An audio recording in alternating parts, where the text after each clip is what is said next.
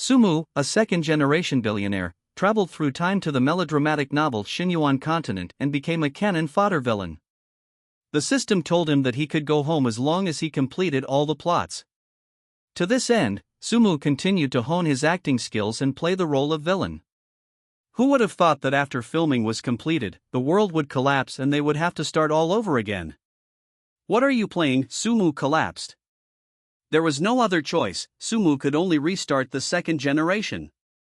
But the originally cold heroine became gentle and lovely. The protagonist's beautiful master's attitude changed drastically and she threw herself into Sumu's arms. Next came the black-bellied lowly and the pure girl. No? Wait. Aren't you the heroine? Why are they all surrounding me, the vicious male supporting role? Sumu collapsed and yelled. I just want to go home. Please read the script. Chapter 1, I played a dead villain at the beginning, but now it's over and the system forces me to restart the world. Jean grew. Where are you? In the pure darkness, Sumu's frightened and worried voice echoed alone. Jean grew. I'm here to take you back. Sumu looked around, not noticing at all that in this lightless forbidden area, there was a pair of cold eyes staring at him. Then a mysterious wave began to surge. The entire forbidden area began to twist wildly, and everything was destroyed. Sumu looked extremely terrified, but just before he was shattered, he still maintained his professional ethics and kept shouting the name Jingru. His consciousness gradually blurred, but Sumu felt relieved. Ha damn, the show is finally over. A beam of light cut through the darkness before his eyes, and Sumu jumped up from the bed with great joy. Not far away, rows of halberds with a strong aura were shining brightly. Ha ha ha. I'm finally home. Morning, young master. Beside the bed, a row of beautiful maids bowed and greeted softly. A special fragrance filled the air. Sumu was stunned. Etc. Isn't this right? Why does this scene look so familiar? Dog system. Sumu growled in his heart, filled with anger at being tricked. Ding. I'm here, host. Didn't we agree that I can go back home after completing the story mission? What's going on? The system has detected that the original world line has collapsed, and the task has been restarted. What is that? Sumu thought he had heard it wrong. Host, please complete the task again. I'm done with you. Sumu cursed loudly. Decades ago, he was just an ordinary person on the blue planet, with an ordinary fortune of hundreds of billions, and ordinary cars and beautiful women, until he read an online novel. Shenyuan Continent is a standard brainless and cool novel for men. The protagonist Chen Shu is of humble origin but extremely talented. With the help of countless concubines, he slaps various villains in the face along the way and finally ascends to the throne of the immortal emperor. I don't know if it's the author's bad taste, but in this kind of novel, he also gave the male protagonist an alternative virgin skill setting. Before becoming the immortal emperor, he could only fight to the extreme with the female characters. Just because Sumu saw too brainless a plot in the novel and couldn't help but scold the author for being cunning, he was forcibly dragged by the dog system to travel to the world of the novel and became a cannon fodder villain. The system also requires Sumu to complete all the plots before returning. Is this right? Sumu was dumbfounded. Shenyuan Continent is not a serious novel, it is a pure pleasure novel. For the sake of pleasure, this crappy author dares to write anything in it. This historical plot, after playing it once, made him sick, and now it's happening again. Dog system, I don't want to play anymore, send it back to me. Sumu didn't have a good tone at all, and he was holding back a fire in his heart. Ding. Host, calm down. There was a small accident in the original timeline. A large number of characters collapsed in the later period, leading to the destruction of the world. The system has forced the world to restart and made a little correction. This is the last time. What the hell? The end of the world? What's going on? After hearing this, Sumu's anger subsided a lot. Thinking that it was for the sake of going home, there was no shame in compromising, so he took a deep breath. I'll trust you one last time. Tell me, what's going on now? Ding! Considering the special situation, the system is very considerate and directly jumps to the key plot for the host. Current plot, Chapter 43, The Apprenticeship Ceremony. As a veteran actor, Sumu is quite familiar with this part. The plot is not complicated and takes place in the Holy Land of Yaofeng. In the original novel, Sumu entered the Yaofeng Holy Land in order to get close to the heroine, the ice goddess Qing Jingru, just to become a fellow disciple with the heroine and spend time with her day and night. The male protagonist Chen Shu saw injustice when he saw it and denounced his behavior of using backdoors, and directly challenged Sumu, who was one level higher than him. In the end, he won by a narrow margin and became famous throughout the Holy Land, and was regarded as a young hero. Okay. Sumu felt helpless. If you lie to me again, I will never let you go. Ding! This system is designed to give the host the most perfect plot experience, and is on the same page with the host. Sumu, haha. Bang bang. There was a knock on the door and the voice of the housekeeper Uncle Mo was heard outside. Young master, it's almost time, we should set off. Here I come. Sumu changes his expression in a second. As a veteran actor, integrating into the plot has basically become his instinct, and acting skills are no big deal. He raised his hand, and the maids quickly gathered around and helped him change his clothes.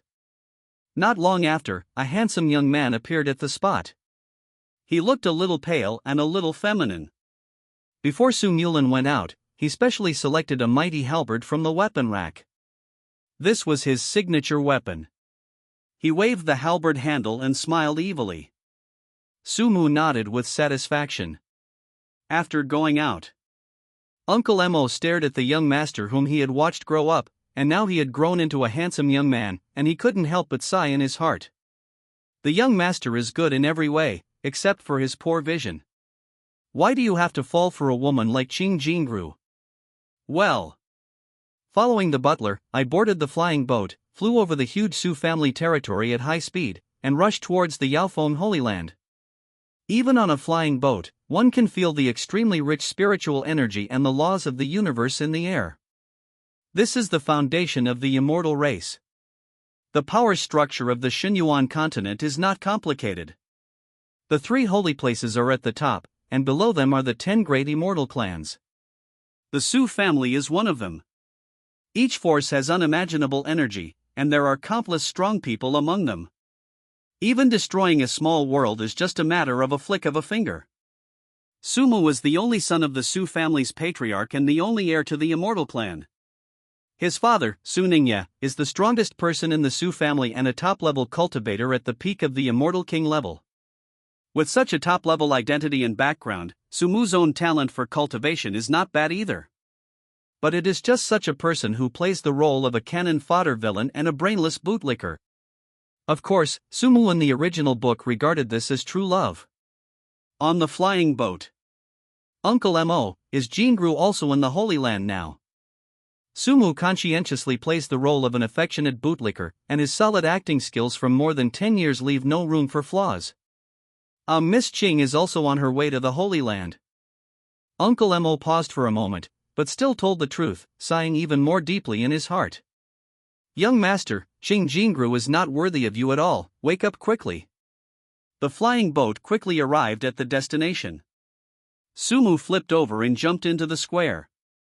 The Yaofeng Holy Land was right in front of him. With the strength of the Su family, there is no need for Sumu to enter the Holy Land. He did it entirely for the heroine. And Sumu's father, Su Ningye, doted on him to the extreme. After all, he was a late-born son, so he opened a back door for him so that he could enter the palace legitimately. As for why the back door was able to be opened, it was of course because the Su family was a shareholder of the Yaofeng Holy Land. The 3 Holy Lands were originally jointly organized by the 10 great immortal clans. As soon as I landed, Uncle Mo called Sumu and handed him a storage ring. Young master, this is a gift for you to attend school. Sumu raised his eyebrows. It turns out there is no such plot. But he still took it with a smile. Thank you, Uncle Mo. Uncle Mo shook his head slowly.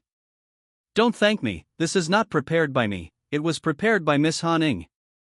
The young lady gave it to me in advance, and specifically asked me to give it to you when you arrive at the Holy Land. Sumu? Who? Chapter 2 Self-Cultivation of a Dog Licker. Who said it was sent by you? Sumu was extremely surprised. It's Miss Haning. Uncle Mo bowed. Su Haning? Will she give me a gift? Is this thing safe? Sumu suddenly looked at the storage ring in his hand with a vigilant look, as if he wanted to throw it away. Su Haning, one of the heroines of the original novel, is considered Sumu's sister, but the two are not related by blood. She is the orphan of Sumu's brother adopted by his father Su Ningye. A long time ago, Su Haning was trained as the family heir until Sumu was born. The relationship between the two of them was not really good, especially after Sumu fell in love with Qing Jingru. Their relationship became even worse, to the point where they would fight whenever they met. Su Haning was away from home all year round, and when she came back rarely, she looked at Sumu with disdain and disgust. The meaning is very clear: if a brain-dead bootlicker like you becomes the head of the family in the future, the Su family will be ruined. Because of this, Su Haning would never give herself a gift. Sumu was absolutely sure of this. Isn't that a little bit wrong? He frowned and thought. Is this plot in the original book? Or did the other party have a new plan and was going to use this method to please Su Ningye? To fight for the inheritance right again? But unless the other party kills Sumu directly, nothing he does will be of any use, because he is the only son his father has. Why is that? No matter how I look at it, it feels like a weasel paying New Year's greetings to a chicken. Sumu muttered to himself. He put his spiritual consciousness into the storage ring, and there was only one item inside, a golden halberd that shone brightly. Holy artifact! It can still grow. Oh my god! Sumu was shocked. Such a big gift? What on earth was Su Haning going to do? He took out the golden halberd and waved it. It was as light as a feather and flowing with the rhythm of Tao. It was indeed a good thing. And because it is a growth-type holy weapon, it automatically adapts to Sumu's current level of cultivation, allowing him to exert its maximum power without any burden. That's right. Uncle Mo seemed to suddenly remember. Miss Haning said that she will return to the clan in a while, and she hopes you can attend her welcoming banquet. What? Oh my god, did she take the wrong medicine? Or? Sumu raised his hand and pointed at his head. You stayed in the wasteland battlefield for too long and burned your brain. You're not trying to trick me into coming over and beating me up, are you? Uncle Mo. I have to say that my young master has always been a very good person. He is filial to his elders, loyal to his brothers, and even very nice to them, the servants. But when facing Miss Haning, he seemed like a different person. Is it because Miss Haning taught the young master too harshly when he was young? Did she cause him to rebel? Uncle Mo guessed. The golden halberd was very handy and it was obviously carefully selected, but Sumu found it tricky. There is no such part in the original book. He is a veteran actor and it is impossible for him to remember it wrong. Before he could ask the system, a loud roar suddenly came from the side. Boom! An equally luxurious flying boat landed, and Sumu saw a familiar figure from afar flying towards him. Hey, isn't this our young master Su? Why did he come to the Holy Land for further studies? Is it really just for your Jinru? A tall young man landed safely and bumped into Sumu's shoulder. Roll. Sumu frowned and turned his lips around, then turned around and gave a thumbs-down gesture.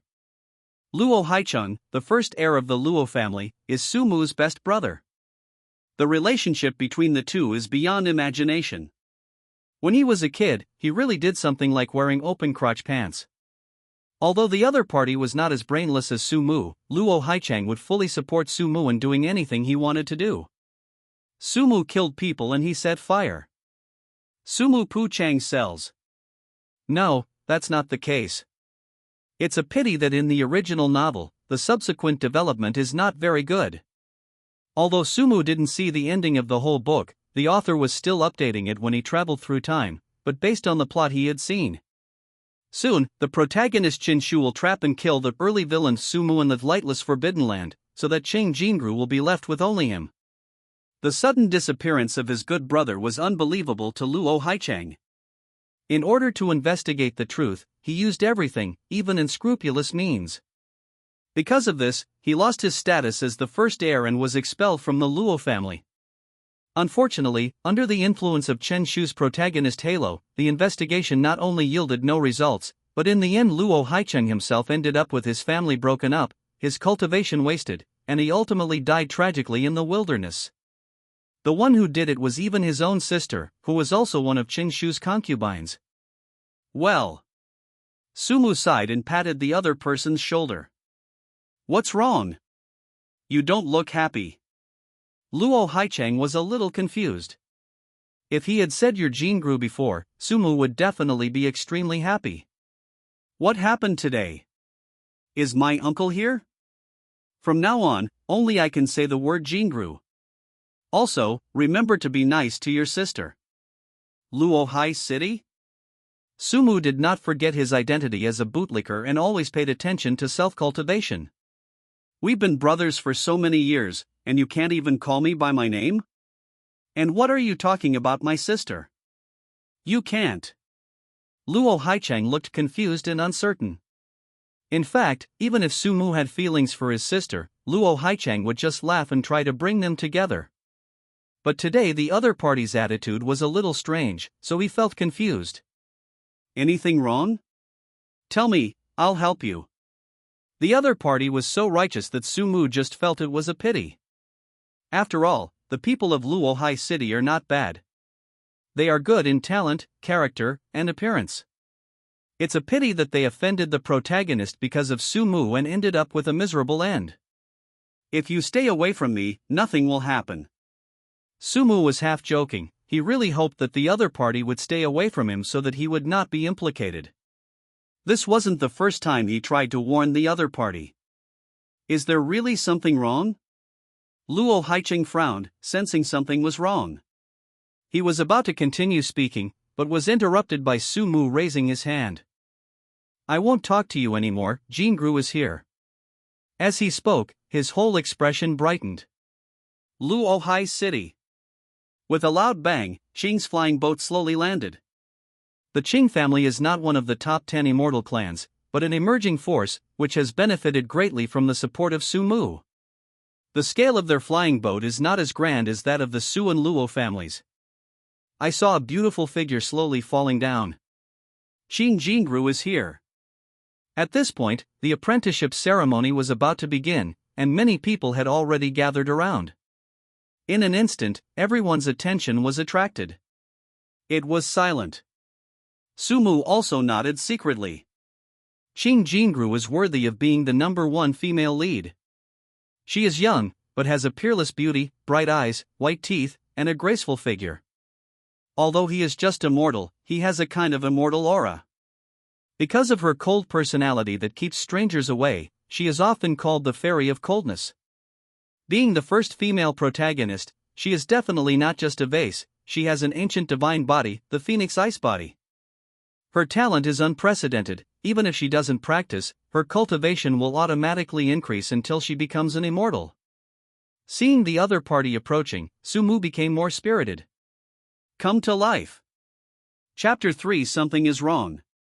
Very wrong. Sumu walked quickly towards him, with a warm and sincere smile on his face. As a veteran dog-licking actor, he has experience and insights into being a dog-licker that others can hardly imagine. For example, at times like this.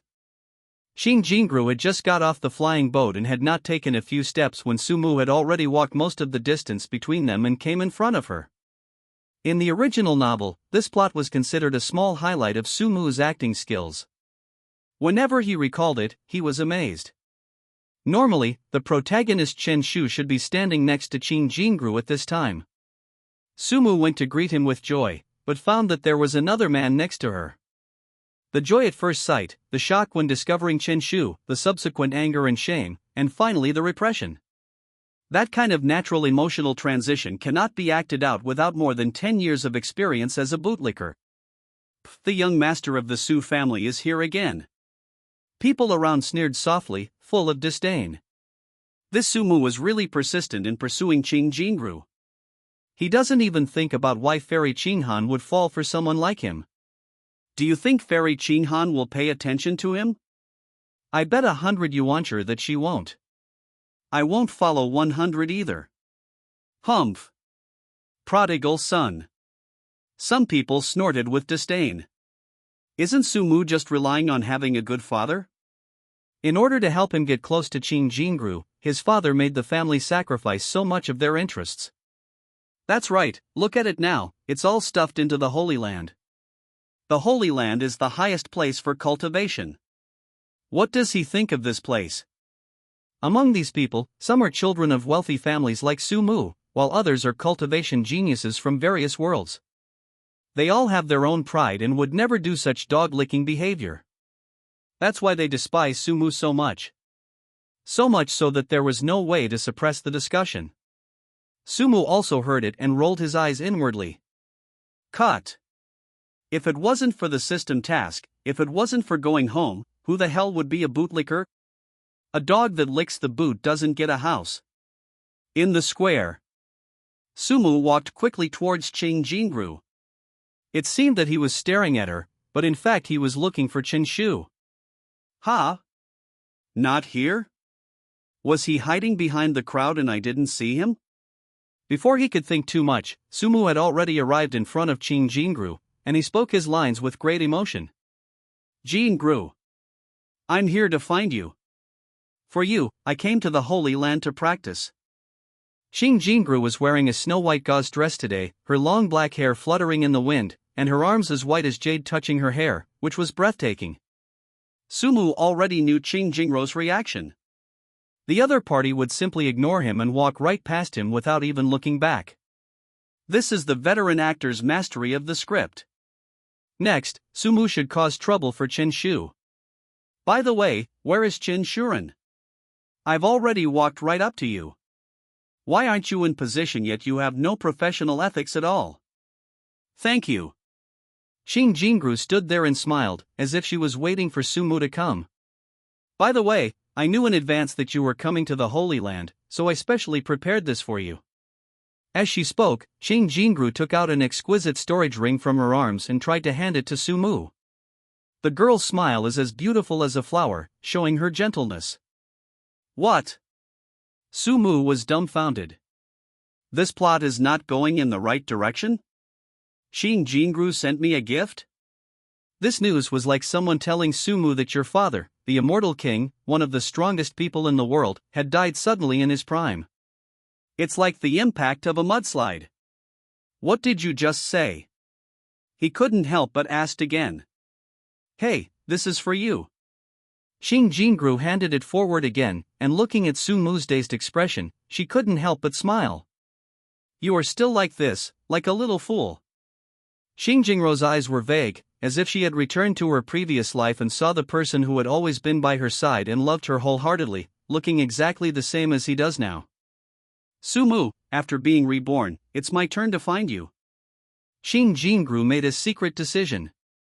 In her previous life, under the influence of Chen Shu, she always felt that Sumu approached her with ulterior motives, so she deliberately kept her distance. It was not until many years later that she realized how much Sumu had given for her. He did not care about the cold stares from others or the disgust from his family members. But the boy did not care and was full of love from beginning to end. Unlike Chen Shu, a villain with ulterior motives. You. Qing Jingru's extremely gentle reaction made Sumu, a veteran actor, stuck. What the hell? Isn't this right? Sumu looked behind her again, and there was no one there except her personal maid. Just you. Sumu spoke tentatively. Certainly. Qing Jingru smiled slightly. She thought of the person who was with her at this moment in her previous life, Chen Shu.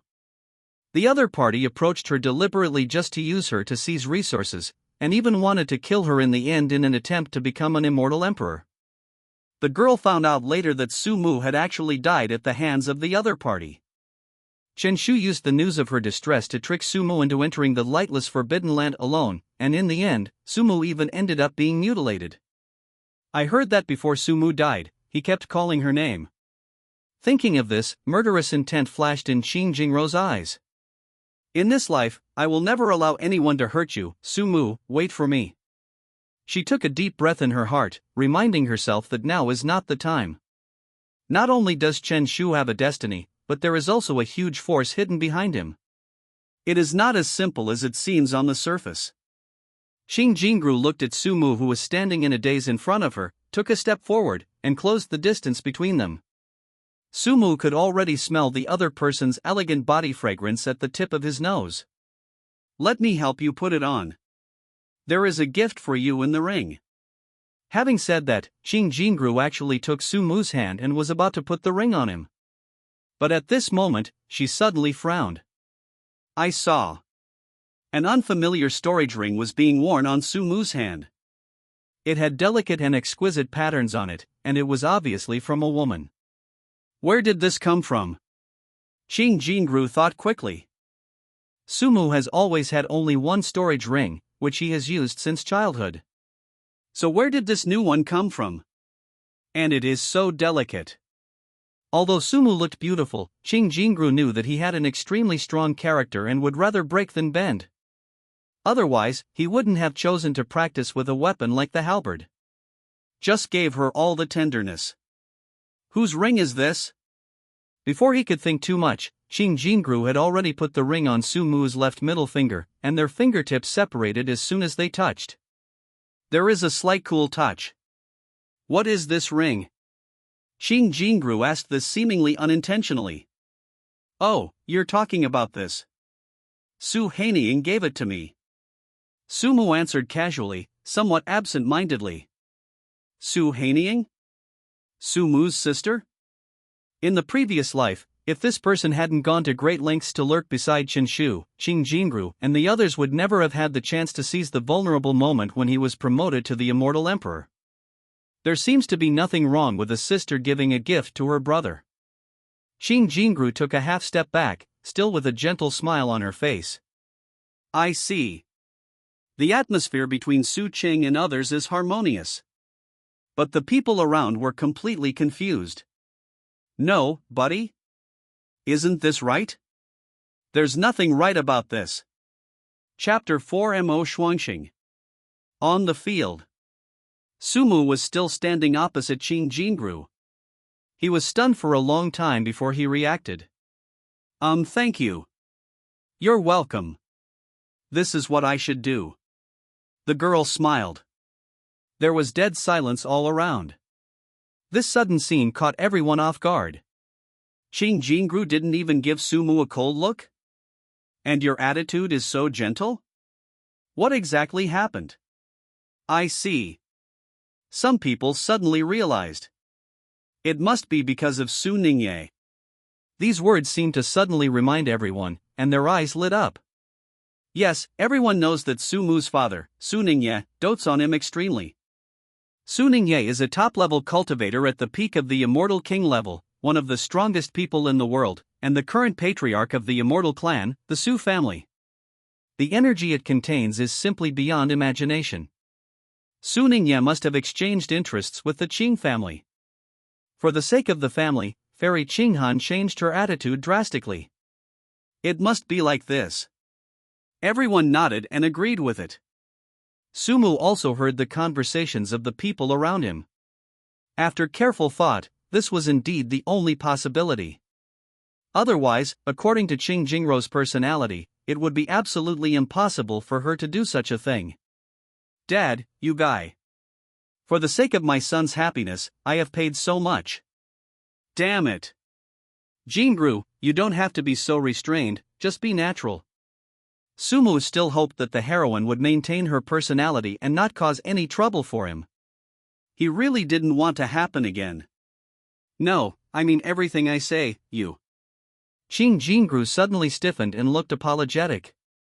I'm sorry, my master just sent me a message, I have to go over there quickly, I'll come find you later. She smiled apologetically, waved her hand gently, and walked towards the interior of the Holy Land. The girl passed by Sumu, bringing with her a faint fragrance, but Sumu had a blank expression on his face. He was a little confused.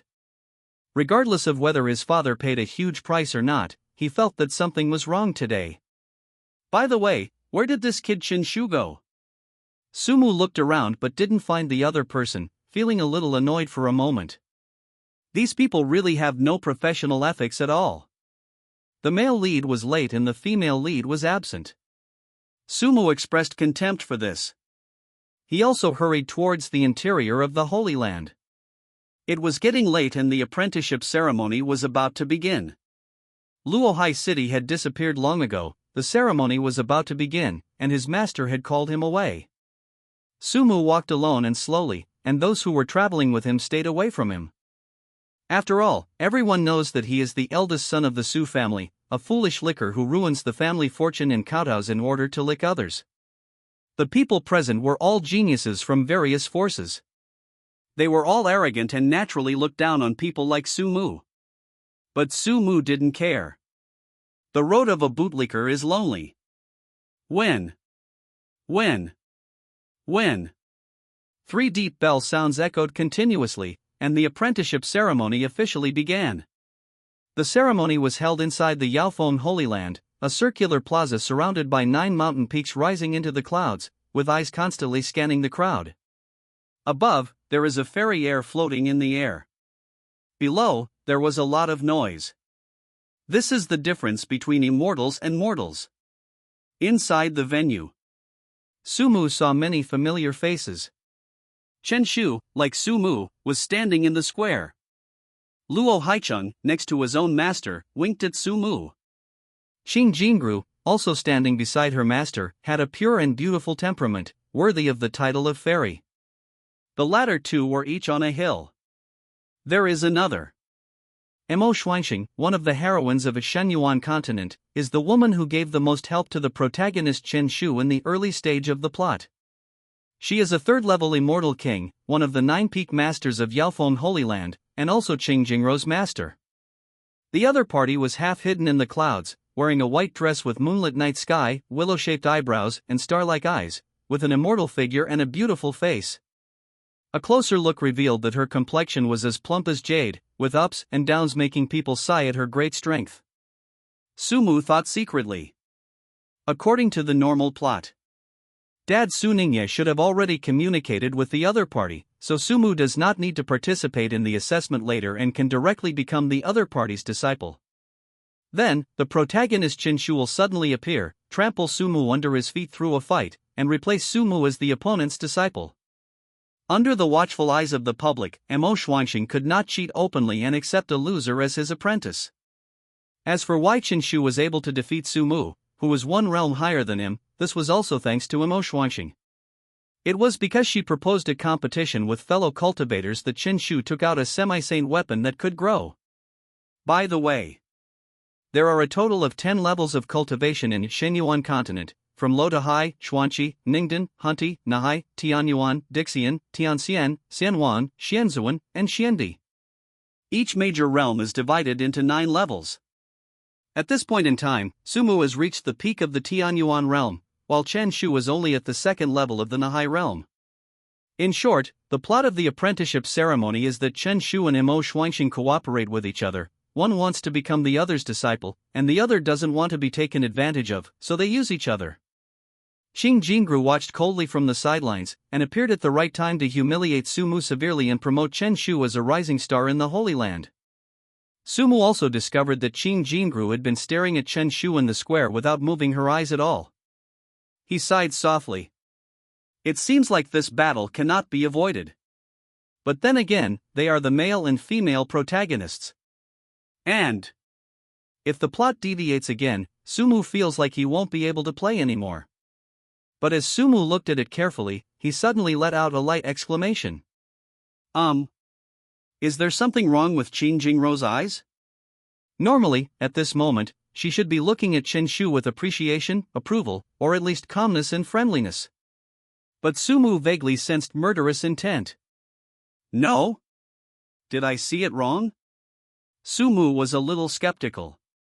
Why would the heroine look at the hero like that? Or was it because the distance was too far and I didn't see clearly? It must be like this. Sumu nodded secretly. After all, there are so many clouds in between. Then Imo Xuanxing's eyes must be the same. Sumu muttered to himself, glancing at the other person, and couldn't help but feel a little suspicious. Qing Jingrou's expression was understandable, but what was wrong with Imo Xuanxing? Logically speaking, she shouldn't know Qin Shu now. At the top of the mountain, Imo Xuanxing forced himself to suppress the murderous intent in his heart, telling himself that it was not the right time yet.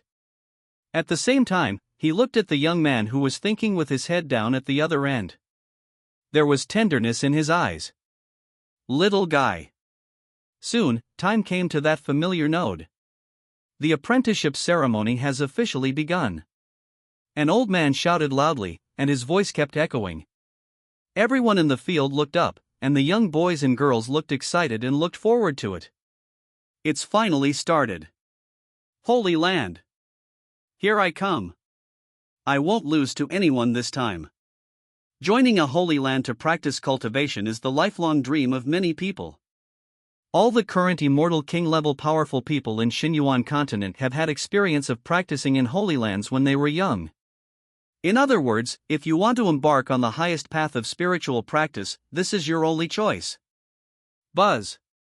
A huge roar was heard, and a huge crystal suddenly appeared in the center of the sky above the square. According to convention, the first stage of the ceremony is for the masters of each peak to select disciples and perform grace due. The old man's voice was so powerful that it made everyone feel stuffy in their chests. In Lu, it sounds like the privilege of the masters of each major peak to select the disciples they like in advance and ask them whether they are willing to join them. Actually, this is a customary agreement among all the major families. It is an opportunity to enter through the back door. As long as you can bribe the peak master, you can directly enter the sect at this time. Sumu's heart tightened. Here we go. Actors, take your positions. In Lu begins. Anyone who gets the token can enter as a disciple. The old man finished speaking. In an instant, 4 of the 9 mountaintops burst out with strong fluctuations of vital energy, and 3 tokens flew out immediately, each choosing their master. It looks like 4 people were chosen this year. Everyone was envious. As expected, these are all people from the Immortal clan. Sumu glanced. Suddenly, a rainbow appeared on the top of Poli Peak. The ancient token crossed the distant clouds and hung in front of Sumu, flickering in the glow of the sunset, reflecting the sorrow of the people around it. Sumu, are you willing to become my disciple? Imo Xuanxing's voice rang out from it. Sumu just opened his mouth. Wait! Chen Shu suddenly shouted, with a righteous look on his face, and stepped out from the field.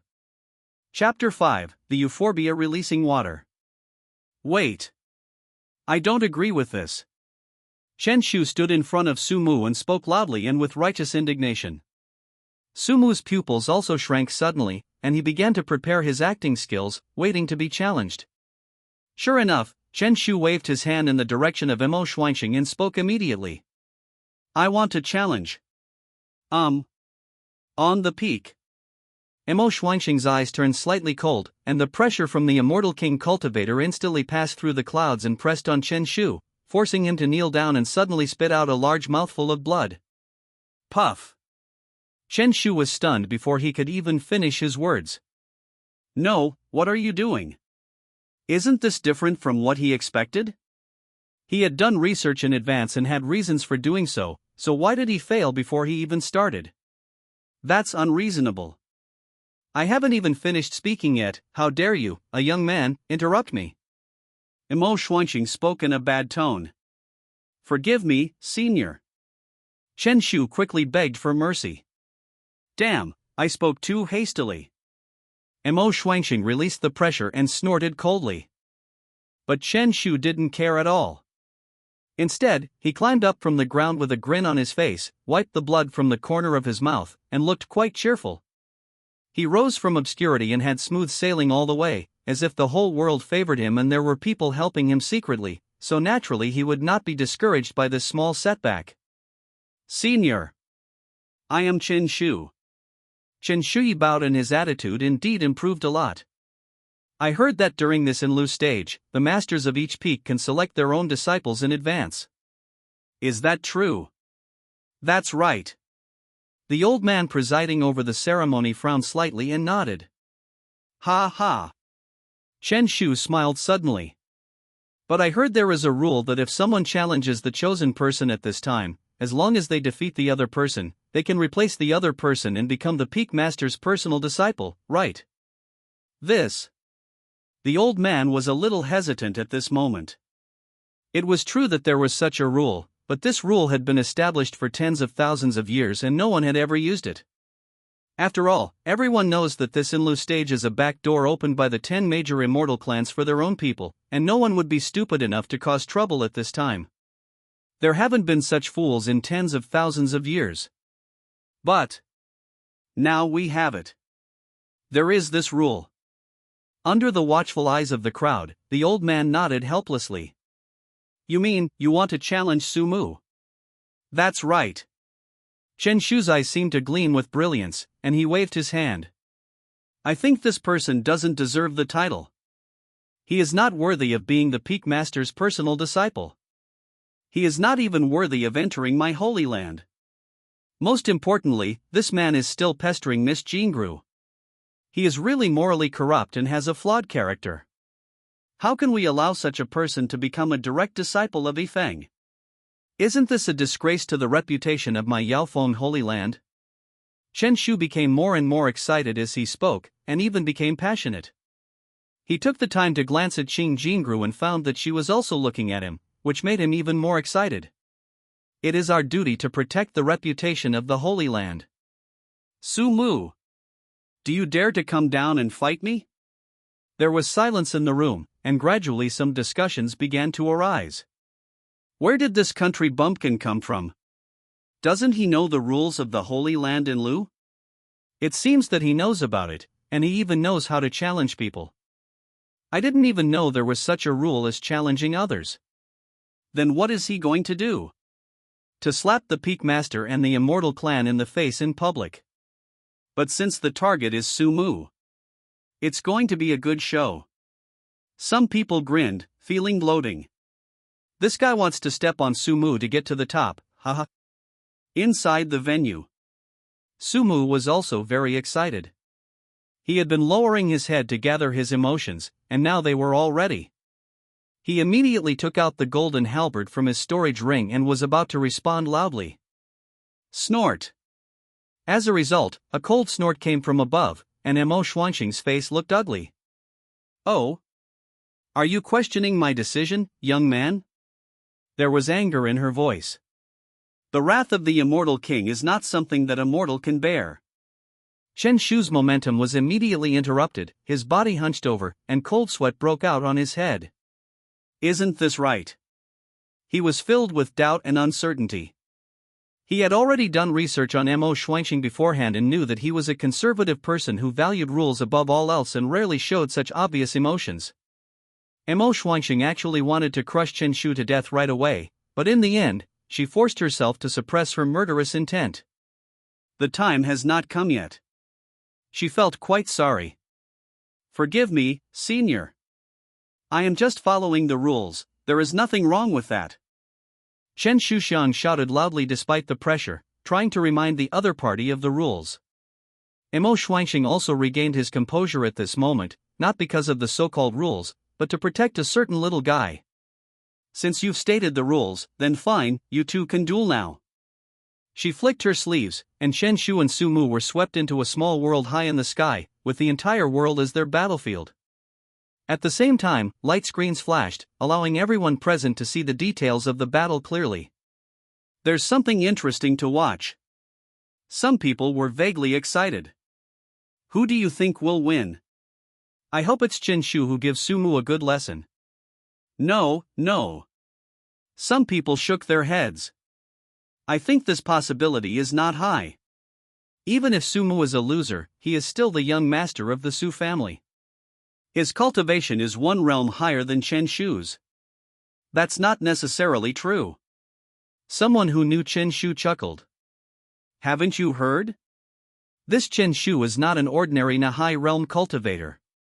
He has won many battles above his level. Everyone was talking about it. In the small world. Sumu was a little confused. Wrong. It's absolutely wrong. The original plot was not like this. Normally, he should wait for Chen Shu to finish speaking. Mo Xuanqing nodded in agreement, then suppress Sumu's cultivation, and throw the two of them into the small world, forcing them to have a fair duel. But now, Sumu felt the vast cultivation of his own Tianyuan realm great perfection, and also felt that Chen Shu opposite him only had the vitality of the second level of Nahai realm, and the corners of his mouth twitched involuntarily. Each major realm has 9 minor levels, which means that Sumu has pulled Chen Shu up 16 minor realms. How to fight this? Sumu was not worried about how to win, he was worried about how to lose. You have to lose reasonably. Otherwise the plot will be diverted to Grandma's house. After a little thought, he soon came up with an idea. He turned the golden halberd over and carried it on his shoulder, looking arrogant and disdainful. You just mentioned Jingru?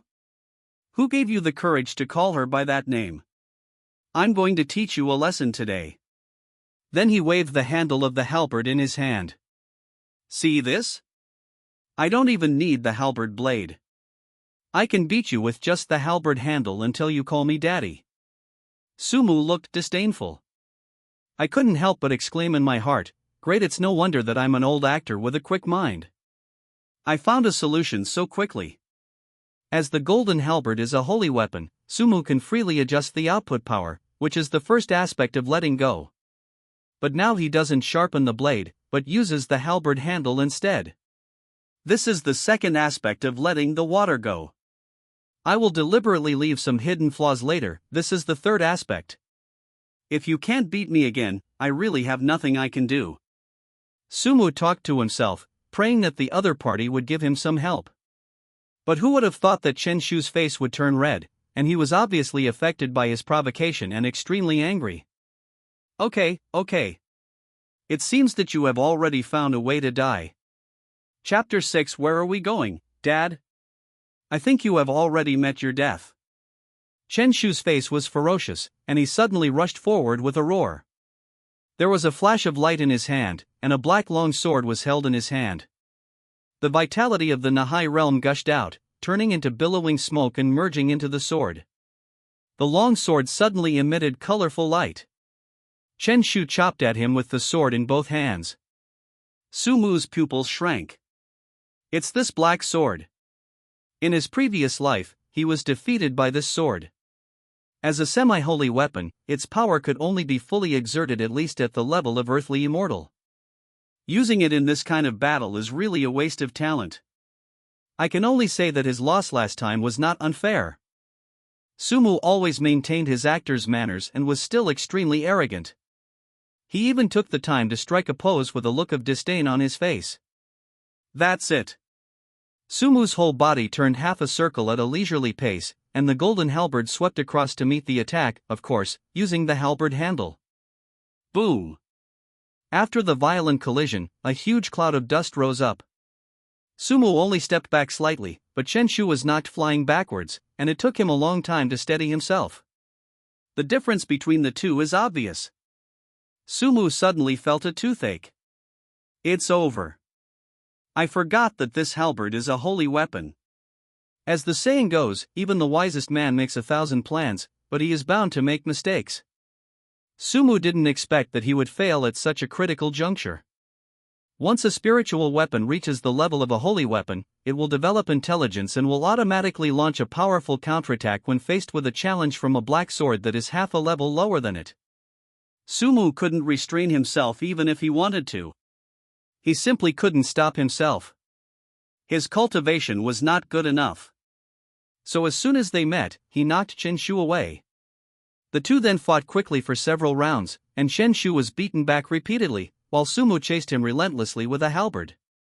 Something's wrong. Sumu was a little confused. Why does it feel like Chen Shu has become weaker? On the other side, Chen Shu managed to steady himself with great difficulty and forced himself to swallow the blood in his mouth, his face looking extremely ugly. Hateful. Just now in the square, he thought he could challenge Sumu immediately, and he circulated special skills in his body to gather momentum. According to common sense, this momentum will become stronger and stronger, and as the battle progresses, the help it brings to him will become greater. Unfortunately, he didn't expect that it was broken by Mo Xuanxing's cold snort, and now he still has hidden injuries in his body. This is bad. Chen Shu's strength was not as good as Su Mu's to begin with. There was a gap of 16 small realms between the two of them, and now he had hidden injuries in his body. And for some reason, the black sword that he was once proud of was somewhat out of control today, and the circulation of its vital energy was sluggish, as if it was afraid of something. What on earth is going on? Chen Shu gritted his teeth. Su Mu was extremely helpless. It's all Su Hanying's fault. Why did she give me a holy weapon at this time? It feels like I'm being targeted. Chen Shu felt this way in his heart. Facing Su Mu, he had no advantage in terms of cultivation, weapons, or even the timing of the battle.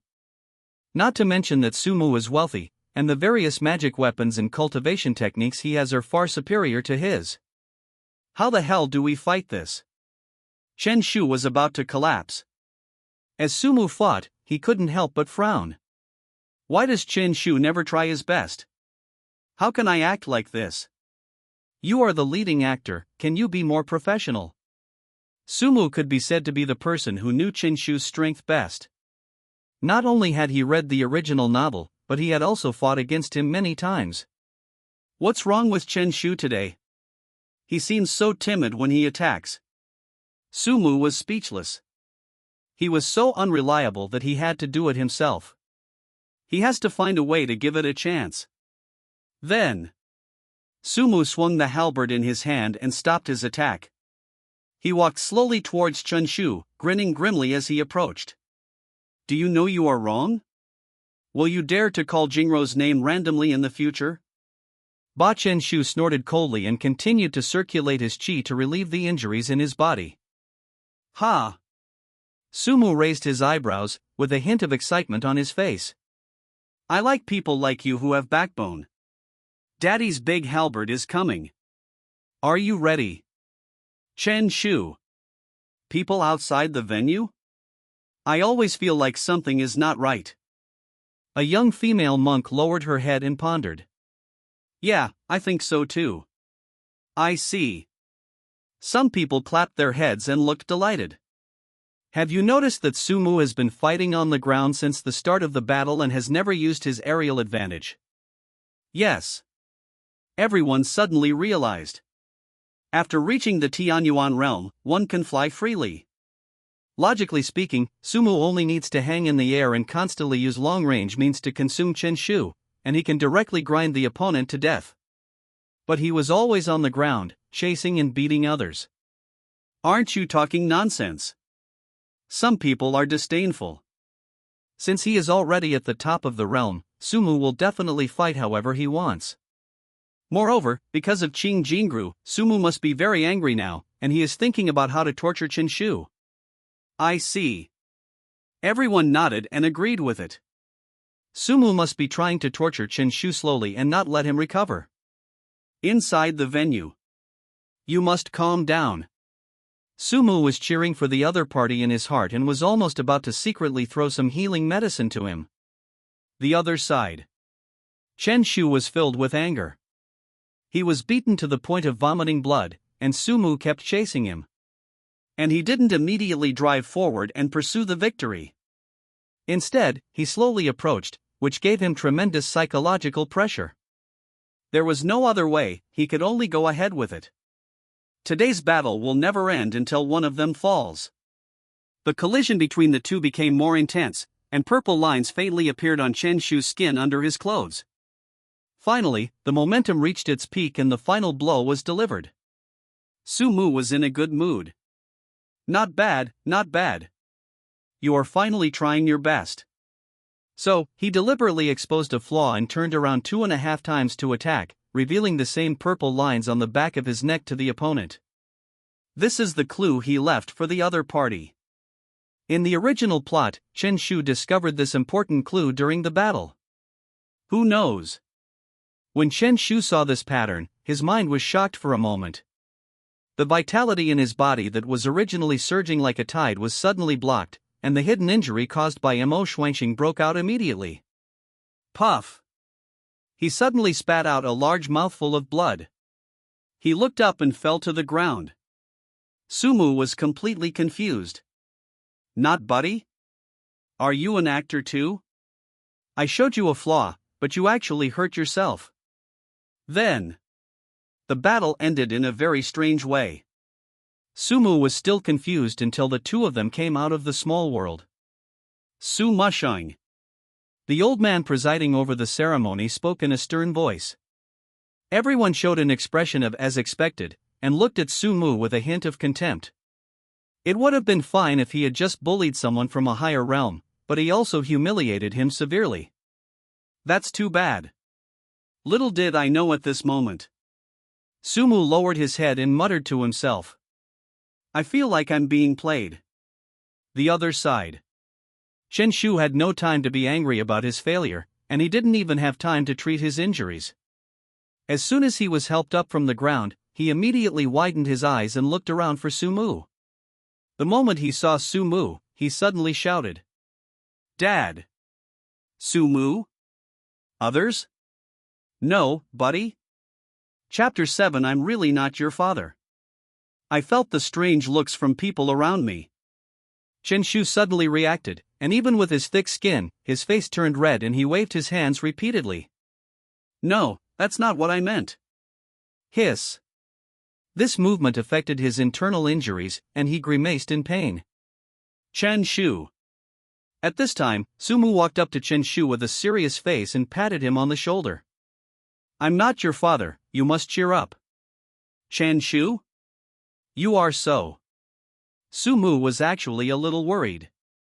Could it be that he wasn't paying attention during the fight just now and damaged Chen Shu's brain? She actually called him dad. This won't do. If the male protagonist's brain is broken, how will the subsequent plot be played? How can he go home? Anyone who delays Sumu from returning home will be his mortal enemy. Sumu gritted his teeth and grabbed Chen Shu by the collar. Did you hear me, kid? Cheer up. You can't call me dad. I'm really not your dad. Chen Shu. Of course I know. Chen Shu's face flushed red, he shook off Sumu's hand, his eyes gloomy. I will get back what I owed you today sooner or later. His words were powerful and majestic. Sumu then nodded with satisfaction, revealing an appreciative look like an old father. Chen Shu took several deep breaths and forced himself to calm down. He had just woken up from a coma, and his mind was full of the purple lines on Sumu's back. He was so confused that he blurted out the word dad. Chen Shu never told anyone that he also had such lines on his body. And this pattern was inherited from his father. According to Chen Shu's father, this kind of pattern is a fragment of the rules of the Tao, and it looks like this when it is embodied. This purple pattern fragment brought huge benefits to Chen Shu and was one of his most relied upon trump cards. This purple pattern fragment played an indispensable role in Chen Shu's success today, and he discovered that this thing was not only related to his life experience. Moreover, as long as you continue to complete the pattern of the lines, you can activate unimaginable abilities one after another. Like Chen Shu, he has activated two abilities at the moment. One is deduction of heaven's secret, and the other is favored by heaven. Father. Chen Shu's eyes flickered. He and his father had lived in a forbidden area since they were young, until his father suddenly disappeared when he was young, and no one knew whether he was alive or dead. Before disappearing, he left him a letter, asking him to practice hard in the future and never go to the center of the continent. But Chen Shu refused to believe in evil. He insisted on coming and made a name for himself. He met one woman after another who made his heart beat faster. He swore that he would find out his father's whereabouts and make all these women his own. For example, his latest targets, Qing Jingru and Mo Xuanxing. Just at this time, the two girls also came to the square and gathered around Sumu. Qing Jingru is the most famous Qinghan fairy among the younger generation. She has an ethereal temperament like a fairy, an extremely beautiful appearance, and an arrogant and cold personality, which makes her the most eye-catching. But now, the other party actually had a smile on his face and asked Sumu about his well-being. As for Mo Shuangxing, she is the master of the Holy Land and an immortal king monk. Although thousands of years have passed, her appearance remains unchanged, just like a young girl in her 20s. The light blue palace dress moves with the wind, outlining her tight and plump figure, and the icy blue spot between her eyebrows adds a unique charm. Being surrounded by these two peerless beauties, anyone else would have been lost in thought, but Sumu felt like he was sitting on pins and needles. Chen Shu straightened his robe and coughed lightly. Ahem Jing. He paused. Miss Qing. Chen Shu bowed to Qing Jingru, and despite his injuries, he put on a smile that he thought was warm. But I was thinking in my heart, if I hadn't wanted to get close to you and use Qing's resources, how could I be in such a mess today? What is it? Qing Jingru frowned slightly, suppressed the disgust in her heart, and looked over. Miss Qing, everyone knows that Sumu is entangled with you with malicious intent. He will do anything to get you, even letting the family put pressure on him. Chen Shu held his head high and spoke eloquently. Having someone like him as a junior fellow apprentice would probably only make people unable to sleep or eat. In addition, Chen Shu became even more respectful and bowed to Mo Shuangxing. Master Mo, when the Holy Land recruits disciples, it not only focuses on talent and cultivation, but more importantly, personality and character. I remember this was the first thing engraved on the stone tablet in front of the Holy Land. If that's the case, why did Master Mo insist on accepting Sumu? He entered the Holy Land because he coveted Miss Qing's beauty. I think he has no intention of practicing. Everyone knows that Master Mo Feng is a man of high moral integrity and follows the rules. I'm sure he wouldn't do such an unwise thing. In addition, Chen Shu spoke incessantly, and his words were flawless. He stood completely on the side of righteousness, and he also deliberately emphasized the rules of the Holy Land. After saying that, Chen Shu smiled, looking dignified. Everyone in the field fell silent. Yes, what Chen Shu said actually makes a lot of sense. Yeah, I think that makes sense too. Someone murmured to himself, and subconsciously felt that Chen Shu was right. In that case, Master Mo Feng shouldn't have accepted Sumu as his disciple. But didn't Sumu just win? Did he win? But I still think he shouldn't be allowed to be my disciple. Everyone was talking about it, all frowning in thought. Little did he know that Chen Shu had already sneered in his heart, and the purple pattern fragments representing favored by heaven were shining in the dark. He had experimented with it a long time ago, and the skill favored by heaven was extremely powerful, almost unreasonable. It can bring good luck to a person, make him favored by the world, make his every word and action eye-catching, make people believe in him, and make people feel good about him. The most important thing is that this thing is a passive skill. It works all the time. This is also the ability he relies on most. As the discussion among the crowd grew louder, the looks they gave Sumu became more disgusted. Bah! Scum! You're greedy for my body, yet you're making such a big fuss about it. Junior brother knew the gap between them, but he still bravely stood up to challenge them. He must have despised their behavior. But this villain even mocked us while beating us? Shameless. He even injured junior brother Chen. He should be punished. That is. The discussions arose and became more and more noisy. Noisy. The human voice suddenly stopped. Mo Shuangxing's eyes were cold. Her voice was not loud, but it contained a certain authority, and the whole square fell silent in an instant. Do I need you to teach me how to do things? Mo Shuangxing looked at Chen Shu as if he was looking at a dead person. Chen Shu broke out in a cold sweat, and the purple pattern representing favored by heaven began to falter. Oh no! He secretly groaned in his heart. Mo Shuangxing looked at others instead. Since you are all geniuses from various places, I will tell you the most important rule in the cultivation world. Everyone seemed to wake up from a dream and listened attentively.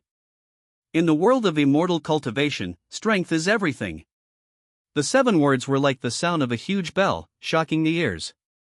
No matter what the rules are, they are nothing but bubbles in the face of absolute strength. Emo Xuanqing looked at Chen Shu again with a blank expression. In the Holy Land, I am your elder. If we leave here. Snort.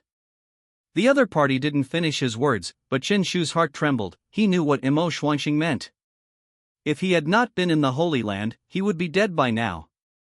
Chapter 8, Get out, please? There was dead silence in the square. Everyone came to their senses after hearing Emo Xuanqing's words, and kept thinking about the 4 words strength is everything. Some people even gradually had brighter eyes and seemed to have realized something. Everyone was very happy.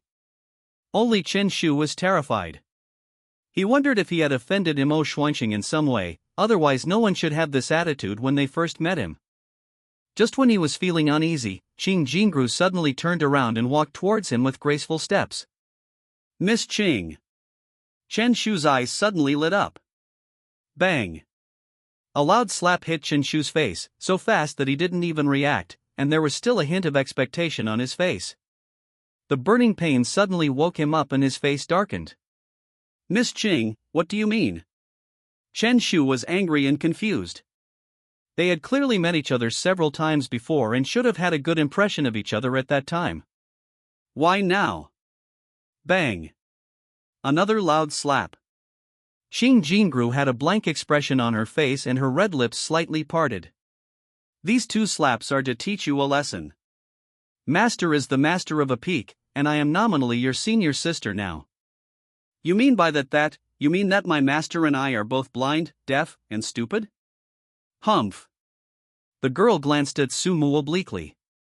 She was once ignorant, and in order to prevent Sumu from pestering her, she even did many things to embarrass the other party in public. But not anymore.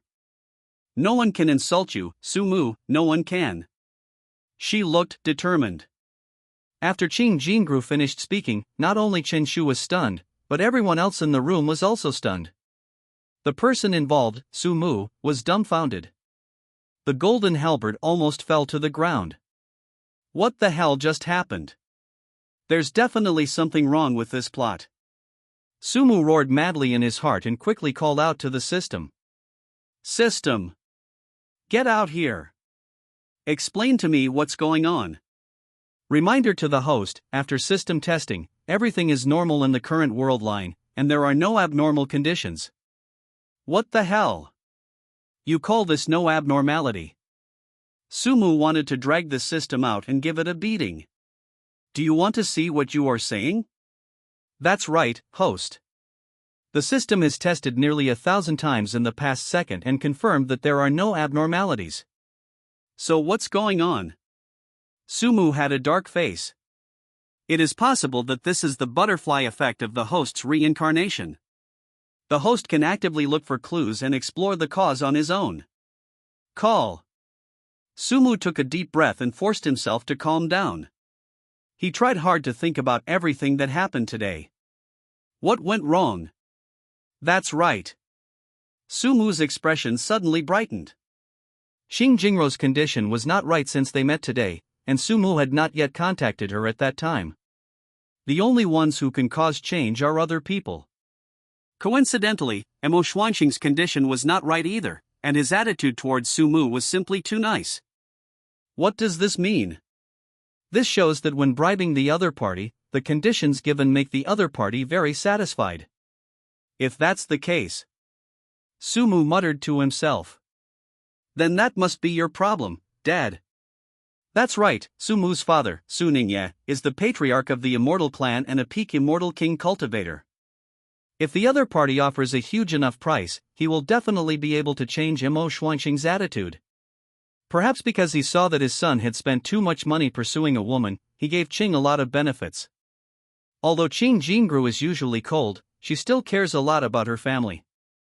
If the other party's family asks for help, Qing Jingru will definitely force herself to change her attitude. Even if it's just for one day, as long as it's a family request, she will put on a good face to Sumu. Right. It must be like this. Sumu's eyes gradually became clear.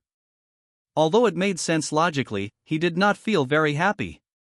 Instead, a tall and majestic figure appeared in his mind. Dad, you actually did so much silently. Thinking back on it, my eyes couldn't help but become moist. In order not to expose his own abnormality, Sumu quickly suppressed his emotions and concentrated on role-playing. I saw. The square had already fallen silent. After Ching Jingru finished speaking, everyone fell silent. Either shocked or unbelievable. What happened to Fairy Qinghan today? Has your personality changed drastically? Has he been provoked or threatened by something? Miss Qing has never been like this before. Did Chen Shu make her angry? Why do I feel like I'm protecting Su Mu? No way. Some people murmured in disbelief. Everyone knows that although Su Mu is the young master of the Su family, he is an absolute fool and a bootlicker. In order to please Qing Jingru, he gave her all kinds of resources crazily and managed to bring the Qing family to the status of a new first-tier family. Although Qing Jingru herself was not interested, she publicly rejected, ignored, and even humiliated him many times. Sumu didn't care and was determined to lick the other person. What happened today? I see. It must be because of Sumu's father. There was a very smart person who thought he understood it, so he slapped his head and screamed in surprise. Think about it, we noticed earlier that Fairy Qinghan's attitude was not right, and it must be because of Sumu's father. Perhaps she was putting pressure on the Qing family, or perhaps she was offering a lot of benefits. In short, all of Fairy Qinghan's actions today can be explained. After hearing this, everyone was silent for a moment, then after thinking about it, they felt that it made sense and nodded repeatedly. Yes. It must be like this. After all, Sumu's father is the immortal king. That's right, even Master Mo Feng is not immune to this. While everyone was imagining, they even found reasons for Mo Xuanxing, which made her feel something in the dark. Sumu also heard these words, which immediately confirmed his guess. He forced himself to hold back his emotions so that his eyes would not turn red. Dad, you. In a trance, he seemed to see a tall figure grinning at him, patting him on the shoulder and saying, "Go, son, Dad will clear the obstacles for you." Sumu's heart trembled and he was speechless. Dad, I really don't need it. I just want them to think I'm a dog and step on me hard. After that, I can go home. Dad, don't do it. My mind returned to the field. After a brief moment of daze, Chen Shu finally reacted. He secretly clenched his fists so tightly that he almost squeezed them to bleed. But he forced a smile on his face. Good, very good. Things change over time, don't look down on the young and the poor. Let's wait and see. Snort. After saying that, he snorted coldly and turned to leave. Etc. Qing Jingru stretched out her hand to stop the other person. Chen Shu felt relieved and a sneer appeared on the corner of his mouth. Miss Qing, even if you want to apologize now, it's too late. He decided not to call the other person Jingru anymore, so that the woman would regret offending him. Unexpectedly, Qing Jingru's expression remained unchanged. Just turn around and leave after saying that? How can such a good thing happen? Snort. Get out of here. Because we are in the square now, it is forbidden to use cultivation to take direct action.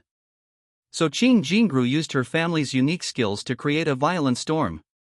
Chen Shu was already seriously injured and unable to resist, he yelled, "Damn it!" Then he was blown to the ground by the wind and rolled out of the field. Like a spinning top. In the blink of an eye, he rolled away so far that no sound could be heard anymore. Puff. I don't know who laughed first. Then, the laughter seemed to have some inexplicable infectious power and spread quickly. Ha ha ha ha. Really get out of here. Fairy Qinghan is so talented. I am dying of laughter. Chen Shu is now famous. Ha ha ha. Chapter 9 Childhood Sweetheart Meng Xiaoxiao. That night, the disciple recruiting ceremony had already ended, and the geniuses from various places returned to their own caves. Sumu, a direct disciple of the Peak Master, naturally lives high on the top of the mountain and has a special courtyard. The lower-level inner disciples live on the mountainside or at the foot of the mountain, and choose one of the 9 peaks based on the martial arts school they have learned. Or you can find a place to live in seclusion by yourself. Those who do not have any outstanding performance in the disciple recruiting ceremony will either be sent back or stay and become an outer disciple. However, since the establishment of the Holy Land, there have been very few cases of disciples being deported, and everyone who can come here is a child of destiny. This is also true even outside the gate. Because the outer sect has the largest number of people, there are also many hidden dragons and crouching tigers among them. Now, in the outer gate area, in a cave near Pabing Peak, Chen Shu had a gloomy face and gritted his teeth as he applied medicine to himself. Because the movement is too large, it may even tear the wound and cause bleeding. But he still said nothing. So what if the body hurts? Chen Shu's heart was filled with rage and humiliation. When he thought of the scenes that happened during the day, he felt a violent murderous intent. Kill them. All of them. Chen Shu gritted his teeth and looked up in the direction of Pabing Peak, with a strange light flashing in his eyes. Sumu, Xing Jingru, Imo Shuangxing, I will remember you. I will not let anyone who offends me, Chen Shu, have a good ending. Kill Sumu. As for the other 2 women, there was a gleam of evil fire in Chen Shu's eyes. When the time comes, destroy their cultivation, play with them at will, kill them when you are tired of playing with them, and train them into puppets. Call. Chen Shu took a deep breath to calm himself, practiced internal energy to heal his wounds, and regained his vitality. At this moment, he suddenly felt that a jade token in the storage ring was vibrating. Chen Shu was immediately surprised. This is. He quickly picked up the jade token and communicated with the other party. He was overjoyed to learn that the other party had also come to the Yaofeng Holy Land and was an inner disciple. Make an appointment to meet quickly. So not long after. On a cliff outside the gate, the moonlight hangs high in the sky, and the shadows of bamboos are scattered around, making the surroundings look like an ink painting. As soon as Chen Shu got here, he saw a familiar figure. His heart suddenly became hot and he went to meet her. After seeing the other person's face clearly, I felt even more excited. Miss Meng. Master Chen Shu. Meng Xiaoxiao smiled sweetly and looked a little playful, with her 2 ponytails swinging behind her.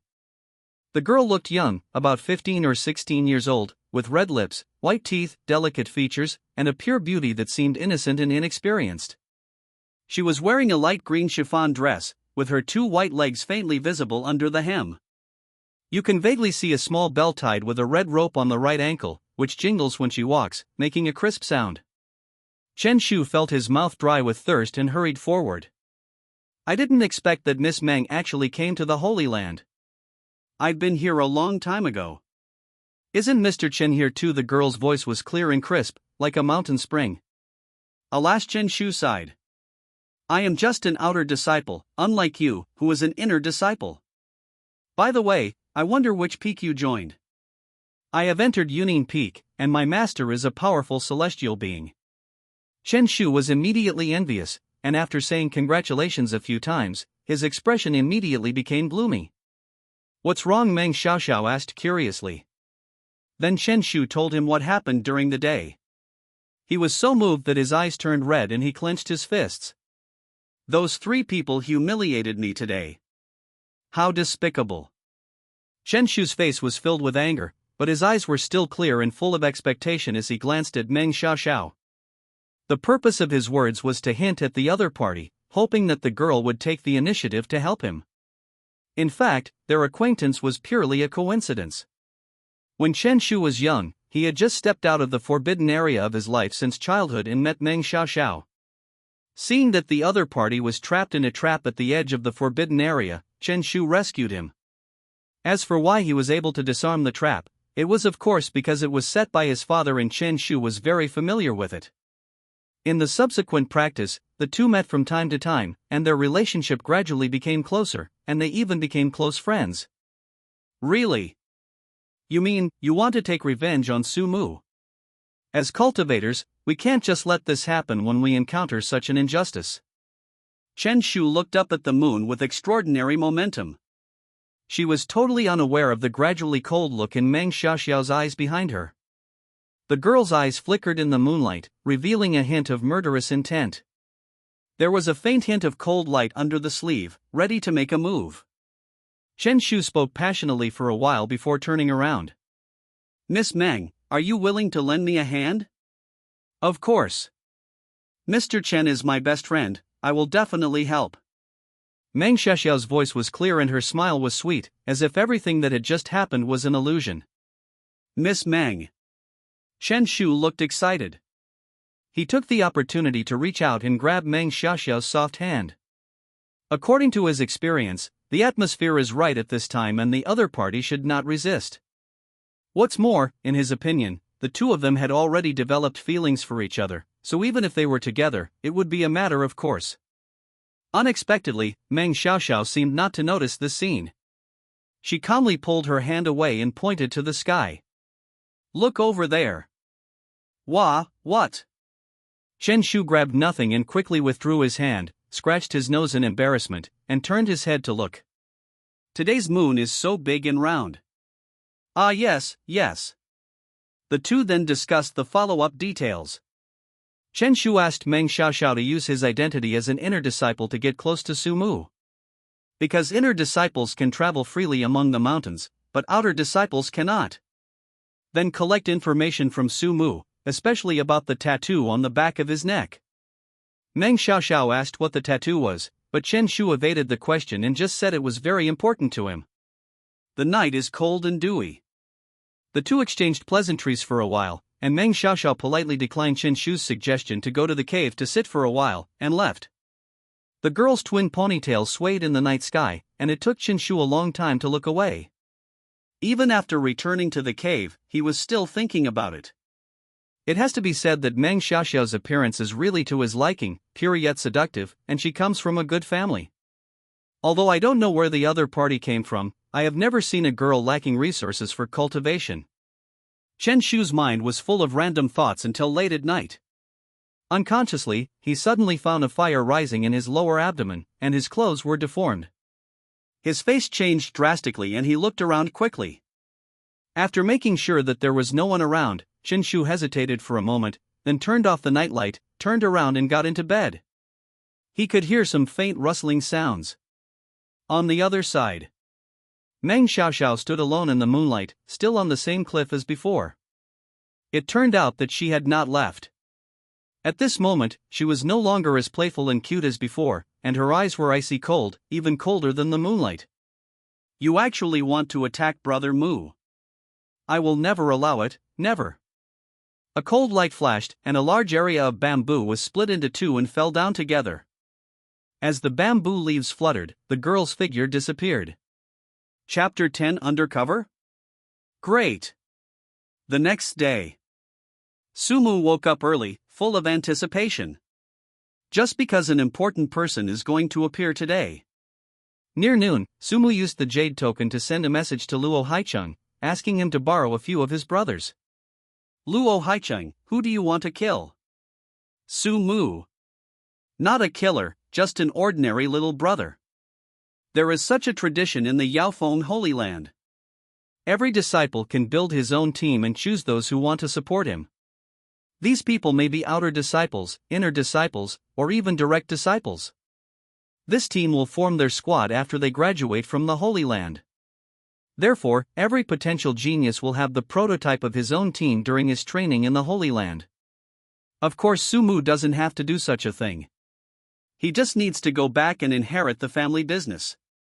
But now we are in the Holy Land, and people from the Su family cannot come in. In order to maintain order in the Holy Land, outsiders are not allowed to enter or leave except at special times.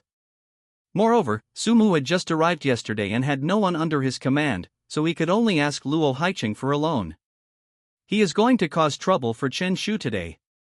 In the original novel, Chen Shu defeated Su Mu at the ceremony, and the next day Su Mu, his good brother Luo Haicheng, and a large group of people came to his door. As for why we have to bring so many people, don't ask, it's all about momentum. Why fight one-on-one when you can fight in a group? Facing the provocation of the crowd, Chen Shu knew how to advance and retreat, hiding in the cave and luring them to fight one by one. Finally, I managed to hold on until others came to intervene. After the incident was reported, he became even more famous. Sumu thought about it all night last night. The plot of the apprenticeship ceremony had gone awry. Now that he had become a direct disciple, he had to find a way to make some corrections. So he thought of this plot. There will be 2 important characters appearing in this plot. Sumu was full of anticipation. Not long after putting away the jade token, Luo Haicheng came with a large group of people. At a glance, there were at least a dozen of them. How about it? Are there enough people? If not, I'll call more for you. Luo Haicheng looked very proud. He felt happy when he thought about being able to help Sumu. That's enough. Sumu quickly raised his hand to stop them. He just had to follow the scale of the original book and prayed that there would be no more deviations. So while counting the number of people, he glanced towards the foot of the mountain, expecting the figure to appear. By the way, what are we going to do today? Luo Haicheng was puzzled. Oh, let's go find trouble with Chen Shu. Sumu's old actor qualities immediately returned, and anger immediately appeared on his face. This brat actually flirted with Jingru in front of me yesterday, and even said bad things about me in front of my master. I must teach him a lesson today. Luo Haicheng's eyes suddenly lit up and he moved closer. I'm telling you, there will be a trial outside in a while. You can send a message to your family and find someone directly. Then he made a gesture of wiping his neck. Sumu was shocked and hurried to stop him. I just want to rely on my own strength to deal with him, so that Jingru can see my good side. What a joke! He is the destined protagonist. You can't just find a few people to kill him. Even if he really kills it, the plot will be completely ruined, and he might have to do it again. Thinking of this outrageous plot and the possibility of it happening for the 3rd time, Sumu was so scared that he waved his hands repeatedly. At this moment, a jumping figure appeared not far away. Sumu's eyes suddenly lit up. Here we come. Meng Xiao.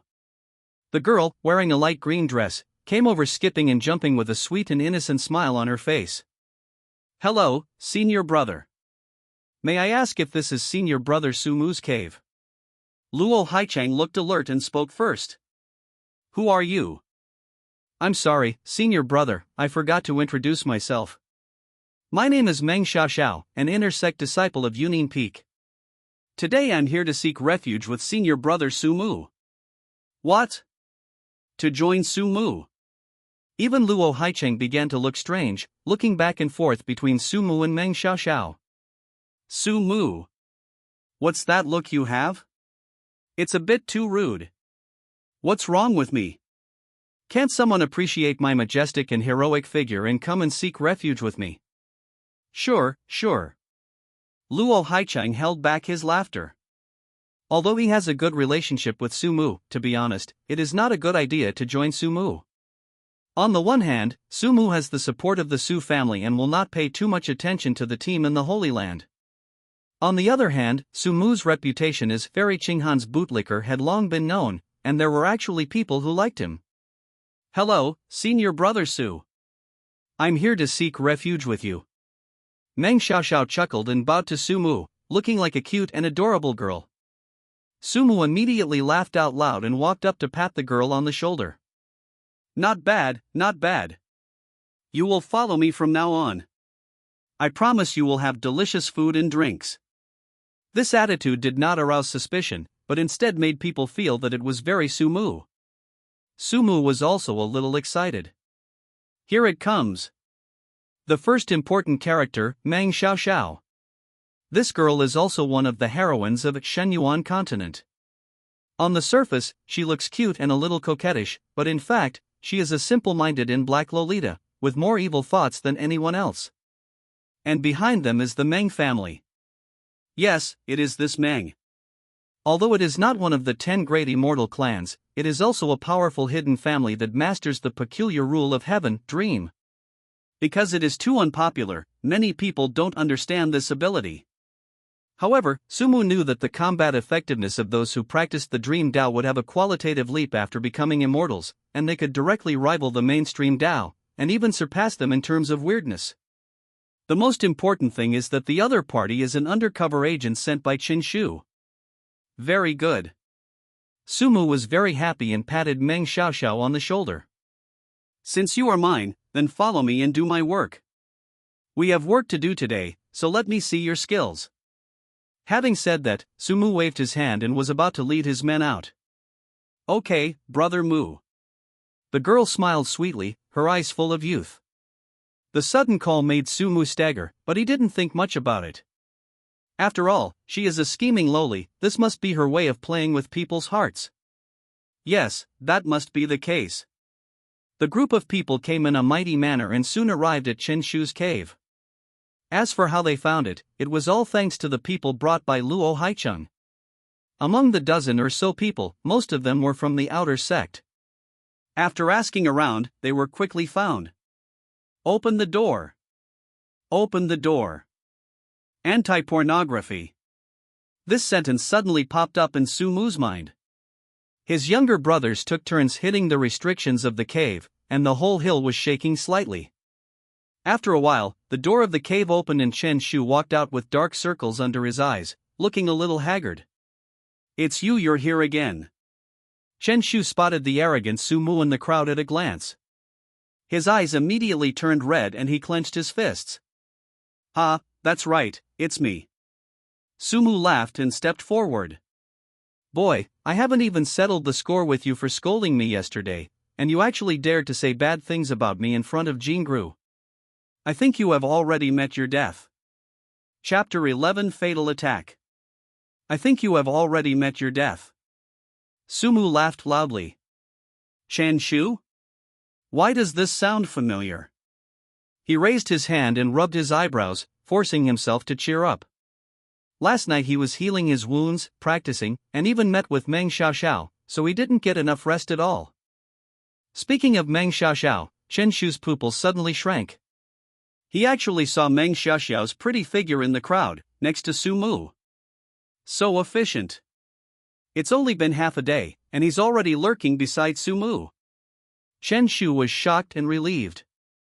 Sumu also secretly glanced at Meng Xiaoxiao, praying that the other party would exert force quickly. In the original plot, not long after a group of people found Qinshu, Meng Xiaoxiao volunteered to rush forward, fighting with the other party to delay time, and hinted to the other party to find someone for help quickly during the fight. Because of this, Qinshu didn't have to fight for long before his master Mo Xuanxing arrived. Xiao. In order to avoid further mistakes, Sumu simply waved his hand and patted the girl on the shoulder. Since you have come to join me, you will be the one to lead the charge. You must fight slowly, don't be in a hurry. Meng Xiaoxiao immediately raised her head and chest, with a determined look in her eyes. Yes, Brother Mu. I will do my best to make this a quick and decisive battle. No, let's not rush, I believe you. Sumu forced a smile. Meng Xiaoxiao looked at the young man deeply, thinking that she would never let him down again in this life, and turned around and rushed forward with firm steps. You must betray my trust. Sumu muttered to himself. Luo Haicheng frowned slightly and bumped his good brother with his shoulder. Hey, this girl is very pretty, but we just met for the first day and didn't know her background. Why did you let her have sex with you? It's okay. Since she was attracted by my personality charm, there will be no problem, don't worry. Luo Hai City. Meng Xiaoxiao was walking in front and her body trembled. She also heard these words and felt ashamed, but also more determined to follow the other person for the rest of her life. In her previous life, she was also assigned to Sumu. He was really a very gentle boy, especially towards the people around him and his subordinates. During that period, Meng Xiaoxiao experienced what it was like to be loved and protected. He had never experienced this feeling even in his family, let alone with Qinshu. Qinshu's mind was full of thoughts on how to use her. Thinking of this, she no longer hesitated. Qinshu, come out and fight me to the death. The girl's tone was murderous and she looked quite powerful. She flipped her right hand and a slender green blade appeared in her hand. Qinshu nodded secretly. Very good, the acting is really great. He was confident that he had discussed it with Meng Xiaoxiao last night. Now it seemed that the two of them were going to put on a show today to help the girl gain Sumu's trust. Without hesitation, he strode out of the cave and smiled heartily. Does Sumu have no one under his command? Why did he send a little girl like you here? But who would have thought that the moment he stepped out of the cave, Meng Xiaoxiao's beautiful eyes suddenly lit up. The whole figure suddenly became invisible, and when it reappeared, it was already behind Qin Shu. Sumu's pupils shrank. Is this the special ability of the dream? To be invisible, to move instantly, and not to consume vitality, but to rely only on mental strength. Moreover, as soon as he took action, his cultivation aura was immediately exposed. It turned out that Meng Xiaoxiao was also a cultivator in the Tianyuan realm. Meng Xiaoxiao teleported behind Qin Shu, and before the other party could even react, the girl kicked him hard, and the bells on her delicate ankles jingled. Bang! Qin Shu's body suddenly plunged forward, and he fell flat on his face. He used his face as a brake and slid a long distance on the ground. Mad! Qin Shu suddenly became angry. He stood up and was about to scold Meng Xiaoxiao for being unsportsmanlike. But would she cooperate? As a result, he raised his head and looked directly into Sumu's eyes. Qin Shu. Sumu. Unconsciously, he slid and tackled Sumu in the face. Sumu could even see the deep fatigue on Qin Shu's face, and his expression gradually changed from confusion to fear. Luo Haichang reacted faster than Sumu and was immediately overjoyed. Come on, everyone! Beat him to death! A group of people swarmed up, surrounded Qin Shu, and beat him up. Ah! A shrill scream was immediately heard, and many monks living nearby stuck their heads out to check. They were surprised to see that there was such a large group of people, and the leader was wearing the clothes of an inner sect disciple. He immediately stopped and retracted his head. Sumu had a complicated expression and looked up at Meng Xiaoxiao. The girl had returned to his side by now, with her head held high and her chest puffed out, with an expression that looked like she was about to praise me. Sumu forced a bitter smile and patted the girl's shoulder. Ha ha ha, well done. I'll give you a reward when I get back. But inside I was roaring. Mariella! Something went wrong again. Can you male and female protagonists cooperate better? Bang bang. A large group of people attacked without any plan, only caring about causing more harm to the other party. They hit Qin Shu with dull sounds. Qin Shu was worthy of being the male protagonist. His fighting ability is extraordinary. Even though his injuries have not healed yet, he still quickly finds opportunities in the melee. He stood up with a somersault, the energy in his body surged, and he used defensive skills to stabilize his condition for a while.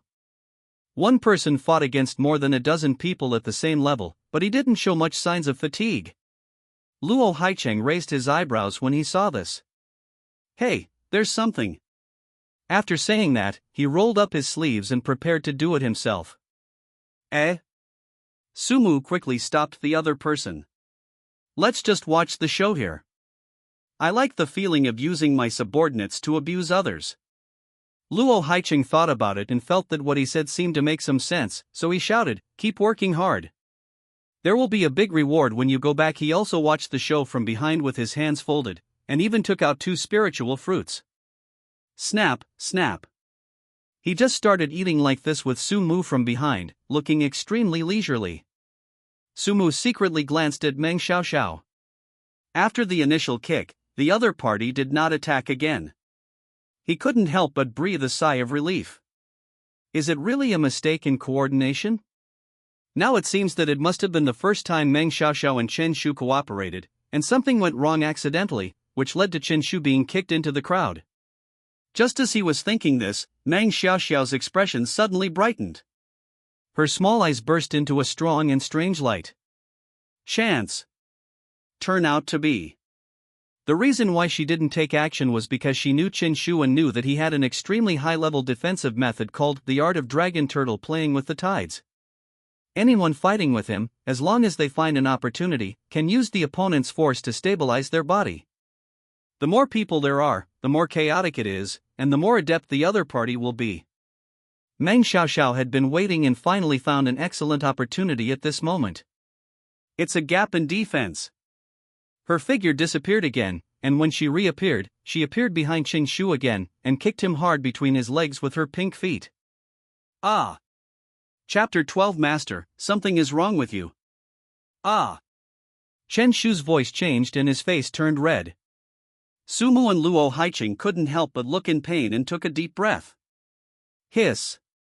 Too cruel. Luo Haiqing unconsciously clamped his legs together and bumped Sumu with his shoulder. You must keep her away from me in the future, do you understand? Sumu nodded repeatedly. Just looking at Chen Shu's expression, he felt a sense of empathy for the pain. Meng Xiaoxiao is going to kill him. It's totally aimed at making the other party extinct. Inside the venue.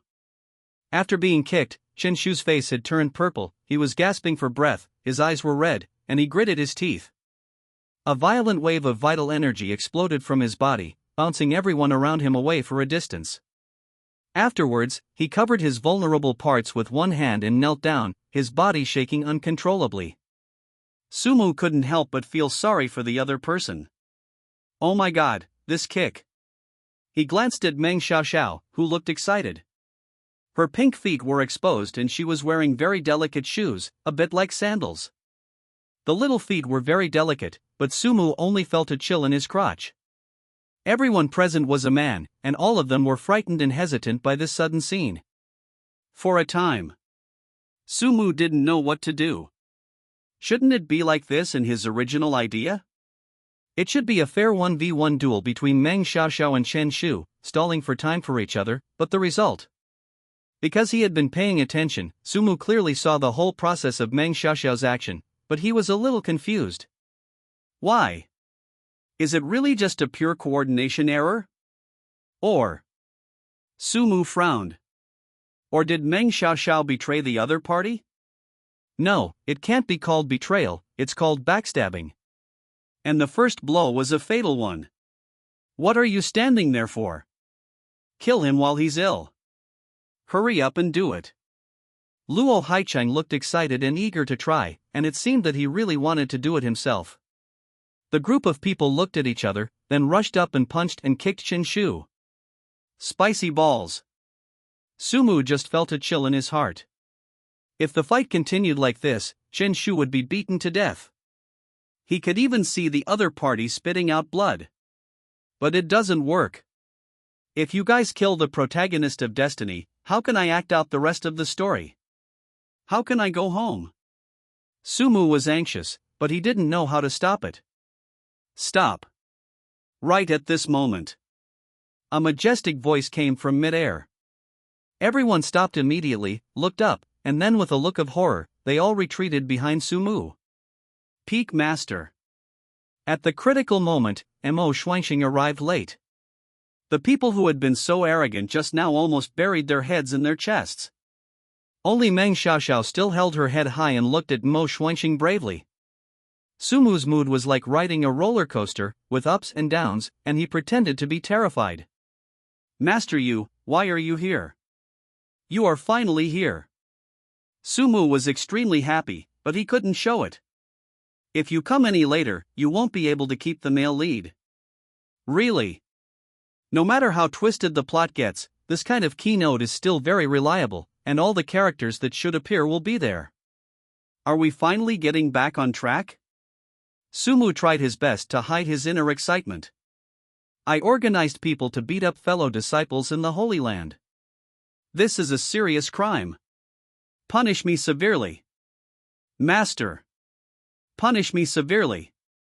Sumu knew that yesterday's anomaly could be explained by his father Su Ningye, but today's incident was very serious. Beating up fellow disciples is absolutely not allowed in the Holy Land. What's more, the person who discovered this was Mo Xuanxing. Everyone knows that among the 9 peak masters, Mo Xuanxing is the one who values rules the most, and is extremely strict with others and himself. What? I shouldn't have come. Mo Xuanxing frowned slightly. If I hadn't come, you would have beaten him to death. What you did is against the rules. Right, right, right. That's the rhythm. Scold me. Punish me severely. Sumu was excited. But who knows? You should do this. Imo Xuanqing said this, and with a wave of his hand, he opened up a space battlefield, and then threw Sumu and Chen Shu in. Group fights are prohibited within the sect, but single duels are allowed. You two should decide the winner now. Sumu? Ha? What are you talking about? Sumu turned his head and glanced. Not far away, Chen Shu was still lying on the ground, groaning in pain from time to time. After all this, you still want me to duel with him? You want me to find a legitimate reason to beat him to death, right? That's the rule. Imo Xuanqing spoke in a calm tone, trying her best to hide the tenderness in her eyes and brows. If you beat him to death in public, the higher-ups in the Holy Land will not sit idly by. Your father might even punish you, which won't be good for you. At this moment, Imo Xuanqing was like a gentle elder, giving earnest instructions. Trying to get Sumu to kill the other party reasonably and legally. Of course, she knew it in her heart. Chen Shu cannot die now, but since a scum like him has offended Sumu, let Sumu beat him half to death to vent her anger, and then she will use some means to save him. You can't let the other person recover, just use spiritual objects to keep him alive. Well, let's do it. Imo Xuanqing nodded secretly in his heart. No, master, you. Sumu was really confused. The other party's condition had been wrong since yesterday, and it was even more so now.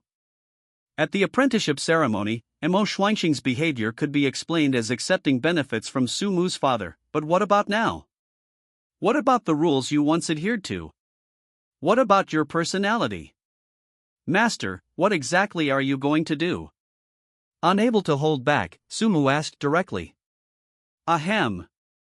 Imo Xuanqing's pretty face turned slightly red, and she didn't dare tell the other party that she had deliberately sent Qing Jingru away. As early as this morning, she used her divine sense to capture the scene of Sumu gathering people. It was not appropriate for him to interfere in the affairs between the younger generation. She also saw a familiar figure in the crowd, Meng Xiao. With this woman around, Sumu doesn't have to worry about this trip. After all, in the previous life, this woman was the most scheming. She lurked beside Chen Shu, poisoned him for thousands of years, and prevented Chen Shu from becoming an immortal emperor. Imo Xuanqing also knew that Sumu must like Qing Jingru, and he was doing all this for her. But for some reason, she felt a little sad, even though Qing Jingru was her disciple. Therefore, she deliberately chose the moment when the situation escalated to appear, so that she, as a senior, would have a legitimate reason to intervene. Protect Sumu in various ways. That's her rule. Space battlefield, on the ground. Chen Shu lay there motionless, like a dead dog, his mood having sunk to the bottom. It's over. Am I, Chen Shu, going to die here today? I'm not willing to. Chapter 13. The second important role. No, I can't die yet. Chen Shu lay on the ground, forcing himself to concentrate. He secretly mobilized the vitality in his body and continued to repair his injuries. I haven't become an immortal emperor yet. I haven't found my father yet. I haven't figured out my life story yet. How can I fall here? As his thoughts turned, the vital energy in the air began to move on its own and rushed into his body. This is. Sumu was attracted by the sudden movement. He turned around and was immediately surprised. Breakthrough on the battlefield. That's right. As the protagonist of Destiny, Chen Shu's breakthrough at this desperate moment was unexpected, but reasonable. As the vitality continued to gather, Chen Shu's momentum also rose steadily. Boom! Sumu. For some reason, the injuries in Chen Shu's body were instantly healed at this moment. He stood up with a somersault, holding the black sword in his hand. Nahi 7th level. Break through 5 small realms at once. Sumu was amazed in his heart and exclaimed that the male lead was really awesome. Normally speaking, it would take conservatively 3 to 6 months of hard work to break through each small realm of the Nahai realm, and this was the speed of a genius. Where is Chen Shu? He just stayed up late to practice last night, and fought a life-and-death battle today, which saved him almost 3 years. What? You actually broke through in the middle of a battle? Sumu was horrified. Ah, that's right. Chen Shu laughed loudly towards the sky, with the tip of his sword pointed directly at Sumu. Don't think I'm afraid of you just because you have more people than me. Even if you have an unparalleled background and abundant resources, so what? Given time, I will stand on the top of this continent and look down on all living beings. Boom. It was a sunny day, but there was thunder. Mo Xuanqing frowned slightly, she sensed it. This is the breath of heaven. Sumu. Do you dare to fight me again? All the injuries in his body were healed, and Chen Shu also shook off his previous decadence and became full of energy and vigor. As the saying goes, when good luck comes, heaven and earth are on your side. When bad luck comes, even heroes are helpless. Chen Shu now feels that his luck has turned and the will of heaven and earth is upon him. The purple fragments on his body that represented favored by heaven shone brightly, making him look majestic. Oh no. Mo Xuanqing secretly clenched his fists. She knew that Qin Shu Ben was destined to be the one, and now that he was on the verge of death, his luck had hit rock bottom and was rebounding. Not only did his realm improve in an instant, but the Dao Rhyme flowed throughout his body. If he were to fight, he would definitely be assisted by a god and become braver and braver. Who knows, he might even gain some insights in the battle and gain huge benefits. Sumu. She couldn't help but feel a little worried. Ha ha ha ha. In the space battlefield, Sumu was seen laughing loudly, with his hands on his hips, looking extremely arrogant. You are just a bug who made a breakthrough at the last minute, yet you dare to challenge me? Today I will let you have a taste of my power. Sumu was very happy now, because Qin Shu, the male protagonist, has finally stood up. He had already thought it through. As long as he fought with the opponent here and lost to him, he could restore the original plot to a great extent. Chen Shu once again became a young hero and became famous far and wide. And he, Sumu, continued to play the villain cannon fodder in Xing Jingrou's brainless bootlicker. Great! Come and fight me to the death. Sumu suddenly took out a halberd, his face full of excitement. His excitement now was not fake, he was really happy, and this time he learned his lesson and did not use the growth-type holy weapon that Su Hanian gave him. Bring it on! Let's fight! The two roared at each other and suddenly collided with each other. Boom! Boom! Boom! The two collided wildly and the battle was extremely fierce. Sumu was extremely calm. Although he acted arrogant, he was still fully prepared. Given Chen Shu's current condition, it would be a technical feat to defeat the opponent without being killed. While fighting, Sumu was thinking about how he could be defeated reasonably. He had to create the hero's character and carry through his dog-licking personality to the end. If it weren't for an experienced actor like him, he would have never been able to take on such a difficult task. In just a short moment, the two of them had fought dozens of rounds. Seeing the battle getting more and more intense, Sumu was overjoyed and immediately started to restrain his strength. You guys, what are you doing? A crisp voice suddenly rang out, and in an instant, it seemed as if a special force flowed through, instantly calming everyone's emotions. The battle came to an abrupt end, and the two men stood there in a daze. This is... Everyone looked towards the source of the sound and saw a young girl in a goose-yellow dress standing alone not far away. She had an expressionless face and was holding a jade rui in her hand. The fighting stopped, and the originally heated atmosphere was like a bucket of cold water suddenly poured down on it. This familiar feeling. Sumu and Mo Xuanqing looked at the girl at the same time. Yi Yen. Sumu's pupils suddenly shrank. The second key person of the day appeared. The girl in front of him was no stranger to him. Yi Yen is also one of the heroines of the original novel. She is the most beloved disciple of the Lord of Yaofeng Holy Land and has reached the level of Earth Immortal at a young age. Master Mo Feng, what is this? Yi Yan's voice was ethereal and could calm people's mood unconsciously. Her sleeves fluttered, and the girl raised her arms to touch the hair behind her ears, as if she had walked out of a painting. I am presiding over the duel between two disciples. What's the matter? Mo Xuanxing frowned slightly. Of course she knew who Yi Yan was. They had had many interactions in their previous lives. And Mo Xuanxing also knew the other party's special abilities. In that case, why did she stop me? Could it be? Something unexpected happened afterwards. Mo Xuanxing kept thinking in her mind. She had already realized that the timing of the other party's appearance was too clever, as if he was deliberately trying to stop the battle. However, when I thought about the other party's incomprehensible special abilities, I felt that Yi Yan must have his reasons for doing this. Strictly speaking, disciples should duel on the duel stage, rather than randomly opening up a space battlefield. Yi Yan spoke in a calm tone, and her eyes moved very slowly across the faces of everyone present. When it was Su Mu's turn, she paused slightly, then quickly looked away. This kind of thing will never happen again.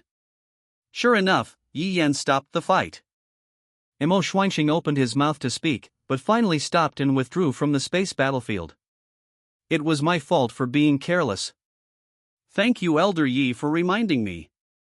That's right, Yi Yan is not only the direct disciple of the Lord of the Holy Land, she also has a special identity, that is, the patrol and supervisory elder in the Holy Land, and has the privilege of reporting directly to the Lord of the Holy Land. So generally speaking, even the 9 peak masters would give the other party some face. Thus, this originally exciting battle ended in vain. Su Mu, no? Why did you show up at this time? He was a little mad. In the original plot, Meng Xiaoxiao should have fought with Chen Shu first to delay time. Chen Shu secretly sent a message to Mo Xuanxing. Su Mu brought a group of people to swarm forward, and the other side dealt with it with ease. At the critical moment, Yi Yan appeared, admired Chen Shu, and disguised her identity to fight alongside him until Mo Xuanxing arrived. The order of appearance is not right. Su Mu had a headache. Chapter 14, Peeping into the Secrets. Trouble. Su Mu sighed in his heart. Yi Yan's timing of appearance was so clever that it instantly shattered all of his plans. If I continue to play like this, how can I build confidence in Chen Shu? When will this plot be reversed? There is obviously no chance now. Snort. Su Mu snorted coldly with his eyes squinted. Chen Shu, you are lucky today. I hope you will have the same good luck next time. Let's go. After saying that, he waved his hand and left with everyone in a mighty manner. Before parting, Su Mu and Yi Yan looked at each other, and vaguely read a different meaning from each other's deep eyes. For some reason, Su Mu felt uneasy, as if something was gradually breaking free from his hands and becoming increasingly out of control. He shook his head to clear his mind of distracting thoughts. Everyone soon went their separate ways and left. Back to the cave. Why do you keep following me? Su Mu felt helpless. Meng Xiaoxiao blinked her big eyes, and suddenly pouted her lips, looking pitiful. Brother Mu, didn't you say you would give me a reward? Oh. That's right. Su Mu slapped his head and almost forgot about this matter. He thought, what could he have that was suitable to reward his subordinates? Ha! Su Mu's eyes lit up, and he directly took out a slender narrow knife from the storage ring. The blade was shining coldly, and there was frost on the back. I got this knife from Su Hanaham. I took it from home, and now I'm giving it to you. Great, that's great, thank you Brother Mu, I'm very happy to work for Brother Mu. Meng Xiaoxiao took the scabbard with great joy, a hint of nostalgia flashing deep in her eyes. Is it really you again in this life, Qingxuan? Brother Mu gave you to me again. By the way, the name of this knife is Qingxuan. Su Mu waved his hand nonchalantly, and then began to think about everything that happened today. Sitting on the armchair, he tapped the armrests with his fingers and frowned. Why did the plot go astray again today? Obviously all the key characters are present and the leading actor is able to turn the tide, but I just feel something is wrong. Something is wrong. For example, the person next to him. Su Mu looked up at Meng Xiaoxiao again. When the other party first appeared, Su Mu was full of joy, thinking that a normal heroine had finally appeared. But who knew he could be so ruthless? Thinking back to that kick now, Su Mu's eyes twitched unconsciously. He just hoped that Chen Shu's little brother was still alive. There must be something wrong with Meng Xiaoxiao's attitude towards Chen Shu, but the other party's undercover identity has not been exposed yet, so Sumu didn't dare to ask. He didn't remember such a plot in the original novel? Or was Chen Shu willing to pay such a painful price in order to gain Meng Xiaoxiao's trust? Sumu was shocked. Awesome! You are worthy of being the leading actor. With this kind of perseverance, you will succeed in everything you do. So far, Qin Jingru has not shown up and has ignored Sumu. It seems that what happened yesterday was because of Sumu's father. From this point of view, Mo Xuanqing's behavior is also reasonable. After all, the other party and Sumu's father already know each other. If you look at it this way, Meng Xiaoxiao's behavior is actually understandable. Sumu nodded secretly, feeling that there was no logical problem, and he breathed a sigh of relief. Although the original goal was not achieved today, there is still good news. At least Chen Shu's cultivation has improved greatly, and he will be able to turn the plot around sooner or later. We must believe in the strength of the destined protagonist. Thinking of this, Sumu's mood didn't seem so heavy anymore. Xiao, do you know what to do with everything that happened today? Sumu raised his head and glanced, his brows raised, hinting wildly. You are Chen Shu's man, so you must seize this excellent material to discredit me. Meng Xiaoxiao suddenly realized it and raised her hand to her lips, making a zipper gesture. Don't worry, Brother Mu. I promise to keep today's events a secret. I won't say a word even if I die. I will never tarnish your glorious image. Sumu. That's not what I meant. At the same time, on the other side. Wow. Chen Shu lay on the ground in the cave, suddenly spitting out a mouthful of blood, his face as pale as paper. Hateful. He punched the stone slab on the ground with force, cracks spread instantly, and the anger in his eyes grew more and more intense. Sumu, we're not done yet. Although Chen Shu achieved a breakthrough in battle, his internal injuries were not healed, and the powerful momentum he displayed during the battle was only due to his use of a secret technique. Strong on the outside but weak on the inside. If the fight comes to an end, it is hard to say who will win. Chen Shu raised his hand to wipe the blood from the corner of his mouth, his thoughts constantly turning. Since I came to the Holy Land, nothing has gone smoothly. It seems that I can only use that trick. Chen Shu frowned. He sat cross-legged again and took care of the injuries in his body. After making sure that there was nothing serious, he raised the restrictions in the cave to the maximum and set up multiple protections. Call. Chen Shu breathed a sigh of relief, turned around and went back to the deepest part of the training room, took off his clothes, and focused his mind on the purple lines on his chest. This purple pattern spread all over his body, but most of the patterns were fragmented. There were only 2 complete patterns on his chest and back, which vaguely outlined mysterious words. Deduction of Heaven's secret, I really don't want to use this unless I have no other choice. Chen Shu was a little hesitant, but when he thought of Sumu's arrogant face, he immediately hardened his heart and concentrated.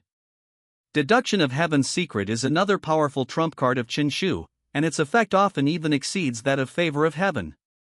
This is an active skill that permanently consumes the user's upper lifespan in exchange for a glimpse into the future.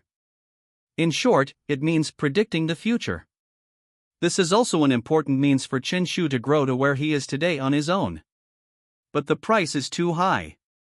Every time you peak, the lifespan consumed is simply uncontrollable. If you see something extraordinary, you may die from this ability. From this, it can be seen that Chen Shu really hates Sumu. It would cost the enemy 1,000 but would only cost 800 of our own. He used such a life-threatening trick. Chen Shu closed his eyes, but his thoughts drifted to a higher level. Through the power of heaven, he looked into the endless future. At the same time, his lifespan was rapidly decreasing. Finally, he saw a glimmer of hope. She was a woman as gentle as jade. She was wearing a goose-yellow long skirt and the jade rui in her hand was emitting fluorescent light. Chen Shu later saw several more clips, each of which was extremely important. Cough, cough, cough. Not long after, he suddenly came out of his state of spying on the secrets of heaven, and his whole body was covered in sweat, as if he had just been fished out of the water.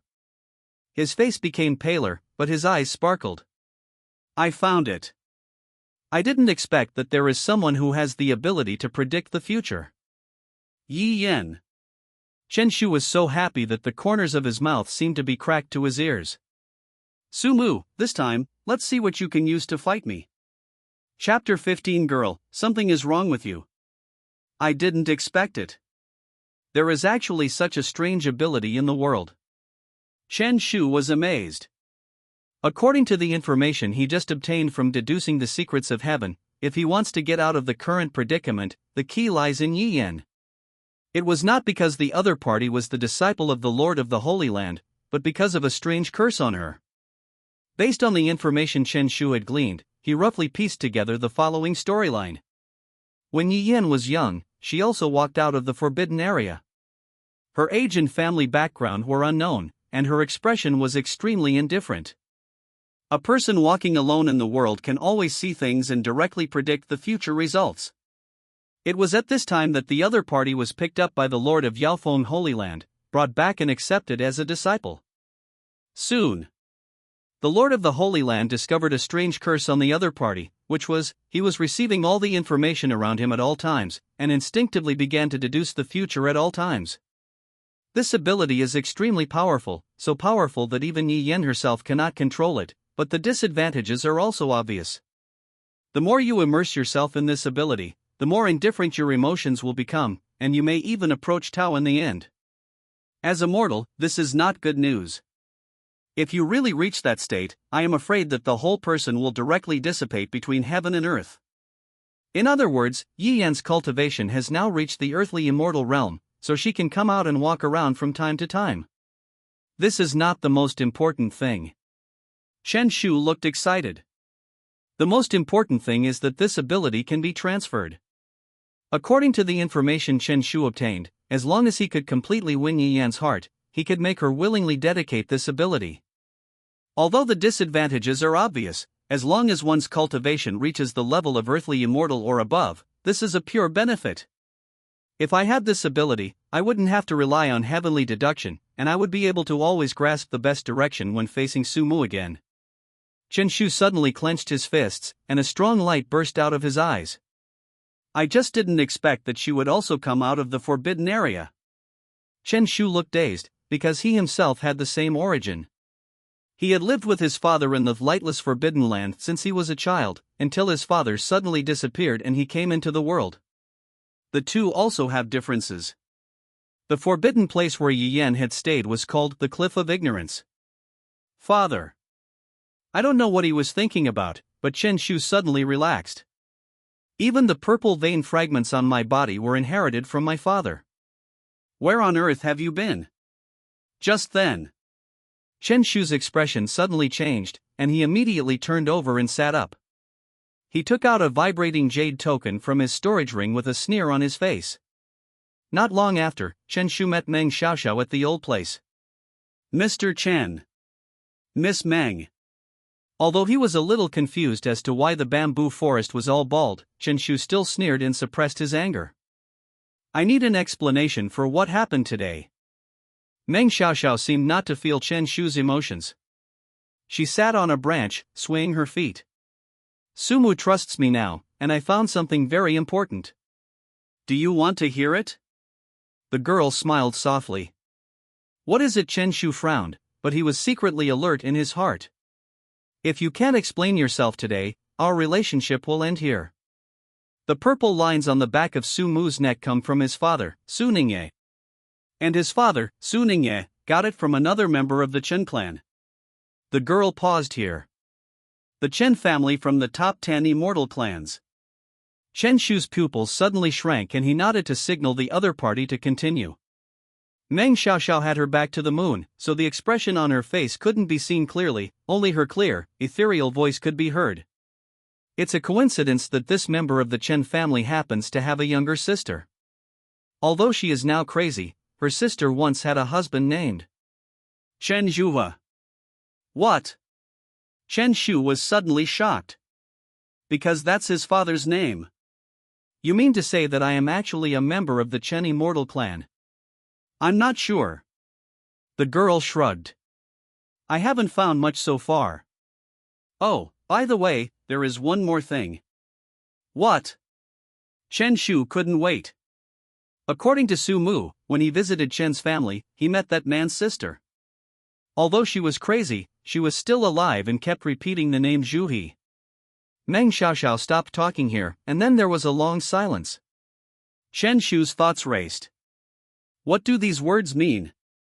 Am I from the immortal clan? Or is my father from the other side?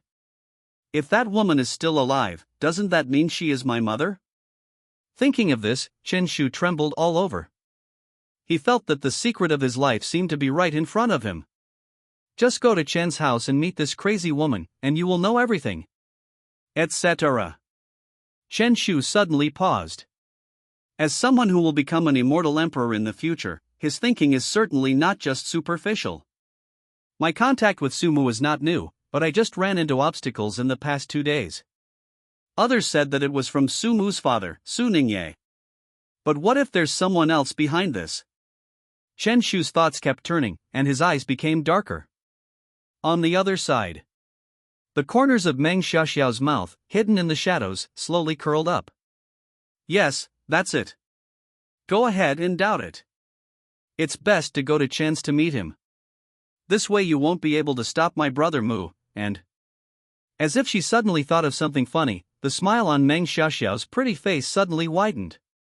If you knew, when you and your son meet, your mother will be the first person to kill you. Chen Shu, will you make the same choice as in your last life? The next day.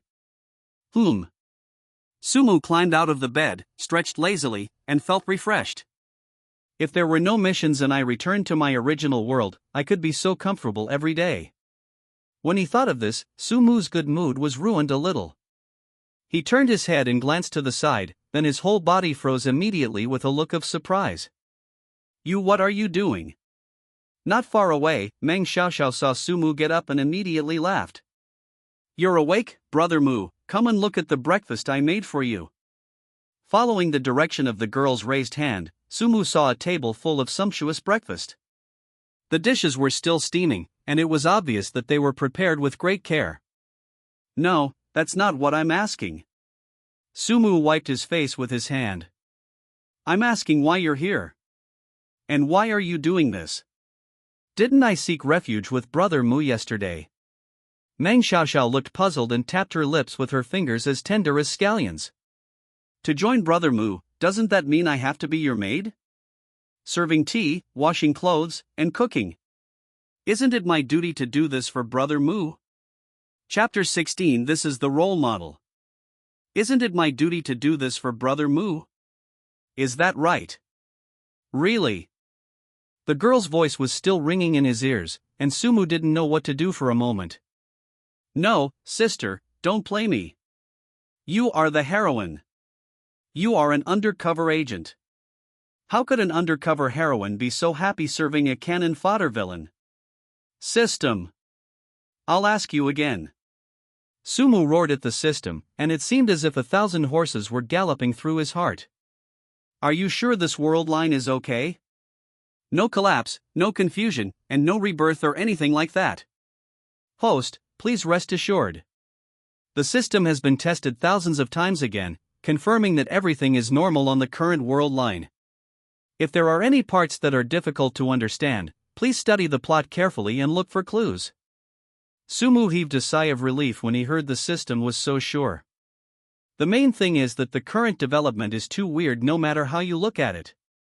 If the system doesn't give him a guarantee, Su Mu really doesn't dare to continue acting. Regarding this, Su Mu said fiercely, "System, you said there is no problem. If there is a problem, I won't perform it for the third time." Please rest assured, if the world line collapses due to system errors, the host will be given satisfactory compensation. Forget about the compensation, just let me go home. Su Mu had only this one expectation for the system. He raised his head helplessly and looked at the girl in front of him. You don't have to do this for me. After all, you are the heroine, and I am just a cannon fodder, the villain's bootlicker. That won't do. Meng Xiaoxiao pursed her lips. Brother Mu must have someone to serve him at home. He must be uncomfortable being alone when he comes to the Holy Land. Besides, we already agreed yesterday that I would join you, so isn't it my duty to do these things? Sumu was speechless. This seemed to make some sense, but he always felt that something was not right. Brother Mu, look, I have specially made clothes for the maids. Do you like them? As Meng Xiaoxiao spoke, she turned around and fully displayed her beautiful body to the other person.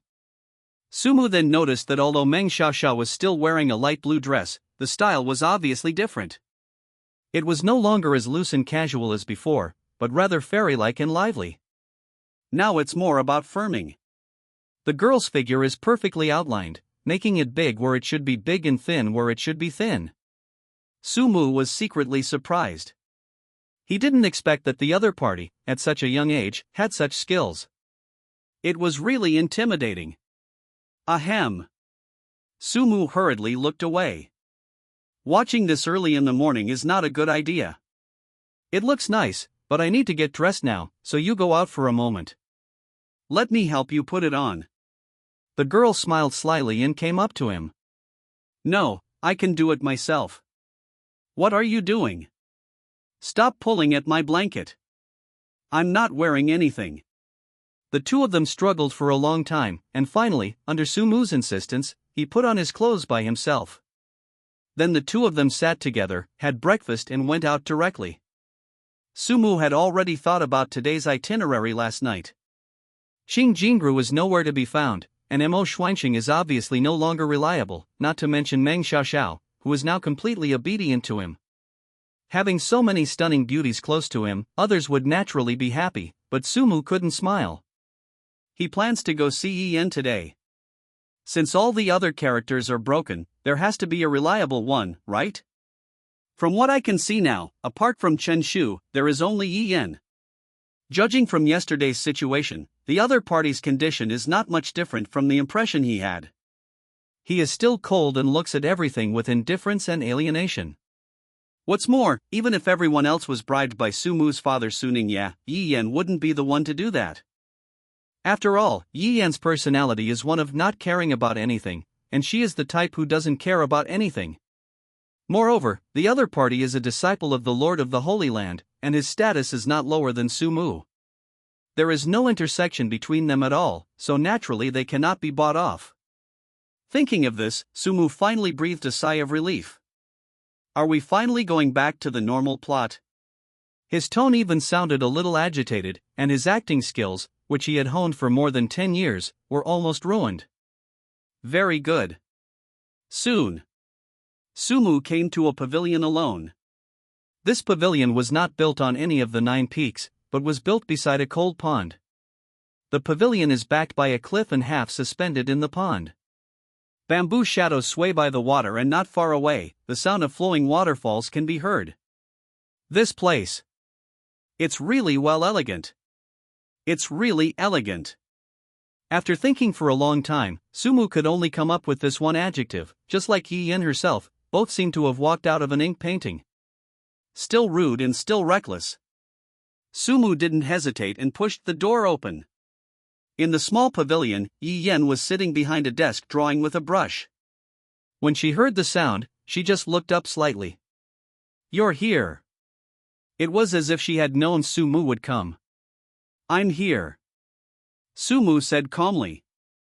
"You shouldn't have come." "Sumu. Let's stop playing around with jokes, okay? I have high hopes for you." Sumu took a deep breath and adjusted his state. When he raised his eyes again, his expression had become even more arrogant and conceited. The old actor was back. What should or shouldn't come? Speaking of which, how dare you ruin my good deeds yesterday? Do you know who I am? Of course I know who you are, Sumu. Only then did Ji Yen put down the brush in her hand and slowly walked to the desk. Her whole temperament was gentle and elegant, and she walked at an unhurried pace. "I said you shouldn't have come, of course I had my reasons. Since I stopped you yesterday, I also had my reasons. You don't need to ask any more questions." As the girl spoke, she sat down on the chair and poured herself a cup of tea, as if she didn't take Sumu seriously. Sumu thought to himself, that's great. Finally a normal heroine. Look. What is contempt, what is style? Qin Jingru and the others should come over and learn from them. This is what a normal heroine should do. Don't give me those vague words, just tell me what to do about this matter. Sumu was arrogant. He stepped on the chair and tried his best to look fierce. On the other side, Yi Yin took a sip of tea, then raised her eyes to take a look, and said to herself, as expected. Sure enough, you are still the same as before. Still the same as before, fond of bluffing. I like to use a strong appearance to protect myself and disguise myself. He's such a gentle person. There were ripples in Yi Yan's heart, but her expression remained calm.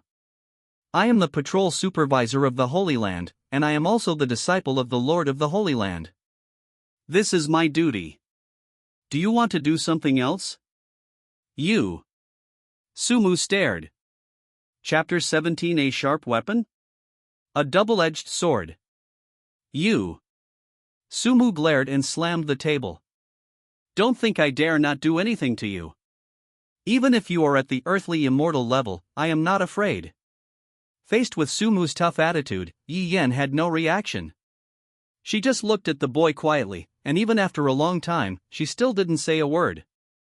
Sumu was stunned. Nobody, you should say your lines. How can I act alone? Etc.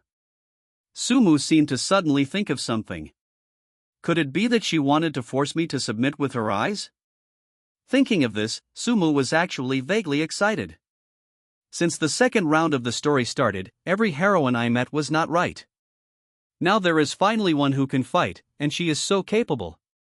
In the original plot, Sumu also came to Yi Yan angrily after his plans were ruined, wanting to cause trouble for her. But Yi Yan was not afraid at all. In terms of family background, she is not inferior to Sumu with the support of the Holy Land. In terms of strength, she is at the level of Earth Immortal, a whole realm beyond Sumu. The skills and magic treasures she possesses are also top-notch. There is no possibility that she will be defeated by someone of a higher level. What's more, although Yi Yan seems to be indifferent, it doesn't mean that she is really without emotions. In fact, she has a strong sense of justice. Otherwise, I wouldn't have stopped Sumu yesterday. Yi Yan behaves elegantly and knows when to act. Sumu is arrogant, but he looks strong on the outside but is actually weak on the inside. In the normal development, in this plot in the Holy Land, Yi Yan is the person who openly makes Sumu suffer the most, even more than Chen Shu.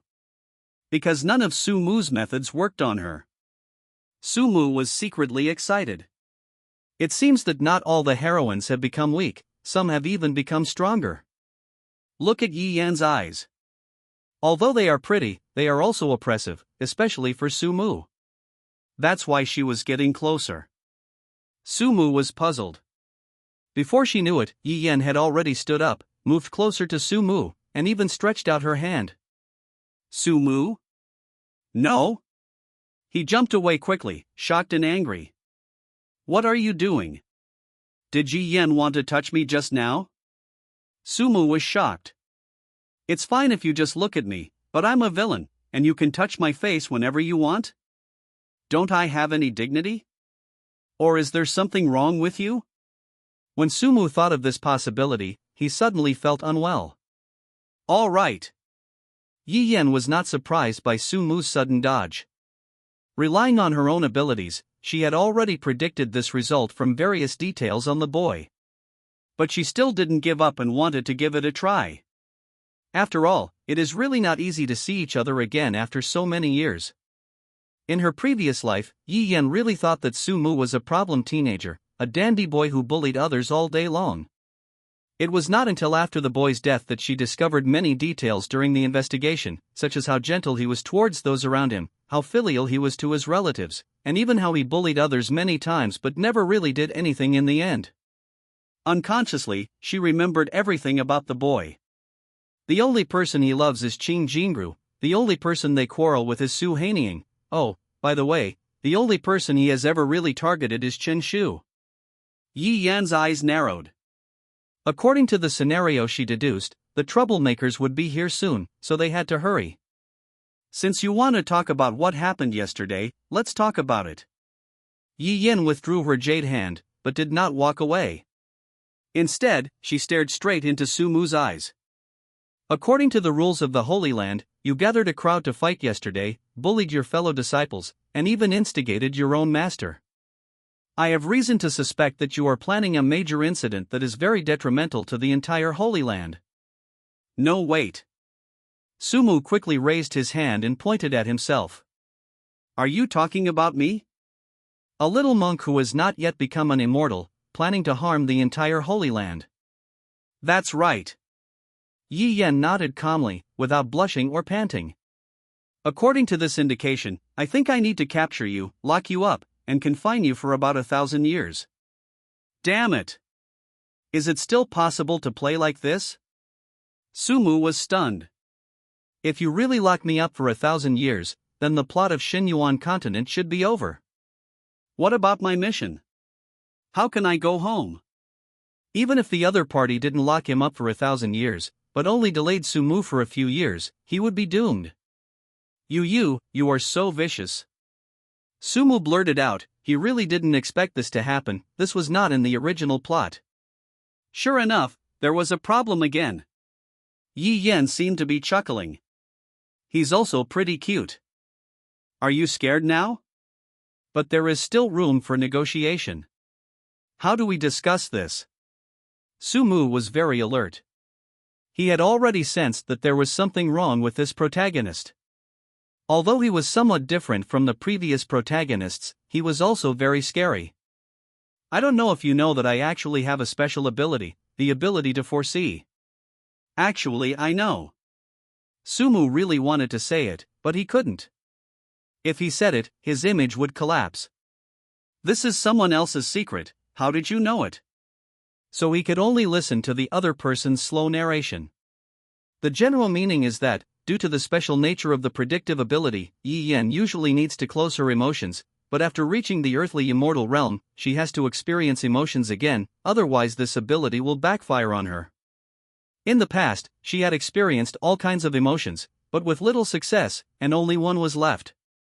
So, what I want you to do is... Yi Yan paused for a moment.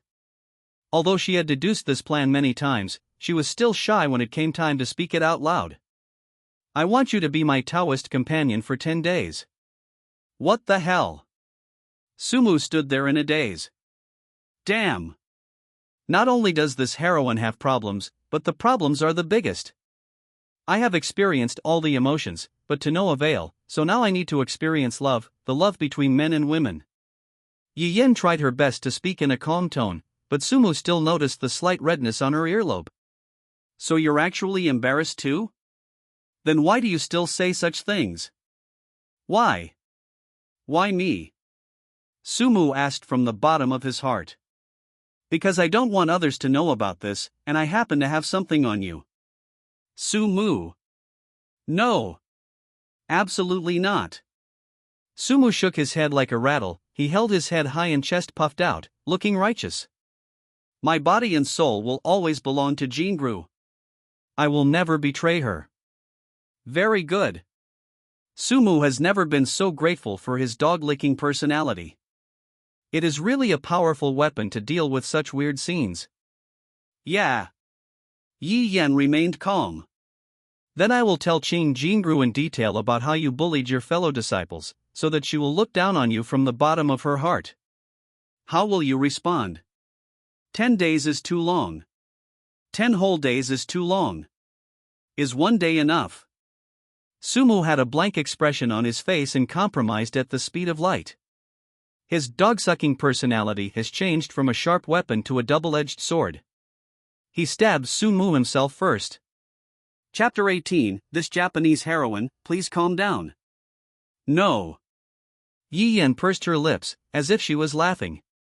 Ishuan, you have no room to bargain with me, and you don't want Qing Jingru to know about this. Sumu. Why does this conversation sound so familiar? And there is obviously something wrong with the development of this plot. What is the so-called 10-day Taoist companion? Isn't this just a temporary boyfriend? According to the normal plot, the fake play would become real later. But isn't this the hero's script? What does it have to do with a cannon fodder villain like me? Sumu felt that there was something wrong with Yi Yan, and it was a big problem. He must have been crazy just now to think that Yi Yan was a very good heroine. This problem is no easier than the previous ones. But he just couldn't refuse. Not long ago, he used Qing Jingru as a shield, and now others were using the same trick against him. If Sumu suddenly refused, his character would collapse. Seeing the boy silent, Yi Yan moved closer. You teach me about love, and I let you go. It's a fair deal. Even if you say that, I still don't feel reassured at all. Sumu regretted so much. Why did he come here today? Now he has got himself involved. If you don't say anything, I'll take it as your consent. Yi Yan moved a little closer, and Sumu could vaguely smell the fragrance on her body. Now he was sure that the girl was indeed smiling, but it was very subtle. No, what are you going to do? Seeing the other party getting closer, Sumu subconsciously wanted to step back, but he bumped into a chair and immediately collapsed. Yi Yan raised her eyebrows and continued to move closer. Now that you are my Taoist partner, what do you think I should do? Sumu? In broad daylight, in public, you, as the heroine, actually want to molest me. The two were getting closer and closer, just before they were about to touch. Stop. Bang. Chen Shu suddenly opened the door and stepped in. Looking at the two people whose bodies were almost touching each other, he suddenly felt furious. Sumu! What are you doing? Sumu was speechless. Can you please see clearly? Is this what I am going to do? This is what I am going to be made do. Chen Shu's body trembled slightly and his face turned red. He didn't expect that after he had finally found out where Yi Yan lived, as soon as he approached, he heard some lewd music coming from the house, and vaguely heard Sumu's voice. Without thinking too much, he immediately pushed the door open. Then I saw this indescribable scene. Yi Yan pressed almost her entire body on Sumu, as if she was sitting in his arms. Both of them had flushed faces, and Sumu had an extremely complicated expression on his face. Chen Shu had reason to suspect whether something had happened between the two. Hateful. There was murderous intent in Chen Shu's eyes. Yi Yan is the woman I like, but Sumu is so ignorant of his own life. It would be bad enough if you went against me time and time again, but you even dared to touch my reverse scale. There really is a way to die. Chen Shu suddenly took a step forward and shouted loudly. Sumu! Let go of Miss Yi. Chen Shu was extremely angry. Yesterday, he had used deduction of heaven's secrets specifically and spent a huge amount of money to learn about Yi Yan's past. He thought that with this understanding, it would be easy to defeat the other party. In his heart, he already regarded Yi Yan as his woman. But now, his woman is not clean. Sumu! It's fine that you've been pestering Miss Qing Jingru, but now you're pestering Miss Yi too. You're really morally corrupt. People like you deserve to be killed by everyone. It just so happens that our battle yesterday was not over yet. Do you dare to fight me again? Chen Shu asked in a stern voice, with an intimidating tone. Although his heart was filled with anger, he subconsciously found a legitimate reason. After all, he still wanted to maintain his image in front of Yi Yan and win the girl's heart. No, are you blind? Sumu was also a little annoyed. If it weren't for you male and female protagonists, one or two of you didn't follow the plot, would I have fallen into this situation now? Do I have to play it a second time? The male lead is not up to the task and can't even keep a female lead. The heroines also deviated from the plot and revolved around him, the villain. What was going on? Okay. If you want to fight, then come on. Sumu stood up immediately. On the one hand, he was indeed feeling emotional, but on the other hand, he just took the opportunity to get rid of Yi Yan. The old actor's skills eventually became instinct. And after such a commotion, Sumu calmed down a little. He also thought of something more, that is, the timing of Qinshu's appearance was too clever. It must be Meng Xiaoxiao who tipped off. Sumu secretly gave the other person a thumbs up in his heart. At the same time, he also began to think that Yi Yan was a cultivator in the earthly immortal realm after all, and she had no reaction at all to Qinshu's arrival. He guessed that this was a play performed by Yi Yan and Qinshu together. I see. Sumu's eyes brightened slightly. Yi Yan, you are so extreme that you are willing to use such extreme methods to force Qinshu to show up and care about you? You are worthy of being the heroine. Sumu thought so, with some vague anticipation. Now he just needed to cooperate with the other party. Wait. Yi Yan raised her hand slightly and stood between the two of them.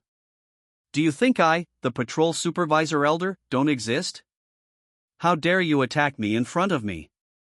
The girl's originally ethereal voice took on a hint of coldness. Sumu was excited. Yes, that's it. Come and punish me. Especially you, Qinshu. Yi Yan's tone suddenly changed. She looked at Qinshu and clenched the jade rui in her bare hands. Sumu frowned and had a bad feeling in his heart.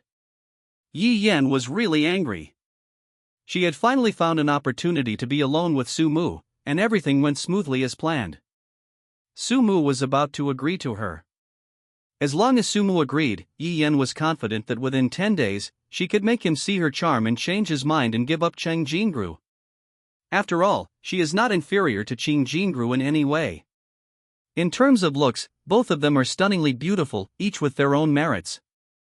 In terms of family background, Cheng Jingru is just from a new first-class family, while her master is the lord of the Holy Land and a great cultivator at the peak of the immortal king level.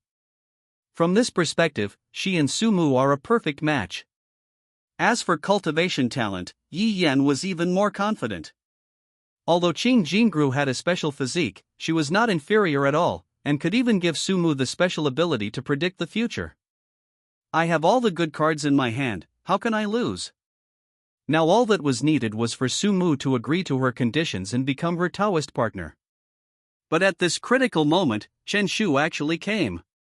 It was also her own fault that she was always concerned about Sumu and forgot to sense the situation outside. But this did not calm her anger. Yi Yan had no expression on her face. Qinshu, as a mere outer sect disciple, you trespassed into my personal palace without permission. This is one of your crimes. Sumu and I were discussing something important concerning the Holy Land, and you actually eavesdropped. I suspect you are a spy from another force. This is your second crime. You challenged a disciple to a duel in front of me and disregarded the law. This is the third crime. 3 crimes combined, 300 lashes, plus confinement in the netherworld pond. Execute immediately. Qinshu? Chapter 19, Double Standards? I want to report. Qinshu? No, wasn't it Sumu who was bullying you? Wasn't I acting bravely to help others? Why did you suddenly punish me? No, He was confused, but Yi Yan didn't give him a chance to explain. He threw the jade rui in his hand, and it turned into a long whip shining with emerald green light, and lashed towards Qinshu fiercely. Qinshu wanted to dodge, but found that he could not move. Yi Yan's cultivation was 2 realms higher than his, and she easily suppressed him on the spot. Pa! Ah! After one whip came down, Qinshu screamed in pain. Holy shit! This whip is not just a physical attack, it can actually directly affect the soul. Just as Qinshu was about to open his mouth to explain, a powerful force pressed him to the ground. In an instant, a long whip came at him like a storm. Pa! Pa! Pa pa pa! The crackling sound continued, which made Sumu's mouth twitch. It really looks painful.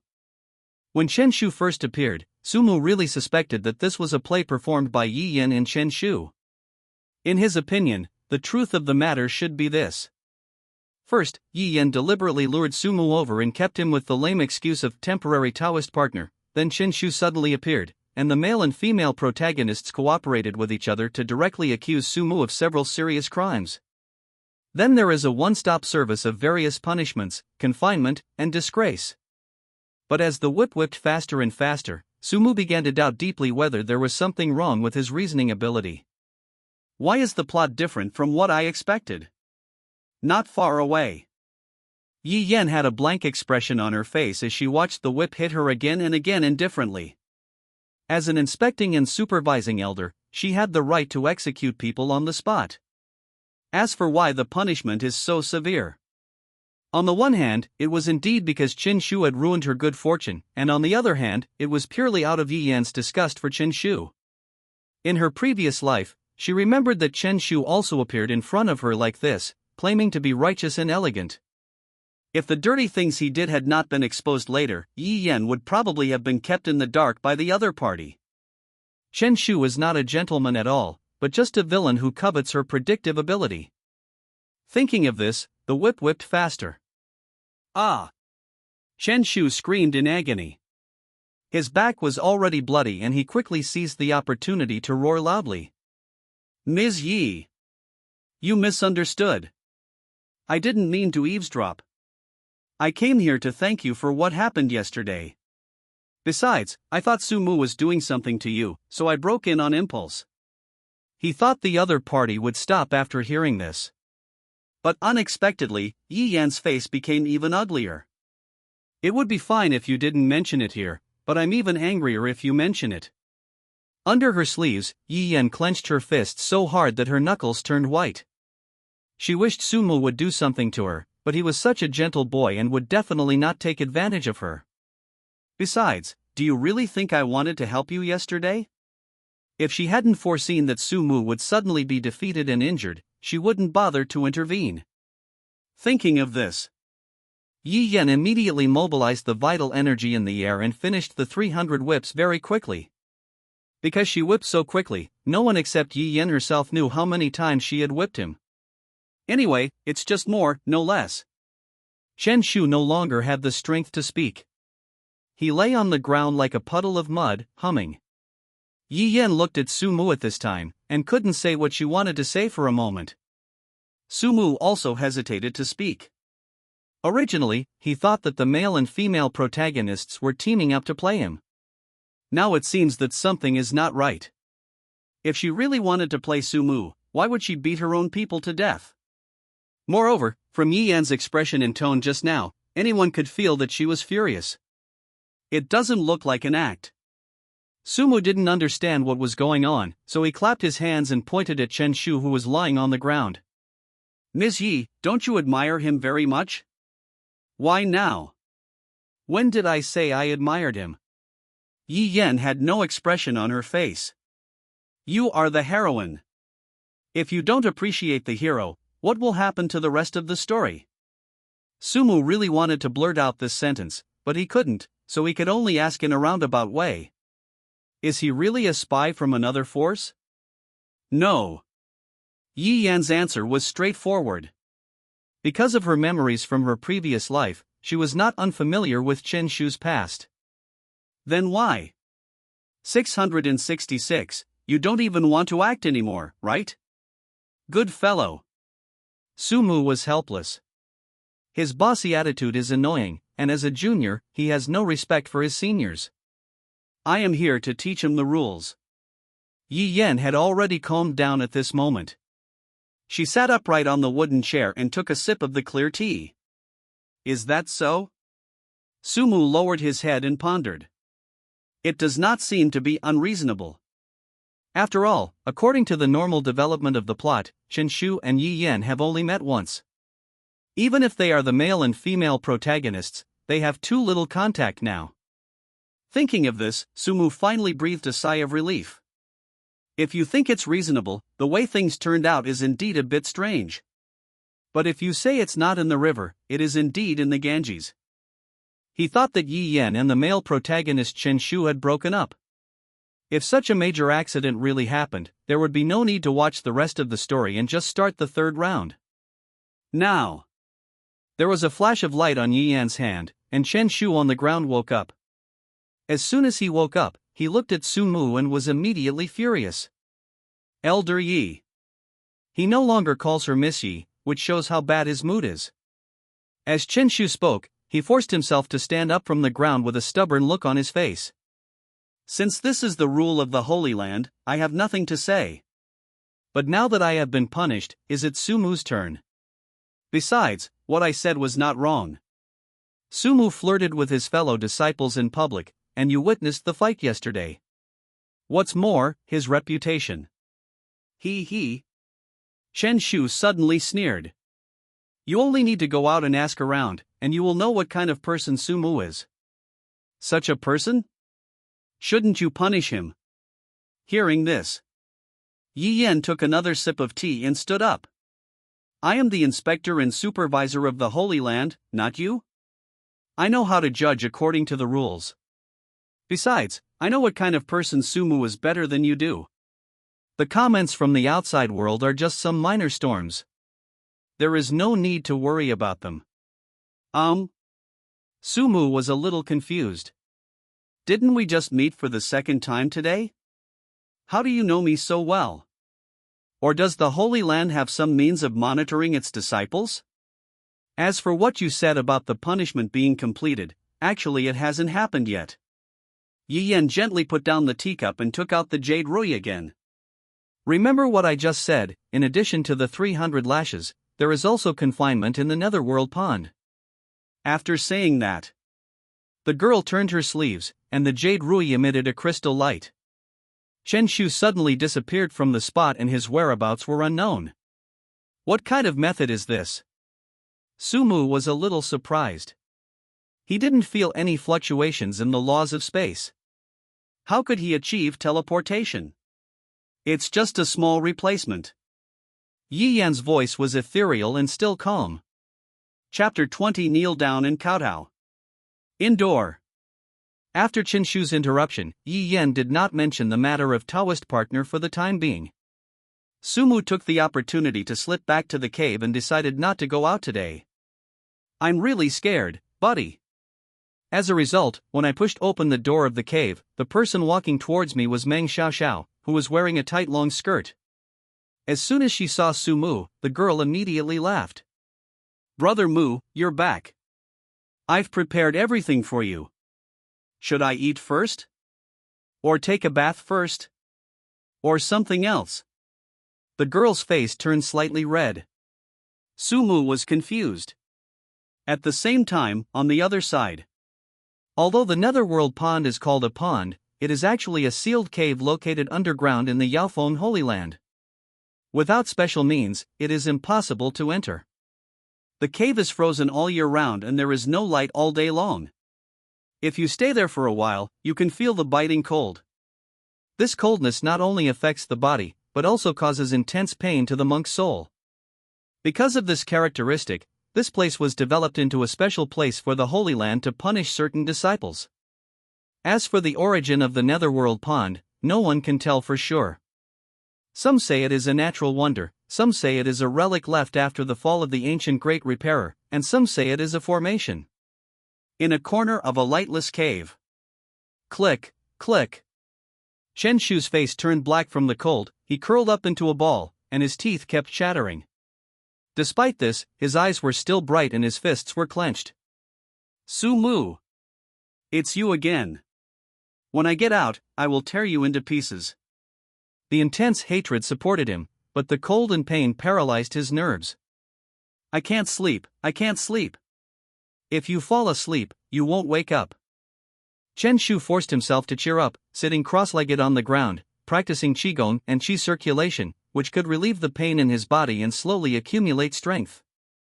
As long as he can hold on through this period of time, he will still be able to turn the situation around after he gets out. After all, the scenes he saw in Heavenly Secrets deduction yesterday were not all about Yi Yan. Youngster, why do you know this technique? A voice suddenly sounded in his heart. Chen Shu was startled and jumped up from the ground, looking around vigilantly. Who? You don't have to be afraid. You can't find me. I'm just a remnant soul. The voice gradually became clearer, and I could vaguely sense that it was that of a middle-aged man. Where did you get this set of skills from? You mean the raging waves of heaven? Chen Shu frowned. I learned this set of skills from my father and have been able to do it since I was a child. But who are you? Why do you know this set of skills? From your father. The unknown voice suddenly became excited, and then a translucent soul appeared in front of Chen Shu. The other party looked a little haggard, with long hair and beard, but full of momentum. This set of skills is the unique skill passed down by my Tianhe Palace master. Others cannot learn it because it has bloodline requirements. What the hell are you talking about? Chen Shu's frown deepened. He was not lying just now. This set of skills was indeed inherited from his father and he had been practicing it since he was a child. But now someone suddenly pops up and says that this is the martial arts method passed down from his lineage. What is going on? The two of them communicated with each other tentatively for a long time. Chen Shu felt that he was almost frozen. Only then did he roughly understand the context of the matter. You mean to say that my father is actually from Tianhe Palace? But isn't he a member of the Chen clan? Chen Shu thought again of the information provided by Meng Xiaoxiao 2 days ago. Although the other party behaved strangely, he could not be fooled by such things. The logic was easy to understand and easy to verify. It seems that the remnant soul also seemed to be thinking about something. Your father is most likely an undercover agent sent by Tianhe Palace to the Chen family. This is the only explanation. What? Chen Shu was shocked. As the communication between the two became more in-depth, the story became clearer. The residual soul in front of him was named Master Tianpa, an immortal king cultivator from 10,000 years ago and the master of Tianhe Palace. He majored in the way of ice and minored in the soul. He once fought fiercely with the master of a certain generation of Yaofeng Holy Land here, but was eventually defeated and killed. After his death, his sea of qi turned into this pond of the netherworld, where the ice never melts for 10,000 years. Chen Shu's father should be the reserve palace master of a certain generation of Tianhe Palace. He was ordered to infiltrate Chen's family, but later some unknown accident happened and he took Chen Shu to hide in the lightless Forbidden Land and even disappeared later. It was not until several years later that Chen Shu suddenly appeared here. 10,000 years have passed, and Master Tianpa's consciousness has long been dormant. In order to avoid the original search, he had no choice but to put himself into a state of suspended animation. If Chen Shu hadn't appeared, it would not take long for this remnant soul to disappear into the world. "Ha, kid, it seems like you still have to call me Grandmaster." Master Tianpa laughed loudly. Cut. Chen Shu was not convinced. You are only a remnant of soul left. I have never heard of the Tianhe Palace you mentioned. Even if I am really your disciple, what does it matter? Master Tianpa was not angry when he heard this, but felt very pleased instead. Well, not bad, not bad.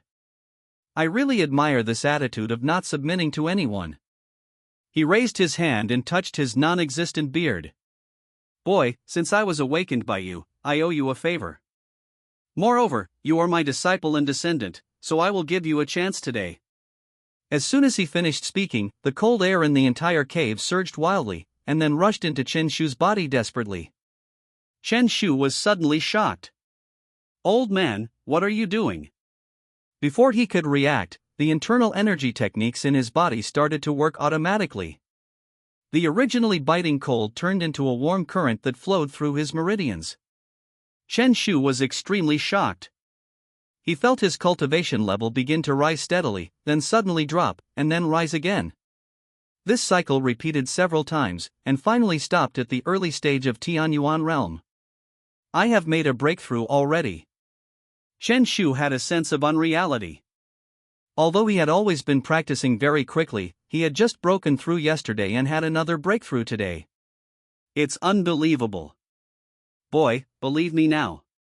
Master Tianpa seemed a little proud. The cold air here is just a remnant of my strength from the past.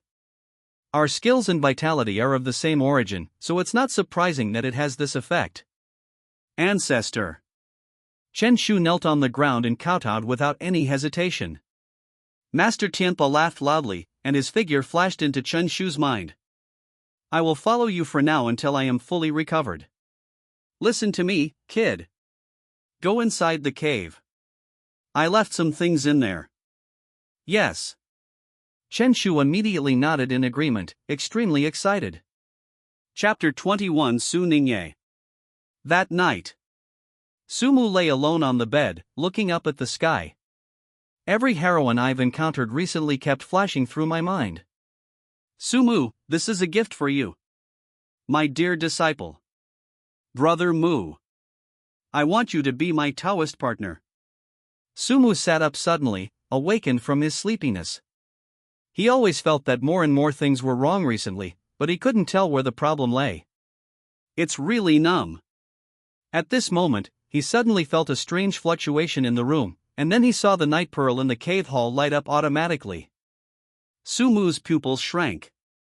Just as he was about to draw his weapon, a familiar voice suddenly came to his ears. Son, this way. Dad. Sumu raised his eyebrows, quickly turned over, put on his coat and walked out. Sure enough, he saw a familiar figure sitting in the main seat in the hall. He was a dignified middle-aged man, wearing a long gown and a short beard, exuding the aura of someone who had held a high position for a long time. However, he had a smile on his face and was extremely friendly. Dad, it's you. You came out. Sumu was overjoyed. Su Ningye, Sumu's biological father, is the current patriarch of the Su family, one of the 10 great immortal clans, a cultivator at the peak of the immortal king level, and one of the strongest men in the world. Ha ha ha, brat, have you been in trouble again recently? Although Su Ningye was scolding, his expression showed his joy. He just couldn't get angry at his only son. The father and son sat down and exchanged greetings for a while. Sumu suddenly thought of the changes in the mentality of the heroines in the recent period, which were all caused by the middle-aged man in front of him. Thinking of this, Sumu felt helpless. The other party was willing to pay a huge price just to change the attitudes of the heroines and make his son happier. Being so doting on someone by your dad can sometimes be a nuisance. Dad, let me offer you a cup of tea. Thank you for your hard work. Stinky boy, what happened suddenly? Su Ningye took the teacup with a big laugh and drank it all in one gulp. The two chatted for a long time before Su Ningye got down to business. By the way, Han Ning will be back in a couple of days, and I'm going to host a welcome party for him, so remember to go home. Su Haining. Sumu looked strange. He suddenly thought of the apprenticeship ceremony, where the plot collapsed because of the golden halberd given by the other party. Now it seems that everything started to go wrong from that time. How come she came back so soon? Sumu was puzzled. In the original storyline, the other party would not come back for at least half a year. How come he came back so much earlier now? Moreover, recently the behavior of all the main characters in Shenyuan Continent has become extremely weird, and Sumu is almost numb. I remember that there was also a part of the drama in this welcome party. He kept thinking in his mind. Do you want to go back? Of course you do, after all, there is a plot. But the experience of going back was definitely not a good one. After all, his relationship with Su Haining could not be said to be hostile, but it could only be said to be irreconcilable.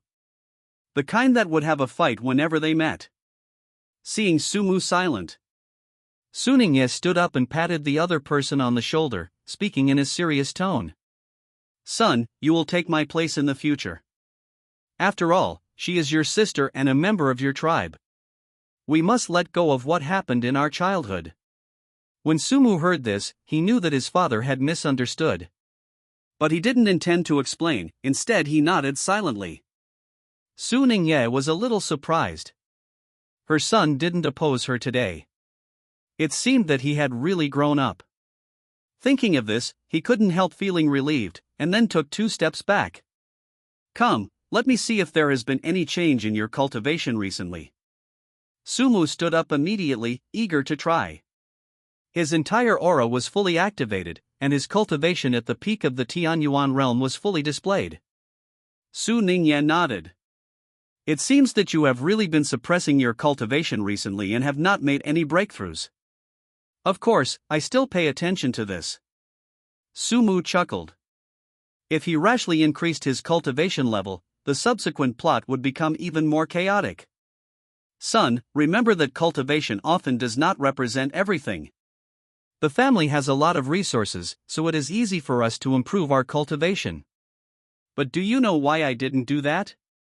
Su Ningye turned around and looked up at the sky. Without waiting for Su Mu to answer, he spoke on his own. If you want me to improve your cultivation, I can just infuse you with it. You and I are father and son, and our vital energy characteristics are almost the same. With just a few times, I can make you break through to the level of an earthly immortal, or even a celestial immortal. But the cultivation gained in this way is like building a tall building with sea sand.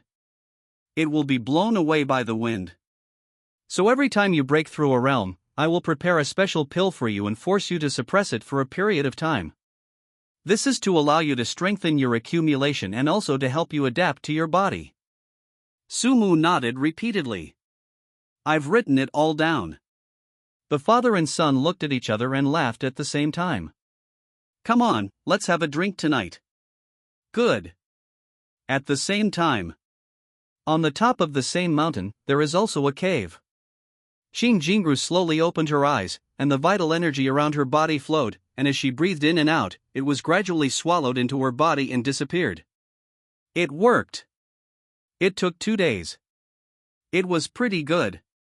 2 days ago, Master Mo Xuanxing suddenly gave her a set of sword techniques and asked her to learn it as soon as possible so that it would be useful later. Xin Jingru was a little confused. She could tell at a glance that this set of sword skills was not complete, only half. But just let her practice, it will definitely be useful when the time comes. There was no other way. In order to complete the task as quickly as possible, Xin Jingru could only stay in seclusion overnight and meditate madly. Until now, she has finally achieved success. He reached the minor success stage in just 2 days. This would scare other people to death, but to Xin Jingru, it was just good enough. The girl's eyes seemed to penetrate through layers of barriers and look towards another cave not far away. Su Mu. The moon moves and the stars shift, and the night deepens. Under the ground of the holy land of Yaofeng, a pair of eyes full of brilliance suddenly opened. Call. Chen Shu felt the Tianyuan realm cultivation in his body gradually stabilized, while Master Tianpa in his sea of consciousness was still chattering away. The young man wore a special black ring on the middle finger of his right hand. Inside the storage ring, there lay a black, ancient token with a special shape. I didn't expect it to be a blessing in disguise. Not only did my strength improve, but I also got so many things. Chen Shu looked excited. He didn't expect that what Master Tianpa brought him was not only an increase in his cultivation, but also a powerful force. That's right, it is the mysterious Tianhe Palace he mentioned. After so much time, this force has not yet perished and has continued to exist quietly in the Abyss continent. If Master Tianpa had not sworn and assured again and again that he had really sensed a familiar breath, Chen Shu would have found it hard to believe it.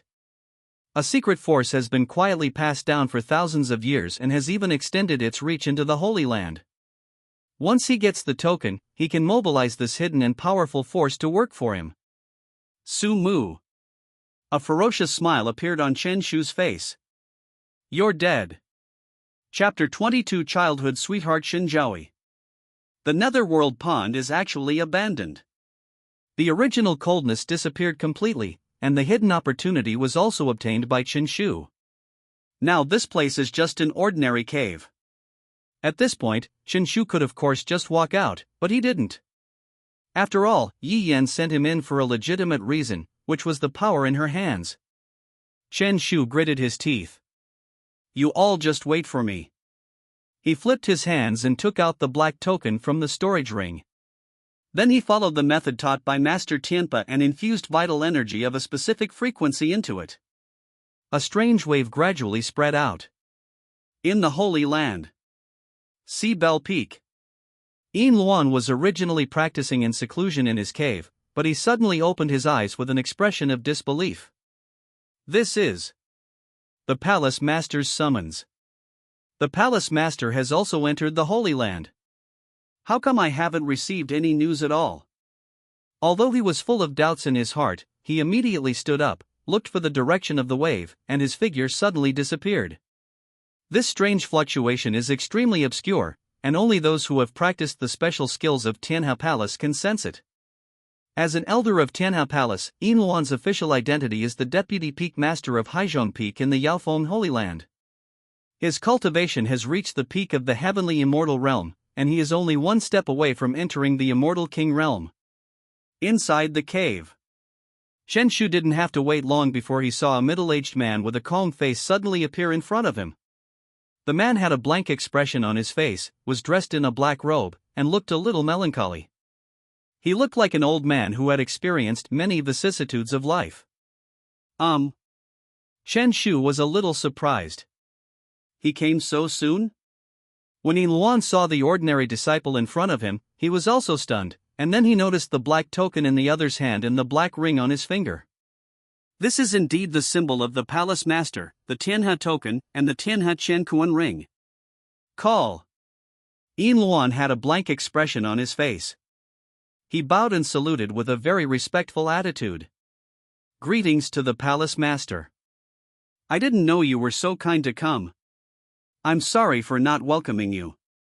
Chen Shu secretly clenched his fist suddenly, a flame rising in his heart. He nodded calmly and said, Good. A moment later, with some doubts, Yin Luan left the now abandoned nether pond. The conversation I just had with Chen Shu came to my mind. Chen Shu, an outer disciple of the Holy Land, has reached the early stage of the Tianyuan realm. It seems that the other party is not the Palace Master, but the Palace Master-in-Chief, or the Palace Master's disciple or something like that. Otherwise, it would be impossible to obtain the Tianhe order. As a disciple of Tianhe Palace, no matter how high or low your position is, when you see the Tianhe order, it is as if the Palace Master himself has come, and you must obey the other party's orders unconditionally. But Yin Luan was still a little puzzled. The other party had gone to great lengths to sneak into the Holy Land, and now actually issued him an order, asking him to find a way to target an inner disciple, Su Mu. After returning to the cave, Yin Luan quickly found Su Mu's relevant information through his own channels, and immediately raised his eyebrows. The heir of the immortal clan Su family. On weekdays, as an elder of the Holy Land, Yin Luan is busy with affairs and rarely pays attention to the affairs between disciples, but he still established his own intelligence system for convenience at times like this. However, he has been in the Holy Land for nearly 2,000 years, and this is the first time it has been used. Does the Palace Master decide to take action against the Su family as well? Has the plan to infiltrate the 10 great immortal clans reached this stage? As an old man of Tianhe Palace, Yin Luan knew a lot of unknown things, such as the infiltration plan of Tianhe Palace against the 10 immortal clans that lasted for tens of thousands of years. He suddenly shook his head and cleared the distracting thoughts from his mind. As a subordinate, obeying orders is the most important thing. Yin Luan has received various trainings in Tianhe Palace since he was a child. His loyalty to the organization is so great that he is willing to give up his own life. Now that there are requirements from above, he must carry them out firmly. Then, Yin Luan did not sleep all night. He began to collect Su Mu's weaknesses through his own information channels. Qing Jing grew. Yin Luan frowned. He could only say that this woman was actually a very good breakthrough, but Chen Shu had specifically instructed that this woman could not be touched, and there were many other women who could not be touched either. Here. His expression suddenly brightened, and he found relevant records in the massive amount of information about Su Mu gathering his subordinates, beating up Chen Shu, and bullying his fellow disciples.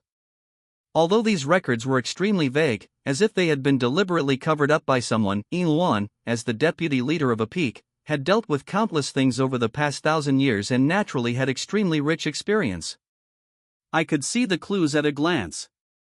Combined with the information from his own channels, he quickly pieced together the complete story. As soon as Su Mu entered the Holy Land, he harassed female disciples in public. Chen Shu spoke out for justice, but Su Mu relied on his family background to bully others and even sought revenge afterwards. Nice story. Yin Luan nodded secretly. Let's start from here. Early morning. The sun is shining brightly, illuminating the earth. Su Mu stretched and sat up from the bed, looking energetic. Even though he drank with his father until very late yesterday, his strong physique as a Tianyuan realm cultivator allowed him to ignore the effects of alcohol. Su Mu was in a good mood. Of course, if Meng Xiaoxiao beside him was more normal, he would be in an even better mood. Brother Mu, you're awake. The girl smiled as beautifully as a flower, holding Su Mu's clothes in both hands. I'm ready. Let me help you change your clothes today. Su Mu. The two of them were arguing as usual, and Meng Xiaoxiao was driven out mumbling. Su Mu dressed himself, and then the two of them had dinner together. At this time, Su Mu suddenly felt something unusual happening in his storage ring. He flipped his hand and took out a jade token for communication. Su Mu. I heard that you are now practicing in the Yaofeng Holy Land? Ha ha. I want to come too. Just by looking at the text, you can feel the cheerfulness of the girl opposite you. Shenjiaoi is Su Mu's childhood sweetheart. If you have to say, this should be the girl of the same age with whom Su Mu has the best relationship. Because of some changes in the family, Shenjiaoi lived in the Su family when she was a child. The two grew up together and had a close relationship. Most importantly, the other rarely contradicted Su Mu. Unlike Su Haining, although she and Su Mu were together for a long time, it was basically her who bullied Su Mu unilaterally when he was a child. Su Mu's expression brightened. Ha, why did you come to the Holy Land instead of staying at home? Su Mu felt relaxed for a rare time. On the one hand, it was because he and Shenjiaoi had a really good relationship. On the other hand, it was because the other party was not the heroine of Shenyuan Continent. When getting along with her, Su Mu did not have to think too much and had no psychological pressure. The two haven't seen each other for a long time since Shenjiaoi grew up. It seems that they will meet again after a long separation. Before the person on the other side of the jade token could reply, Su Mu's other communication jade token suddenly shook. Lohaking, Su Mu. We're in trouble. Su Mu's hands suddenly froze and he frowned. Chapter 23, Public Opinion is Growing, which is really great. Lohaking, Su Mu. We're in trouble. Then the other party sent a long paragraph of various information. Su Mu's heart skipped a beat. After reading it with a frown, his expression suddenly brightened. Ha! An unexpected surprise. According to the information sent by Luohai City, a strange rumor suddenly spread in the Holy Land, saying that Su Mu, the heir of the Su family, molested his female senior sister in public on the first day of school.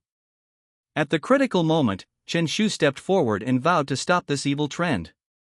As a result, Su Mu took advantage of his power to bully others. Not only did he insult the other party in public, but he also gathered a large group of people to block the entrance of the other person's cave, fighting and humiliating his fellow disciples. Afterwards, he even used his connections to evade sanctions from the Holy Land's rules. However, Chen Shu's sincere heart resulted in him being imprisoned in the netherworld pond. As the news spread wildly, more and more disciples who originally had no idea about what was going on between Su Mu and Chen Shu were drawn into it. Is this true? Is Su Mu so arrogant? Poor junior brother Chen Shu, good people don't get good rewards, and he is punished. Bah! What are those useless people in the law enforcement hall doing? Why are they not making any moves? Have they been bribed? Punish Su Mu severely. We can't just do nothing because he has a background. Many disciples were filled with indignation. I have to say that the person who released this news is quite resourceful. On the one hand, it is impossible to find the source of the information, but on the other hand, it does tell a good story. Hashtag the Immortal Plan's powerful people humiliate ordinary disciples. Isn't this definitely a hot topic? It is easy for a large number of fellow students to empathize with the situation and become filled with anger. Punish Su Mu severely. Release Chen Shu. I know people from the law enforcement hall. I'm going to ask them what they are doing now. I'm going to. Public opinion was fermenting wildly, and the center of the incident was the feud between Su Mu and Chen Shu, mixed with a lot of dissatisfaction with the ineffective performance of the law enforcement hall. As the Holy Land's order-maintaining agency, the law enforcement hall is independent of the 9 peaks and is even called the invisible 10th peak. The hall's master, Nie Zhanhua, is a great cultivator at the immortal king level. Even he had heard about this recently and couldn't help but frown. Conflicts between disciples? No. In his opinion, it is not that simple. Nie Zhanhua has been in charge of the law enforcement hall for many years. His keen intuition tells him that there is something complicated behind this matter. It's as if someone is secretly pushing it, making the situation more and more muddy. But even if he felt something was wrong, he couldn't just sit there and watch, so he sent a message to his subordinates. Send someone to investigate the matter of Su Mu and Chen Shu and the sect as soon as possible. Yes. But master, what if it is true? Nie Zhanhua's fingers paused slightly. Then arrest him. Arrest Su Mu and punish him accordingly. Yes, sir. Underground. In the dark pond. Chen Shu looked at the message from Yin Luan in his hand and couldn't help but reveal a hint of joy on his face. Yes, that's it. I want everyone to see Su Mu's ugly face. Boy, it's right to listen to me, right? Master Tianpa's slightly complacent voice sounded. Chen Shu bowed repeatedly with a look of gratitude on his face. Thank you, Grandmaster. If you hadn't given me this opportunity, I wouldn't have been able to get such a great help. Ha ha ha. Boy, you are pretty good. I am very optimistic about you. You have the purest blood of the core of my Tianhe Palace. As long as you practice diligently, you may be able to inherit my legacy in the future. Chen Shu was even more excited when he heard this. This was the dedicated teaching of the immortal king cultivator. This was a great opportunity that many people could not get even if they tried their best. He must seize it. So he became even more respectful, calling him ancestor all the time, which made Master Tianpa very happy. Chen Shu was also feeling proud. Fortunately, he communicated with Master Tianpa before using the token. Only by disguising himself as the prospective palace master of Tianhe Palace could he reasonably control Yin Luan and make a cultivator of the heavenly immortal realm work for himself. There are a total of 10 levels of cultivation in the Shenyuan Continent, each of which is divided into 9 small levels. The biggest watershed among them is the breakthrough from the Tianyuan realm to the Dixian realm. Before reaching the earthly immortal realm, we are all just mortals. Even if you have a tremendous background and unparalleled talent, you are just an ant with a lifespan of only 100 years. Even if you use all the panaceas, your lifespan can only be 1,000 years at most. But as long as you break through to the earthly immortal, the sky will be high and the birds will fly freely, the sea will be wide and the fish will leap freely, and the lifespan is guaranteed to be at least 3,000 years. Starting from this realm, cultivators will formally come into contact with the concept of Tao. Before that, they used various means and spells to fight. After becoming an immortal, there is a collision of the great ways. Mortals gather their vital energy and activate their skills. The immortal's vitality is endless, and it is directly drawn from between heaven and earth, using the great way of heaven and earth to wipe out the enemy. Become an immortal. There was a gleam of brilliance in Chen Shu's eyes. Who in the world doesn't want to become an immortal? In addition, Chen Shu instructed Yin Luan to target Su Mu not just to vent his anger, but more for profit.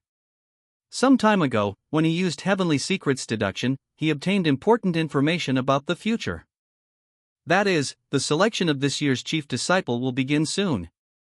The Holy Land only recruits disciples on a large scale every 10 years, and each class of disciples will have 2 chiefs, 1 male and 1 female. Not only will the chief disciple be automatically promoted to a personal disciple and enjoy many resources, he will even have the opportunity to be noticed by the Lord of the Holy Land and taught personally. A sneer appeared on Chen Shu's lips. Su Mu, as long as I become the chief disciple, I will no longer be afraid of your background. I wonder what you can do then. Of course, Chen Shu chose to target Su Mu at this time after careful consideration. You can not only avenge your previous revenge, but also ruin the other party's reputation as quickly as possible, while establishing your own image at the same time. According to Yin Luan's information, everyone outside now thinks that Su Mu is an unforgivable criminal who bullies his fellow disciples, while Chen Shu was sincere and upright. This is the reputation I want. To become the chief disciple, one must not only reach the required level of cultivation, but also perform well in the subsequent trials. The most important thing is a good reputation. Public opinion is something that is difficult to reverse in a short period of time. It is said that it takes only one mouth to spread a rumor, but it takes a lot of effort to refute it. But Chen Shu doesn't believe it. The selection of the chief disciple is imminent.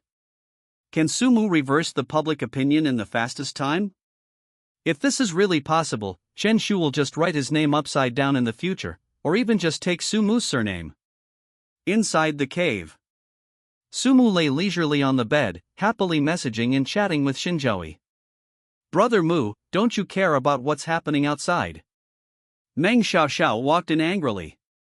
Just now on her way back, she heard many people talking about Sumu. If she wasn't afraid of causing trouble for Sumu, she would rush up on the spot and kill all these people with a sword. But even so, she was still indignant. Sumu is such a gentle boy, why are you targeting him? But who knows? Upon hearing this, Sumu just laughed and looked quite happy. It's okay, I don't care, let them talk. The more you curse, the happier I am.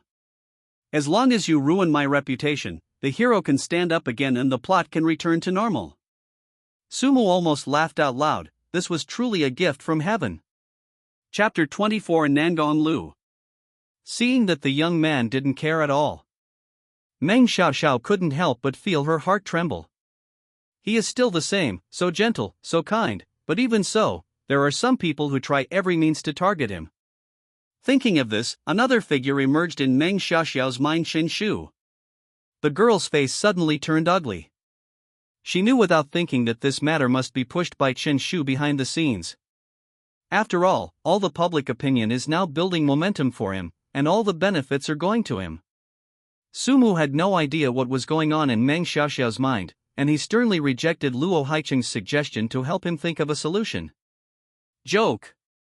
Ever since I started playing the second round of the story, everything has gone wrong and even God can't stand it anymore. Now that there are signs of a turnaround in public opinion, how can I let you ruin my good fortune? The more he thought about it, the happier Sumu became. As long as he doesn't care, his reputation will get worse and worse, and Chen Shu's image in the eyes of others will become more glorious and majestic. At that time, the heroines will abandon Sumu and turn into the arms of the hero, and the plot will return to normal. It's really great.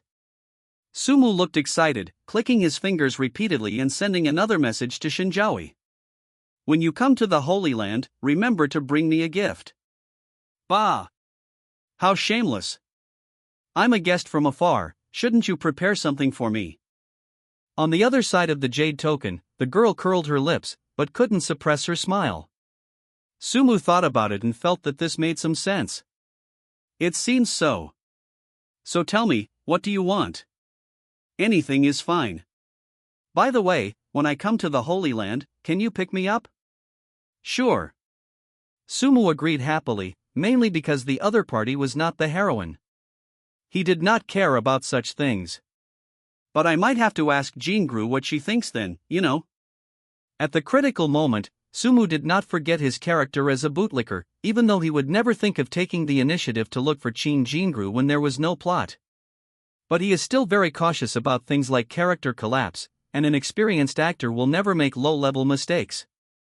Tisk, why aren't you too cool yet? Shinjoi's words were quite impolite, but Sumu raised his eyebrows and looked happy. Look and look. Only our own people can speak. Normally the story between a bootlicker and the heroine ends with it's over. I haven't seen you for a few years.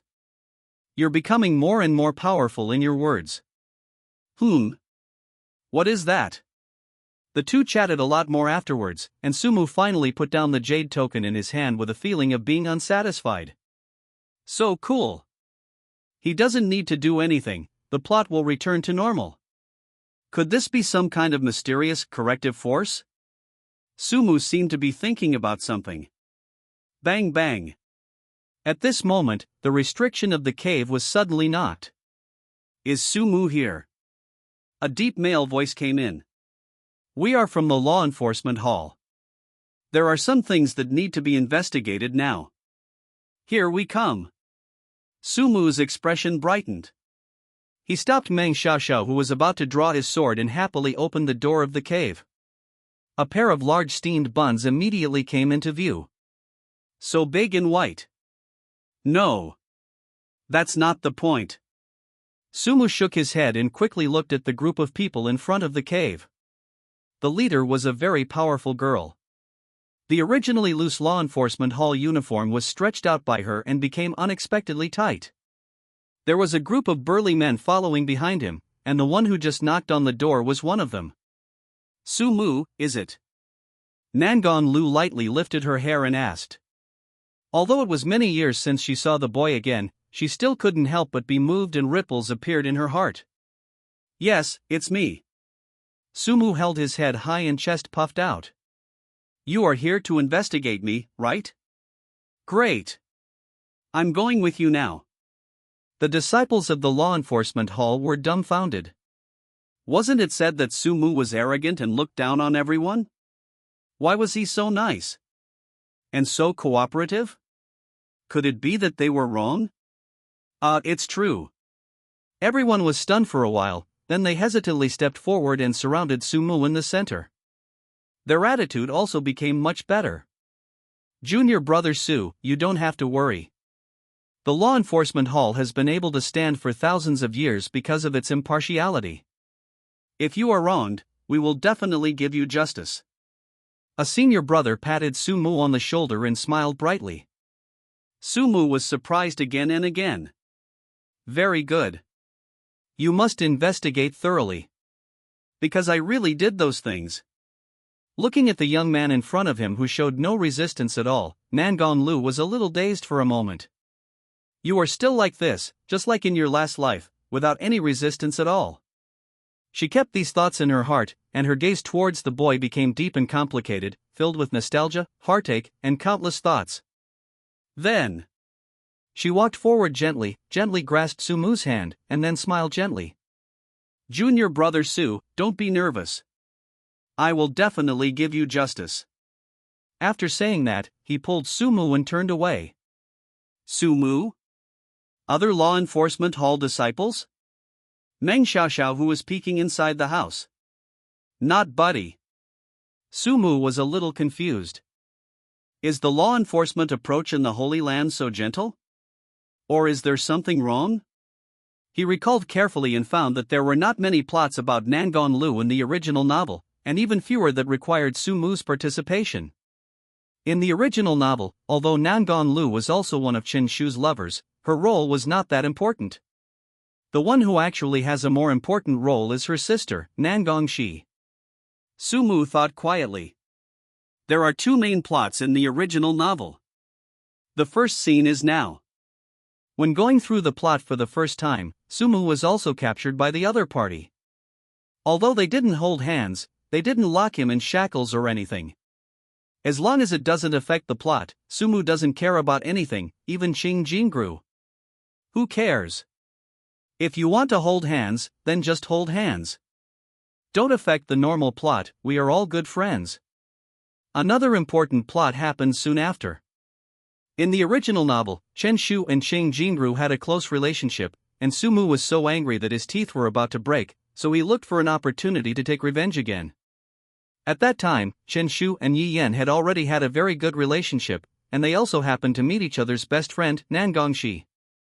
So under Meng Xiaoxiao's instigation, Sumu directly kidnapped Nangong Shi. Chen Shu brought his Tianhe Palace forces to rescue people, and Nangon Lu also mixed in. During the constant pursuit, Chen Shu used all means and almost killed Nangon Lu. However, Sumu couldn't bear it and lent a hand to save him. Speaking of which, Sumu suddenly touched his chin. At this time, Chen Shu should have got his grandfather right. Sumu knew that in the original plot of Shenyuan Continent, there was a remnant soul of an immortal king in the netherworld pond who called himself Master Tianpa. It was this person who gave Chen Shu the embryonic form of his power. Although there are some deviations from the original plot, Chen Shu went to the netherworld pond in advance, but Sumu believes that since the other party is the male protagonist, his luck must be good. Chapter 25. They can't stand it. Sumu kept thinking. The two sisters of the Nangong family were originally Qinshu's concubines. The focus is actually Nangongshi, Nangong Lu's sister.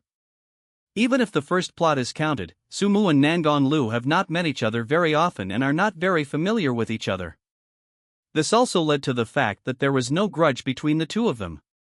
So, Sumu looked down and saw Nangong Lu still holding his hand. Who cares? Maybe it's some unknown little habit? As long as it does not affect the main plot, Sumu is very tolerant of everything, or it can be said that he doesn't care. But others don't think so. Deke and Nangong. The group of strong men who followed Nangong Lu looked at each other, not knowing what to say for a moment. Sumu was the subject of their investigation. What's the matter with you holding someone else's hand now? Show affection? Or? A bad guess emerged in everyone's mind. Could it be that Deke and Nangong like Sumu? Although they were full of doubts, they still left quickly, attracting the attention of countless disciples along the way. There's a beauty. So big. She was holding the boy's hand, and they looked so affectionate. Are they a Taoist couple? Damn, these people are wearing the uniforms of the law enforcement hall? Why do they feel something is wrong? Some people looked puzzled. Everyone in the law enforcement hall lowered their heads and hurried on without saying a word.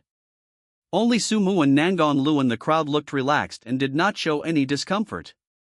Sumu had long been accustomed to people's strange looks and didn't care.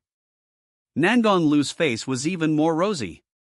He held the boy's hand tightly, and walked through the city with his head held high, as if he was showing off. Soon, the group arrived at the law enforcement hall's headquarters, and Sumu was sent directly to the interrogation room. Looking at the hideous torture instruments around him and the faintly visible dark red bloodstains, Sumu couldn't help but twitch his mouth. So, you admit it? The disciple in charge of the interrogation looked confused. He didn't even do the interrogation. That's right. Sumu nodded, not caring at all. Then he admitted all the details of himself beating Qinshu, without hiding anything. Although the disciple in charge of the incident found it very strange, he quickly drafted a punishment. A fine of 10,000 yuan stones and confinement in the law enforcement hall for 3 months. Sumu accepted it gladly. Yuanshi is a rare object in the world that is full of vitality. It is also the currency of this world. Sumu almost forgot how long it had been since he last touched this thing. Given his status, he basically never carries money when he goes out. 10,000 yuan worth of stone is just a drop of water. As for the 3 months of confinement, he was even happier.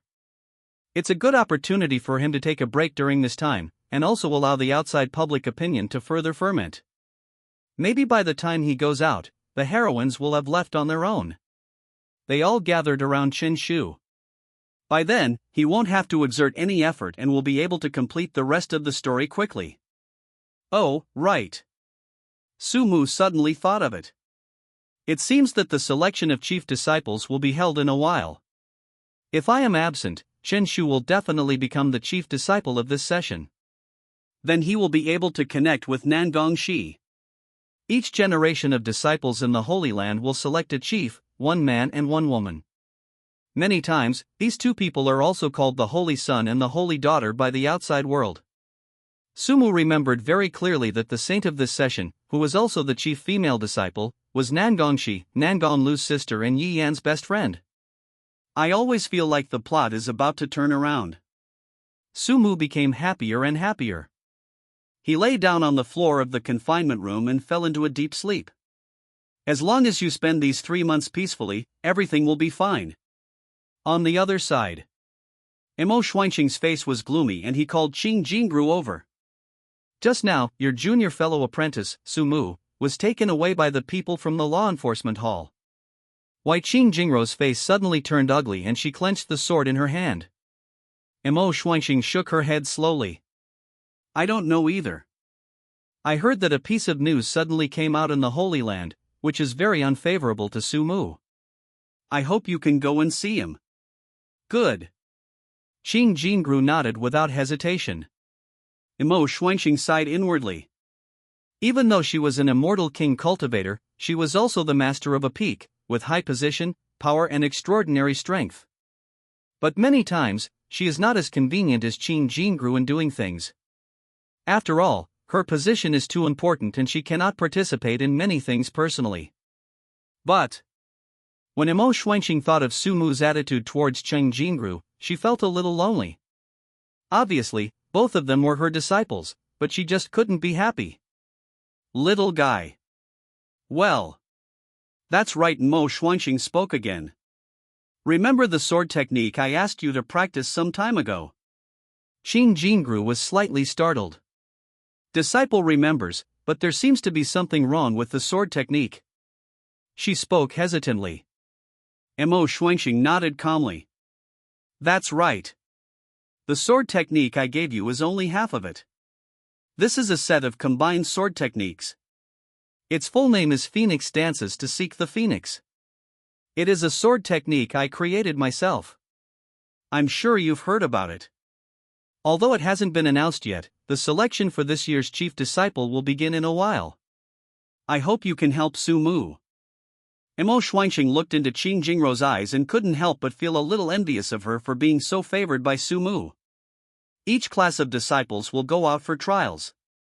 At that time, we can choose an outsider whose cultivation level does not exceed the Tianyuan realm, and you are the best candidate. You are not only his senior sister, but also. Mo Xuanqing paused. The relationship is very close. I hope you can help him win the title of this term's chief, but before that, remember to visit him at the law enforcement hall. After hearing all the words, Qin Jingru's delicate body trembled.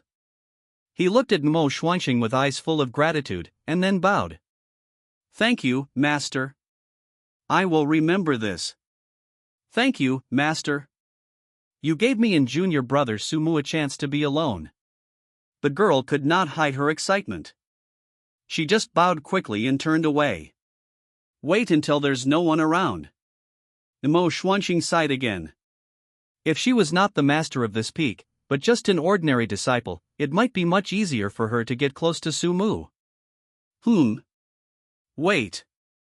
As if she had thought of something, Mo Xuanqing's eyes suddenly lit up, and she stood up abruptly, her skirt flying. It doesn't seem impossible. Crash. There was a clear sound of water coming from not far away. Snap. The brush in Yi Yan's hand suddenly broke. She looked up suddenly, with a rare expression on her face. Su Mu was captured. She carefully looked through the document in her hand again. As an inspecting and supervising elder, it was her daily job to understand the intelligence within the Holy Land. But today was a little different because she saw something about the young man in it. Su Mu bullied his fellow disciples? He was investigated by the law enforcement hall and was confined for 3 months. No. Yi Yan immediately stood up and took out her jade rui with a wave of her hand. Chen Shu brought this upon himself. The punishment was set by me. It has nothing to do with Su Mu. As long as I'm alive, no one can bully him. In the attic, the girl suddenly disappeared without a trace. Chapter 26. I just smiled and didn't say anything. What is this? In a tall tower, Nie Zhanhua rubbed his eyebrows, feeling under great pressure. As the head of the Holy Land Law Enforcement Hall, being able to sit in this position for a long time requires only outstanding ability. The most important thing is to know how to handle things. He received a message from Su Ningye. Although the other party said verbally that he was just asking about the incident, after understanding it, he just said that you should enforce the law impartially, and you don't need to release Su Mu, nor do you need to give him preferential treatment. Nie Zhanhua didn't know whether to laugh or cry. Brother, you are a peak immortal king cultivator, one of the most powerful people in the world today. To understand what happened, you only need to show a hint and countless people will send you the news. Do you still need to write in person to inquire? In Nie Zhanhua's opinion, Su Ningye's meaning was already very clear. Su Mu is my son. I don't care how you are sentenced. Anyway, he is my son. You have to remember this. If I am not satisfied, your good days will be over. As a peak immortal king cultivator and the patriarch of the immortal clan, the pressure that Su Ningye brings to people is undoubtedly enormous, and Nie Zhanhua feels like a thorn in his back. What's more, everyone in the circle of immortal king cultivators knew about this. Su Ningye had a child in his old age, and Su Mu was his only child. Anyone who touched Su Mu would die. Nie Zhanhua had a headache. Mad, what should I do? As the head of the law enforcement hall, he couldn't just sit there and do nothing, the person had to be caught. But as a human being, he didn't dare to do too much. After all, Su Ningye would really beat him to death. It would be great if we could find a way to release Su Mu. But how to do it? Just then, he suddenly thought of something. By the way, it seems that it was the little girl Nangong who brought Su Mu back. Perhaps I can ask her to come forward. Nie Zhanhua has a close personal relationship with the Nangong sister's father. Strictly speaking, Nangong Lu is actually his niece, which is why she works under him. Thinking of this, he quickly sent a message to Nangong Lu, asking him to come to the top floor of the law enforcement hall to see him. Soon, Nangong Lu came here, and as soon as he entered the room, he saw Nie Zhanhua smiling and making himself a cup of hot tea. The girl immediately understood that the other party wanted to ask her for something. It just so happened that she also wanted to ask the other party for a favor. So the two of them smiled at each other. They started by testing each other, and it took a long time before they got to the point. Nangong girl, you brought Su Mu back, right? Nangong Lu's expression changed slightly. Yes, what's wrong, Uncle Nie? Just asking, have those rumors been thoroughly investigated? Nangong Lu shook his head slowly. Before I had the chance to investigate, Su Mu confessed all his crimes himself, and he seemed quite happy. Nie Zhanhua was a little confused. How could it be like this? Let's put it this way. As the law enforcement hall, we must enforce the law impartially. Even if he has admitted it himself, we still have to investigate thoroughly. Nie Zhanhua went around in circles. I think this matter is still open to discussion. At least, we can't rashly lock people up before we find out the truth. What do you think? Nangong Lu suddenly raised his eyes and glanced at his uncle. I didn't expect that the two of them would think alike. Long before Nie Zhanhua sent her the message, Nangong Lu was thinking about how to bring Su Mu out. In her opinion, if Su Mu was really the unforgivable person as rumored, how could he be so calm and have a clear conscience when facing the law enforcement hall? And she also knew that Su Mu was actually a gentle and kind person at heart. I guess the other party was so eager to admit his crime because he was afraid that the rumor would hurt Qing Jingru. Depend on. Thinking of this, Nangong Lu couldn't help but feel a little jealous.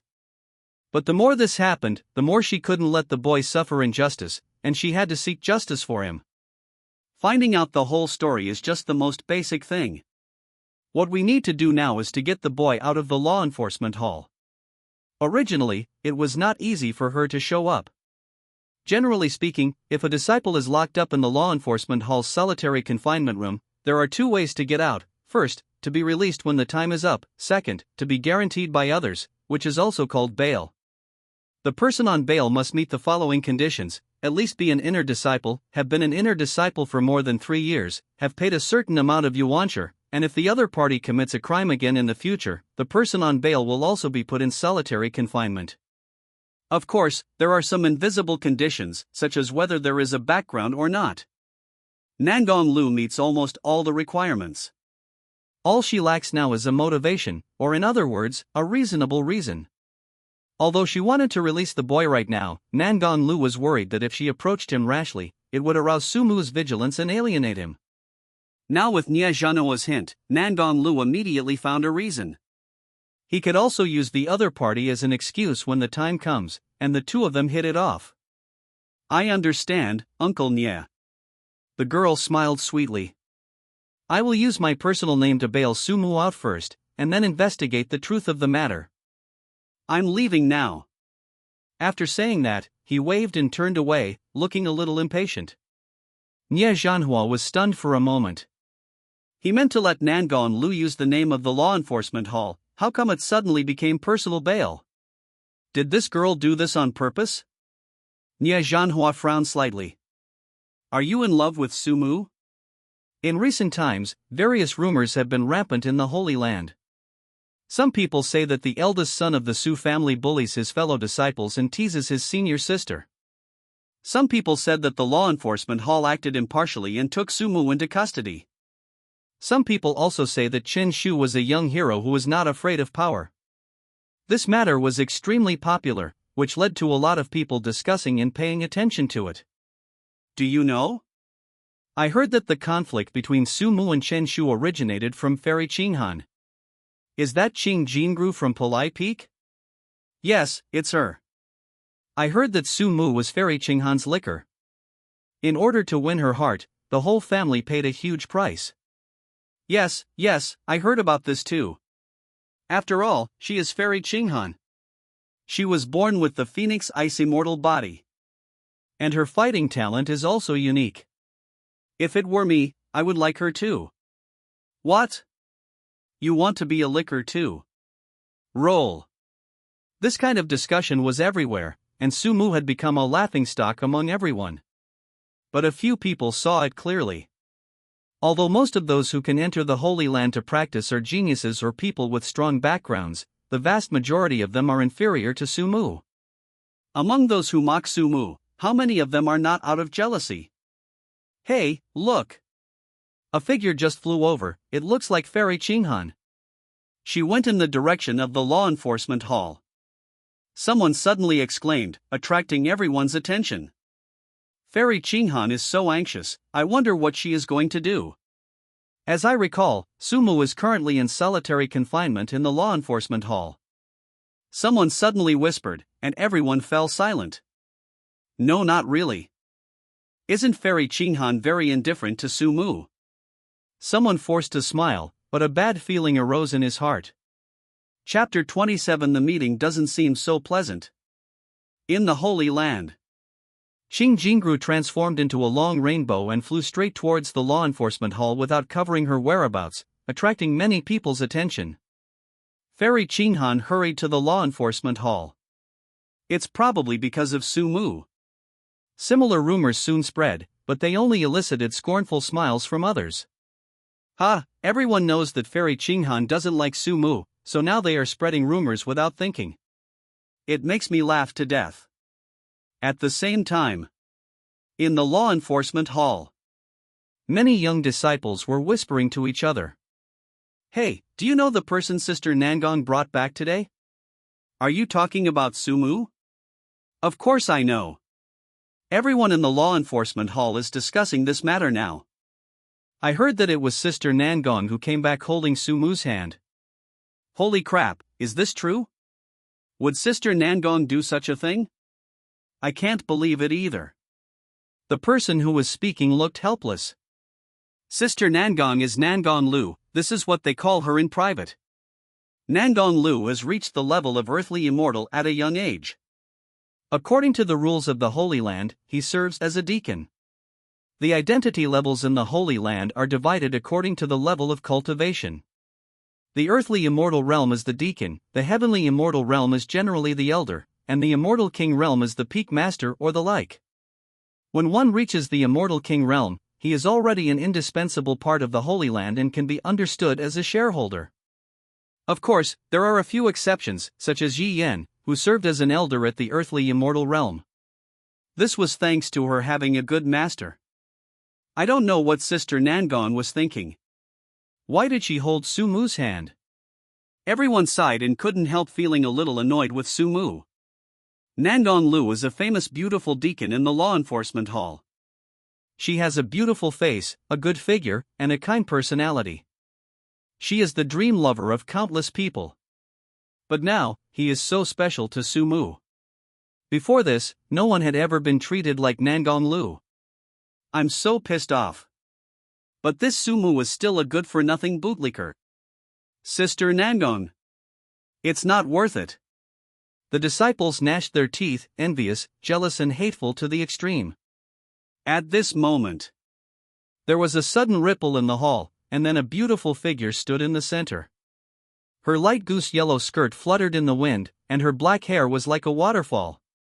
Yi Yan looked around, walked quickly to several disciples from the law enforcement hall, and took out a token. I am the patrol supervisor elder. Did you arrest someone named Sumu? The disciple on duty stayed where he was for a while. What a stunning beauty! She is no less beautiful than Nangong Lu. From the way he spoke, he actually came here just for Sumu. More importantly, the other party took out the token now. The female disciple forced herself to calm down, and after confirming that the token was not a fake, she subconsciously trembled. He is really an elder. And he is so young. We did capture him. What is the name of this elder? What do you want from Sumu? The disciple on duty spoke respectfully and bowed quickly. I'm here to bail him out. I know the rules of the law enforcement hall. You can take the token to register first. Yi Yan spoke calmly, trying her best to hide her inner anxiety. Sumu has lived in the family since he was a child. Coming to the Holy Land for further studies was already considered a hardship, and now he is actually in jail again. Thinking of this, the girl couldn't help but feel distressed. The disciple on duty did not dare to delay and quickly took the token with both hands and glanced at the name on it. Elder Yi, please move to the reception room and wait for a moment. I will go and do this now. Seeing that the other party accepted the token, Yi Yan slowly left. The disciple on duty was thinking of going upstairs quickly to ask his superior, Nangong Lu. After all, she was the one who captured the person, and the normal procedure also required the other party's permission. After Yi Yan left, the other disciples in the hall looked at each other with their eyes wide open. I'm going, what's going on? Isn't it said that Sumu is a heinous criminal and morally corrupt? How could someone come to bail him out? Did you notice the identity of Elder Yi just now? She is not an ordinary elder, but a patrol and supervisory elder. I noticed that, too. I heard that this position can reach the ears of the emperor. Hey, you guys say. Someone suddenly frowned. Since Sumu can make friends with such a person, could he really be the person as rumored? Everyone was silent for a moment, all thinking. Call out. In the square outside the hall, a flying rainbow came from afar and then stopped. Qing Jingru jumped off the flying sword and walked quickly towards the law enforcement hall. As soon as she saw the disciple on duty, she hurried forward and took out her identity token from her bosom. I am Qing Jingru, a disciple of Palai Peak. I heard that Sumu was captured by you? I am here to bail him out. Everyone was stunned. I'll go. Another top beauty. And from what she just said, her name is. Are you the Qing Jingru in the rumors? The disciple on duty looked surprised and looked him up and down carefully, marveling at him. As expected of someone called Fairy Qinghan, this appearance, this figure, this temperament. As a woman myself, I am jealous. While his thoughts were churning, the disciple on duty had already taken Qing Jingru's token. Please go to the reception room and wait for a while. I will check the token and ask for the advice of my superiors. Also, Qing Jingru captured this keyword very keenly. You mean there are others coming too? Right. The disciple on duty nodded and waved the other token in his hand. Just before you came, an elder named Ji also said that she wanted to bail out Sumu, and she is also in the reception room now. There was a rare hint of emotion on Qing Jingru's calm face. Her eyebrows were slightly furrowed, which added a bit of melancholy to her originally aloof temperament, making her look lovable. There were more people secretly looking at Qing Jingru. The girl didn't care at all. After hearing the words of the disciple on duty, she immediately knew who the other person was.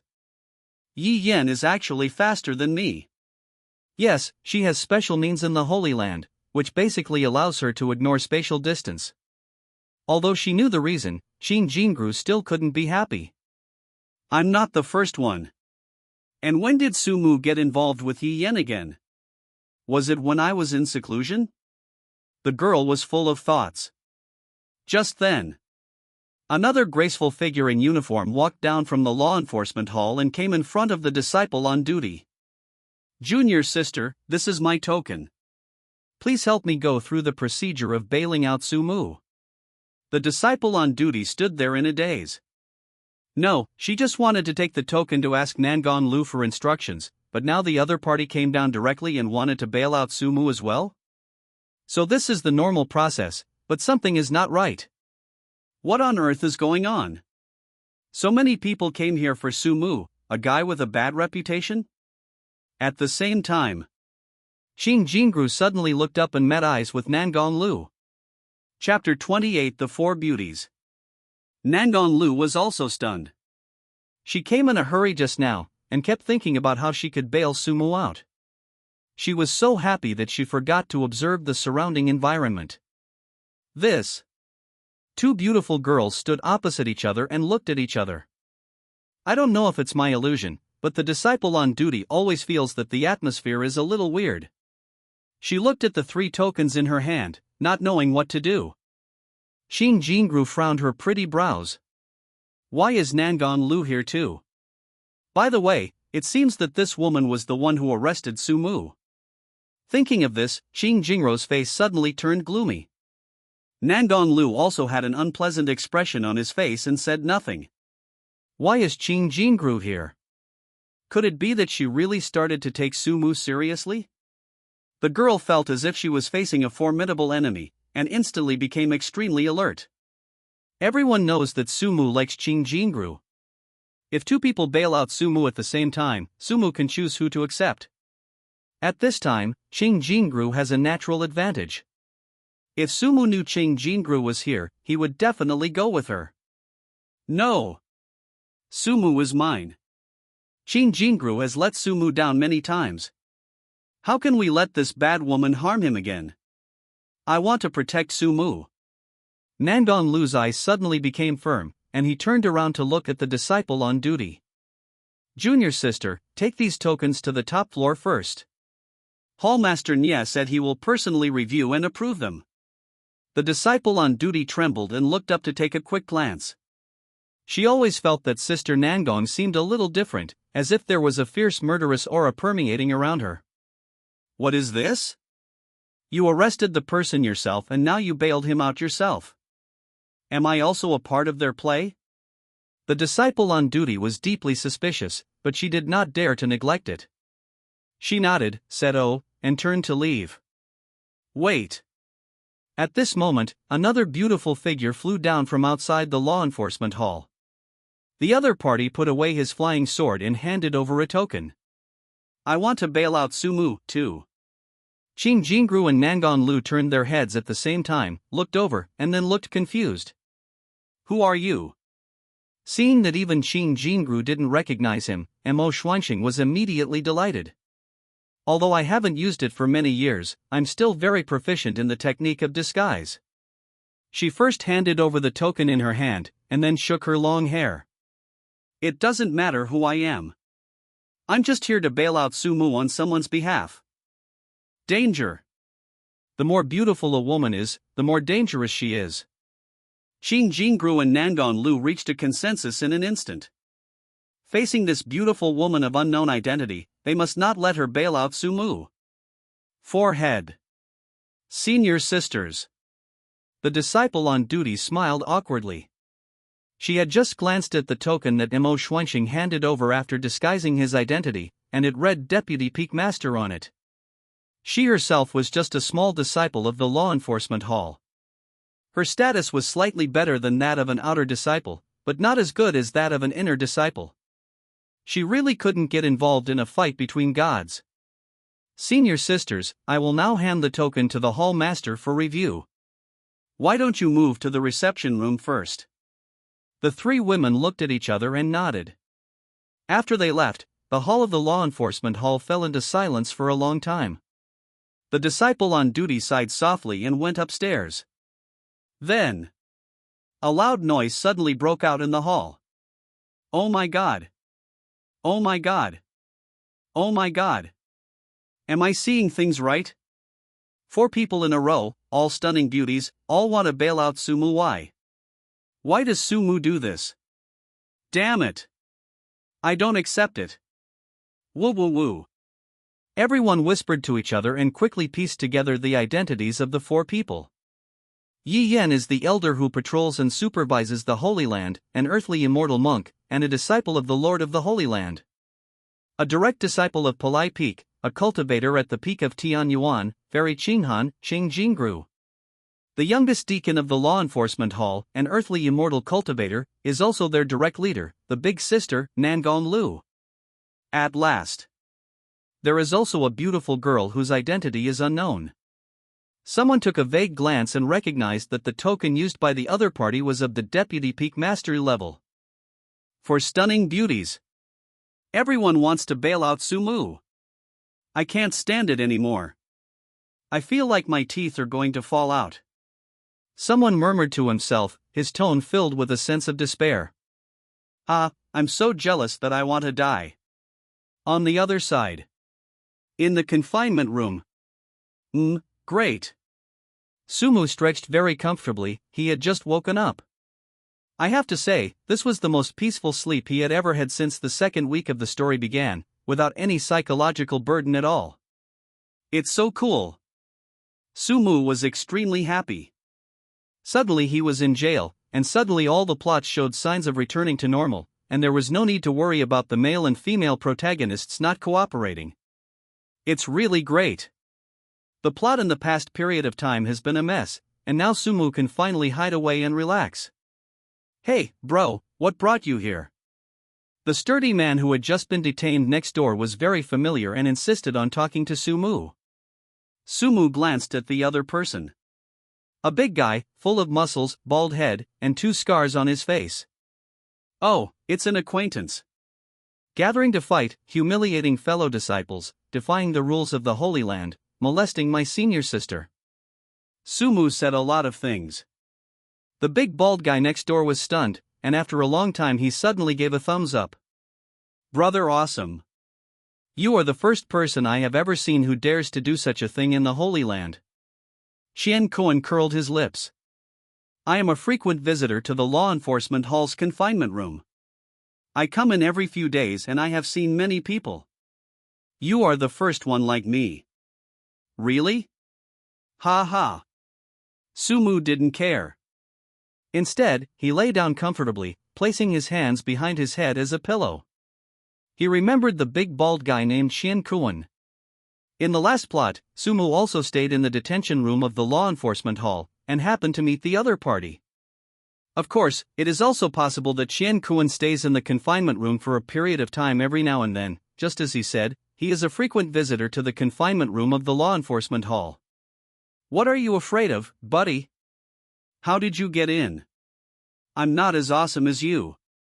It's just that someone offended me, and I took advantage of him being in seclusion to poop on the ventilation formation in his cave, and then he went to the law enforcement hall. Sumu. If he remembered correctly, when a cultivator was in seclusion, the entire cave was completely closed and there was no air circulation. The only channel for communication with the outside world is the ventilation formation of the cave, which usually relies on yuanshi to maintain. This means that Chen Koan had defecated on the only ventilation duct between others and the outside world. That taste. Tsk tisk. Sumu felt a chill just thinking about it. He could imagine the other person's mental state.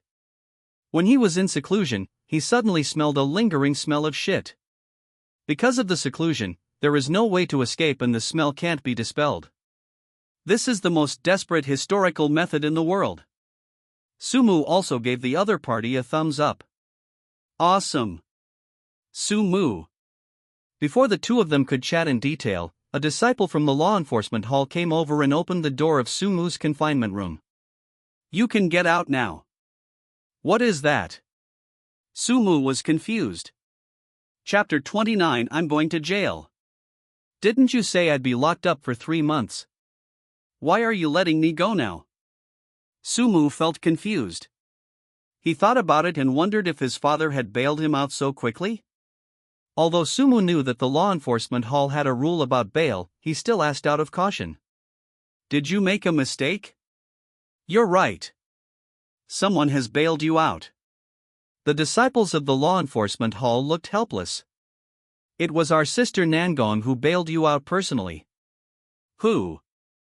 Nangong Lu. Sumu didn't understand what he meant. Was there any role for Nangong Lu in the original plot? Why did the other party bail him out? Normally, Nangong Lu's only role is to capture Sumu, and then that's it. Why is there a bail plot coming up now? Could it be that? Sumu's heart skipped a beat. This fucking plot has another accident. Oh, yes. The disciple paused, then lowered his head and glanced at the jade token in his hand. Not only Deacon Nangong, but also senior sister Qing Jingru, elder Yi Yan, and a young lady named Yu. The four of them jointly guarantee that you can go out now. The four met in the reception room and learned that their purpose was to bail out Sumu. No one was willing to give in, so they could only choose this compromise method in the end. That is joint guarantee. In order to make a clear division, even the little bit of yuancher for bail was shared equally among the four women. Sumu? What's going on? What on earth is going on? Nangong Lu is fine. Why are Yi Yan and Qing Jingru still involved? And most importantly, who is this new Miss Yu? Sumu was completely stunned. One person is enough of a headache, and now there are four. This plot has gone awry and is completely hopeless. No. A gleam of brilliance flashed in Sumu's eyes. No one can stop me from going home. No one can destroy my story mission. Go out and tell them that I, Sumu, don't need their bail. I am responsible for my own actions. I have to take responsibility for what I have done. After saying that, he reached out and pulled back the door that had been unlocked by the disciples of the law enforcement hall. With a click, the door was locked again. Law enforcement hall disciple, ah. No, is this okay? As a veteran disciple, he has worked in the detention room of the law enforcement hall for decades, but this is the first time he has seen a situation where someone has been released on bail, but is unwilling to go out. Are the conditions in the confinement room so good? You've only been here for half a day and you don't want to leave? Not only the disciples of the law enforcement hall, but also the people imprisoned in the surrounding rooms were stunned. Qian Koan even gave a thumbs up again. Dude, you're awesome. I can tell from the looks of it that you're no ordinary person. Everyone else is eager to go out, but Sumu was now addicted to staying here. Young Master Su, please stop joking with me. The disciple from the law enforcement hall smiled awkwardly, thinking that Sumu was having a tantrum. We, the law enforcement hall, had no choice but to bring you back earlier. We were under a lot of pressure. Now the matter is still under investigation, right? So we thought of letting you go first. No. Sumu refused righteously. Are you kidding? If he were released now, the plot that had finally been reversed would go awry again. And at this rate, it's unclear when things will turn around. I won't go out. I won't go out even if you kill me. Sumu shook his head like a rattle, and actually turned directly onto the bed with his back facing outside. Go out and tell them that I, Sumu, am upright in what I do. How can I make a mistake and not bear the consequences? Unless they destroy the law enforcement hall today, I will never leave. Law enforcement hall disciple. Well, you really are addicted to living here. Although Sumu's words were righteous and awe-inspiring, but all this trouble just to keep yourself in jail? The disciples of the law enforcement hall expressed their incomprehension but respect. Okay. He muttered again, then turned and left helplessly. Now. In the reception room of the law enforcement hall, the four women looked at each other in silence. The air was unusually quiet, with only the faint sparks when their eyes exchanged revealing that they were not at peace. I didn't expect that our fairy Qinghan would have time to come to this small law enforcement hall. Yi Yan spoke first. Although there was nothing special in her tone, it was full of sarcasm. She had known for a long time that Sumu liked Qing Jingru, but Qing Jingru ignored Sumu and even hurt him repeatedly. When she thought of this, she no longer had a good impression of Qing Jingru. When Qing Jingru heard this, her already cold face became even colder. Snort. Sumu is my junior brother, and as her senior sister, this is our family affair. I don't think I need to explain it to you, an outsider. Qing Jingru placed special emphasis on the word outsider. Yi Yan was originally a dull person, but after being provoked by Qing Jingru, she couldn't help but feel a little angry. Now that you know it's a family matter, when Sumu was pursuing you, you hid faster than anyone else? You said something like you would never like Sumu? Are you regretting it now? Elder Yi. Qing Jingru still had no expression on her face. If possible, I suggest you go to Yaoshi Peak to see if you can cure your ears. I have never said such a thing. Don't believe everything you hear. Qing Jingru's attitude towards Sumu has always been to ignore and avoid him, and she rarely takes the initiative to attack him. Even before her rebirth, when she didn't like Sumu, the Su family had been very kind to her. The family also received many favors. Although Qing Jingru did not go so far as to pledge her love to him, she was also sensible. Okay, what's the point of you arguing here? Sumu is still in there, aren't we all here to bail him out? Nangang Lu acted as a peacemaker and gave kind advice. After all, this is her home court. If Qing Jingru and Yi Yan really have a falling out, Sumu might be dissatisfied with Nangang Lu if he comes out and sees it.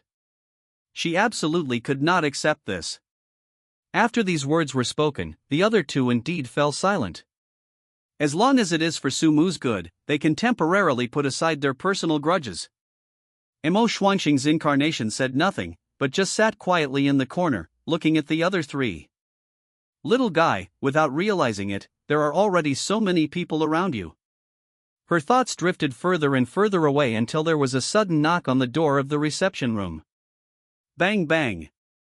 The female disciple on duty pushed the door open and walked in, looking apologetic. The four of them stood up quickly, looking around with expectation, but did not see Sumu. Where are the people? Where's Sumu? Why wasn't he brought out? Seeing that everyone was about to get angry, the female disciple could only bow and apologize repeatedly. Four of you, young Master Su has said that he will not leave today, even if you kill him. You must be brave enough to bear the consequences of what you have done. The female disciple imitated Sumu and repeated what he had said. In an instant, the four people in the room were stunned. Chapter 30. It's you. He doesn't want to go. Nangang Lu frowned and kept thinking. Not only her, the remaining three people also looked confused. Why? Why don't you want to be released on bail? Did he say anything else? Yi Yan asked. Yes, some. In order to prevent any accidents, the female disciple recalled and reenacted everything Sumu had said. After everything is done, all four girls sighed in unison. Alas Sumu, you. Sumu is just too serious and too strict with himself. It's obviously not what he did, these are just rumors. Everyone's heart sank, but they did not find it strange, because Sumu was just that kind of person. He set extremely high standards for himself and would never allow himself to make the slightest mistake. Now he doesn't want to come out, what should I do? Mo Xuanqing's incarnation was a little anxious. She came here specifically for Sumu, so how could she watch him continue to suffer in the confinement room? Why not? Yi Yan frowned slightly. Shall we get him out? When everyone heard this, they all looked at her. Aren't you the patrol supervisor of the Holy Land? Isn't it your duty to uphold the rules? How can you say such a thing? What's wrong? Facing everyone's strange looks, Yi Yan remained calm. We have gone through the bail process. Now, we just want to pick him up ourselves. Is that not okay? What a good one to pick him up. As expected of a maintainer of the rules, he is also an expert at exploiting loopholes in the rules. Nangang Lu scratched his face and pondered for a moment, as if this operation was indeed possible and did not violate the rules of the Holy Land. So everyone looked at each other, confirmed each other's thoughts, and nodded at the same time. You guys follow me. With the home advantage, Nangang Lu took the lead and led everyone directly to the confinement room of the law enforcement hall. In the confinement room. The area here is not large, but it is divided into dozens of rooms. There are no windows, no living utensils, and only a simple bedboard in each room. Many disciples who made mistakes were temporarily detained here and awaited further trial.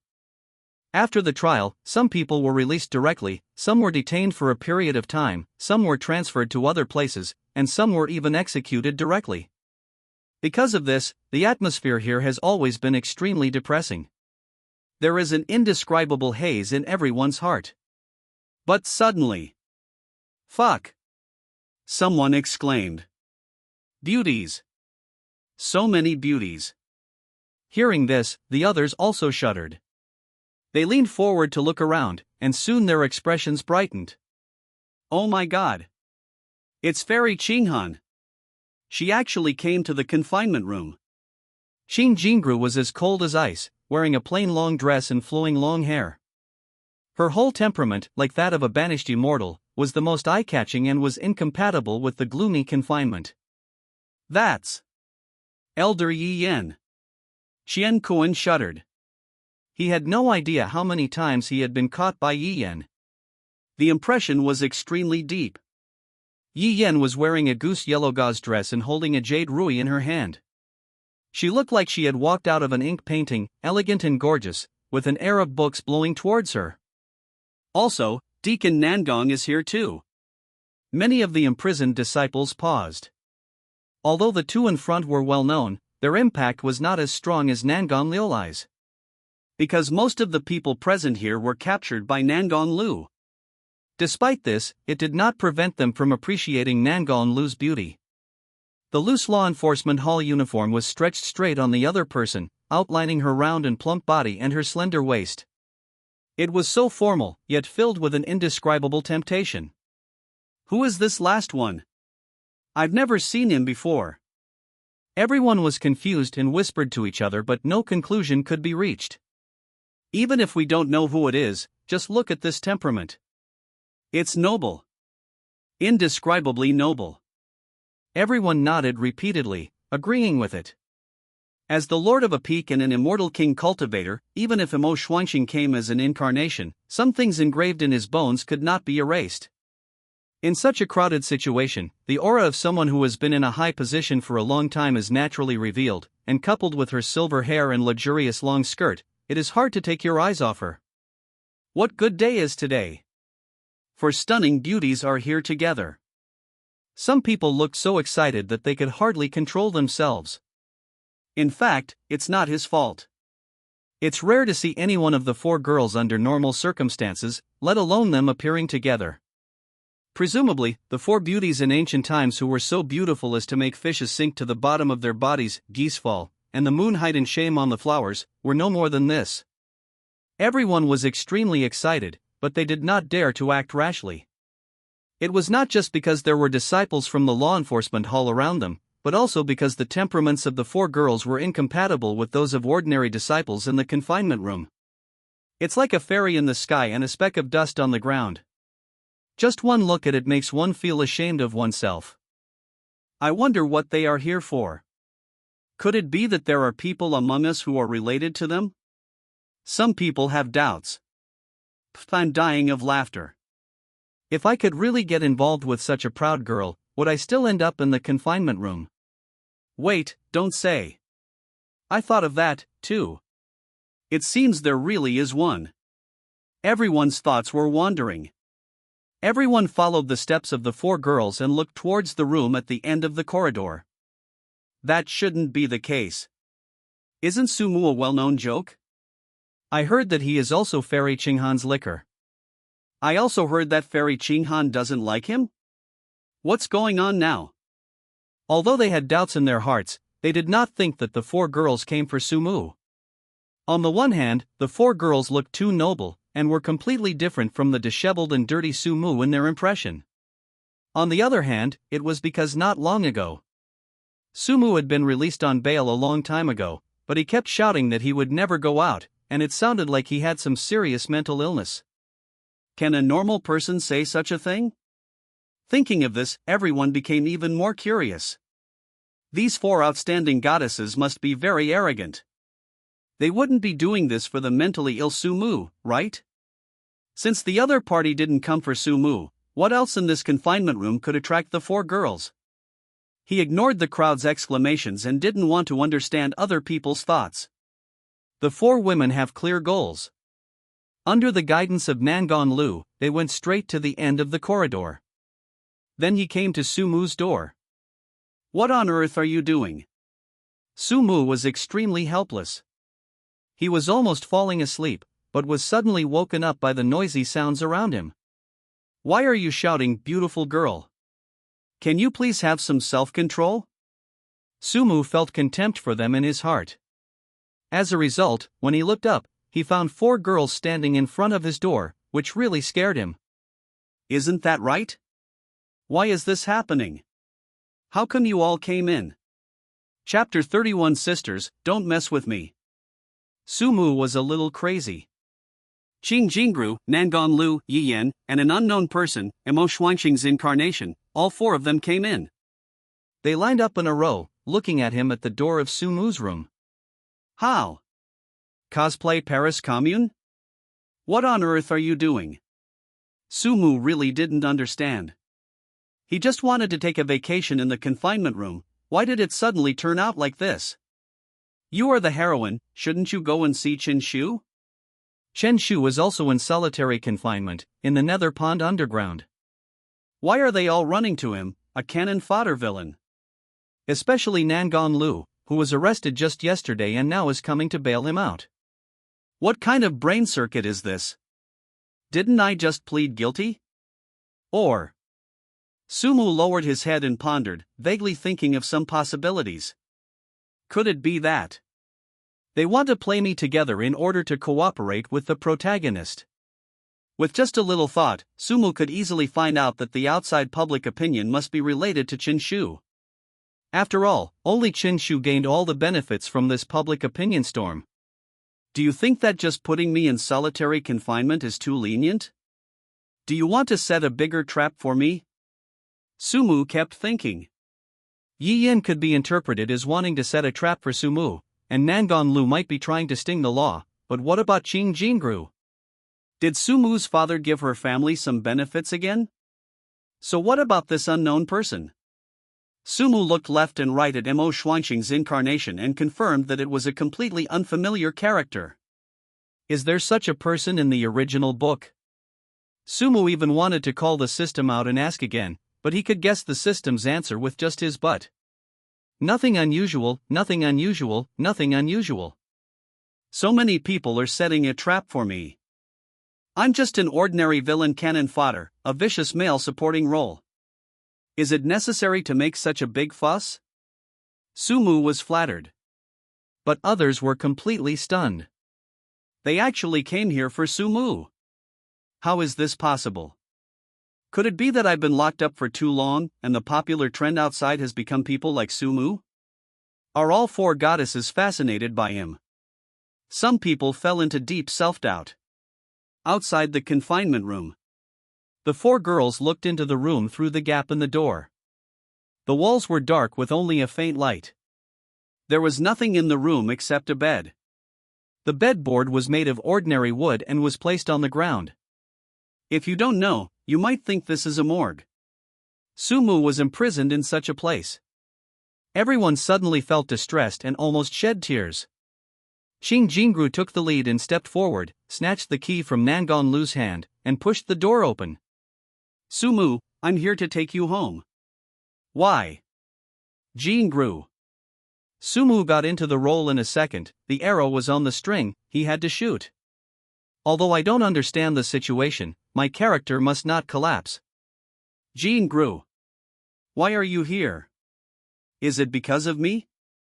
This place is too dirty, it's not a place you should come to. Sumu looked extremely moved, but he was roaring wildly in his heart. You guys should leave quickly. Leave me alone. Get out of here. What home to go back to? The solitary confinement room is his home. No one can let him leave here. You are the heroine. Don't do these things, just go and look at the hero. Just let me take a good vacation, and then let my reputation rot quietly. Pity. No one else could hear his inner roar. This isn't the place for you to be.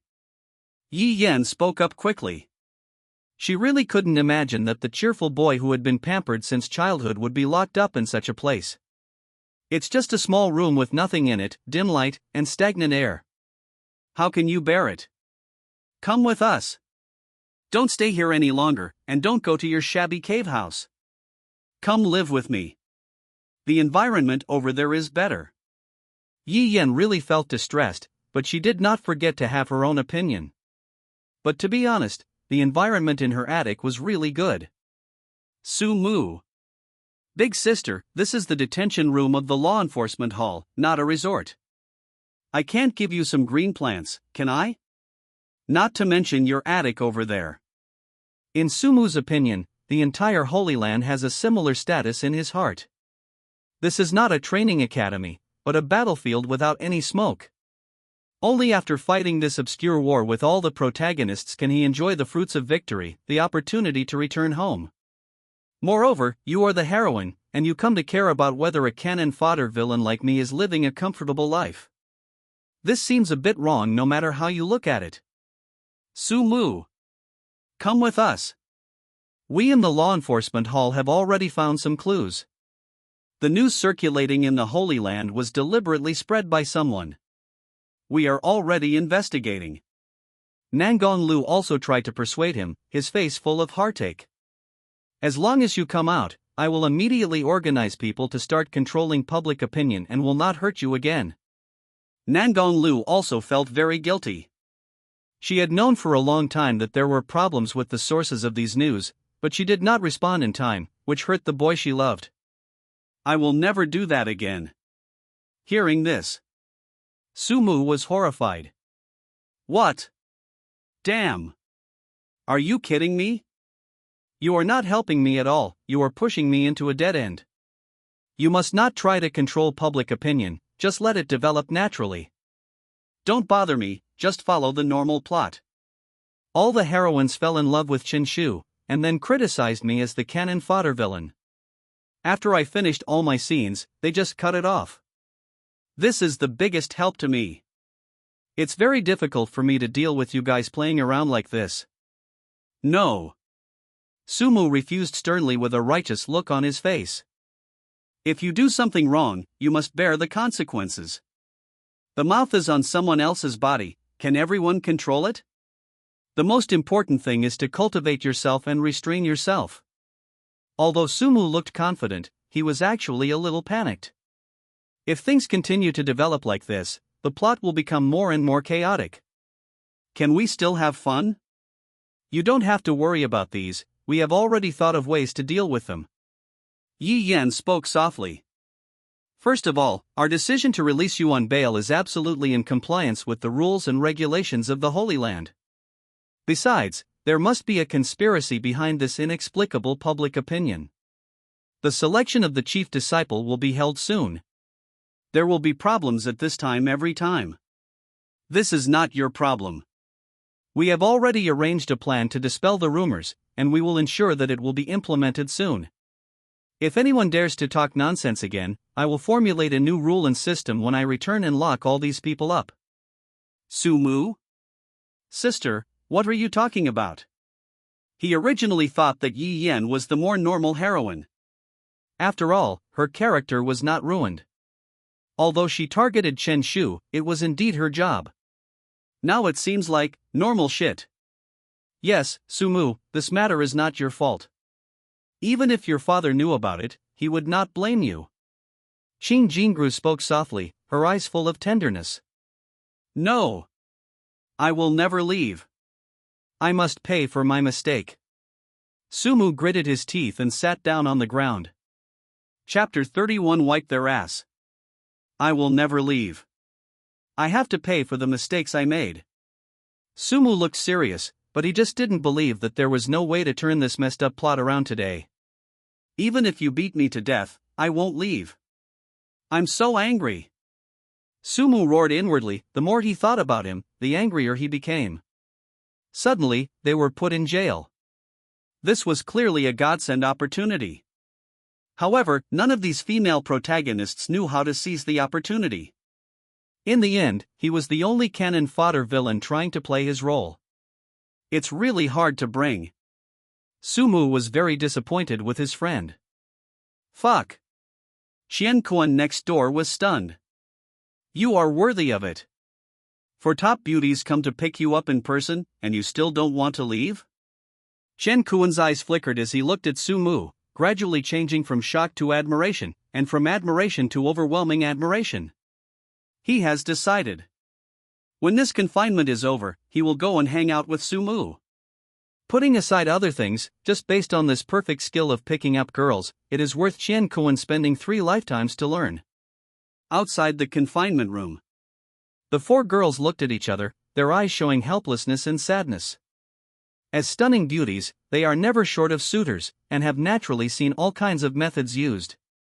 If they had not been reborn, they would only think that the current Sumu was really pretentious.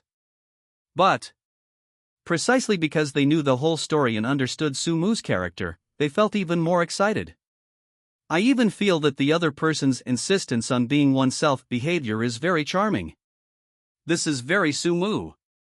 As expected of the boy I like, he always sticks to his heart even at this time. Sumu, you are really an excellent person. You are so cute, it makes me feel so bad. The 4 people had different thoughts, but in a flash, they made the same decision and walked into the confinement room together. Sumu stepped back repeatedly, a look of panic on his face.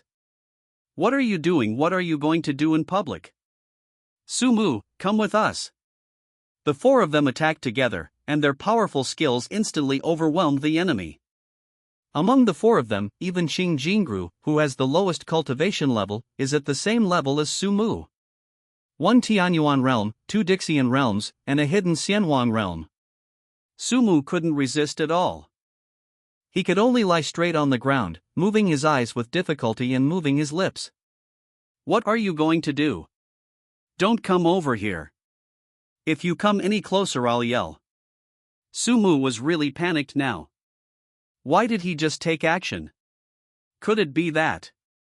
A possibility suddenly occurred to him. They don't want to play with me anymore? They're ready to kill me. The more Sumu thought about it, the more likely it seemed. After all, it was true that he beat Chen Shu, and Uncle Chen's being put in solitary confinement was directly related to him. In order to protect their beloved male protagonist, the heroines worked together to kill Sumoga. This is so fucking reasonable. Sumu even began to doubt whether they were initially planning to bail him out because they thought it would be easier to take action outside. Hiss, in that case, should I cooperate? Sumu was thoughtful. If he died like this, would it be considered as completing the plot mission? After all, if the plot continued to develop in this direction, it would soon return to the normal main line. Maybe I can go back soon? He suppressed his inner excitement and hesitated whether he should try to struggle. But when Sumu felt the rich energy in his body like the sea, he instantly gave up this immature idea. It's so funny. It's not that I don't want to resist, it's that I can't resist at all. The 4 girls looked at each other again, and saw determination in each other's eyes, and waved their hands at the same time. Sumu just floated in the air. Walk. Xing Jingru spoke softly. Afterwards, the group flew straight toward the outside of the law enforcement hall at an extremely fast speed. During the process, Yi Yan even used her special skills to teleport several times. The confinement room of the law enforcement hall had already fallen into deathly silence, leaving only Shenyuan's envious and admiring eyes. That's awesome, bro. I'll kowtow to you next time we meet. Not only is there a gorgeous beauty who is paying for him, but there is a whole group of them paying for him together. That would be fine, but they were actually so excited that they started to snatch people away. Sumu, no, brother Mu. When I get out, I will definitely follow you. Soon. The 4 of them brought Sumu to the top of Poli Peak. This was the decision they made after discussing it together. After all, no one else would agree to send someone there alone. So Sumu was temporarily sent back to his cave. What is that? Sumu was confused. Standing in front of the door of his cave, he turned his head and looked back, and the backs of the 4 women gradually disappeared into the horizon. Did you really just send me back? And didn't you do anything else? Sumu stood there in a daze for a moment. There are so many things he doesn't understand. Why did they bail him out? Why did they send him back? Why did they appear at the same time? Also, who is that Miss Yu?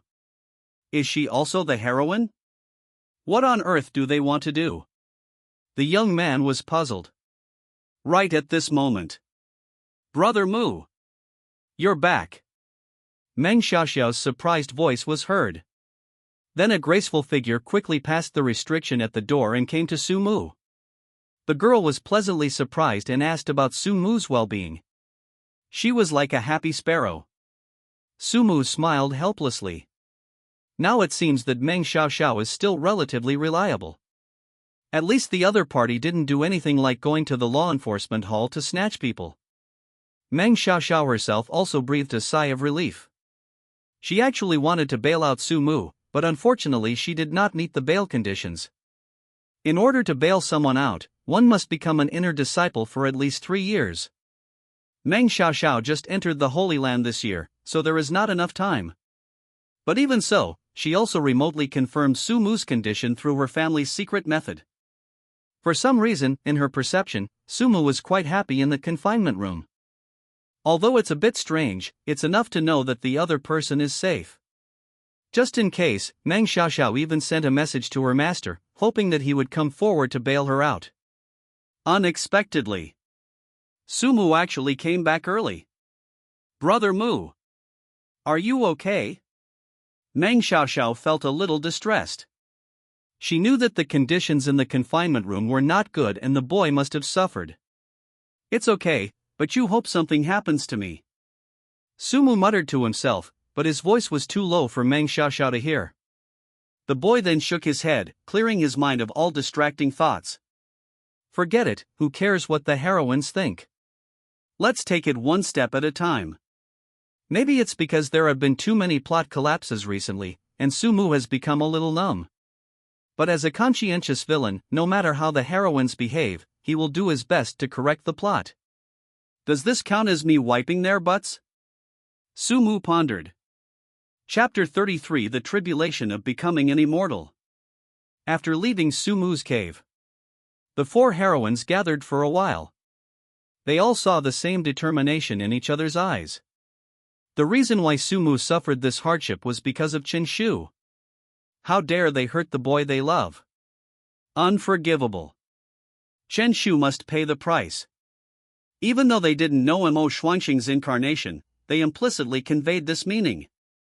Send a message to the person behind you, and ask her to investigate the reason why Su Mu was wrongfully imprisoned. Mo Shuangxing nodded immediately. There is no one behind her but herself.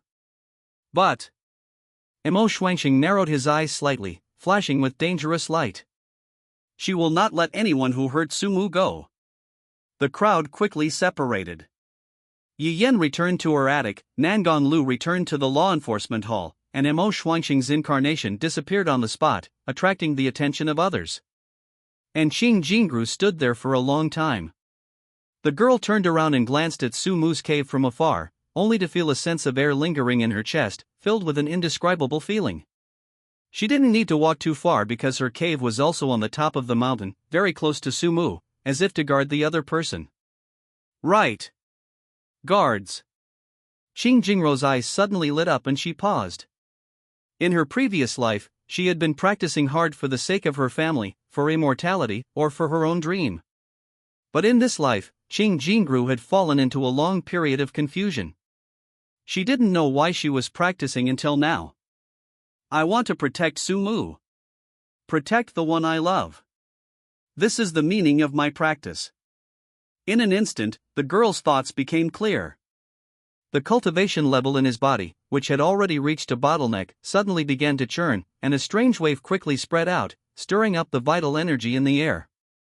This is Mo Shuangxing, who had just returned to the hall, suddenly looked up with a look of surprise. Someone is trying to become an immortal through overcoming the tribulation. This breath is Jingru. In order to protect the other party, Mo Shuangxing took action immediately and moved Qing Jingru, who was standing there in a daze, back to the cave to ensure that she would not be disturbed by external objects. Xing Jingru stood there quietly, the fluctuations of her vital energy becoming stronger and stronger, reaching up to the sky and down to the center of the earth. The tribulation of becoming an immortal is something a cultivator must go through if he wants to break through to the earthly immortal realm. He must use his own cultivation and perception to connect with the great way of heaven and earth, mobilize the two energies of heaven and earth, and temper himself. The more accumulated, the more chi of heaven and earth can be mobilized. In this process, the cultivator needs to use the two energies of heaven and earth to shatter his original sea of chi, and build his own fairyland in the high place in the dark. The fluctuations on Xing Jingru's body became stronger and stronger, but many people could not sense it. Only those who have become immortals or are about to transcend tribulation will have some slight feelings. The danger involved is difficult for outsiders to understand, only the person himself knows it. An unknown amount of time had passed before Xing Jingru opened her eyes again. Her eyes were clear and her extraordinary temperament became more obvious. Mo Xuanqing was standing in front of her, smiling and with a complicated look in her eyes. On the one hand, she was pleased that Xing Jingru achieved the status of an earthly immortal so quickly. On the other hand, her original plan might fail. In Mo Xuanqing's original plan, she hoped that Xing Jingru would not break through for the time being and maintain her cultivation at the peak of Tianyuan, so that she could help Sumu in the selection trial for the chief disciple. However, once promoted to Earth Immortal, one's status will automatically be promoted to Deacon, and one can no longer participate in the selection of disciples. Congratulations, you have become an immortal. Thank you, Master, for protecting me. Xing Jingru bowed and thanked him with a sincere tone. Since you have become an immortal, what path do you want to cultivate? Xing Jingru was stunned for a moment. The graceful figure of a young man appeared in my mind, and a smile could not help but appear on my originally cold and indifferent face. Master, my way is to protect the people I love, and the people who love me. Only the most powerful force can protect. So my path is the path of ice. Mo Xuanqing was slightly stunned, and she also thought of a certain young man. But she just smiled slightly and confirmed Xing Jingru's idea. Yes, the ice path has a bright future and is a perfect match for your physique. If you can make further progress in the future, you may be able to switch to the 5 elements. As for the person I want to protect. Mo Xuanqing smiled. We all have someone we want to protect. Maybe it's still the same. She only murmured the last sentence in her heart but did not say it out loud. Yao named the place holy. Deep underground. Nether pond. Chen Shu once again woke up from meditation. Feeling the rapid improvement in his cultivation, he looked excited and clenched his fists.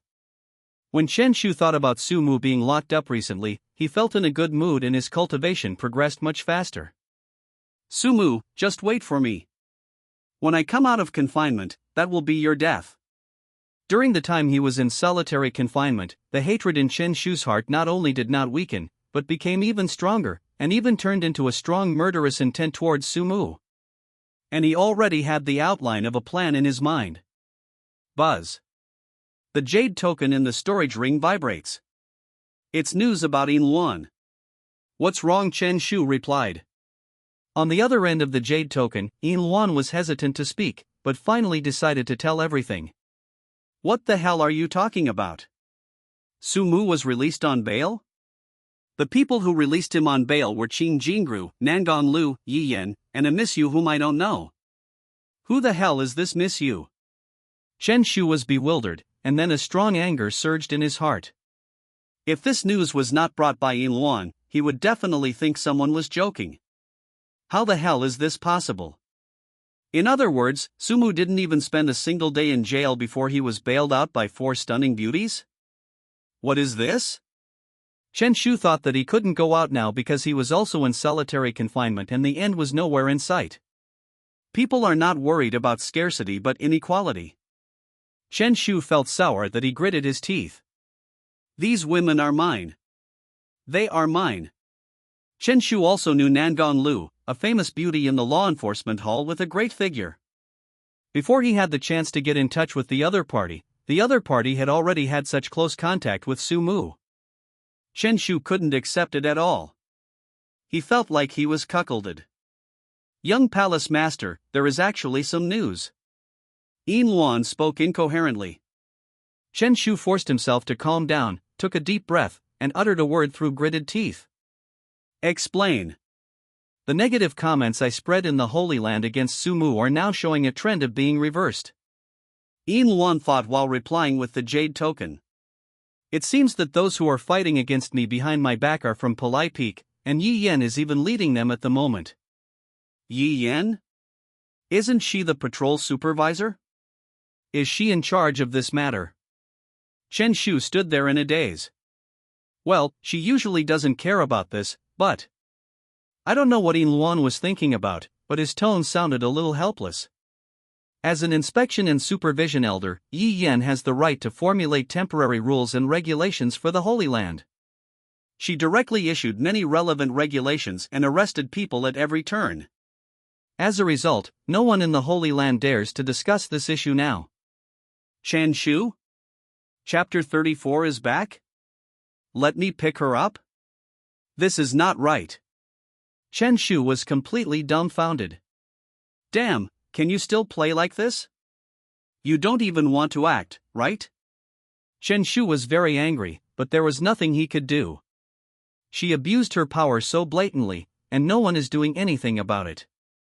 Someone can take care of it. Yin Luan was also helpless.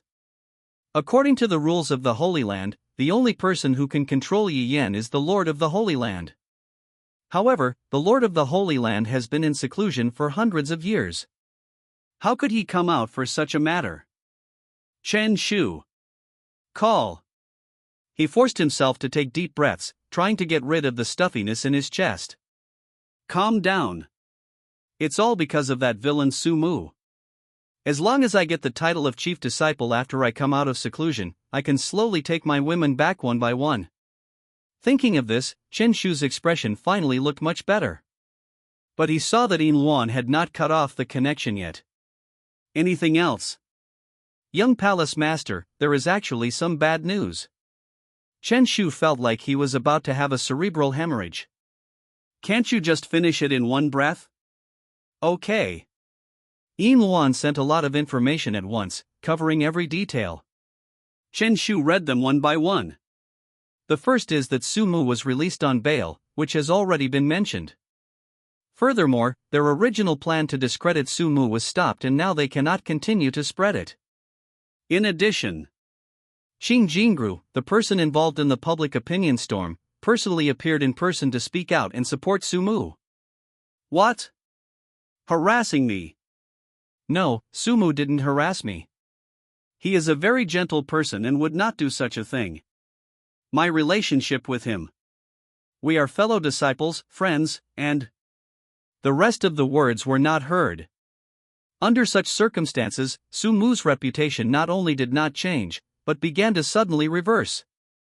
Such comments favorable to Sumu emerged in an endless stream, and the momentum was even greater than what Chen Shu and his team had initially planned. Who is behind this? Chen Shu frowned and continued reading. According to the investigation, Nangon Lu used the power of the law enforcement hall to vigorously investigate the source of the initial public opinion that discredited Sumu. Many of Yin Luan's hidden men were arrested, and now they can only lie low and dare not take any action again.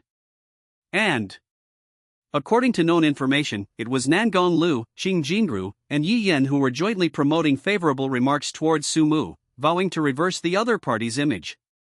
Chen Shu was completely dumbfounded. Hateful. You women not only stabbed me in the back. Now you are helping Sumu to deal with me. When I get out, I will make you regret it. When the time comes, I will make you kneel down under me one by one and lick my feet. Chen Shu's face was gloomy and his expression was unsightly. But even so, the bad news is not over yet.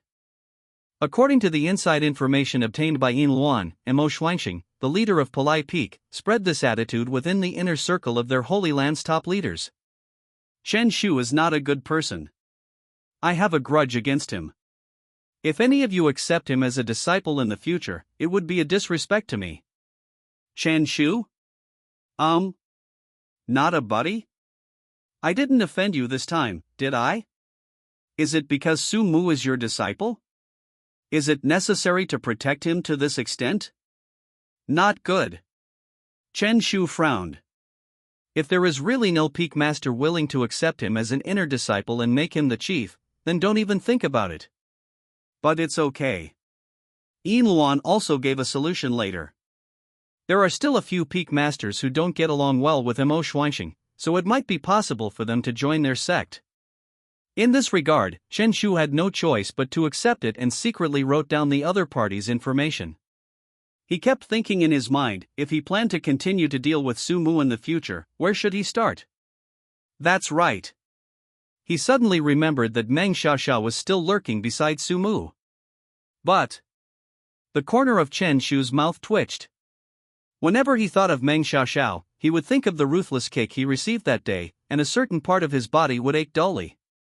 Forget it, Meng Xiaoxiao is unreliable. Just then, Yin Luan sent a message again. Young Palace Master, it's not all bad news. I recently got some information that may be useful. Oh? What is it? Chen Shu asked quickly. I heard that Su Haining from the Su family is coming back soon, and the Su family is planning to hold a welcome banquet. Fortunately, I have some means to infiltrate them. See this. Chen Shu's expression suddenly brightened. Good. Very good. Su Mu. Our story isn't over yet. Let's keep fighting. In the dark cave, a hideous smile could be vaguely seen. In a blink of an eye, it was the next day. Palai Peak. Top of the mountain. Sumu stretched, climbed out of bed, glanced at the fiery red morning glow outside the window, and was in a good mood. Well, although the confinement room is quite reassuring, it is still more comfortable to sleep in your own bed. Before he had time to put on his clothes, he felt the vibration from the jade communication token. He picked it up and saw that it was his father Su Ningye. Su Ningye, you little brat, hurry back to your clan today. I've asked your uncle Mo to pick you up. Sumu, Something happened at home? Can you still use me? Su Ningye, what the hell? Your sister Han Ing is coming back. I'm going to ask you to pick her up. The clan is also planning a welcoming party. Sumu was confused. No, are you really back? So fast? Sumu remembered it very clearly. Although the other party had said that he would come back not long ago, in the original plot, the other party would not come back until half a year later. He thought that no matter how early it was advanced, it would only be 1 or 2 months at most. Now it's actually half a year earlier? Why are you so impatient? Is there something urgent? It's a bit difficult. Sumu frowned, held his chin with one hand, and muttered to himself. Is the plot going to go awry again? The father and son then chatted about some other things, during which the father Su Ningye asked him vaguely about the attitude of the law enforcement hall when they put him in solitary confinement. After learning that the law enforcement hall only detained Sumu for half a day and released him immediately, Su Ningye's mood was obviously much better. He was saying something like, "This old guy is quite sensible, and I should continue to vote for him in the next election." Sumu didn't understand and didn't care about it now. He is now worrying about how to face Su Haining later. Trouble. Su Haining is also one of the heroines of Shenyuan Continent. She is Su Mu's half-sister. Her original parents died on the battlefield. It was Su Ningye who adopted her and finally gave her the surname Su. In the original plan, Su Ningye wanted to train this orphan of his brothers as the heir of the Su family. Until Sumu was born. Although Su Ningye doted on Sumu very much, he was busy with work after all. So when Sumu was little, it was actually Su Haining who brought him up. Su Haining's way of raising children can be described as extremely rough. Disobedient? Beat. Naughty? Beat. Flirting with women? Beat again. Anyway, she firmly believes that a good son is born under the stick. When Sumu was young, in order to maintain his character, he was forced to do a lot of naughty things and was often beaten by others. Hiss. Whenever Sumu thought of this, the The corners of his mouth twitched and he took a breath. You asked me to pick her up? This is not right. Chapter 35 Su Haining. What was Dad thinking, asking me to pick her up? Uncle Mo, what do you think about this? On the flying boat. Sumu tilted his head and asked Uncle Mo for his opinion. Uncle Mo thought about it. Young master, there must be something fishy about this matter. Uncle Mo was actually helpless as well. He knew that Miss Han Ing and Sumu had always had a difficult relationship, especially after they grew up. The two would fight almost every time they met. Although the young master was beaten unilaterally, this did not stop Sumu's enthusiasm to fight with the other party. Sumu curled his lips, looking a little dazed. He remembered that when he went through the storyline for the first time, Su Haining came back half a year later. At that time, Sumu's storyline mission had actually been almost completed. Chen Shu used the Holy Land as a stepping stone to take off directly, and ruined the entire Su family. The huge family was like a bucket with a hole in it, with problems everywhere. Su Haining rushed home and put out fires everywhere. She was busy all day and had no time to get angry with Sumu. Even when Sumu was killed later, he never got to see Su Haining. It's so early, I don't know what will happen next. Sumu was helpless, but still arrived at the pickup location on time. This is a restaurant in the city, a building with 17 floors. The two parties agreed to meet in a private room on the 16th floor. As soon as he entered the restaurant, Sumu found something wrong. Uncle Mo, isn't it a bit strange that there are so many people in this restaurant? It seems so, young master. Uncle Mo suddenly felt alert and subconsciously moved closer to Sumu, then casually directed a few servants to go out and find out what was going on. When Sumu arrived at the designated box, the person who was sent out also came back with news. Young master, I have found out. Oh? What's going on?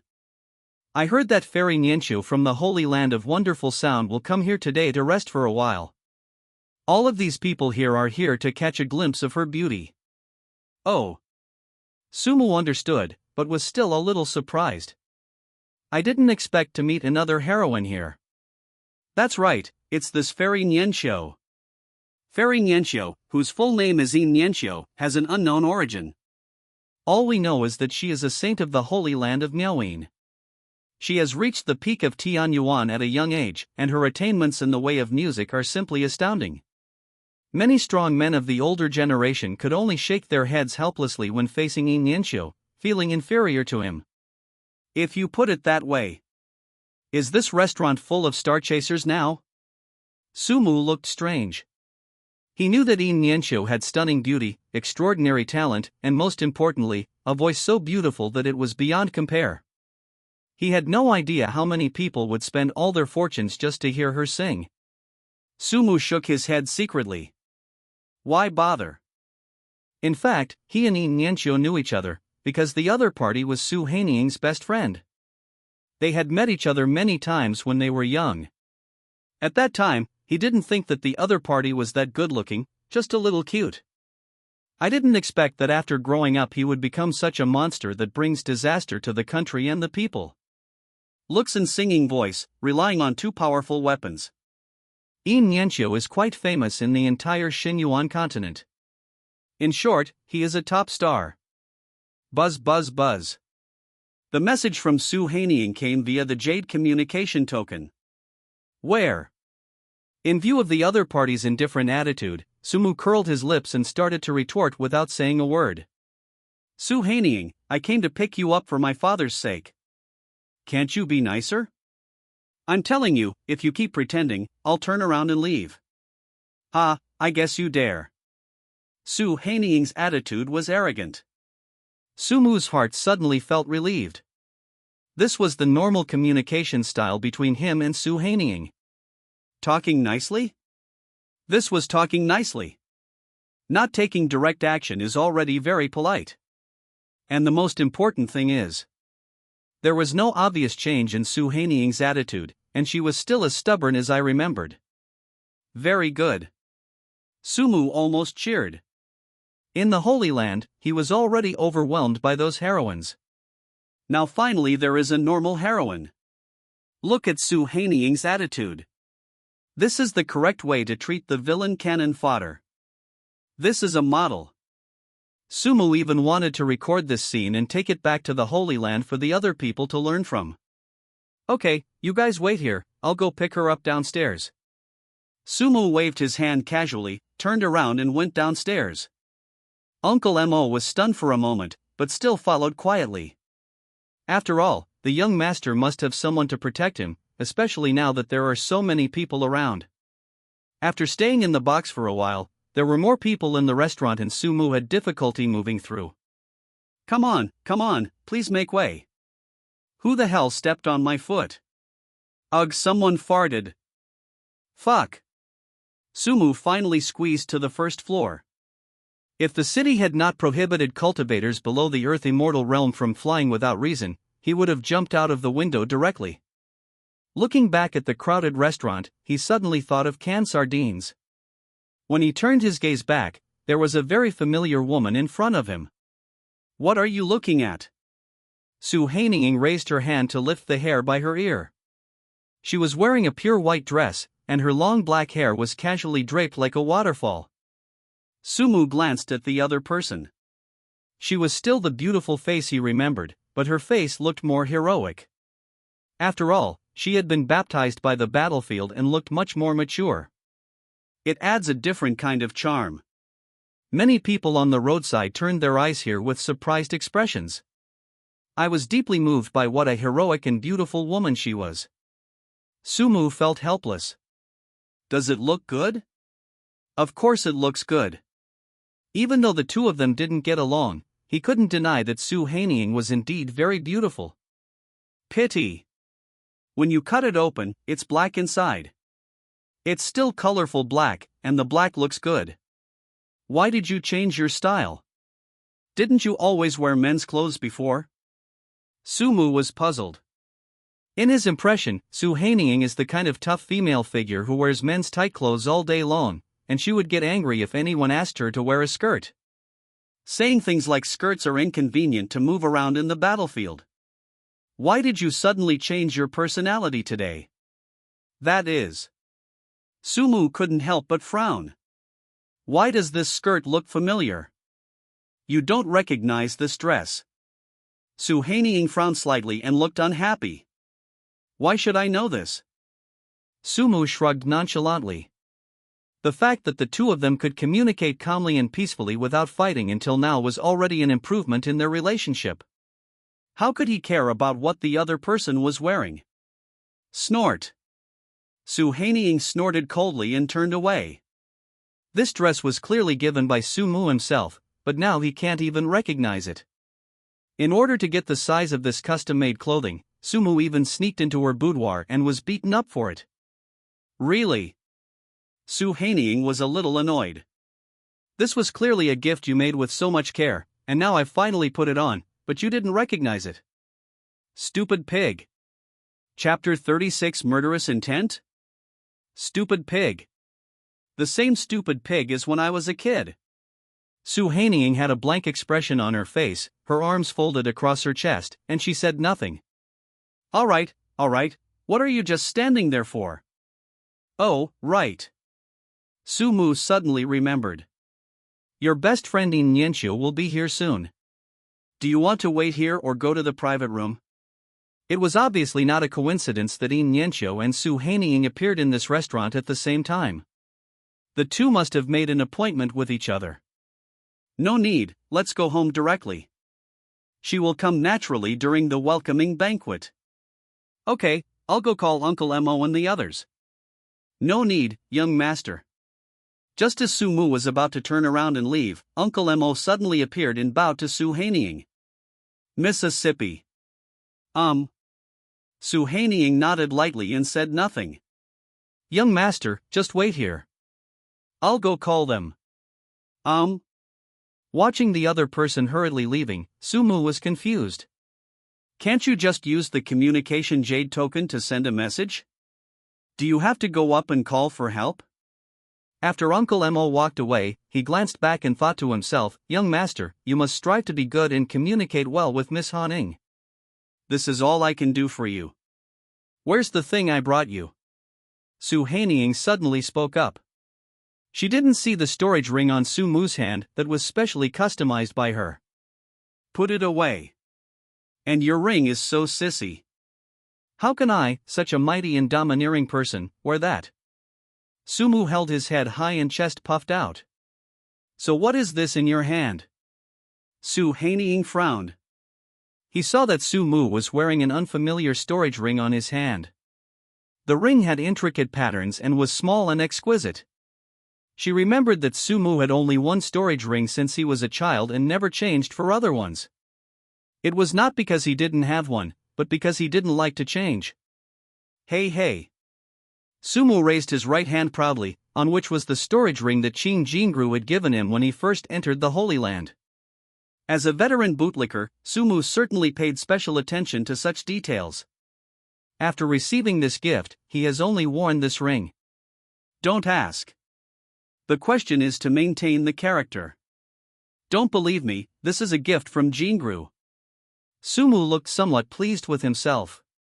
Su Hanying's body froze, as if she was suddenly hit by a slap. You still like her? Certainly.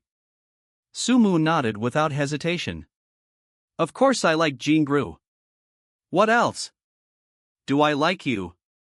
Su Mu couldn't help but roll his eyes, feeling a little strange. Why was Su Hanying so fussy today? And she even changed into a skirt? Something felt wrong. Bah! Shameless.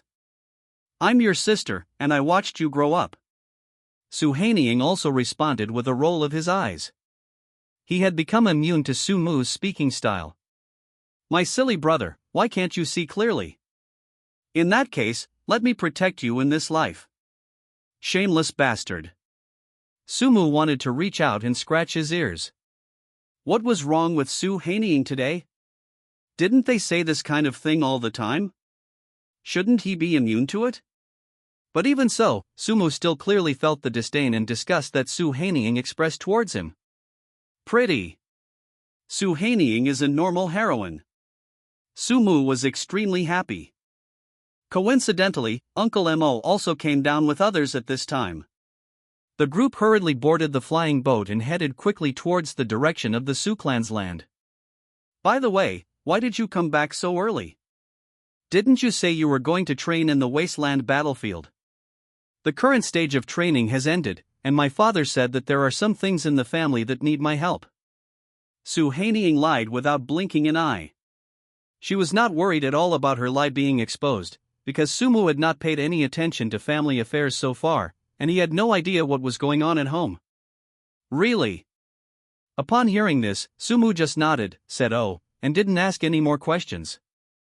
Being able to serve as Su Mu's exclusive flying boat, its grade must be extremely high.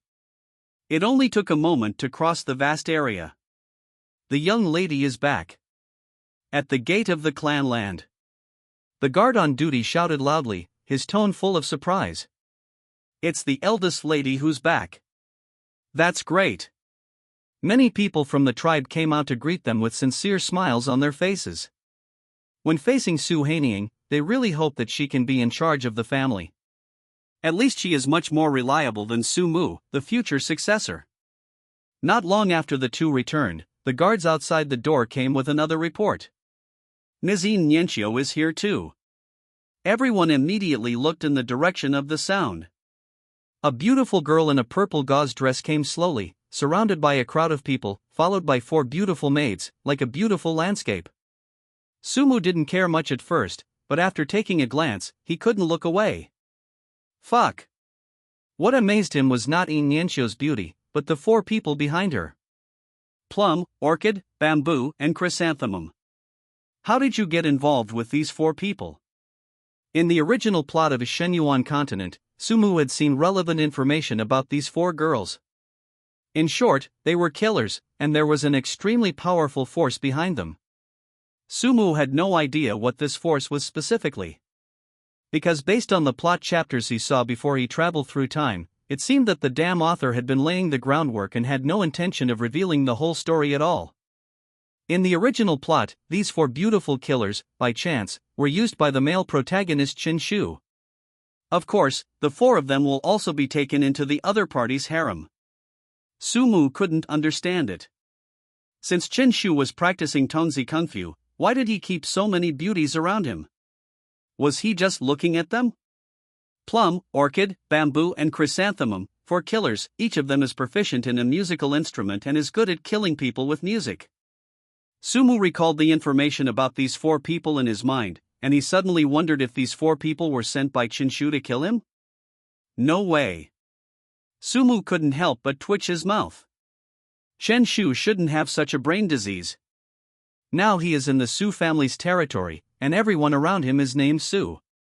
Do you think this kind of place would attack Sumu, the current young master of the Su family and the only heir of the future Su family?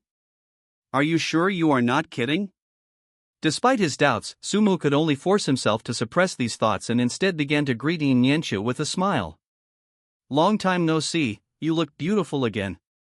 Holy Land Netherworld Tale. Chen Shu received the message from Yin Luan again. Young Palace Master, the arrangements for the Su family have already been made. I will keep you informed when the time comes. Chen Shu nodded with satisfaction, then looked at the rest of the information. According to your instructions, I have mobilized those hidden agents again, and they are now trying to get information about Qing Jingru, Yi Yan, and the other 4. Except for the mysterious Mishu, we have no clues about the others at present. Young Palace Master, are you going to take action against them? Chapter 37 Brother Mu, Brother Mu. Are you going to do anything to them? Facing Yin Luan's question, Chen Shu frowned slightly. Of course not, at least not now. They are still very useful to me now. Remember to tell your men to keep a low profile. Yes. Yin Luan responded respectfully. The two then discussed many recent events, and Yin Luan hesitantly put forward his own guess. Young Palace Master, since those people are so protective of Sumu, could they be? Yin Luan didn't finish his words, but Chen Shu already understood what he meant. Impossible, there is absolutely no way they would like Sumu. Chen Shu had a sneer on his lips. Even if you beat him to death, he would not believe that Qing Jingru and Yi Yan, the proud daughters of heaven, would be interested in a playboy and brainless bootlicker like Sumu. Don't worry about that. I have my own arrangements. Oh, that's right. Chen Shu suddenly remembered something important. How is the matter of you arranging people to lurk around Sumu now? Young Palace Master, according to their message, they have already arrived at the Su family's territory and are trying to take action. Yin Luan responded dutifully. But after all, this is the lair of the immortals. We have no news at the moment. We can only wait. Chen Shu nodded. He once wanted Meng Xiaoxiao to do this for him, but after the kick from her, Chen Shu realized that the other party might have betrayed him. Although there was no subordinate relationship between the two, Chen Shu was surprisingly angry at the sudden change of heart by such a close person. Not only did he have to find someone to lurk around Sumu, he also had to see what this woman Meng Xiaoxiao was going to do. Even. Chen Shu's face was gloomy. If the other party has really changed his mind, he doesn't mind removing an obstacle from his way forward. Young Palace Master, are you really planning to take action against Miss Meng? Yin Luan asked tentatively. If she has really betrayed me, this matter will be left to you to carry out. Chen Shu's words were extremely cold. Yin Luan, who was on the other end of the communication jade token, couldn't help but frown. According to his understanding, Meng Xiaoxiao and the young Palace Master have been close friends for many years, and it is not an exaggeration to say that they are childhood sweethearts. As a result, now, just because the other party was suspected of having a change of heart, Chen Shu was already planning how to kill her. Yin Luan couldn't help but feel a chill in his heart. If Chen Shu treated his childhood sweetheart like this, how about his subordinates? What would happen in the future? Moreover, in order to obtain information about Qing Jingru and the other party forcibly activated the hidden chess piece. This shows that they do not care about their lives at all. In addition, news about Chen Shu came again. The selection of the chief disciple will be held in less than a month. Before that, we must find out the news clearly. I want to know why they are so protective of Sumu. Yes. After putting away the jade token, Luan sat cross-legged alone in the cave, silent for a long time. Well. He sighed softly. As an old man who grew up in Tianhe Palace, he also has a secret that is unknown to the public, that is, he has an illegitimate daughter. Although it was an accidental birth, it still caused a ripple in Luan's long silent heart. Although the father and daughter could not recognize each other, he still continued to protect each other in secret. Nian Xiao. Luan had a complicated expression. All along, he has been protecting the other person secretly and has never had any other thoughts. But this time he had no other choice but to mobilize the 4 plum, orchid, bamboo and chrysanthemum who had been lurking around his daughter. The original mission of these 4 people was to protect Nianxiu and not let the other party know, but now, one of them needs to lurk beside Sumu. Out of guilt towards his daughter, Luan felt depressed and found it difficult to calm down. At this time, he suddenly glanced at another jade communication token at hand. There is a secret report from an informant on it. Elder, I recently received news that an important person from Meishang Tower is about to go to the Yaofeng Holy Land. The specific information is unknown, but we only know that the other party is a woman with the surname Shen. Luan frowned. Although Tianhe Palace is a mysterious force that has stood for thousands of years, they are not without rivals. Mi Shanglu is also a secret force. Over the long years, the 2 major forces have been competing with each other, snatching resources in all aspects and developing secret lines. What a troubled time. The Holy Land is becoming increasingly restless. Walking out of the cave, Luan looked up at the sky. The thoughts in his eyes were more complicated than the starry sky. Su family land. Sumu, Su Haining, and Nianxiu withdrew their gazes from the sky, looked at each other and started talking to each other. Plum, orchid, bamboo and chrysanthemum were waiting not far behind him, wearing clothes of the same color but different styles. They had their hands folded on their abdomens, with graceful manners and no words. After greeting each other not long ago, Sumu and the other 2 came to the small courtyard to chat. Although the reason for today's gathering is Su Haining's welcome party, the real protagonist is actually Sumu's father, Su Ningye. After all, he is the head of the clan and has the highest status. However, Su Ningye had something to do and hadn't come yet, so the 3 of them could only kill time. Sumu was actually very helpless. If possible, he really didn't want to stay with Su Haining for too long, because he was afraid that they would start fighting while chatting. In terms of cultivation, Sumu cannot beat Su Haining. What's more, he is just a second-generation playboy with very little combat experience. Su Haining goes to the battlefield in the wilderness whenever he has nothing to do, where there are endless weird things, ferocious beasts, and even evil monks. The slightest carelessness can result in death. Only those who really want to train themselves will go to such a place. As for Nianxiu, Sumu's eyes turned and he looked at the other person. Nianxiu smiled and covered her mouth with her hands, chuckling. Little brother Sumu, why are you staring at me? Do you think I am pretty? Haha, looks good. Sumu was extremely perfunctory. The other party is famous throughout the Abyss continent, so his appearance must be excellent, with long eyebrows, a beautiful nose and jade lips, all of which are exquisite. Sumu didn't care much about it, because he remembered that this person was also one of the heroines and was also Qinshu's man in the original novel. I haven't seen you for many years. You have changed a lot. The 2 chatted idly, but Su Haining couldn't help feeling a little strange.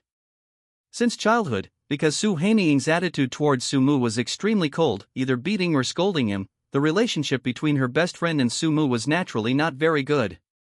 At most, the 2 of them knew each other, and rarely showed such closeness. So she winked at the other party and whispered to him secretly. What's wrong with you? Aren't you 2 strangers? Nianxiu blinked her eyes, looking somewhat charming and playful. What? I don't understand. Sumu is your brother after all. As your best friend, can't he say hello? Although this reason seems a bit far-fetched, it seems reasonable if you think about it carefully. Although Su Haining felt a little strange, she didn't investigate further. Just then, Brother Mu. A sweet girl's voice sounded from behind her. The two girls in the field froze and turned to look. Chapter 38. The atmosphere became strange. Brother Mu. I prepared some pastries for you. Want some? Meng Xiaoxiao smiled as beautifully as a flower and walked up with a tray in her hands. As for why she was here, it was of course because when Sumu left the Holy Land, she strongly requested to follow him. Meng Xiaoxiao has now completely put herself into the role of Sumu's personal maid. Since she is a personal maid, of course, she has to follow her master wherever he goes. Onar. Thinking of this name, the girl couldn't help but blush, but she didn't show any abnormality. Su Haining was stunned and pointed at Meng Xiaoxiao. Who is this? Su Haining had met Meng Xiaoxiao in her previous life. After all, she was a lady from the Dream Clan, and the two had had many interactions. Especially in the final battle to stop Chen Shu from becoming the immortal emperor, the two of them even cooperated a lot. But now, facing Su Haining's cold inquiry, Sumu raised his eyebrows slightly. She was a follower I recruited in the Holy Land, and now she's my maid. What's wrong? Yes, it's this kind of speaking attitude that sounds murderous. As a heroine, it is this kind of attitude that makes people feel comfortable. The more Sumu looked at Su Haining, the more satisfied he became. Hello, miss. Meng Xiaoxiao has a very clear understanding of her own positioning and takes the initiative to introduce herself. My name is Meng Xiaoxiao, I am an inner disciple of the Holy Land Yuning Peak, and now I am a follower of Brother Mu. Hearing the words Brother Mu, Su Haining's already cold expression became even uglier. She suddenly remembered that Sumu already had many maids around him, and now there was one more beautiful one. How abominable. Oh. Su Haining spoke in a cold voice, feeling very unhappy and even highly alert. Could it be that? Did Meng Xiaoxiao deliberately approach Sumu? Unconsciously, Su Haining developed a strong sense of wariness towards this beautiful girl. Meng Xiaoxiao was a little surprised. In her previous life, she had naturally seen Su Haining. When the two met for the first time, although they were not very enthusiastic towards each other, they were not as wary or even hostile as they are now. Baffling. They weren't the only ones looking strange. After hearing the voice of Brother Mu, Yin Yanqiu's body suddenly froze. Thoughts raced in his mind, and he felt a little regretful. Why was he older than Sumu? If she was younger than Sumu, could she also use such an intimate name? The atmosphere in the venue suddenly became cold. Sumu was a little confused. What's going on? He looked around the courtyard. There were 8 people in the courtyard, and he was the only man. Why does the atmosphere feel weird? Sumu frowned secretly. In the original plot, Meng Xiaoxiao and Su Haining had also met. Although she was not taken home by Sumu, the situation was similar to the current one. Considering that the plot was similar to the original, Sumu didn't pay too much attention to it. That's not right. Sumu thought secretly. In the original plot, when the two heroines met, the atmosphere was not so tense. Look at the eye contact between these two people now, there seems to be sparks flying, as if they are declaring their sovereignty to each other and neither of them will give in. Wrong. Sumu suddenly shook his head. This must be his own illusion. These two are serious heroines, and seem to be the most reliable ones at the moment. Su Haining has always treated Sumu very badly, and Meng Xiaoxiao was tipping off Chen Shu some time ago. Sumu didn't forget. When I went to meet Yi Yan, if Meng Xiaoxiao hadn't tipped me off in advance, how could Chen Shu have arrived at the scene so quickly? Most importantly, you are the heroine. Instead of competing for the attention of the male protagonist Chen Shu, she actually came to him, a supporting villain, to assert her sovereignty. This doesn't seem right no matter how you think about it. It doesn't make sense logically. It seems I'm overthinking it. Sumu nodded secretly. I can't help but wonder if it's because there have been too many plot collapses recently that has caused me to become a little neurotic and my logical thinking has been affected. On the other side, Yin Yanqiu's mind was full of thoughts. One moment he thought that he could now call Sumu little brother. The next moment he thought, wouldn't it be nice if he could call Sumu brother? The girl was in a state of confusion, her beautiful eyebrows were twisted together, making her look extremely lovable. All right. Sumu stood up and waved his hand casually. I'm going to go back to my room and rest for a while. Dad will call me when he gets home. After saying that, he took Meng Xiaoxiao and left. Su Haining and Yin Nianqiu were left looking at each other. Su Haining's expression suddenly became serious. Although she usually looked very serious, as her best friend, Yin Nianqiu still noticed the change in her best sister's expression. Nianqiu, I have something very important to discuss with you now. The two men dismissed their attendants. Su Haining spoke in a serious tone. I am going to tell you a very important secret to me now. This secret even concerns the survival of my family. I hope you will listen carefully and help me with some advice. Sumu has returned to his courtyard at this moment. Just entered the door. On both sides of the road were neatly arranged weapon racks filled with various types of halberds. Each one was extremely powerful. This is Sumu's personal collecting habit. He loves to use this kind of weapon that looks extremely powerful. Brother Mu, let me give you a massage. Sumu turned and looked at Meng Xiaoxiao.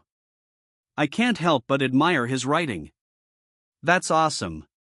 In order to get rid of a supporting role like himself, the villain cannon fodder, he actually sent his future wife to be an undercover agent, and let Sumu take all the benefits. Sumu laughed out loud immediately. Okay. Back in the room, Sumu lay on the bed, and Meng Xiaoxiao took off her shoes and stood up. Then she stepped on Sumu's back with her pink little feet, again and again. The force is just right. Sumu closed his eyes comfortably and fell asleep quickly. When he woke up, Su Ningye had already returned. So the welcome banquet officially began. The scale of the banquet was not large. It was originally to welcome Su Haining home. Strictly speaking, it was actually a family dinner. Sumu, Su Ningye, Su Haining, and Yin Nianqiu, who has a very good relationship with Su Haining, are all the protagonists of this banquet. Nianqiu hasn't come to our house for many years. During the meal, Su Ningye spoke with a smile. When Yin Nianqiu was a child, he always loved to come to their Su family to play, but later, Su Haining was away from home for most of the year, so he stopped coming. Uncle Su, Nianqiu is sorry to bother you today. Yin Nianqiu is well-mannered and has the demeanor of a lady from a noble family. Everyone was chatting and laughing. All those present were cultivators, and before they knew it, they were talking about topics related to cultivation. What level of cultivation do you have now? Su Ningye asked with a smile. Normally, it was very offensive to inquire about other people's cultivation. But Su Ningye is the elder and his cultivation is high enough. He would know the answer even if he didn't ask. He asked this just to start a conversation. Then everyone spoke one by one. Sumu, peak of Tianyuan realm. Yin Nianqiu, the third level of Tianyuan realm.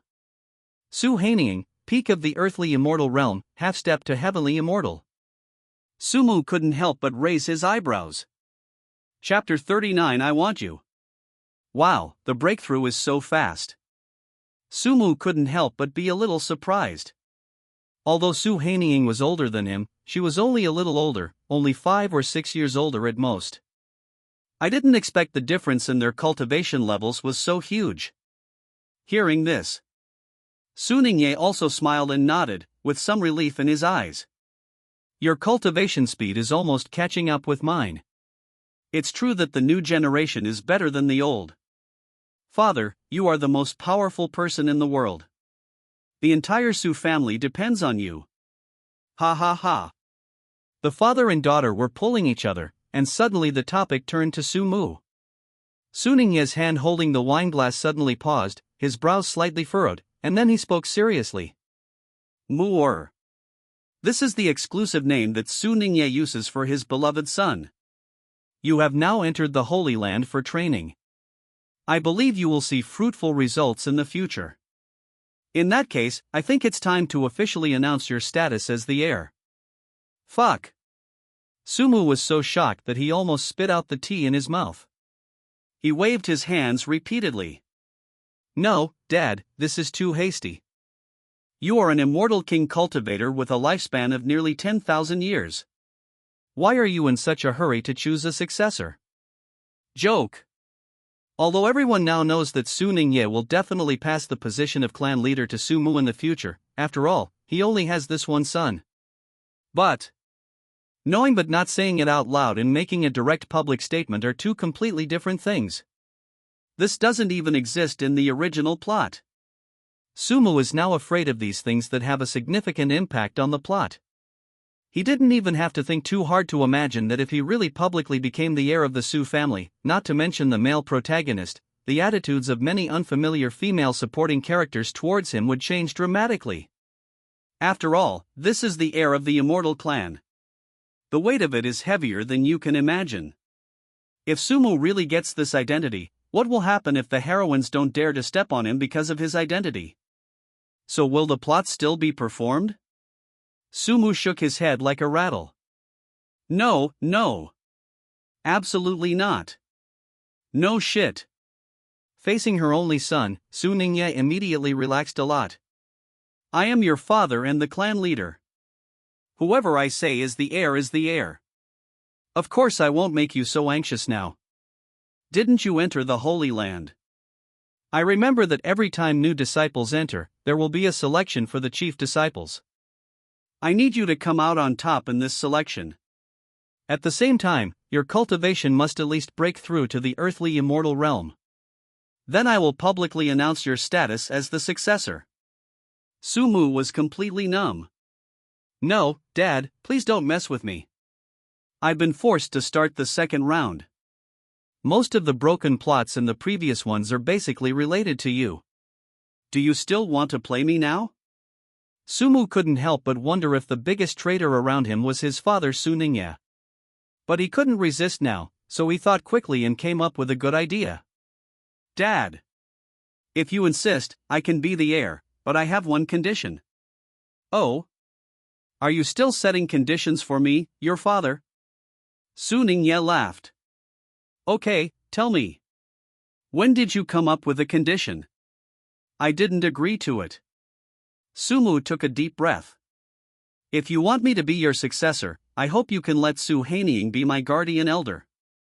Hearing this, Su Ningye's smile suddenly froze. According to the Su family's tradition, each successor will be accompanied by a guardian elder, who is usually a person with extremely high cultivation and extremely close to the main lineage. This position represents not only the protection of the heir's growth, but more importantly, the two will develop an extremely close relationship. Sometimes they are master and apprentice, sometimes they are relatives, and some people will even directly marry in this relationship and become Taoist companions. Once the heir ascends the throne, the guardian elder will become second only to him and above everyone else.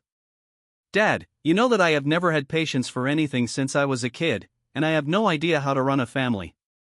But Sumu paused for a moment. Sister Han Ying is different. She grew up under your care. She knows more about family management than I do. If I were to take over such a large family as the Su family, without her by my side to help me, wouldn't our family be destroyed by me in a few days? Sumu talked freely. Su Ningye frowned and thought for a moment, and couldn't help but feel that what Sumu said made some sense. He knew very well how capable his son was. What's more, Su Hanying grew up under his care. Not only does she have good talent and character, but she is also completely trustworthy. But he was still a little hesitant. After all, he also knew what the relationship between Su Mu and Su Hanying was like. Why did this kid suddenly change his personality? Have you really grown up? Su Ningye was silent for a moment, then spoke slowly. I can't make the decision on this matter. You have to ask your sister. The father and son immediately looked at Su Hanying. But Su Hanying was completely confused. The moment Su Mu said that he wanted her to be the guardian elder, countless information flashed through the girl's mind and her pretty face turned red. Why? Why did Sumu let me be the guardian elder? Although his reasons were indeed very detailed and reasonable. But this is the biggest unreasonableness. After all, my relationship with him is so complicated. Although she was extremely panicked inside, the mentality she had developed on the battlefield for a long time still allowed her to calm down. Su Hanying thought for a moment and nodded in agreement. Good. Yes. Sumu shouted in his heart. According to the original plot, the identity of the heir should be Su Hanying. Although Sumu's father only wanted to pass this identity to his son, at that time, the entire Su family was badly harmed by Sumu and faced the crazy revenge of the male protagonist Qin Shu. Even if he is the patriarch, he cannot risk the disapproval of the world. Therefore, Su Hanying's character is that of a strong woman who is in charge of the entire family's career. Even if the plot deviates, Sumu must try his best to save the heroine's character and must not let it collapse. He has thought it through. Even if his father really passes the identity of the heir to him, he can just be a hands-off boss and make Su Hanying the actual heir. In addition, faced with this emergency, Sumu thought of a lot. Dad requires Sumu to obtain the status of chief disciple and be promoted to the earthly immortal realm. Although that is what they say, it is just gold plating. Su Ningye will definitely use various means to help Sumu, and I don't know how much the plot will be distorted. No way. Delay it as long as possible. Sumu sighed in his heart. Procrastination was the only solution he could think of at the moment. If he resisted too fiercely, his own character would be ruined. After the family had their conversation, they discussed many details. Yin Yanxia was already a little stunned at the sight. She just. Did you witness the inheritance of the immortal power with your own eyes? Chapter 40 Lingxiao Wangxie. The banquet is not over yet. But everyone's mind was not on eating. Sumu's mind was full of thoughts on how to fix the plot. Would his father mess things up again? What should he do? How could he ensure that his plot mission was completed normally? Yin Yanxiu looked at Sumu with an extremely brilliant gaze. He was indeed a younger brother. At such a young age, he had already reached the top of a mountain that countless people could never reach in their lifetime. Su Hanying still seemed silent. But her heart was in turmoil and she was unable to calm down. Does Sumu really have to have me? Su Hanying thought about it carefully and felt that every reason given by the other party was appropriate, and it was indeed reasonable for her to be the guardian elder. But Sumu doesn't have to have her. The Su family has a vast territory and a population that is incalculable. Even among those who are close to the main line, there are at least dozens of people who can serve as guardian elders. In this case, Sumu chose Su Hanying to be the guardian elder because he had other intentions. Could it be that? Even if he quarrels with me every day, does he still treat me as his sister in his heart? The girl's heart was shaken. She suddenly realized that at this critical moment, Su Mudi relied on and trusted her. Thinking of this, Su Hanying unconsciously raised her eyes and looked at the young man opposite her. The young man concentrated on eating, but there was a gleam in his eyes, and it was obvious that he was thinking about something. Sumu. Su Hanying made a secret decision in her heart. Since you are my brother, then I will protect you forever. No one can hurt you. No 1 inch. The meal was quickly finished and everyone wanted to talk about something else. At this moment, a servant suddenly came to report that Luo Haicheng had arrived and was looking for Sumu. Sumu suddenly felt as if he had been pardoned, and ran out in a hurry. If he stayed here any longer, who knows what tricks his father would come up with. Run! Mad must run. The news from Luo Hai City came just in time. Sumu had never been so grateful to the other party for coming to him to hang out. This kid. Looking at Sumu's receding back, Su Ningye felt somewhat helpless. But he is still a child after all, so let him play if he wants to. Anyway, I, your father, have plenty of power and money, and I can cover for you no matter what trouble you get into. Su Ningye slowly turned around and looked at Su Hanying. Haning, I'll leave this kid to you from now on. He's not good at anything, so you have to help him more. Hearing these words that seemed like a lifelong entrustment, Su Hanying subconsciously clenched her toes hidden under the table and her face flushed slightly. I remember my father, but maybe Sumu isn't as bad as you think. Su Ningye laughed out loud upon hearing this, thinking that her daughter was just comforting her and didn't take it seriously. Only Su Hanying looked dazed. She remembered that when she was sorting out Su Mu's belongings in her previous life, she found a complete scroll in his drawer. It records many novel ideas and thoughts, even a preview of the Su crisis and some feasible solutions. Su Hanying was stunned at the time. She didn't expect that the other party was so talented and had such extraordinary intelligence. Moreover, she read the solution proposed by Su Mu in detail. Not only was the angle novel, but it was also very practical.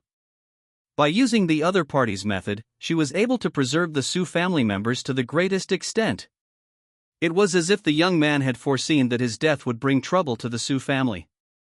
Outside the Su family, a luxurious flying boat was suspended in the air, with all kinds of dazzling neon lights flashing around it.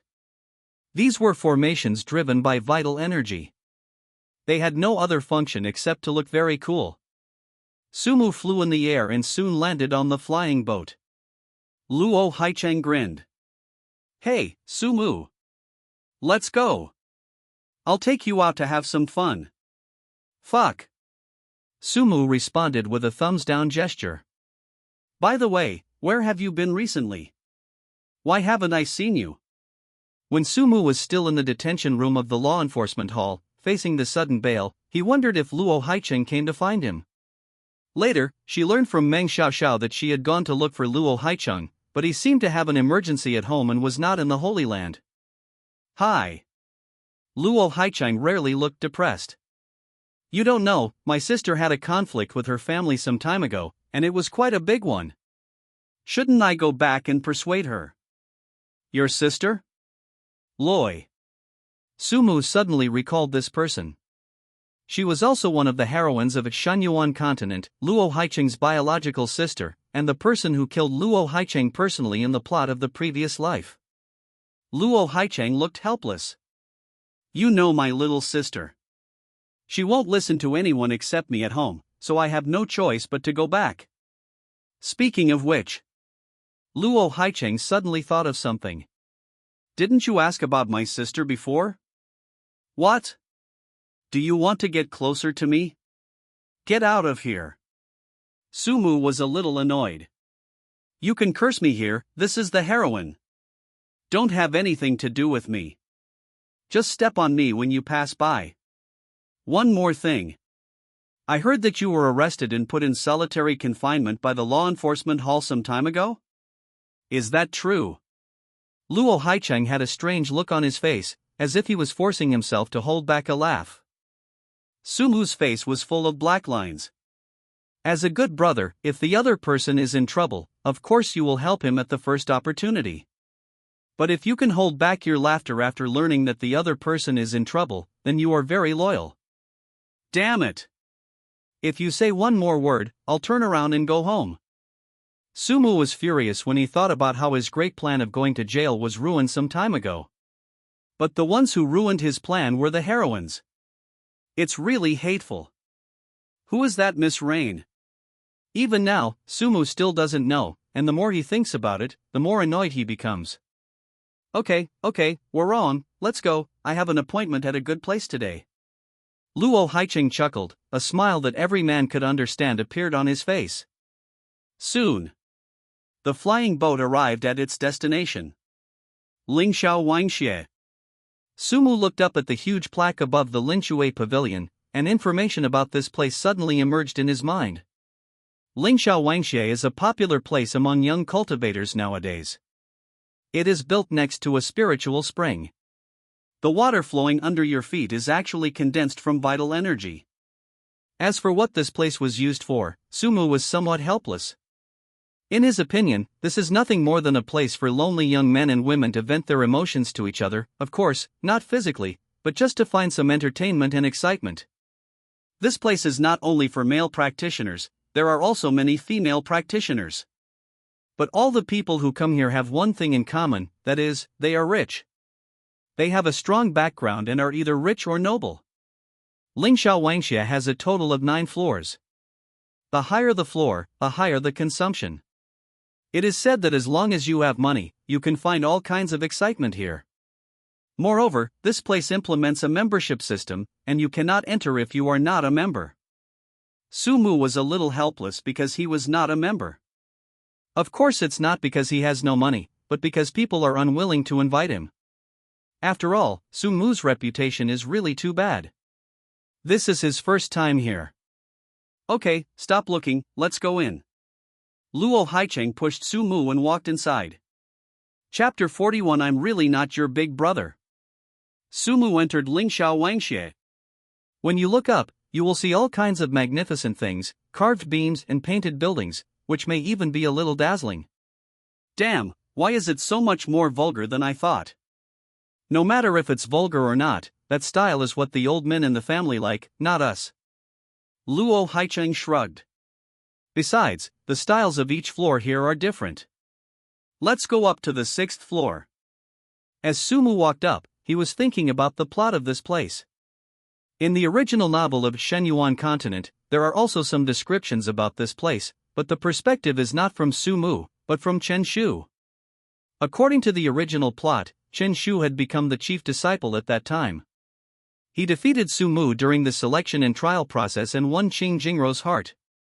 During the trial, in order to target Chen Shu, Sumu did not hesitate to have someone secretly make changes, which resulted in an ancient-level ferocious beast accidentally released into the trial field, causing heavy casualties. Yi Yan and Nangongxi were also injured in the trial. Sumu offended many people at once, and some people in his family became increasingly dissatisfied with him, causing public outrage. Chen Shu, on the other hand, took off directly, and his already resounding reputation became even better. During the trial, he single-handedly held back an ancient-level ferocious beast and saved the lives of many disciples, and was regarded as a lifesaver. When Sumu thought that the disciple trial would be coming soon and he would definitely release the ancient ferocious beast again, his mood suddenly became bad. Here we come. We're on the 6th floor. Su Luo and the other person walked in side by side. Welcome, 2 young masters. As soon as I entered the door, 2 rows of maids bowed and greeted me in unison, their voices charming and gentle, their sleeves fluttering. Sumu took a careful look and felt that the scene looked very familiar. Well, these maids can serve as the appearance of Lingsha Wangxie, and their looks are also acceptable, considered to be above average. But perhaps because he had seen too many beautiful women like the heroine, Sumu had become immune to it, and his mind was still constantly thinking about the future plot. The 2 found a seat and sat down, ordering some food and drinks. Luo Haicheng then began to look for a target, and soon his eyes lit up. Hey! I found a group of good ones. They are good-looking and have decent family backgrounds. They seem to be from the Chen family next door. How about coming with me? Luo Haicheng invited him graciously, and he brought Sumu here today with the idea of letting him see the world. As long as Sumu gets to know more women out there, he will naturally not hang himself on Qing Jingrou's tree. He will open his eyes and see the world. There are so many women in this world, why make things difficult for yourself? Not interested. Sumu curled his lips. He didn't like such noisy places. Most of the time, if the plot didn't require it, he could find a corner and stay alone for the whole day. Besides, he has maids at home, and Meng Xiaoxiao gives foot massages, and he really doesn't care about these things. Okay. Luo Haicheng felt a little helpless. I thought that this might be the first time for the other party to come to such an occasion and he might not be used to it, so I should just bring Sumu with me more often in the future. Or see if you can find a way to get a membership card for Sumu as well. I'll come find you later. Luo Haicheng turned and left, leaving Sumu sitting alone at the table. His seat was next to the window and he could see the scenery in the distance. The moon and stars are getting thinner, and thousands of mountains are shrouded in green smoke. Big brother. Sumu thought he could enjoy the scenery and relax, but he didn't expect to see someone he knew. He turned his head and looked. Xian Koan had a look of surprise on his face, and with several people around him, he immediately came up. I didn't expect you to be here too, brother. Sumu was confused.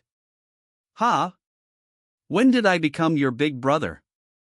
By the way, when were you released? No. You are my big brother. Shenyuan looked serious and bowed. The last time we were in the detention room together, I made up my mind to worship you as my big brother. From now on, I will be your follower. I will follow you. No, why? Sumu still didn't understand.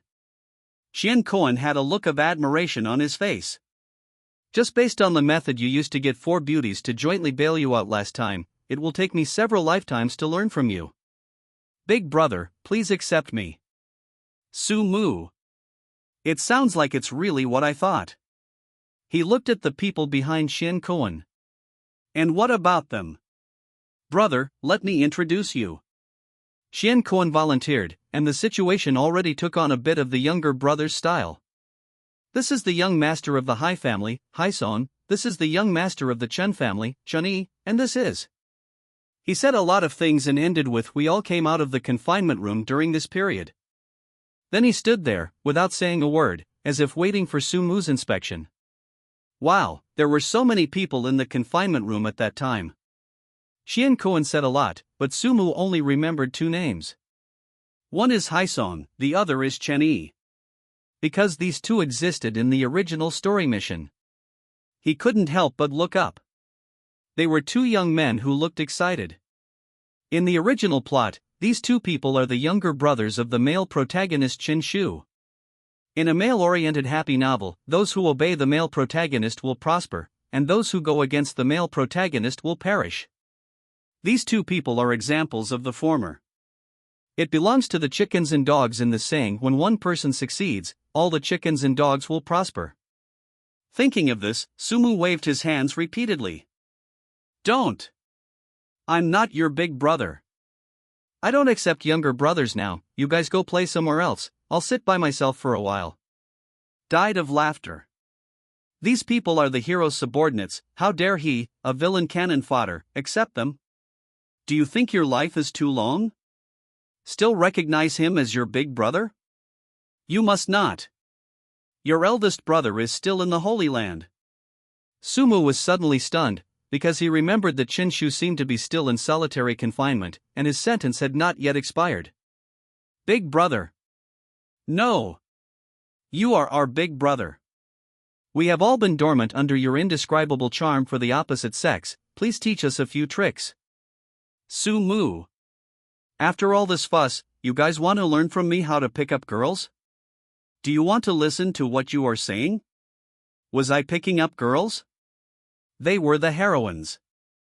They almost killed me that day. You are really mistaken.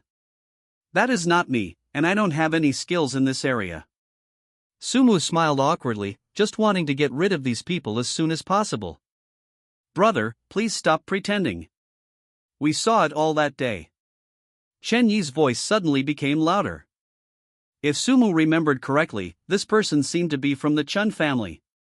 So, was he related to Chen Shu by blood? Danger. Extremely dangerous. The 4 goddesses snatched you out of the confinement room. I have lived for so long, but I have never seen such a bizarre scene. Brother, we beg you to teach us. Sumu didn't dare to teach and couldn't teach. He knew that the other party had completely misunderstood. Just as he was about to explain, he suddenly heard a sneer from not far away. TSK. Shenyuan, Chunyi, this is the big brother you guys are talking about. Not far away, a young man in a brocade robe walked over. As he spoke, he looked Sumu up and down with a look of disdain. Chapter 42, Swift House. Not long ago. Chen Shu suddenly received a message from Yin Luan. Young palace master, something happened. Our spy lurking in the Luo family suddenly received news that the little princess of the Luo family, Luoi, is missing. She is suspected to have run away from home. As a senior official of Tianhe Palace, it is Yin Luan's daily job to monitor important figures in the 10 major families, not to mention the direct descendants of the family like Luoi. Then another spy sent us news, saying that they had found the enemy's traces in Lingsha Wangxie. This kind of thing was originally Yin Luan's job, and there was no need to report it to Chen Shu. As for why he did this, on the one hand, it was because Chen Shu issued such an order after taking over power. In the future, if you find some important people with potential, you must report them to me. I will be of use to you. The other party also hinted that such an important person should be a woman, and a young and beautiful woman. When Yin Luan received this order, he was a little surprised, but he did not show it. After all, to be able to sit in his position, he had seen too many strange things. Chen Shu's reason was also very legitimate. He wanted to see if there was any way to take advantage of the other party. There are many ways to take advantage of this, and the so-called beauty trap is naturally one of them. As for whether Chen Shu has other thoughts, this is not something that Yin Luan, his subordinate, should be concerned about.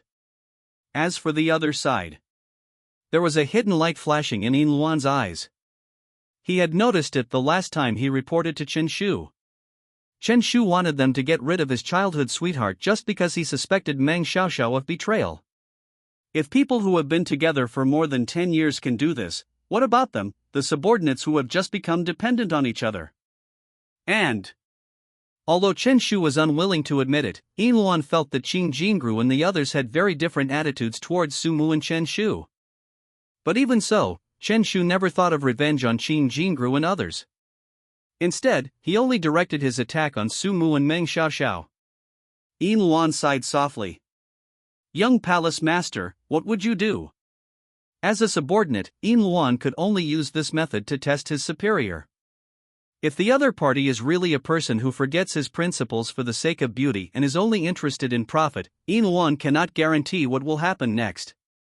Afterwards, Yin Luan also informed the other information that the spy had found out, for example, that Sumu and Luo Haichang were also in Lingxiao Wangxie. News about Chen Shu soon arrived. Oh? Luo Haichang's sister Luo Yi? She actually ran away from home. Sumu and Luo Haichang happened to run into her? That's great. This is a great opportunity. Encountering this kind of thing suddenly, it only took Chen Shu a moment to come up with a vicious plan against Sumu. As we all know, Luo Haichang is a well-known sister Khan. Although he is usually gentle and polite, if anyone mentions Luo Yi in front of him without permission, or the tone is not careful, he will scold them at best, and beat them up at worst. In this case, we can find a way to use Luo Yi to stir up conflict between Sumo and Luo Hai City. Chen Shuk has not forgotten that Luo Haichang was also the main participant in the beating he received. He quickly laid out his plan. Well, send someone to keep an eye on Luo Yi and protect his basic safety. Besides, you are. Yin Luan quickly understood. This is what Chen Shu meant. Let their hidden man provoke Sumu, and guide him a little, so that Sumu will become interested in Luo Yi, and it would be best if he could take some physical action. After all, in a place like Lingxiao Wangxie, young men and women will definitely not be able to control their impulses. At the critical moment, Chen Shu appeared again to stop this matter. On the one hand, he could win the favor of the Luo family, and on the other hand, he could provoke the relationship between Sumu and Luo Haichang and make them fight each other. This. Yin Luan frowned slightly. Young palace master, aren't you still in confinement? Also, what if the relationship between Sumu and Luo Haichang is better than expected? Don't worry. Chen Shu's tone was calm. I have my own way to get out, and I will find a way to disguise my identity and try to establish a connection with the Luo family. As for the relationship between Sumu and Luo Haichang, Chen Shu suddenly sneered with disdain and lightly tapped the jade token of communication with his finger. People like Sumu and Luo Haichang are definitely just acquaintances. Their friendship may not be that deep. What's more, Luo Haichang is a well-known sister complex, the kind that doesn't care about his life. With double insurance, this plan is foolproof. Yin Luan was somewhat helpless, but he still agreed immediately and started to make arrangements. In the nether pond, Chen Shu also put away the jade token of communication and sank his mind. Grandmaster, you are sure there is a way for me to leave the Holy Land quietly, right? Certainly. The old voice of Master Tianpa sounded. When you go out, remember to take the ring I gave you with you. By the way, I can also take you to a good place. A good place? Chen Shu frowned in confusion. The black ring I gave you is a token of my love, a token of Swallow Tower. What Swift House is actually real? Chen Shu was extremely surprised. Swallow Tower is a legendary killer organization hidden in the darkness of the mainland. As long as you can afford it, they can help you kill anyone. Of course it is real. This token was obtained by accident when I was young. The yuancha in the ring are kept for this purpose. Master Tianpa paused for a moment. You have just taken over Tianhao Palace, and your people are obviously not enough. When necessary, you can go to Yuyan Tower to seek help from outside forces. Do you understand what I mean? Chen Shu felt the old man's meticulous care for him and was immediately moved and kowtowed repeatedly. Thank you, Grandmaster. Master Tianpa touched his beard in soul state and felt very relieved. Get ready now. I will use my secret technique to move you out directly. Linksio Wangxi. 6 floors. Sumu frowned slightly and looked in the direction of the annoying voice. The person who spoke was a long-haired young man wearing a brocade robe and with a look of disdain on his face. Who are you? Sumu was a little confused. He didn't know this person. He. The young man shook his bangs in front of him in a very cocky manner and waved the fan in his hand. I am Yen Long from the Yen family. Yen Long turned to look at Xian Kuan and his group and curled his lips slightly. Xian Kuan, Chen Yi, this is the big brother you are talking about? Isn't this the famous young master of our Su family? Many people have heard of Su Mu's reputation, and in a sense he is also a celebrity. Isn't our young master Su deeply in love with Fairy Qinghan? Why does he need to go out and hunt for beauties to change his taste? Yen Long's attitude was extremely arrogant, which made Xian Kuan and others stiff. We're talking about fists here. Yan Long. Bullshit. Shenyi speaks the quintessence of Chinese culture as soon as he opens his mouth. Are you blind? Are you deaf? Is it our eldest brother who is deeply in love with Qing Jingru? It's obviously Qing Jingru who is pestering our eldest brother. What is that? Yanlong suddenly laughed. Chapter 43, A Challenge to Hold Back Laughter? Then I lose. What is that? You said Fairy Qinghan is pestering Su Mu. Ha ha ha ha. Yanlong laughed out loud, as if he had heard the funniest joke in the world. The circle of activities of this group of young masters is not very large, so they know some things very well. For example, Sumu is deeply in love with Qing Jingru and is willing to become her bootlicker. But Qing Jingru was extremely disgusted with Sumu. She would avoid him if she could, and simply ignore him if she couldn't. Shen Yi. Could it be that a bad brain is contagious? How could he become terminally ill so quickly? Inside the venue. Not only Yen Long couldn't hold it in, the group of friends behind him also laughed so hard that tears were about to fall. Yanlong looked at Qian Kuan. Why? You think so too? I'm not afraid to tell you the truth. Fairy Qinghan could love anyone in this life, but it can't be Su Mu. Yen Long did not forget the mission he received from his superiors and immediately shifted the blame to someone else. Master Su, what do you think? Is this the truth? Everyone turned to look. Su Mu, however, had a blank expression on his face and felt somewhat bored. It's not a plot mission, why should he worry about it? Just now, while everyone was talking, he had finished a whole pot of tea and was considering whether to get a refill. You guys are actually pretty boring. Sumu spoke helplessly. He was really not interested in the group of playboys in front of him. Before he traveled across the Shenyuan Continent, he was a first-generation rich man who had built up a fortune worth hundreds of billions. These people in front of him really made him look down upon them. Master Su, I heard that you are very good at picking up girls. Why don't you give us a demonstration? Show us your extraordinary charm to female cultivators. Yen Long's exaggerated expression made everyone laugh, and he looked at Sumu with even more contempt. Not interested. Sumu still had a blank expression on his face. He supported his head with one hand, held a teacup with the other, and looked out the window. How about this? Yanlong seemed to suddenly think of something. Let's make a bet. Just find a female cultivator here and have her show you your strength, young Master Su. If you win, I will kneel down and kowtow to apologize to you. His mouth stretched into a grin. If you lose, you will kneel down and kowtow to apologize, and then shout to the outside world 3 times, Sumu is a waste. How do you think? Sumu felt helpless and looked up at the other person. Can you please go away? I'm really not interested in you. Go and have fun by yourself. Snort. Yanlong snorted coldly. If you don't dare, forget it. As long as you shout here today that Sumu is a useless weakling, this matter can be let go. Yanlong's eyes were cold, but he was extremely annoyed in his heart. How come Sumu is so slippery like a loach? Aren't they normally full of vigor and vitality at this age? I've already pointed at your nose and scolded you, why can't you give me a reaction? Sumu sighed deeply. Then tell me how you want to compete. After the competition, leave quickly and don't bother me. It's one thing to be nagged by my dad at home, but when I go out to relax I also encounter mosquitoes that keep buzzing in my ears. He had already realized that if he didn't get rid of this thing today, he would probably not be able to rest tonight. It's very simple. Seeing that Sumu had been fooled, Yanlong suppressed his excitement and pretended to look around. Didn't they say you're good at hooking up with female cultivators? Then let's just pick one at random and compete with each other.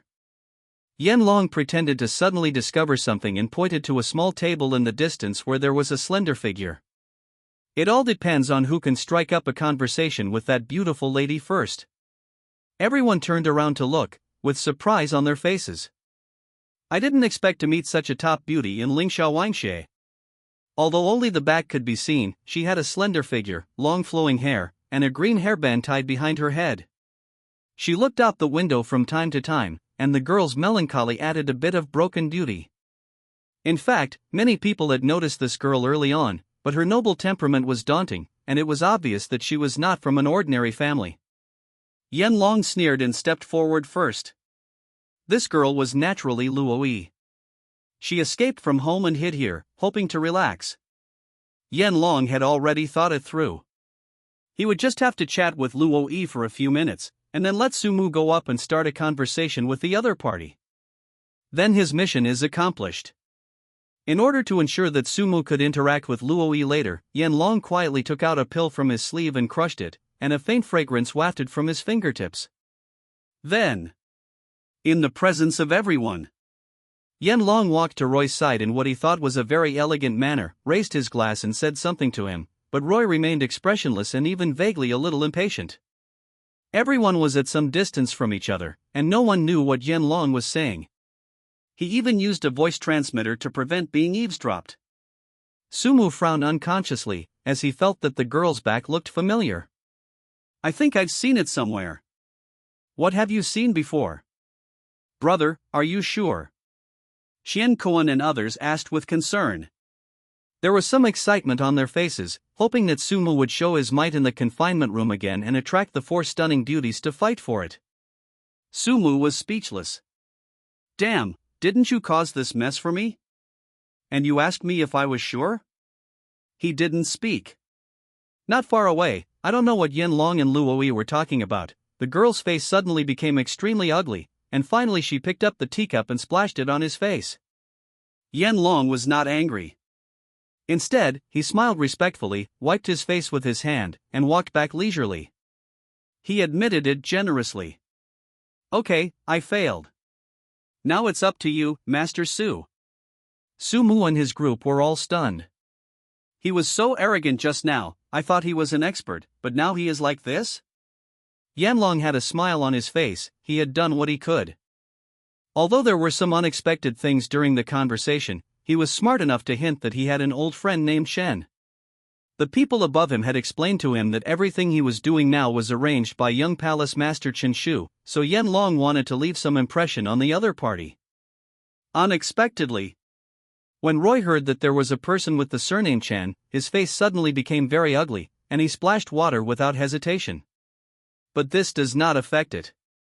Okay, Master Su, it's your turn. Yanlong was smiling, and Sumu couldn't help but feel a little suspicious. The other party's attitude is a bit strange. But he still stood up and shook his clothes. Okay. Then he walked straight towards Luoyi. Sumu's attitude was unusually casual. He was still holding his teacup in his hand and just walked over leisurely. Yanlong looked around and suddenly sent a message to everyone. To tell you the truth, that girl is actually Luo Haicheng's sister, Luoyi. Ah. Fuck. Chapter 44 Girl, it's too early for you. Fuck. I knew you didn't hold your fart well. Yanlong's cronies suddenly started grinning, and instantly understood the other party's intention. Luo Haicheng is Sumu's good brother, Luoyi is Luo Haicheng's sister, but the key is that Luo Haicheng is an out-and-out sister con. In the past, because someone approached Luoyi, Luo Haicheng directly dispatched the family's combat ferry ships, ready to bombard the other person's house to the ground. They could already imagine that if Luo Haicheng saw the scene of Sumu chatting up Luoyi, a bloody murder might happen right away. I'm not afraid to tell you that Luo Haicheng is actually downstairs. He can see it just by looking up. There was a hint of pride in Yanlong's tone, which attracted everyone's attention. Holy crap! Awesome! Young Master Yanlong was willing to use himself as bait in order to lure Sumu into the game. Some people looked surprised. After all, if Yanlong's behavior just now was seen by Luo Haicheng, it would not be as simple as being splashed with water, he would be skinned alive. But Yanlong was not worried about this, because there were people from their Tianhe palace supporting them from below, ensuring that the other party would raise their heads at the most appropriate time. A sinister smile appeared on the corner of his mouth as he thought of the pill he had just crushed. It was a Tianyan pill, whose only function was to enhance the charm of female cultivators, making them unable to control themselves. Sumu, wait for death. For a moment, everyone was looking forward to it. Xianquan and others who were not far away looked confused. What's wrong with these people behind? Are they so happy even though their pickup line failed? Who knows? Maybe there was bee poop in the tea I drank. On the other side, Sumu had already walked to the side of the girl, and without caring whether she noticed him or not, Sumu started talking.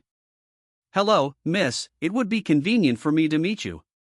He originally wanted to just be perfunctory, but when he was halfway through his words, the girl in front of him turned around. Sumu froze suddenly, his eyes widened. Xiaoyi? Brother Sumu. The girl cried out quietly, extremely surprised. Fuck. Sumu was really shocked. This world was so small that he could run into the heroine just by strolling around? Luoyi, Luo Haicheng's younger sister, is one of the heroines of Shenyuan Continent and will be the leader of the immortal clan Luo family in the future. How did we meet here? This is not the right time. Sumu was a little confused. In the original plot, Sumu and the other party should have met a long time later, when Sumu was on the verge of being deserted by everyone. In order to break Sumu's last arm, Luo Hai City, and also to gain the power of the Luo family, the protagonist Chen Shu carefully planned a conspiracy. Let Sumu and Luoyi disappear for a while at the same time. Then, under the guidance of Chen Shu, everyone thought that Sumu had bad intentions towards his good brother's sister, and even kidnapped and raped her, and they all criticized Sumu. Little did they know that at that time, Sumu and Luoyi were busy on the run. Thinking of this, Sumu couldn't help but twitch his lips. To be honest, Luoyi was the most miserable heroine he had ever seen, no doubt about it. In the original plot, Sumu and Luoyi were plotted against and exiled to a wasteland. The wasteland in the world of immortal cultivation is not an ordinary landform, and there are life and death crises everywhere. In order to survive, the two of them were in a very miserable state. Today they ate a poisonous mushroom, and tomorrow they rested on a tree and were bitten by a poisonous insect. The day after tomorrow they concentrated on their journey and suddenly fell into a swamp. Various situations emerge one after another. In order to keep the other party alive, Sumu spent a lot of effort when he went through the plot for the first time. At that time, he took advantage of the situation and could only say that he was doing it to ensure the safety of the hostages. In short, in Sumu's opinion, Luo Yi is a very troublesome guy. The girl's eyes were also on Sumu, with a little surprise and nostalgia. She raised her hand to lift the hair by her ear and looked at the stunned boy in front of her with a dazed expression. Unconsciously, she thought of her previous life, when the boy turned himself into a clay figure in order to save her from the swamp. Luo Yi smiled inwardly. You, a robber, are too unskilled in your business. But during that time, she was very happy. Sumu looked him up and down. He had actually met Luo Yi when he was young. At that time, Luo Gaicheng was not so Sister Khan and liked to take his sister out to play. However, some things happened later, which resulted in Sumu and the other party not seeing each other for many years. He only heard that Luo Yi had been practicing hard in the family and rarely showed up. You are actually here. Sumu did not use the childhood name Shoei. It was just a sudden subconscious action just now. Luo Yi is completely different now. She was chubby and cute when she was little, but now she is a slim girl with a figure as light as water and gentle and lively eyes. I ran away secretly, brother Sumu, something happened. The girl blushed slightly, and raised the teacup sheepishly, holding it in front of herself. Sumu suddenly remembered that Luo Haicheng had told him not long ago that Luo Yi had a conflict with his family, but this was the other party's family affair and Sumu was not interested. What's more, Roy is the heroine, and Sumu's current mentality has completely changed. He is now a little uninterested in her. Not far away, Yan Long and his group looked excited. Look! This Sumu is indeed a big fool who has been licking Qing Jingru for so long. How can he talk to a girl like that? She didn't even look at him. That's right. Look! They've started drinking tea and signaled to send the guests away. Sumu still doesn't understand. Ha ha ha. The people next door burst into laughter. Xian Kuan and the others were silent and even began to doubt themselves. Could it be that the scene in the confinement room was just a coincidence? Yan Long was also extremely excited. He could already foresee what was going to happen next. Under the effect of Tianyan pill, Sumu was confused and infatuated, and was about to make advances towards the young princess of the Luo family in public. Coincidentally, at this moment, Luo Yi's brother Luo Haicheng looked up from downstairs and witnessed the scene.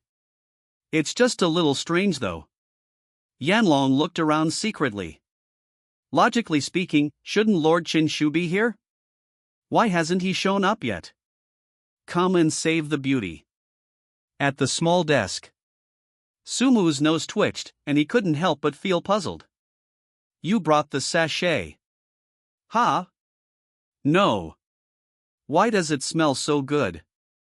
Luo Yi's slender body stiffened and her earlobes turned slightly red. Is Sumu trying to flirt with me? The girl continued to hold the teacup in both hands, secretly glancing at Sumu out of the corner of her eye. Is that so I'm leaving now? Sumu waved his hand, turned around and was about to leave. The female lead or something like that is really too troublesome, and now it's not her turn for the other party to play a role, so Sumu doesn't want to get involved. Besides, he has done what he should do, and Yanlong and his group should shut up when he goes back. Etc. Luo Yi stood up suddenly, his tone anxious. The reason why she felt wronged at home was that she did not go anywhere else but came to Lingsha Wangxie. Of course it was to wait for Sumu. Chapter 45. Do you want to hear what you are saying? Etc. Luo Yi stood up suddenly. She was here specifically waiting for Sumu. In her previous life, she was kidnapped by Sumu here, and then the two of them wandered around the world. Although she herself didn't know whether she could wait for Sumu at this point in time, she still came subconsciously. The girl was annoyed by the unreasonable demands of the elders in the family, and even her brother advised her to just be patient. But she didn't want to endure it, she had been enduring it for many years. Luo Yi no longer wanted to seek for immortality. If the price of immortality was to miss Sumu, then she would rather live in the morning and die in the evening. Didn't you come here to chat with me? Why don't you exchange the communication jade token with me? Why are you just turning around and leaving? Luo Yi was extremely anxious. She had waited so long for this opportunity. It was fate that made her meet Sumu. She would never let him go easily. Then, in a hurry, Luo Yi suddenly grabbed Sumu's hand and held him in his arms. Sumu? Feeling the softness on his arm, Sumu felt a chill rushing to the top of his head. What was the other party going to do with this impatient expression? What the hell? What are you doing? Ouch. This lady. Sumu's tone was somewhat helpless, and he was ready to pretend that he didn't know her. He whispered to her and confessed that he came to chat with her because he made a bet with someone else. Now that I think about it, I still think my life is more important. If I succeed in picking someone up, your brother will definitely kill me. Sumu used Luo Haicheng as a shield, hoping that the other party would stop and let him go. For some reason, the old actor's sixth sense told him that something terrible was about to happen. Not far away. Fuck. Fuck. Fuck. Yanlong and his group were stunned. What on earth was this unfolding? Why was it so hard to understand? Especially Yanlong, he was completely confused. No. This is totally different from what was planned. Does Tian Yen Dan have this effect? Isn't it said to enhance women's charm? Why is it the other way around now? And with such good results, why do you sell it at this price? No. Yanlong shook his head forcefully, and suddenly remembered something. He thought to himself that something was not good, and quickly turned his head to look to the other side. The overall architectural structure of Lingxiao Wangxie is relatively light, and many places have a half-hidden image. In addition, Luo Yi's position is next to the window, with a good view, and he can see clearly even from downstairs. Then, in Yanlong's desperate eyes, Luo Haicheng, who was chatting enthusiastically with the female cultivator downstairs, was suddenly dripped with water. He then frowned and looked up, and immediately saw his sister hugging Sumu's arm tightly. Luo Hai City? His whole body immediately turned into stone, like a statue. Other people around Luo Haicheng also noticed this scene. Some asked curiously, while others just looked up. Among those who looked over, there happened to be other members of the Luo family who knew Luo Yi. Fuck. At this moment, they could no longer tell whether it was amazement or horror, they just couldn't believe what they saw. What the hell did I see? Is that little sister Luo Yi? Isn't she in the family? Why is she here? That's not the point. The point is, she's hugging a man. Who is that man? Yes, it's Sumu. Some people sounded desperate. Everyone suddenly fell silent and looked towards Luo Hai City. Ha ha ha ha. Just upstairs, Shenyuan and others suddenly burst into laughter, looking extremely proud. Look. I told you my brother is a god at picking up girls. Look. Look at me, what the hell is the gap? Everyone present was a cultivator, and Sumu did not deliberately transmit his voice when he spoke to Luo Yi, so everyone could hear clearly what he said. As for the following content, Su Luo and the other person communicated through voice transmission, and no one else knew. So in the eyes of Qian Koan and the others, Sumu just said, "Can we get to know each other?" and then the beautiful girl did that. It's really awesome. You are worthy of being the big brother. Are you convinced? I just want to ask you whether you are convinced or not. Who else is there? Chenny held his head high and chest puffed out, his attitude even more arrogant than Yanlong just now. In my opinion, it's just that some people are not good enough and have no charm. Look at my eldest brother, he won it with one move, didn't he? Qian Koan looked at him with squinted eyes, and his posture looked particularly rude. They don't know Luo Yi's true identity yet, because when Yanlong transmitted the message just now, he deliberately only told people in his small circle. Qian Koan secretly swore that from now on, whatever Sumu asked him to do would be his lifelong belief. Yanlong was unusually silent. He had already noticed the unusual situation in Luo Hai City downstairs. It's over, it's all over.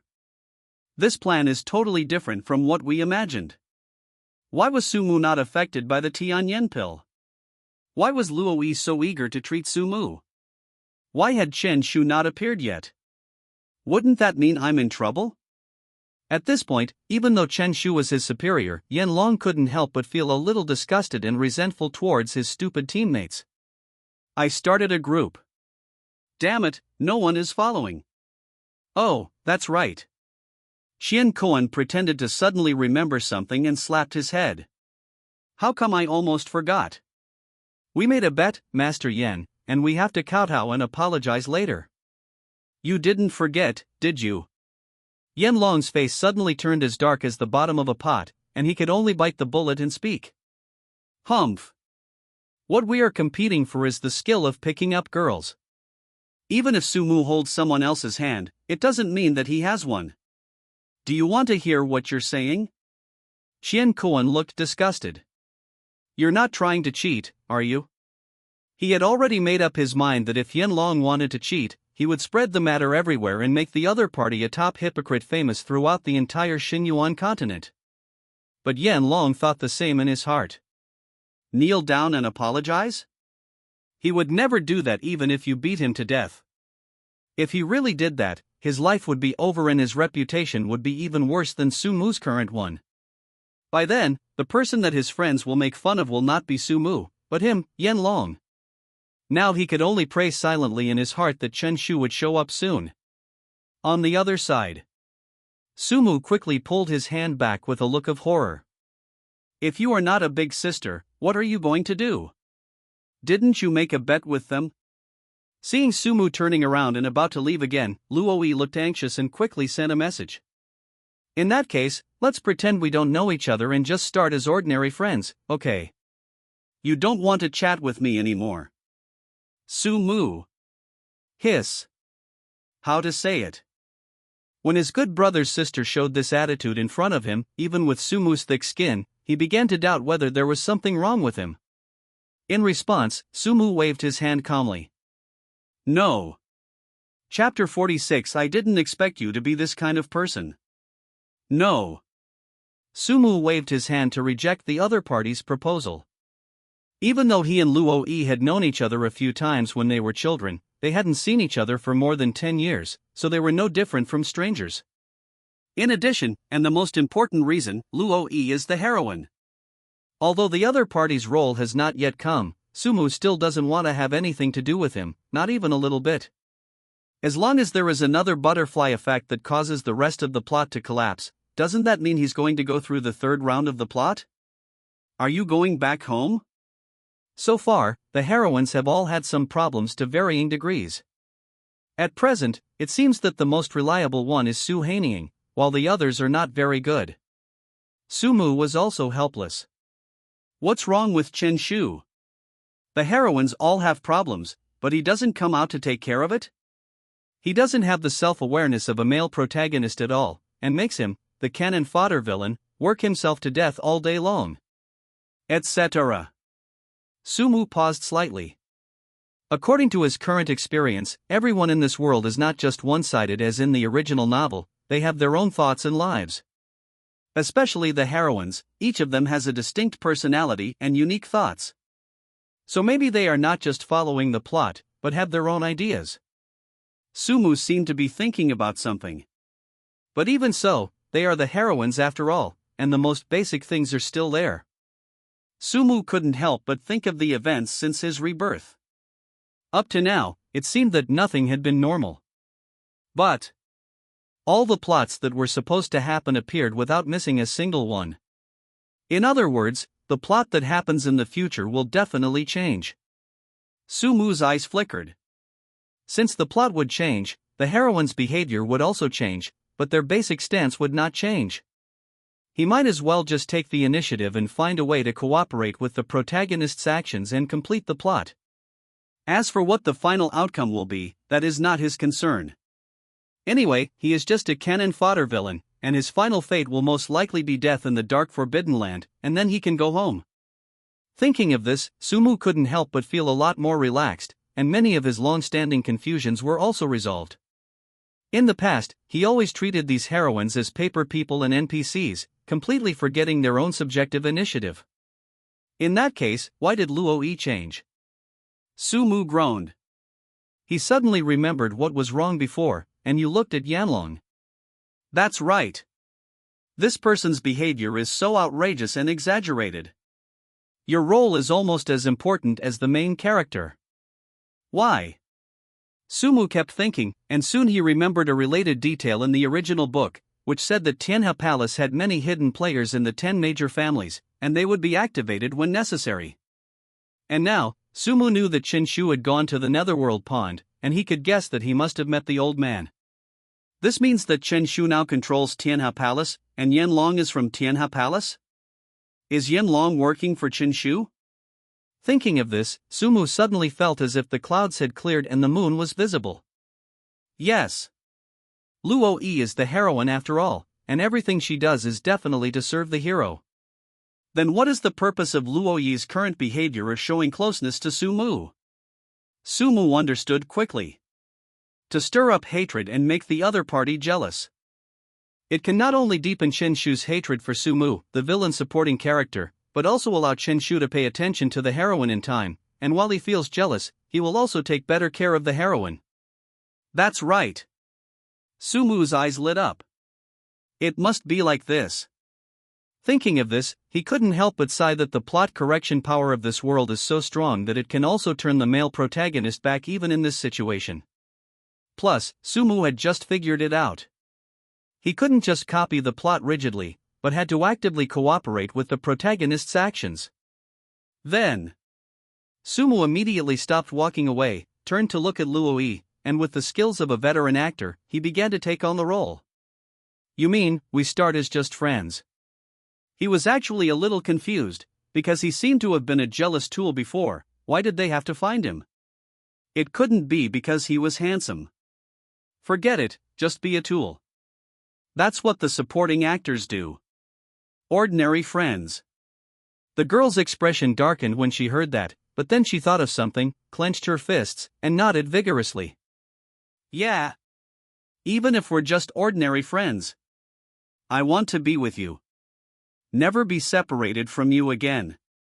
Sumu noticed the rapid and complex changes in Luo Yi's eyes. The tenderness, regret, and perseverance in his eyes made him exclaim that he had met his match.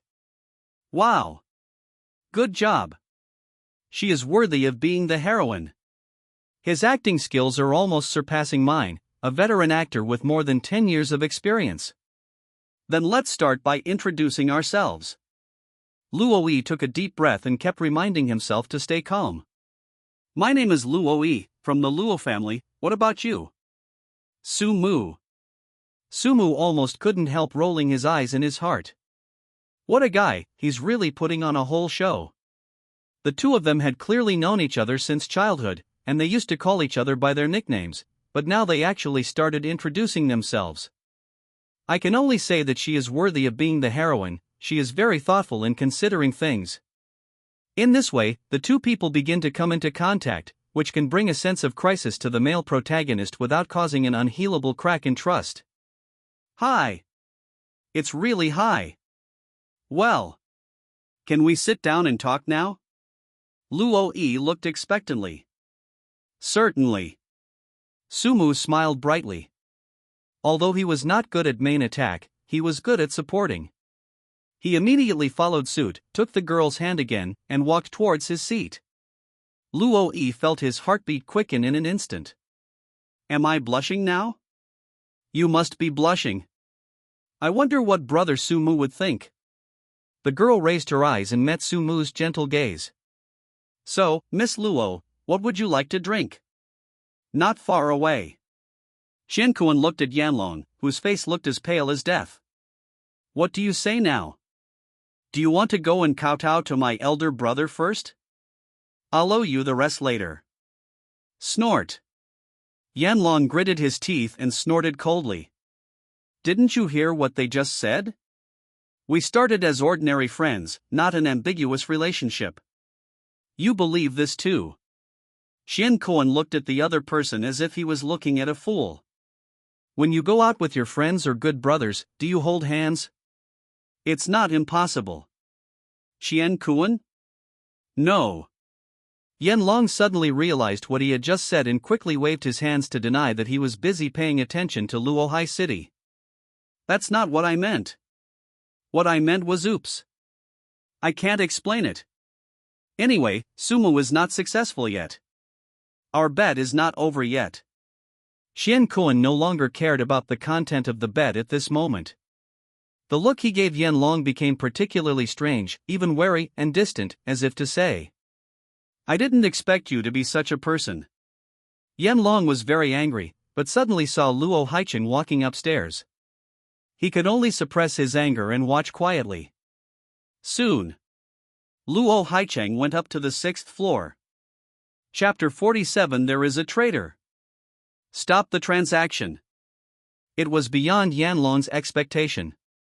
After Luo Haicheng walked up to the 6th floor, he did not get angry immediately.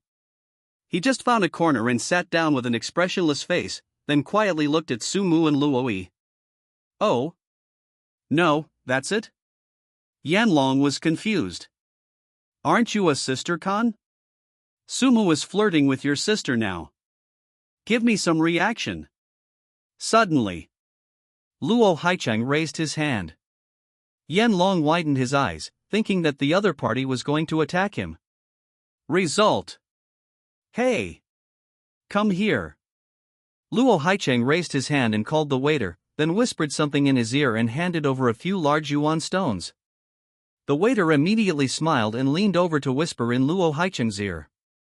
Not long after, Luo Haicheng suddenly raised his head and looked in the direction of Yanlong. Yanlong suddenly felt a chill running from the soles of his feet straight up to the top of his head. Murderous look. He felt an almost tangible murderous aura. Why hasn't Lord Qin Shu come yet? I can't control the situation anymore. Yanlong felt disheartened. He was already thinking about how he could get out of Lingxiao Wangxia intact. On the other side, Sumu and Luo Yi held each other's hands and sat by the window, smiling, obviously having a very happy chat. Yanlong secretly recorded the situation on the scene with a crystal stone, and then informed Qin Shu of the situation on the scene through the communication jade token, praying that the other party would appear soon. This is not right. Yanlong was so anxious that he was about to scratch his ears and cheeks. Didn't they say that Miss Luo was not allowed to approach strangers? How could they hold hands so quickly? Isn't it said that Luo Haicheng is a die-hard sister Khan? Why don't you go for it? He's flirting with your sister.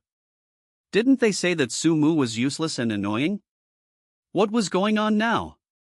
If it were just these, it would be fine, but why is my Tianyan Dan not working? Yanlong didn't understand, but he couldn't just sit there and wait for death. Then, he suddenly stood up and walked towards Luo Yi again in the surprised gaze of everyone. There must be something wrong with Tianyan Dan. I'm going to give him a bad review. Yanlong was angry. But now, we must not let Sumu really get involved with the other party. In his opinion, Sumu just walked up to the other party and said a few words, and Luo Yi proposed to be friends with the other party. It must be the wrong method just now. Thinking of this, he immediately walked up to Luo Yi, forced out a smile that he thought was very elegant, and stepped forward to try to touch the girl's shoulder. Let me introduce myself again. I am. Roll. The girl had no expression on her face. If you dare to touch me, you won't have this hand today. Luo Yi has lived in her family since she was a child and rarely goes out. There has never been anyone of the opposite sex around her except Luo Haicheng, and naturally she would not allow others to touch her body. Of course, except Sumu. Yanlong's expression froze, and he seemed a little unwilling to give up. Is there any difference between my approach and Sumu's? Why is the effect so different? He spoke again. Ms. Luo, I think there is some misunderstanding between us.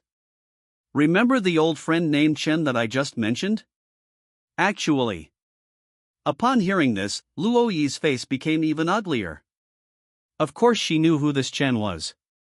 Although she had not met him yet, the feeling of nausea and vomiting had already begun to linger in her heart. I'll say it one last time, I'm not interested. And I hate all people with the last name Chen, especially those young men with the last name Chen who are currently practicing in the Holy Land. At this point, almost everyone present had revealed their cards. I know who's behind you, but I don't want to bother with him. Sumu's eyes lit up slightly. Yes, that's right. Previously he guessed that Luoyi's closeness to him was just to provoke Qinshu, and now it seems that it is true. But it's a bit strange. In the original plot, the two should not know each other at this time, so why do they look so familiar now? Sumu seemed to be thinking about something. Is this also the butterfly effect of the plot? In order to bring the hero and heroine together, they were allowed to meet each other in advance. This should be the case, Sumu nodded secretly. But Yanlong was completely confused. He never mentioned Qinshu's specific information, so why did the other party know it? Could it be that there is a ghost? When he thought of this possibility, Yanlong's whole body began to tremble, and he was in a dilemma. At the same time, in a dark valley, there is a restaurant under the cliff with the word Swift written on it. Bang! The door was suddenly opened, and Qinshu, who had disguised his identity, walked out with an embarrassed look on his face. I didn't expect the people in Yuyan Tower to be so difficult to deal with. They even have to test me to authenticate a token. Damn it! Qinshu looked up at the sky and his eyes widened immediately. Why is it already this late? He quickly took out the jade communication token from his subordinate, which contained the information Yanlong had told him long ago. There's a change of plan. Sumu and Luo-yi are together. Come quickly. It was followed by a photo shoot. Qinshu? What happened? He was only delayed for a short while. How did the plan turn out like this? Normally, shouldn't Qinshu have made advances towards Luo-yi, been rejected by the other party, and then happened to be discovered by Luo Haicheng, causing the brothers to break up and be criticized on the spot? What does this mean? Qinshu frowned and quickly opened the follow-up photos. In the video, Sumu slowly walked in front of Roy, and then said something casually. Hello, miss, would it be convenient for me to meet you? Hearing this, Qinshu frowned even deeper. How could Sumu, such an extremely straight man, still cause trouble? However, the next moment, Qinshu's eyes widened. Luo-yi turned around and looked at Sumu, then suddenly grabbed his hand, held it in his arms, and then asked to exchange the communication jade token with Sumu. Qinshu, huh? What the hell is this? The information provided by Yin Luan said that Luo-yi had lived in the family since he was a child and had very little contact with the outside world, let alone with the opposite sex of the same age. Therefore, he had a simple mind and a reserved personality. This is also an important reason why Qinshu is confident that he can defeat the opponent. And now you tell me this is subtle? Qinshu's face flushed red, and he tightly grasped the jade token of communication in his hand. This scene is so familiar. I don't know what happened recently, but starting from Qin Jingru, every woman he fell in love with later betrayed him and fell into Sumu's arms. Wrong. Qinshu forced himself to calm down and think divergently. He knew very well what kind of person Sumu was. The information Yin Luan provided was correct, and Roy would never do such an unreasonable thing. There now appear to be only two explanations. First, it is impossible for Luo-yi to fall in love with Sumu at first sight. So Luo-yi was probably acting for others, but who was it? Qinshu frowned. Why does it feel like she knows I'm paying attention to her? As for another possibility. There was a faint light flickering in Qinshu's eyes. He knew that Yin Luan was lying to him and all the information was fabricated by the other party. But why do this? Just as he was about to clear up this groundless speculation, he saw the latest message sent by Yanlong from the scene. There is a traitor. Stop the action. Qinshu's pupils suddenly shrank. Chapter 48. It's a bit embarrassing no matter how you look at it. There's a traitor. After seeing this message, Qinshu froze in place for a long time. Never said a word. The image on the jade plaque continued to play. Sumu and Luo-yi exchanged a few words with each other, and suddenly, Sumu took Luo-yi's hand. Instead of dodging, the girl blushed and looked very happy. She immediately put Sumu's arm around herself. If you didn't know, you would think she was Sumu's little wife. Chen Shu gritted his teeth, veins popped on his palms, and he almost crushed the jade token. Ah! Sumu! It's you again! Chen Shu roared angrily. I'm going to kill you. I'll kill you at any cost. It's always you. Whether it was Qing Jingru or Yi Yan, or even Meng Xiaoxiao and Emo Shuangxing, he later heard that Sumu had a close relationship with a beautiful woman named Nangong Lu. And now, the target that Chen Shu had finally set his eyes on, Luo Yi, had actually fallen into the other person's arms. Chen Shu had completely lost his mind, anger and jealousy clouding his brain. He doesn't care about the so-called chief disciple, Tianhe Palace, Yaofeng Holy Land, or Su family now. He just wants Sumu to die now. At all costs. Thinking of this, Chen Shu immediately picked up Yin Luan's communication jade token and sent a message to the other party. Let the hidden agents hiding in the Su family take action tonight. I want Sumu dead. Tonight? At the Su family? No way. Yin Luan replied immediately, accidentally showing a little panic. Chen Shu's pupils suddenly shrank. He suddenly recalled what Yanlong had just said about there being a traitor. Could it be Yin Luan? The other side. Yin Luan didn't know what Chen Shu's current situation was. He only knew that if the killer really took action at Su's house, his daughter Yin Yanxia would definitely be dead. After all, she was the one who brought the 4 people plum, orchid, bamboo and chrysanthemum with her, so she definitely cannot be separated from the others. Thinking that this order would lead to the death of his daughter, Yin Luan immediately refused it sternly, but soon realized that there was something wrong with his words and explained it hurriedly. But Chen Shu did not reply to his message. Yin Luan suddenly had a bad feeling in his heart. Inside the canyon, Chen Shu put down the jade token in his hand with a gloomy look, and his face became more and more angry. Is it really you? Since the people of Tianhe Palace can't use it, then I can only. Thinking of this, Chen Shu suddenly made up his mind, turned around and went back to the Swallow restaurant. With a bang, the door closed tightly and the night became darker. Inside Lingxi Wangxi, Yanlong did not expect that his suggestion would have the opposite effect. Luo Yi's attitude not only did not improve, but became worse.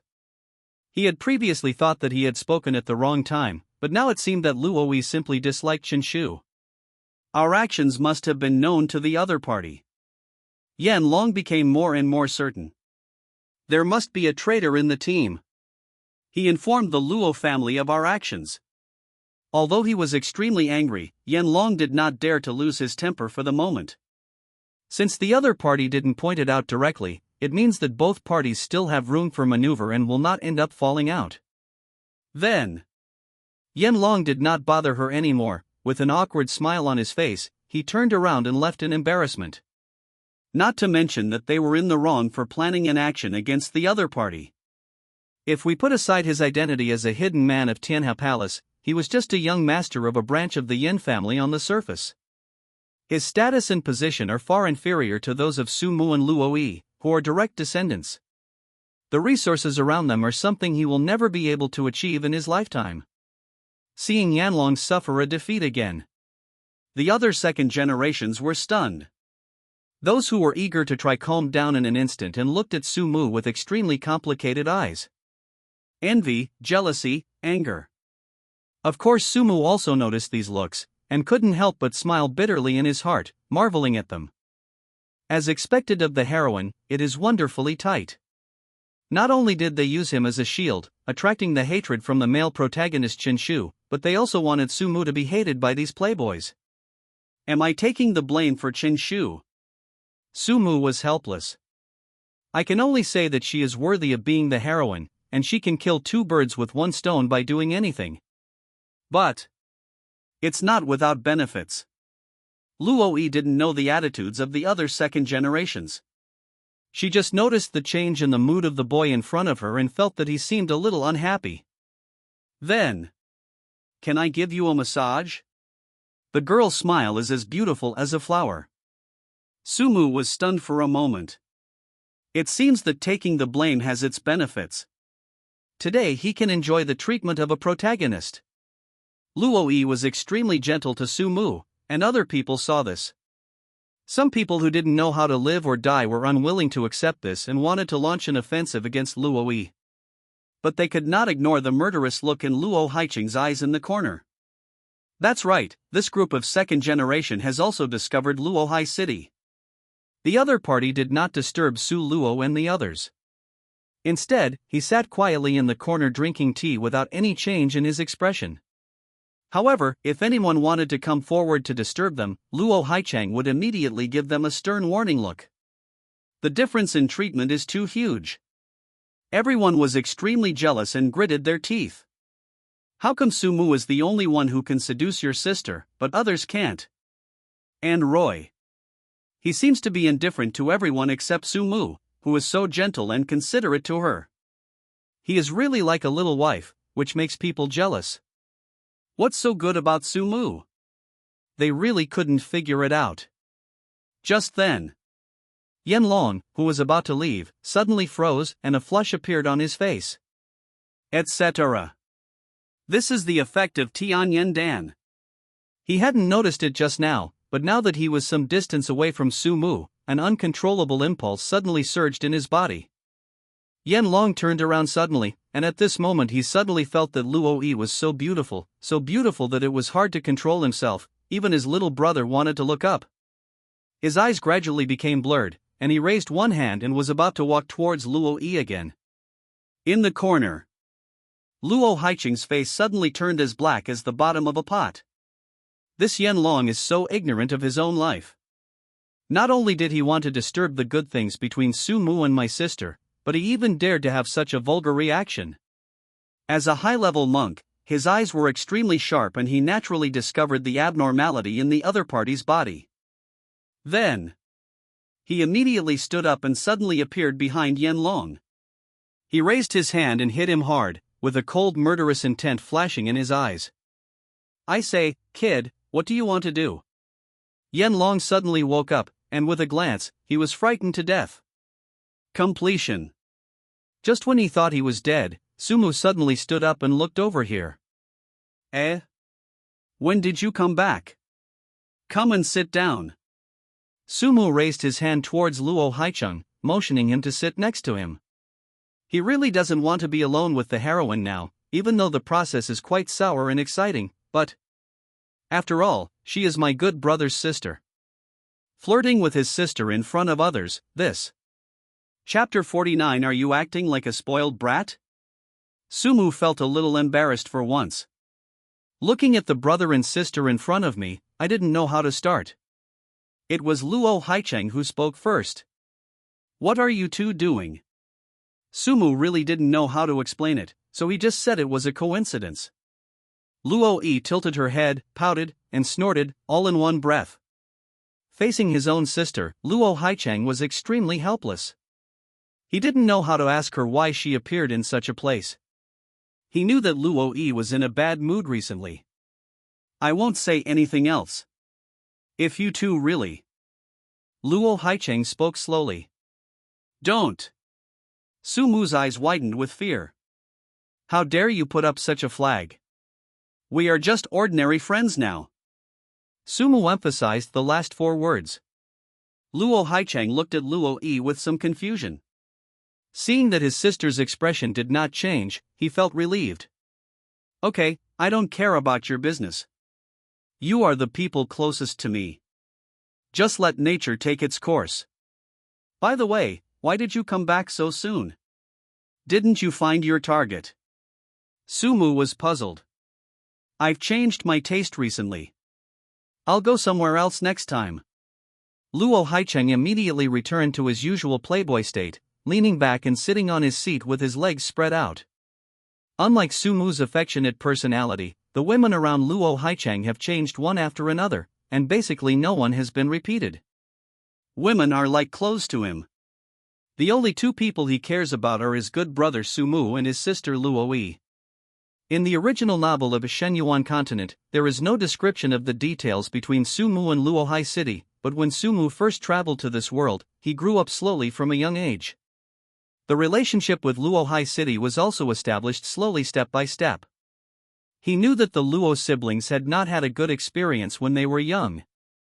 They were ostracized by the Luo family for unknown reasons.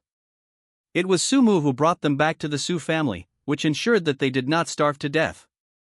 Although the time is not too long, only 2 or 3 years. But it was also after this period of time that the relationship between Sumu and Luo Haicheng progressed rapidly.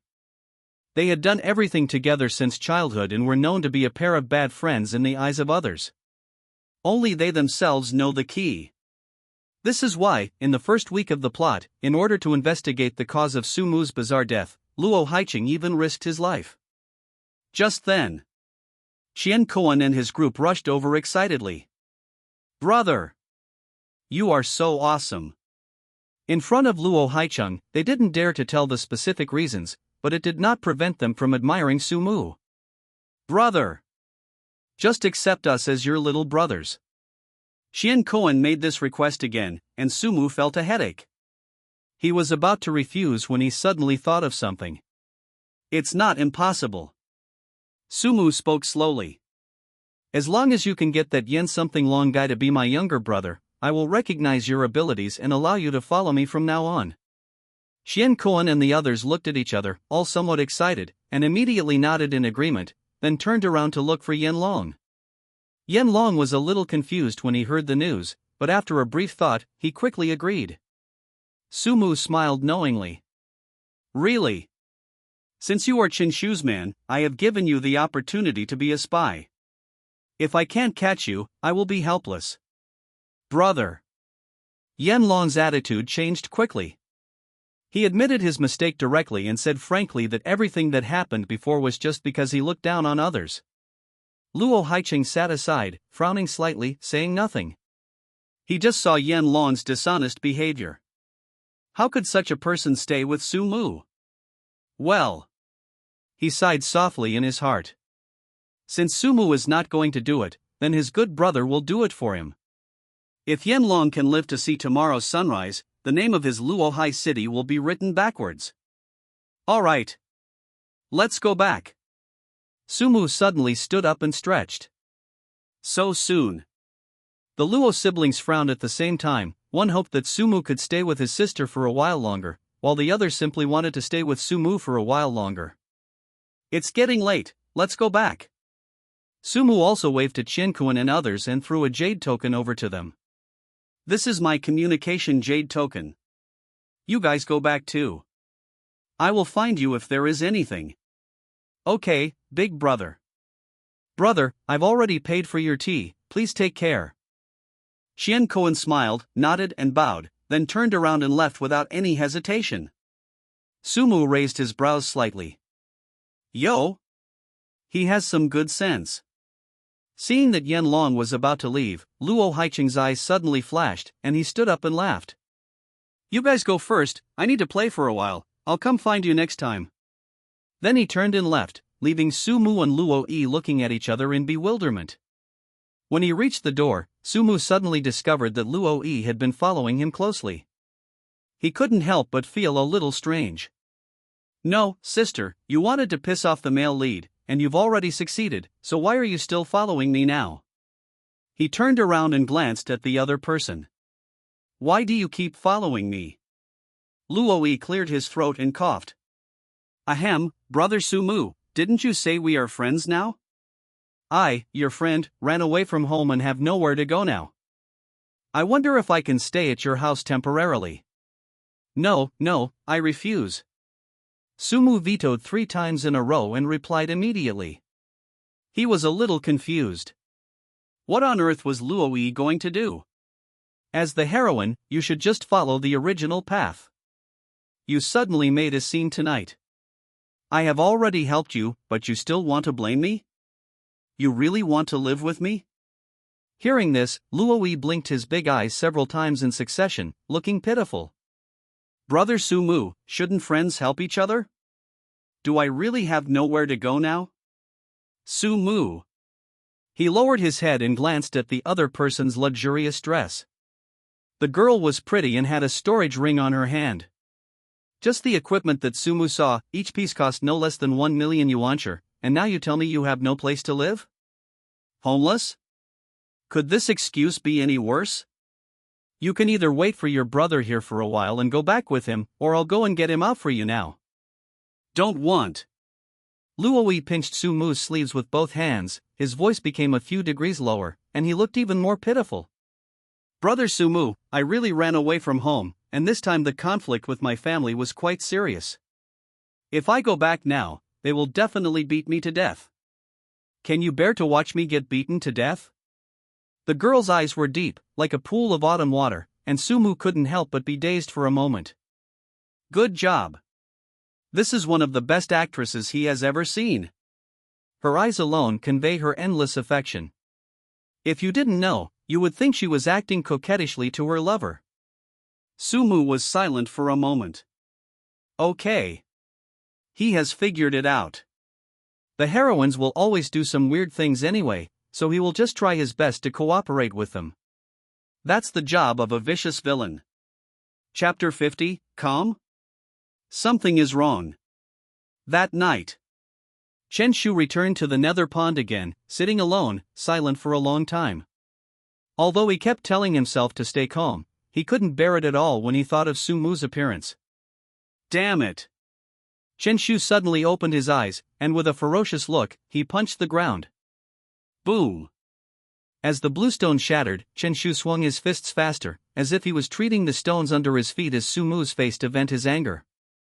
He was a young and promising man. He walked out of the forbidden area at the age of 6 and fought alone. He has been successful ever since. His cultivation improved by leaps and bounds, and he was always surrounded by beautiful women, and he received numerous opportunities and inheritances. Until he met Sumu. Everything seemed to go wrong all of a sudden. How long had he been in the Holy Land? Less than 10 days. His childhood sweetheart Meng Xiaoxiao betrayed him, Xing Jingru and Mo Xuanxing humiliated him in public at the apprenticeship ceremony, and Yi Yan even locked him up in the netherworld pond for Sumu, and he has not come out until now. But what about Sumu? Not only did he get to know the beautiful deacon Nangon Lu in the law enforcement hall, but he has also won Luoyi's heart. He doesn't even know what happened. What's so good about Sumu? He's just a useless second generation who relies on his family background, a brain-dead bootlicker. Why do all the people revolve around him? Chen Shu took out a jade token with a message from Yin Luan on it. The other party explained what he said at that time. Just say that now is not the best time to kill Sumu. After all, the other party is still in the clan territory, and the risk of taking action is too great.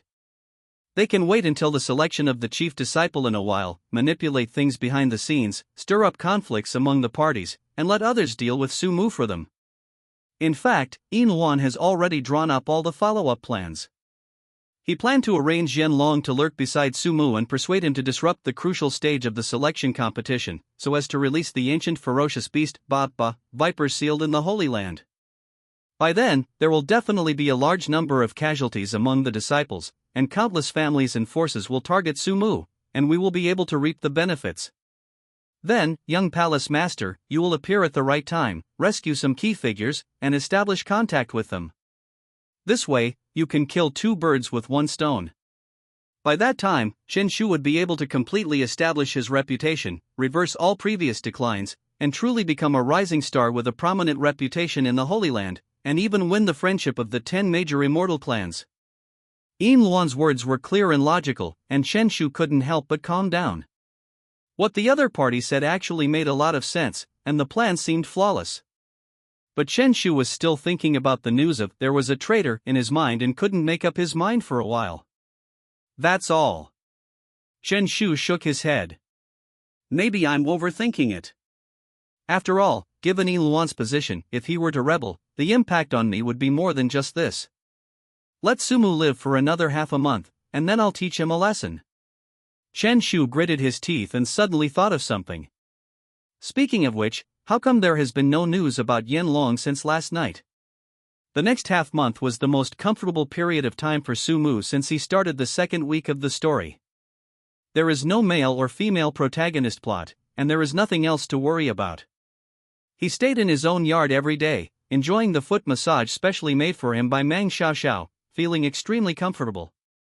He suddenly realized that this girl's footwork was becoming more and more skillful. Is this right? Never mind.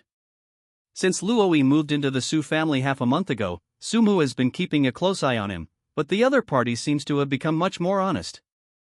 Apart from coming to harass Sumu at a fixed time every day, he didn't do anything particularly out of the ordinary. Oh, right. Sumu vaguely remembered that the atmosphere was a bit strange when Luoi and Meng Xiaoxiao met for the first time. Moreover, this strange atmosphere seemed very familiar, just like the first time Su Haining met Meng Xiaoxiao. The air was filled with an extremely strong smell of gunpowder, making it hard to breathe. Regarding Roy's behavior, Sumu thought about it and thought that the other party might have moved into his house to make Qin Shu angry, and was planning to stay there for a long time. Luo Yi is no longer a concern. The person Sumu is more worried about now is Su Haining. During this period of time, the other party returned home and did not worry about any family affairs, nor did he practice in seclusion. Instead, he became obsessed with cooking. And every time he makes something new, he will give it to Sumu first to try. I still remember that when Sumu tried it on the first day, he took just one bite and then fell down on the spot. He almost thought that Su Haining didn't intend to pretend anymore and was ready to kill him for the future male protagonist. Moreover, Su Haining has become addicted now. She comes to poison once every afternoon and never misses the chance. Sumu wanted to cry but had no tears. The villain Canon fodder really had no human rights. There is one more thing. Sumu suddenly raised his head and looked at the other person next to Meng Xiaoxiao. She was a gentle girl, with a soft temperament all over her body, bright eyes and white teeth, and a light-colored gauze skirt with not much fabric, which made her look a little charming. This is the maid that Su Haining gave him some time ago. She was taken from her good sister In Nianxiu. She is the lawn among the four elements of plum, orchid, bamboo, and chrysanthemum. She is now also called Xiaolan. Sumu was so scared that he broke out in a cold sweat. No, buddy, why are you sending a killer to me? He remembered very clearly that Xiaolan was a killer with a mysterious background. She was just temporarily disguising herself to stay by In Nianxiu's side. She was also one of the future heroines. Trouble. But he couldn't refuse. Because of what the other party said, Meng Xiaoxiao's identity is unknown, so I sent someone close to you to facilitate checks and balances. Sumu. You are not one of us. I don't have anyone close to me. Everyone wants to harm me. In addition to the above people, there is also Meng Xiaoxiao. Speaking of this person, Sumu also had a headache. Because the other party has been too quiet recently. Although he is a spy of the protagonist Qin Shu, Sumu has never noticed that the other party has made any move to pass on information. Did they fail to pass on the message? Or was it too hidden for me to notice? Sumu was a little confused. In the previous life, the other party lurked by his side and provided information to Qin Shu on time every day, always after Sumu fell deep asleep. Sumu has been paying special attention recently, but he hasn't noticed any similar behavior. This made him a little conflicted. As the male protagonist's undercover, do you have the business ability? Sumu even suspected that the surveillance on the Su family's land was too strict, making it inconvenient for the other party to act. So she took time out to go back to the Holy Land, but Meng Xiaoxiao remained indifferent. She was obsessed with becoming a qualified maid and taking care of Sumu's daily life. From time to time, we would play some exciting cross-dressing. Sumu said he couldn't stand it. From time to time, he asked Meng Xiaoxiao to step on his back, just to show the purple line fragment behind his neck in detail to the other party, and the topic was already on his lips. As a result, Meng Xiaoxiao seemed to be unable to see it. You, the heroine, are too lazy. Sumu expressed contempt in his heart. Time passes. Finally, the selection of the Holy Land's chief disciple is approaching. Chapter 51, Outer Sect Competition. Yao named the place holy. The selection of chief disciples held every 10 years has begun. Many disciples who were originally in seclusion have become active, and the flow of people in the Holy Land is increasing. The selection of the chief disciple is not a single activity. It is just a convention. In fact, it has 3 steps. The first part is a competition among outer disciples, and inner disciples do not need to participate.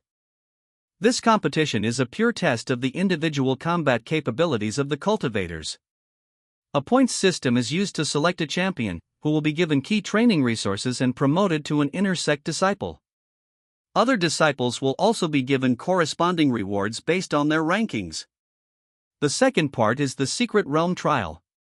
Both inner and outer disciples will participate and enter the Holy Land's secret realm of heaven and earth, Huchi. They will then be ranked according to their performance in the secret realm. According to convention, the person ranked first in the secret realm will be the chief disciple. If outer disciples want to participate in this secret trial, they need to rank in the top 1,000 in the disciple competition. Inner disciples do not have this restriction. There is one last part to this event, but it is not about fighting. Instead, it is an entertainment and relaxation session for the disciples of the Holy Land, also known as a matchmaking meeting. Once back into the Holy Land, Sumu could hear people's discussions. Have you noticed that, although senior brother Chen Shu is in the outer sect, he actually has the strength of the Tianyuan realm?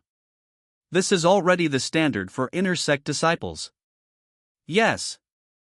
I remember that during the apprenticeship ceremony, senior brother Chen was only at the 2nd level of the Nahai realm. I didn't expect him to break through so quickly. This is true genius. It takes me half a year to break through a small realm. Why is the gap between people so big? In my opinion, the first place in this year's outer sect competition must be senior brother Chen Shu. Everyone nodded repeatedly, agreeing with it. There are 10 levels of cultivation in Shenyuan Continent, from low to high: Xuanqi, Ningdan, Hunti, Nahai, Tianyuan, Dixian, Tianxian, Xianwan, Xianzuan, and Xiandi. As for whether there is a higher realm, that is not something they can know. Yaofeng Holy Land is one of the 3 holy places in Shenyuan Continent. The level of its outer disciples is generally at the soul and body realm, or the sea conquest realm. In remote areas, this is already the level of a clan leader. The standard for inner disciples is the Tianyuan realm. Chen Shu and Su Mu have both reached this realm. I don't think so. Suddenly, a cute voice sounded in the crowd. I think senior sister Nangong may also win first place in the outer sect competition. Yes. How could I forget this 1 inch? Everyone was reminded and suddenly understood. Nangongshi, the eldest daughter of the Nangong family, suffered damage to her soul when she was young and was forced to sleep for 10 years. She only started practicing 6 years ago and has now reached the 1st level of Tianyuan realm. Moreover, the other party is the deacon of the law enforcement hall, Nangong Lu's sister. Hearing this, Sumu couldn't help but look over there, his heart moved slightly. Nangongshi, Nangong Lu's sister, is one of the heroines in the original novel. In a normal plot, she would be the 2nd in this outer sect competition. As for the first one, of course it's the male protagonist Chen Shu. However, Nangongshi will also become the chief disciple because the Holy Land selects 2 chief disciples every 10 years, 1 male and 1 female. In popular terms, these are the Holy Son and the Holy Daughter. In order to compete for this title, countless geniuses fight each other every 10 years. Sumu vaguely remembered that Yin Nianxiu seemed to be the holy maiden of Miaoyin Holy Land. He couldn't help but recall the lazy look of the other party when she stayed in the Su family, and felt that she was a little weird. The real rulers of Shenyuan Continent are the 10 major families after all, but the 3 holy places were jointly founded by the 10 major families, and the relationships between them are complicated and difficult to distinguish. This is also the method used by the top 10 families to recruit wild talents. The 3 holy places are the Yaofeng Holy Land where Sumu is, the Miaoyin Holy Land where Yinnianqiu is, and the last one is the Tianyuan Holy Land. Sumu walked towards his cave. He had been staying at the Su family for some time recently. After all, his own home was much more comfortable. Along the way, he could hear many people discussing the outer sect competition, and it sounded like the 2 biggest dark horses at the moment were Chen Shu and Nangongshi. It looks like my storyline is about to begin. Sumu muttered to himself. When the second stage of the Secret Realm trial comes, he will release the ancient ferocious beast Baki according to the original plot. I don't know how many people will die this time. The boy was silent for a moment. For the sake of the plot mission, he had no choice. Sumu suddenly remembered that he seemed to have something to do before that. According to the original plot, Sumu should have just been released from the confinement room of the law enforcement hall at this time. Full of anger, he brought a large group of his younger brothers to find trouble with Chenshu. Then, Sumu gathered a large group of people that day, ready to directly break into the outer sect competition. There was something wrong when counting the number of people. Sumu frowned. Where is Yanlong? Ah. This kid didn't come. Shenyuan scratched his head, not quite caring. Who cares? I haven't seen him for half a month. Brother, I didn't think much of this guy anyway. He's probably scared. We can do it on our own. Sumu thought for a moment, thinking that the other party was the protagonist Chenshu's man after all, and might have been called to do something. Okay, follow me. Soon, the group arrived at the scene of the outer sect competition. On the stage, Chenshu was fighting fiercely with an outer disciple, and Sumu came closer with a large group of younger brothers. Yi Yan, who was in midair, noticed it immediately and was delighted. Sumu is here indeed. Since there were so many people participating in the outer sect competition, it was divided into several venues, and each venue had an elder in charge of maintaining order. Yi Yan happened to be assigned here. Although she was only at the earthly immortal realm and not as good as other elders, she was more than capable of dealing with the battles with the outer disciples. Although the gap between the Tianyuan mirror and the earthly immortal realm seems small, it is actually a qualitative leap. Before reaching the earthly immortal realm, no matter how strong you are just a mortal. Only when one reaches the realm of earthly immortals, one's lifespan increases greatly, one's vital energy becomes endless, and one can invoke the great way of heaven and earth with just a move of one's hands. This is what it means to be a true immortal. Come on. Show me all the weapons you prepared. Sumu raised his hand and directed his younger brothers. Shenyuan and the others immediately gathered together and surrounded the small venue, attracting everyone's attention. What are these people doing? Are they trying to cause trouble? Not really. This is an outer sect competition and there are elders watching. That shouldn't be the case. If someone gets hurt, it will be a big problem. After all, the outer sect competition is a major event concerning the inheritance of the Holy Land, and the top leaders will not allow anyone to mess around. If anyone doesn't open his eyes at this time, the punishment he will receive is not just solitary confinement. Therefore, during the outer sect competitions in the past, even if the disciples had conflicts with each other, they would resolve them on the stage. This also resulted in a much better order in the Holy Land. But Sumu chuckled. He is here just to cause trouble today. And make some noise. The bigger the better. Chapter 52, Serious Illness Requires Strong Medicine. Inside the venue. Countless viewers noticed this scene, their faces filled with confusion. Has he always been this brave? After all, he is Sumu, nothing is impossible. After hearing this, everyone fell silent. What he said really made a lot of sense. At this moment, Yi Yan suddenly fell from the air and stopped in front of Sumu. Her expression was gentle and her red lips slightly opened. Why are you here? Yi Yan. Sumu pretended to be surprised, as if he didn't know that the other party was the elder in charge of this place, and then snorted coldly. Humph. Of course I'm here to cause trouble for you, Chenshu. Sumu's tongue almost got tied because he changed his words so quickly. He really wanted to say as in the original plot that he came to take revenge on Yi Yan and Chenshu, but he suddenly remembered that the plot had been twisted. According to the lines in the original script, that would be very strange. Sumu Ching coughed. I'm here to see Chenshu today. It's none of your business.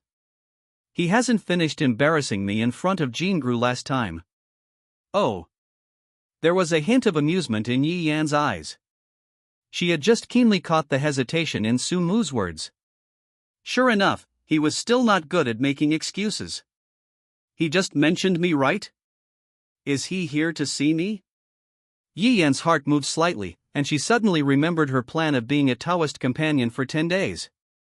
Hateful. If Chen Shu hadn't suddenly appeared to disrupt the situation, Su Mu would have been hers now. How could she continue to use Qing Jingru as an excuse? Yi Yan became even more angry with Chen Shu, but when she saw Su Mu in front of her, her mood suddenly became good again. She suppressed her smile. Revenge? Then what are you going to do? I am the elder in charge of this place, I can't just sit there and do nothing. Yi Yan knew that Su Mu was actually a kind-hearted person. She also noticed the abnormal behavior of the boy. If he was planning to disrupt order at the competition, how could he bring just a few playboys with him? Su Mu raised his eyebrows. Damn. Why don't you play by the rules? In the original story, Su Mu brought his brothers to the venue, and just as they were about to cause trouble, Yi Yan immediately took action and suppressed them forcefully. She did not allow them to interfere with Chen Shu. Only after the fight between Chen Shu and others was over, were Su Mu and others allowed into the arena. But now, Su Mu looked at Yi Yan's pretty face carefully, and seemed to catch a glimpse of a faint smile. No? What's that expression on your face? As an elder, you should maintain order. Get me out now. Why is it that now I feel like someone is teasing me? Su Mu was confused. He decided to put some pressure on the other party, so he pretended to be gloomy.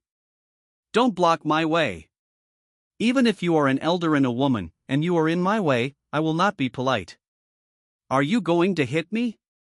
Yi Yan asked knowingly, with a hint of doubt and sadness in her tone, showing her little girl attitude. Su Mu? Wrong. There is a big problem. What's going on with Yi Yan seeming to be flirting with him? Are you willing to do that? Yi Yan took a step forward and raised her head slightly, greatly shortening the distance between her and Su Mu. The boy suddenly smelled a faint fragrance at the tip of his nose. Su Mu's eyes widened. He clearly saw the other person's fair and delicate neck, as well as the depth under the collar. Yi Yan, who had the memories of her past life, actually knew that Su Mu would come a long time ago. After her plan of being a Taoist companion for 10 days was forced to be interrupted last time, she had been looking for an opportunity to get along with Su Mu. Now, the opportunity has come. For this moment, Yi Yan dressed up specially before going out this morning. Su Mu was so frightened that he stepped back repeatedly. What the hell? What is going on? Is the heroine's plot going to collapse again? Su Mu. The person you hate is me. If you have any grudges, just come after me. Chen Shu suddenly landed beside him and spoke slowly. The words were so powerful that the expressions of the onlookers immediately brightened, and they couldn't help but feel favorable towards him. Chen Shu was secretly annoyed, as he was originally competing with someone. Despite the fierce battle, he immediately noticed the abnormality in the audience. Seeing Su Mu leading everyone to surround the arena, he was a little excited. Could it be that Su Mu dares to attack me directly at this time? Is there such a good thing? As everyone knows, the outer sect competition is an important moment concerning the inheritance of the Holy Land. If Su Mu dares to disregard the rules at such an important moment, he will surely be met with severe punishment from the top leaders. Even if his father intervened, this matter would not end well. Chen Shu was just worrying about having no place to vent his anger, and then the other party came to his door. Very good. Come. Su Mu. Come on up and get started. He had been looking forward to it, but in the end, Yi Yan suddenly flew down and began to have an intimate conversation with Su Mu. There was a faint sense of ambiguity between the two of them. Chen Shu? His smile froze, and he subconsciously clenched his fists, quickly knocking his original opponent out of the field and appearing here. Chen Shu originally regarded Yi Yan as his own property, so he naturally would not allow Su Mu to flirt with her. Seeing the protagonist appear, Su Mu's eyes suddenly lit up.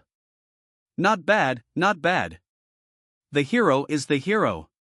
He always stands up at the most critical moment to diffuse the awkward atmosphere. Sumu immediately crossed his arms across his chest with a playful look on his face. Shinshu, today I have prepared a special gift for you. As he said this, he raised his head in a very arrogant manner, signaling his younger brothers to get to work quickly. Qian and the others understood immediately. They quickly took out a crystal stone from their pockets and immediately began to play the contents in public. 30 years in the East, 30 years in the West. This matter is not over today. Get out of here. Ha ha ha.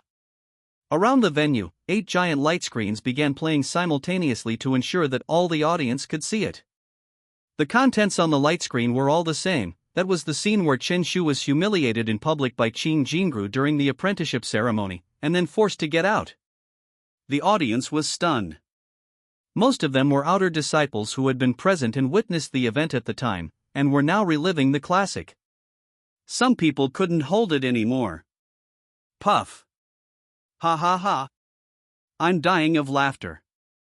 Mad, this is so talented. I laugh every time I see this. There was laughter in the audience. Chen Shu was stunned for a moment, his mouth wide open, his face full of disbelief. Oh shit. Sumu. You will die a miserable death. He reacted quickly, his face flushed red, and he roared loudly. As the male protagonist, although Chen Shu has a different personality from ordinary people, he is still a teenager after all. No one can tolerate such public humiliation. His body was shaking violently, the anger on his face could not be concealed at all, he clenched his teeth and looked extremely ferocious. Sumu nodded with satisfaction. Yes. This is exactly the effect he wants. But the fire is not big enough. Sumu immediately took a step forward, glaring at him with an arrogant and provocative attitude. Chen Shu, do you still remember this scene? I spent a lot of money to buy this crystal stone from someone else. I want to give you a surprise today. Sumu laughed loudly towards the sky, extremely arrogant. Don't think you can get away with participating in the outer sect competition. You dared to embarrass me in front of Jingru, and now I'm going to let you experience that feeling. Chen Shu was furious. Chapter 53 Nangong Creek. Chen Shu was angry. The whole person turned visibly red and warm. Sumu. Ah. Die. Chen Shu originally wanted to wait for Yin Luan's plan to take effect, then kill Sumu by borrowing his knife, but he can't bear it anymore. Sumu is going to die now. Sumu. Do you dare to come up and compete with me again? Chen Shu roared. Sumu curled his lips slightly with a look of disdain. That's why I came here today. I'll beat you up so hard that you'll call me daddy. Chen Shu's body froze. He recalled the embarrassing scene during their first duel, when he was distracted by Sumu and the first words he blurted out after waking up from a coma were father. Thinking of this, he became even angrier. Sumu.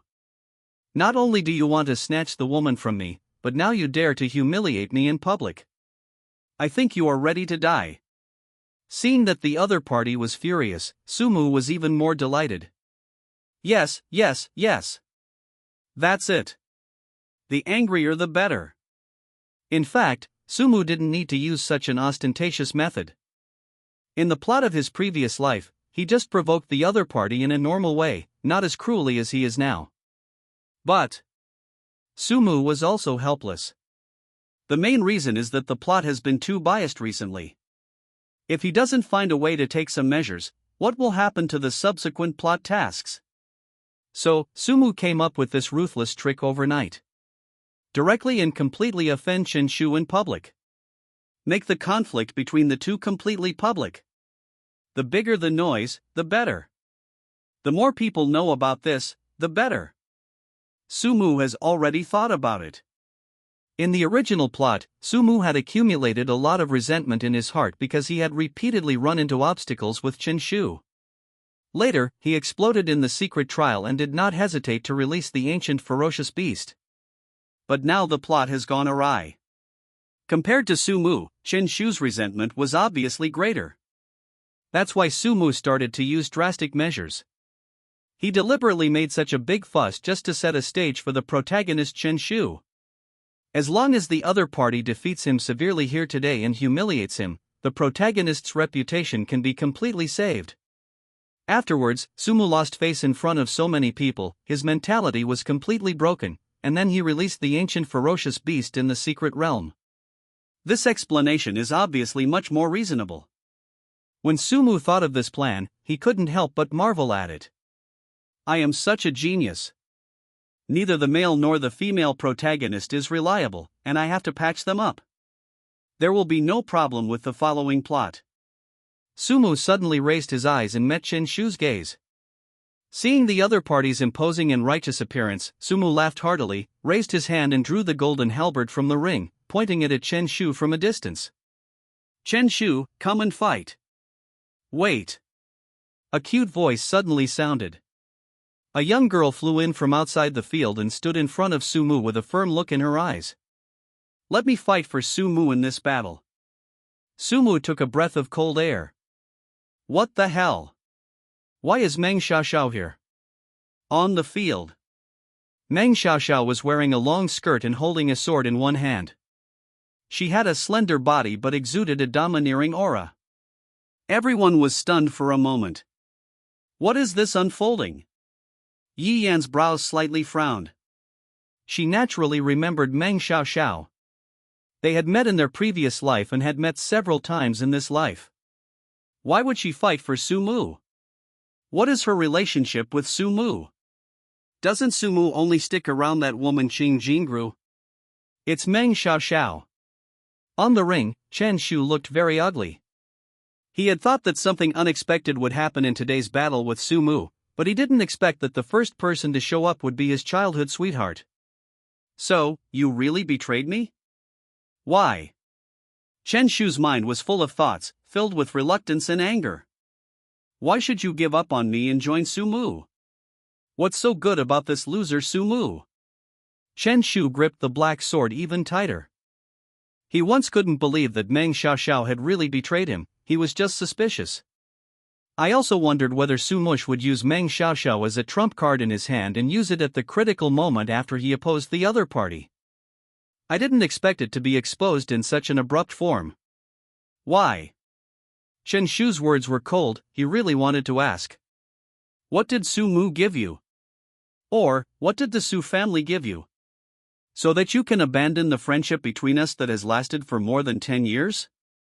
Meng Xiaoxiao sneered but did not answer. Of course, she had considered deeply before doing this today. In her previous life, Sumu was severely injured by Chen Shu at the competition and was humiliated in public. It was precisely because of this that Sumu's mentality exploded. Under the instigation of others, he unlocked the seal of the ancient ferocious beast and then fell into an abyss from which there was no escape. As someone who used to be close to Chen Shu, Meng Xiaoxiao of course knew that all this was planned by the other party, in order to completely get rid of Sumu and severely damage the Su family. After her rebirth, Meng Xiaoxiao made a secret decision. No one can hurt Sumu again. No one. If anyone wants to hurt Sumu, then step on her corpse. Meng Xiaoxiao never wanted to see that gentle boy fall into depravity again, and she never wanted to lose him again. Chen Shu and Meng Xiaoxiao confronted each other, and their auras collided. Sumu was confused. What the hell is going on? In his mind, he imagined countless scenes of fighting with Chen Shu, and also thought about how to lose in a reasonable way and to highlight the hero's style. But no matter how hard he racked his brains, he could not have anticipated the current situation. Why did Meng Xiaoxiao interfere? This wasn't in the original plot. Sumu was a little crazy. Can you heroines stop adding drama to your own scenes? Yi Yan just now was the same, neither of them played by the rules. Sumu suddenly remembered. Some time ago, when he was put in solitary confinement, the other female protagonists were very dishonest, but Meng Xiaoxiao was the only one who behaved normally. He had high hopes for Meng Xiaoxiao, thinking that she was a rare normal heroine. It seems now. Normal ass. The emotions and drama have been added here? Sumu couldn't understand, so he quickly raised his hand and tugged at the corner of Meng Xiaoxiao's clothes. This is a grudge between Chen Shu and me. It has nothing to do with you. It does matter. Meng Xiaoxiao looked stubborn. I am Brother Mu's follower, so I will go through fire and water for him. Sumu. I really thank you for your professional ethics. Then can you please study your main job and be a good heroine? Sumu forced a smile and was about to speak again to persuade him. Etc. Another charming voice was heard, and then someone fell into the arena. Sumu suddenly felt something was wrong and quickly turned around to look. I saw a young girl approaching slowly and gracefully. This is Nangong Shi. Sumu's eyes widened. Why did the new heroine appear at this time? Nangong Shi, one of the heroines of Shenyuan Continent, and the sister of Nangong Lu. She was wearing a Taoist robe and carrying a huge guzheng on her back. She stepped into the arena step by step, standing between Chen Shu and Sumu, with a stern tone. I should be the one to fight this battle. Sumu, ah? Chapter 54, Interlinked? Nangong Shi stood between the two of them. Sumu's eyes widened. Nangong Shi is the heroine with the most unique temperament in Shenyuan Continent. She likes to wear light-colored Taoist robes, carry a huge mysterious guzheng on her back, have cloud-like hair with a slanted hairpin, and a dreamy face. In the original novel, this is also the only woman that the protagonist Chen Shu falls in love with at first sight. Nangong Shi opened her cherry lips slightly. I should be the one to fight this battle. She tilted her head to look at her best friend Yi Yan, forcing herself not to look at Sumu, her eyes firm. This is the outer sect competition. According to the procedure, this should be the last match, which is the battle between me and this guy. Yi Yan immediately understood what her best sister meant, but she was still a little confused. You want me to help you so that you can fight Chen Shu? Although it sounds reasonable, isn't the timing of this appearance a little too clever? Sumu was also in doubt at this moment. The timing of Nangong Shi's appearance was too coincidental.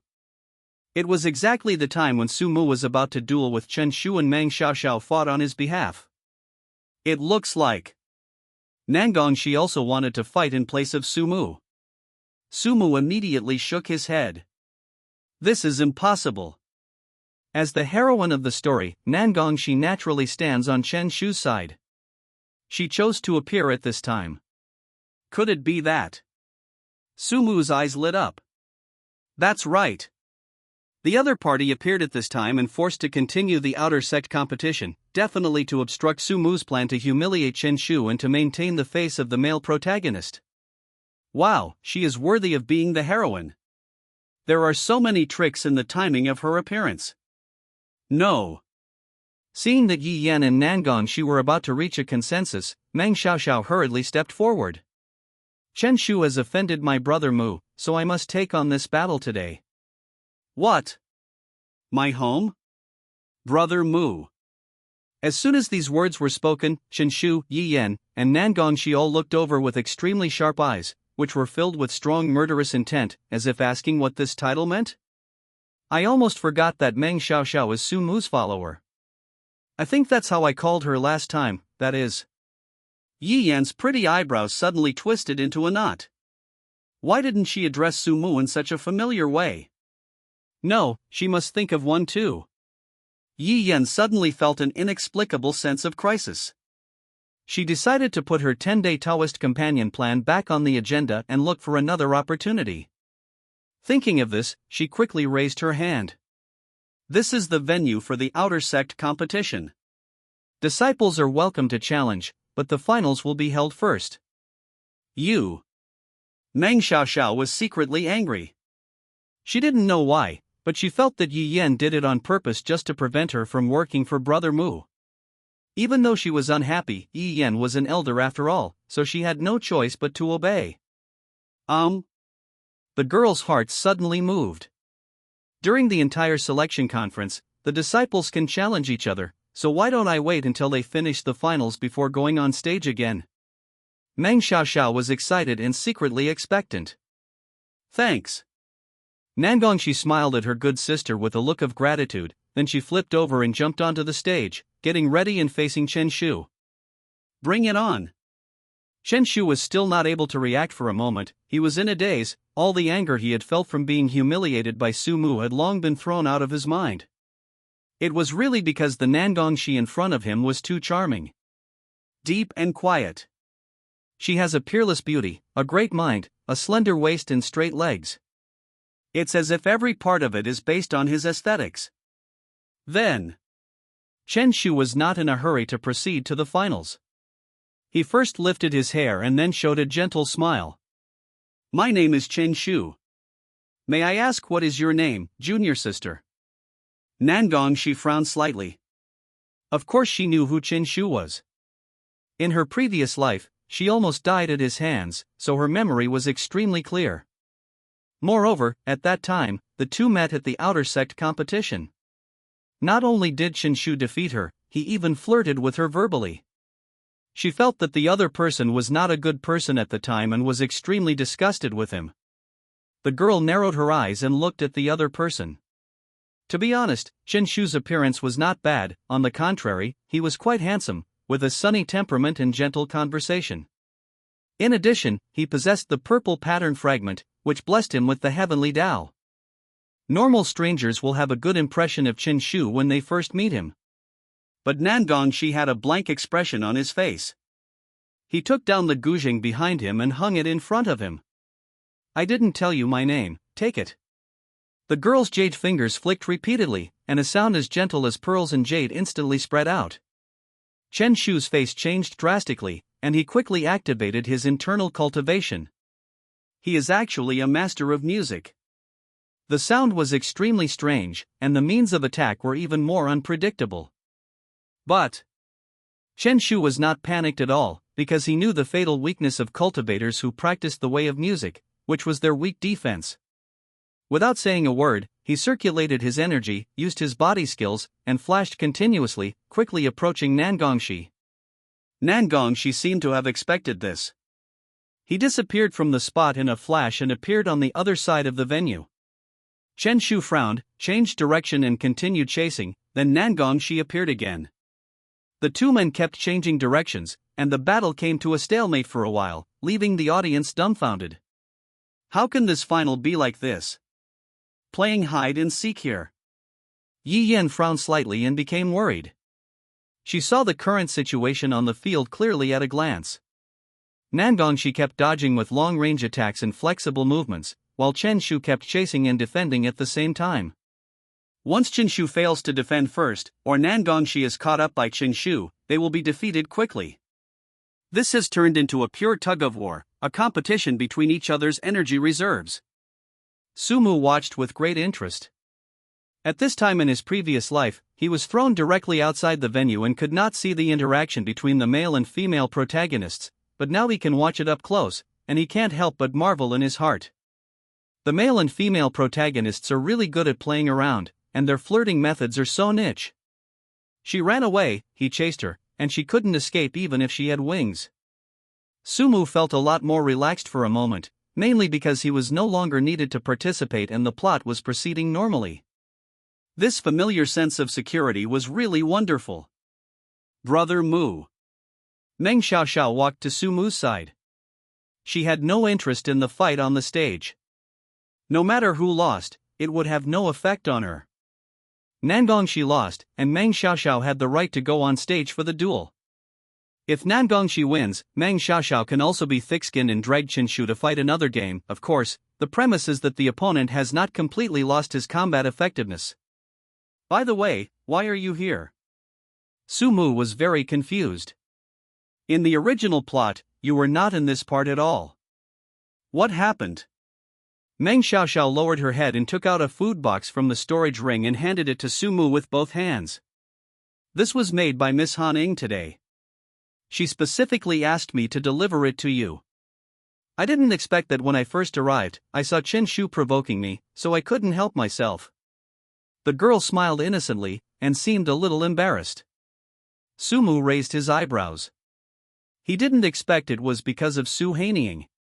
Is this also the butterfly effect? Chapter 55. If the hero is killed. The battle on stage continues. Off stage. Sumu nodded as Meng Xiaoxiao gave a detailed account. This makes sense. No one knows what's wrong with Su Haining, who came back early. She is no longer busy with family affairs all day like in the first plot. Instead, she is keen on cooking. So is this today's poison? Sumu had a look of disgust on his face. He really couldn't understand why the other party insisted on letting him try the food? Could it be that? The boy's eyes suddenly glanced at the ring. Could it be that Su Haining also came into contact with Chen Shu in advance and developed a secret crush on him? It is said that a woman in love will change a lot, so even a tomboy like Su Haining began to try cooking for her lover? By the way, you can also use him, the cannon fodder villain, to test the poison, killing two birds with one stone. Sumu curled his lips, and his logic suddenly became clear. The villain supporting character really has no human rights. Not only is he stepped on by the male and female protagonists, but he even has to digest this kind of semi-finished poison. He pinched his nose forcefully, took a piece of cake and put it in his mouth, and immediately looked surprised.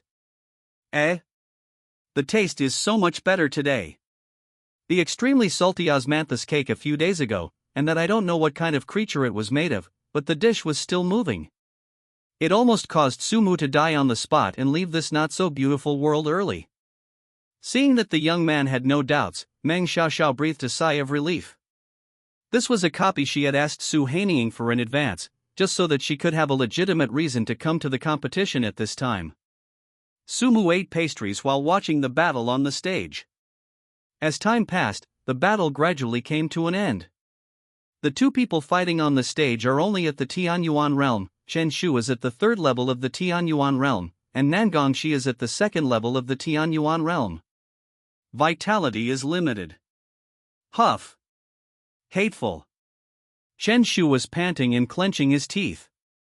Not only did he have to worry about defending against the opponent's sonic attacks, but he also had to find a way to catch up with the opponent in time and disrupt the rhythm of the attack.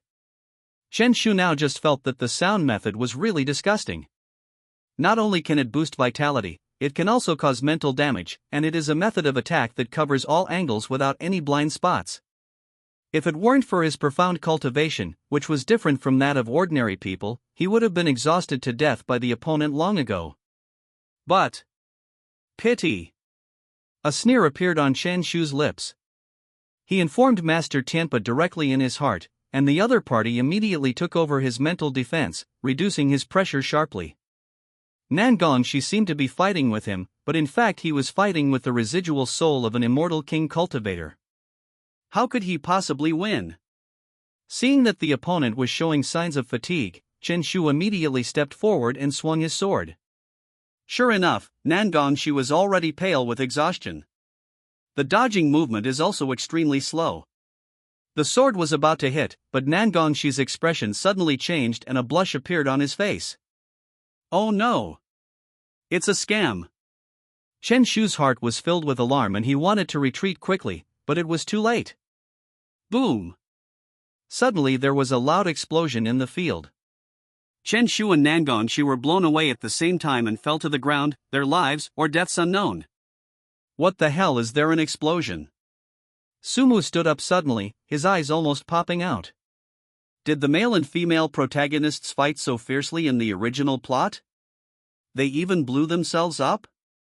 They were afraid that they couldn't kill each other. Yi Yen was also shocked, but after all, she had a high level of cultivation, so she reacted immediately and protected her good sister's life. Nangongxi's face was pale and she forced a smile. She didn't self-destruct, but used a very powerful magical weapon, but the side effects were a bit serious. I tried my best. The girl also knew that not only did Chen Shu have many hidden cards, but there was also the residual soul of an immortal king monk residing in his sea of consciousness. After all, he is the immortal king. He is the overlord of the entire Shenyuan Continent and is far beyond the reach of a mortal like her in the Tianyuan realm. That's why she chose this method to inflict heavy damage on the opponent. Even though he was seriously injured, he could still recover with some time. Is it worth it? Yi Yan had a complicated expression. Nangongxi's eyes unconsciously glanced in a certain direction below the stage. Her boy had already stood up, his face full of worry. The girl smiled suddenly. Of course it's worth it, in my opinion it's already won. As long as Chen Shu is severely injured and completely loses his ability to fight, he will not have the time to provoke Sumu. Sumu would not have suffered a mental breakdown and finally released the ancient ferocious beast, plunging himself into an abyss from which there was no escape. As long as it's for Sumu, all this is worth it. The girl lost consciousness. Off stage. Meng Xiaoxiao was also completely stunned. She didn't expect that Nangongxi, who looked so weak, could be so fierce in battle. She was even so cruel to herself. This is trouble. The girl frowned. Chen Shu has now completely lost his ability to fight and is lying on the ground, his life or death unknown. Even if she steps forward to challenge him now, the other party has the right to refuse. Help! The other healing monks who stayed behind in the field only reacted at this moment and hurried forward to treat Chen Shu.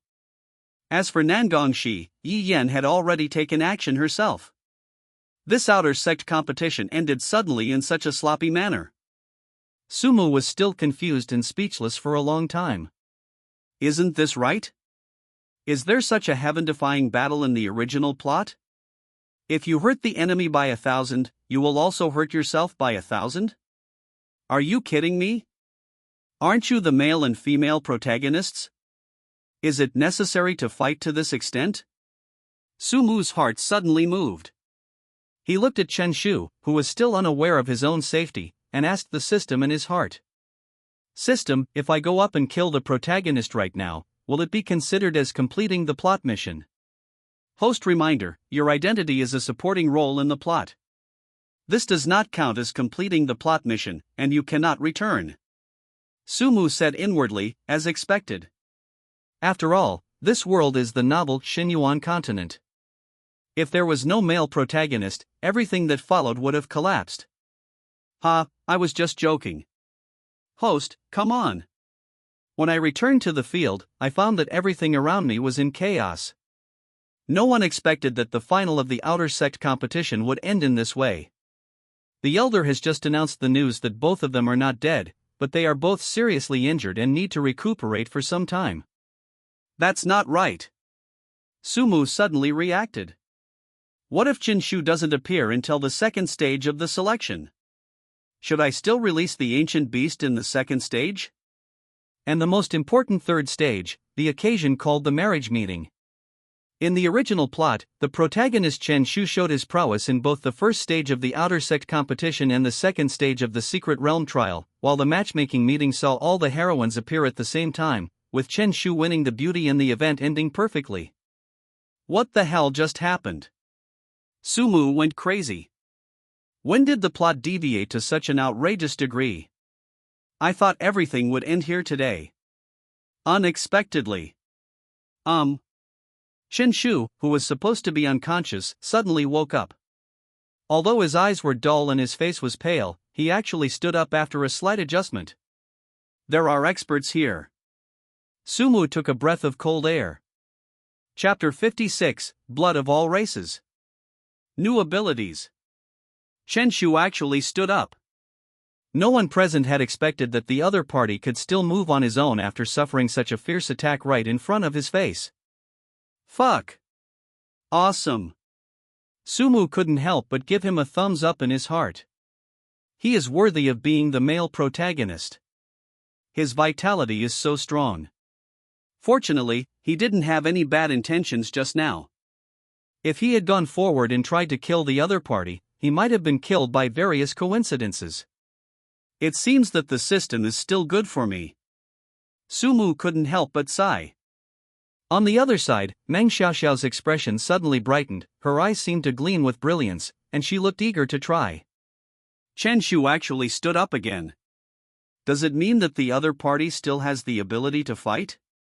So can she rush up and challenge the other party? Sumu also noticed the change in Meng Xiaoxiao's expression beside him and couldn't help but sigh. Oh, I still caught it. You are a woman who is good at pretending. As expected, she is the heroine, and her whole focus is on the safety of the hero, Chen Shu. He was so excited when he saw that the other party was out of danger. On stage, Chen Shu stood up unsteadily, his face pale, and he looked like he was going to die in the next second. But he still raised his head and looked around, looking as if he was a little dazed. All right. The outer sect competition is over. Because Yi Yan was busy caring about her good sister Nangongxi, another newly arrived old man began to preside over the scene. After a simple judgment, he quickly announced the result of the competition. The first place in the outer sect competition is Qin Shu. The second place in the outer sect competition is Nangongxi. Sumu breathed a sigh of relief. Although the process is a little different, the result is obviously consistent with the original plot. The plot is not biased. Sumu felt a little uncomfortable for a moment.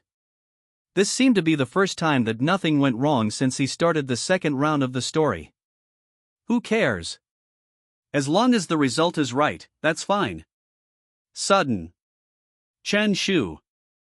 Meng Xiaoxiao suddenly shouted, turned over and jumped onto the stage, pointing her sword at the opponent. Now that the outer sect competition is over, it's time for you to duel with me. I haven't settled the score with you for humiliating my brother Mu just now. Sumu was completely dumbfounded. What was going on with this sense of being chased and killed? Wasn't Meng Xiaoxiao busy worrying about the other person's safety? Why did she have to act out this at a time like this? Could it be that, in order to make Meng Xiaoxiao completely gain my trust, Chen Shu actually went to such an outrageous extent? He is willing to risk his life just to deal with a supporting role like me. Sumu felt a surge of admiration in his heart. He is worthy of being the leading actor. Such fucking professionalism. You put all your effort into killing a small monster. If you don't succeed, who will? On the stage, Chen Shu obviously hadn't reacted yet. He swayed his body, tilted his head, and pointed at himself. Ha! Challenge who? Me. The elder who presided over the scene frowned. He recognized Meng Xiaoxiao. Among this session of disciples, only 16 people directly became inner disciples, and Meng Xiaoxiao was one of them. My disciple, as a senior sister of the inner sect, you should not challenge your junior brother when he is seriously injured. Perhaps he couldn't bear to watch it anymore, and felt that Chen Shu was quite pitiful and would probably die if he fought again, so the elder helped the other party to refuse the fight and started to arrange the follow-up matters directly. Meng Xiaoxiao pouted, feeling very dissatisfied. Sumu was a little confused. For some reason, he always felt that Meng Xiaoxiao regretted not being able to kill Chen Shu. Illusion. It must be my illusion. After all, the other party is such a reliable heroine. It must be that I have been poisoned too much by Su Haining recently, and my mind is a little confused. Sumu nodded, thinking it was very reasonable. Suddenly he raised his head again, looked around, and frowned. It still seems a little wrong. I remember that in the original plot, I should have had some roles. Sumu vaguely remembered. In the original plot, he should have just returned from the sidelines at this time and met Chen Shu, who had just won the championship. The opponent was very proud of himself, and Sumu was very unhappy, so he went straight forward to provoke him. He was beaten again and severely humiliated by the other party. Sumu was dissatisfied, so he turned his anger towards Yi Yan, saying that the penalty was unfair. Nangongxi, who was at the scene, was also very unhappy when she saw her good sister being picked on. For a time, the male protagonist Chen Shu and the two female protagonists formed a united front to target Sumu, and the relationship between the three quickly heated up here. Even later on, Chen Shu and Nangongxi formed a team and entered the secret realm trial. But what now? Sumu was confused. Chen Shu was seriously injured and it was not known whether he could participate in the secret realm trial. Nangongxi was in a coma and in a similar situation. Not to mention forming a team, it was even a question whether he could get out of bed in a short time. If Chen Shu doesn't go in, should I still release this ancient beast? Sumu was puzzled. He vaguely remembered that in the original plot, he walked to the seal of the ancient ferocious beast. This seal was created by the ancestors of the Su family and could only be unlocked by the bloodline of the Su family. Chen Shu got the news from Master Tianpa, and handed the plan to Yin Luan to create, which made everything connect together. When he walked in front of the seal, Su Mu hesitated and did not unlock the seal immediately. Then, the undercover agent Chen Shu left beside him took action directly and made the decision for Su Mu. Fierce beasts are rampant, injuring countless people. At the critical moment, the protagonist Chen Shu discovered the weakness of the ferocious beast and came out to save the situation, showing his great power. By the way, where is Chen Shu's undercover agent next to me? Or did I fail to discover it? Where is Yen Long from last time? Su Mu felt confused and had a vague headache. He was neither humiliated nor surrounded by any other undercover agents of Chen Shu except the abnormal Meng Xiaoxiao. Then what is his motive for releasing the ancient beast? Where is the rationality of the plot? Ah! Damn it! Su Mu was secretly angry. He thought there was nothing wrong with today's plot, but now it seems that there are big problems. Can these male and female protagonists be more reliable? Don't always cause me so much trouble. I have to clean up your mess every time. I'm tired. Su Mu felt a sense of contempt for the male and female protagonists. Now it's so difficult to be a villain supporting role. The male and female protagonists are having an affair, and he has to sort out the plot and actively create opportunities for the male protagonist to show off. On the other side, Chen Shu was now fully awake, and thanks to the elixirs provided by the Holy Land, his injuries had not worsened. He frowned, and his face looked extremely ugly as he recalled what had happened before. That was a close call. If I hadn't suddenly activated another ability at that time, I would have been unconscious for several months and missed many subsequent opportunities. Chen Shu looked at the back of his right hand, where there was faintly visible text made up of purple lines.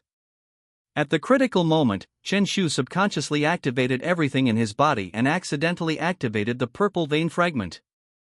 This time, his new ability is Blood of All Races. The Blood of All Races is an ability that belongs to the way of transformation. It can imitate the appearance and aura of others to a certain extent, while greatly enhancing physical abilities, flesh and blood strength, and recovery speed. Chen Shu curled the corners of his mouth. The most important thing is that this ability can imitate the blood and breath of a person. Chapter 57 Reassuring Teammates. Chen Shu had already returned to his cave. He studied his new ability Blood of All Races carefully, and after confirming that he could imitate the blood aura of others, he suddenly had a new plan in his mind. Although this imitation is not comprehensive, it should be enough to deal with the secret seal that Master Tianpa told him. After all, the seal had been there for nearly 100,000 years, the scene was obscure, and it was now in tatters. In this case, I won't be able to team up with others in the secret realm trial. I'll have to act alone. Chen Shu frowned. In his original plan, it should be Yen Long who persuaded Su Mu to unlock the seal, but Yen Long has not replied to him until now, so he doesn't know what is going on. Even it's possible that he has been killed by someone. Chen Shu suddenly let out a light exclamation. Something is wrong. Why do I feel like Su Mu is not the only one against me? What exactly is the problem? On the other side, Su Mu woke up from his cave. He has now adapted to Meng Xiaoxiao's presence. After completing a set of routines, he begins to think about the secret realm trial 3 days later. After the outer sect competition is over, the disciples will be given 3 days to rest and prepare for the secret realm trial that will take place later. In this session, all inner disciples and the top 1,000 outer disciples will be eligible to enter the Holy Land's secret realm Huqi. Brother Mu, let's team up for the secret realm trial. I'm your follower, and now is the time for me to show my role. Meng Xiaoxiao looked excited. Su Mu's mouth twitched, but he couldn't refuse the other party, because in the original plot, Meng Xiaoxiao was teaming up with him. After all, the other party is an undercover agent of the protagonist Chen Shu, so he has to be monitored at all times. Okay.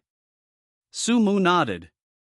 Immediately afterwards, at noon, Su Mu actually received 2 packages, delivered by flying sword. Ha! Someone actually sent me a package? I have acquaintances in the Holy Land. Sumu opened it in confusion and found that it was indeed an acquaintance. The first package came from Nangongshi, who sent a jade communication token, a letter, and some gifts. The meaning of the letter is roughly this: I think Meng Xiaoxiao beside you looks very capable, so I hope to team up with her in the secret realm trial, but I heard that she is your follower, so I want to ask for your opinion. Sumu? Nangongshi actually woke up and wanted to team up with Meng Xiaoxiao, but Sumu looked strange. In order to keep the plot straight, he had to bring Meng Xiaoxiao with him. Does that mean he was going to team up with Nangongshi? But wasn't this Qinshu's position in the original novel? Why was it me now? Why would he suddenly look for Meng Xiaoxiao? Haven't we just met once? And I always feel like the other party is coming for me. Sumu was puzzled and immediately opened the second package. This package came from Yi Yan. It contained a jade token and a letter, but no gift. After reading the letter, Sumu finally understood what was going on. It turned out that Yi Yan recommended Meng Xiaoxiao to her good friend Nangongshi. There are a total of 16 inner disciples this session, and they should be the 16 most powerful ones. Therefore, every position in a team with inner disciples was extremely popular. Yi Yan thought she was relatively familiar with Sumu, so she acted as the middleman. Sumu looked down again and suddenly raised his eyebrows. We haven't finished our last business yet. When you come out of the secret realm, we'll have a good chat. Sumu began to suspect that the other party's statement of introducing her good sister was false and that this sentence was true. Of course, Sumu had not forgotten what happened last time. Yi Yan was actually like a madman, wanting him, the villain, to be her Taoist partner. It's numb. I was completely numb. Sumu covered his face with his hands and took a deep breath. How can she still remember this? How long has it been? Shouldn't you go find Qinshu? He is the male protagonist. Sumu thought about it and felt that the best way to deal with this kind of thing was to just ignore it. As long as he ignored the other party, they would get tired of dancing after a while. Yes. That's it. Sumu nodded secretly and decided to ignore Yi Yan and not reply. As for Nangongshi, Sumu thought about it and replied. What it means is that if you haven't found teammates before the secret realm trial begins, you can come to me. Neither acceptance nor rejection. Sumu has already thought it through. Since Nangongshi and Qinshu are both awake, they will definitely meet accidentally later, sparks will fly, and then they will naturally form a team to participate in the trial. Sumu is too familiar with this kind of bloody plot. This is the nature of the book Shenyuan Continent. Therefore, even though he gave Nangongshi a hope, the other party would definitely not seize it. After all, the male protagonist Qinshu was still waiting for her. Sumu couldn't help but secretly admire his own wisdom. Only a genius like him who is both handsome and smart can take on the important role of a villain, using various methods to set off the protagonist and advance the plot. Well. Sumu looked up at the sky, feeling lost. If you guys were more reliable, I wouldn't have to work so hard. That afternoon. Sumu didn't expect that someone would come to see him again. Wang Tizi, an inner sect disciple of Luosheng Peak, has reached the first level of Tianyuan realm. Brother Su. Wang Tizi bowed to everyone he met, which scared Sumu. What are you doing? Brother Su. I'm here to seek refuge with you. I want to team up with you to participate in the secret realm trial. Please do me a favor. Sumu raised his eyebrows when he heard this. He seemed to remember that Wang Tizi was mentioned briefly in the original novel. He seemed to be. People from Tianhe Palace under Qinshu? Another undercover. Sumu was overjoyed. Very good. The protagonist Qinshu has been quiet recently, which made him think that he was depressed after being seriously injured. He didn't expect that he was waiting for him here. It's really great. Very good. Sumu was overjoyed and patted the other person's shoulder hard. Okay. Not bad. You will follow me from now on. Let's form a team together this time. According to the rules of the Holy Land secret trial, disciples are allowed to form teams, but each team can have a maximum of 4 people. There are 3 people here with Su Mu now, himself, Meng Xiaoxiao, and the newly joined Wang Tizi. All 3 of them are inner disciples, a luxurious lineup. Looking at his 2 teammates, Su Mu felt really relieved. Both of them were undercover agents of the protagonist Chen Shu, so the plot would not go wrong this time. Wang Tizi smiled stiffly, with a faint light flashing in his eyes. Young Palace Master asked me to keep an eye on him this time and to cooperate with him in the secret realm. I don't know what the subsequent plan is. And then, what did Eldarine Luan mean when he advised me to be sensible in what I do when I left home? A power struggle at the top. Wang Tizi was puzzled and just kept smiling foolishly at Su Mu, pretending to be honest. 3 days later. The time for trial has come. Su Mu got up early in the morning and was in a very good mood. He opened the door with a smile, but was suddenly dumbfounded. A figure stood right before my eyes. What the hell, why are you here? Nangongshi tilted his head in confusion. Didn't you call me here then? Chapter 58, Su Mu? The strongest. Nangongshi's eyes were burning. Su Mu was sweating profusely. No, I was just joking with you, why did you take it seriously? Are you really coming to me to form a team? Nangongshi's eyes turned slightly, and sure enough, she caught a glimpse of a familiar figure beside Su Mu, who gave her a simple smile. This person seems to be Wang Tizi. It seems that this person was not in the previous life. Never mind. It's all the same. Memories flashed through the girl's eyes. In her previous life, it was Chen Shu who placed people around Su Mu and framed him for releasing the ancient ferocious beast. Although she still had the memories before her rebirth and knew who were Chen Shu's subordinates, she was unable to take direct action, and couldn't even remind Su Mu. Because she couldn't explain where the information came from. So she could only use this stupid method to protect her boy. You really want to come with us? Certainly. Nangongshi was still carrying her huge guzheng on her back. She raised her chin stubbornly, looking playful and cute. The girl then explained the whole story, saying that she had been busy recuperating from her injuries these days and had not found any teammates, so she had no choice but to come here.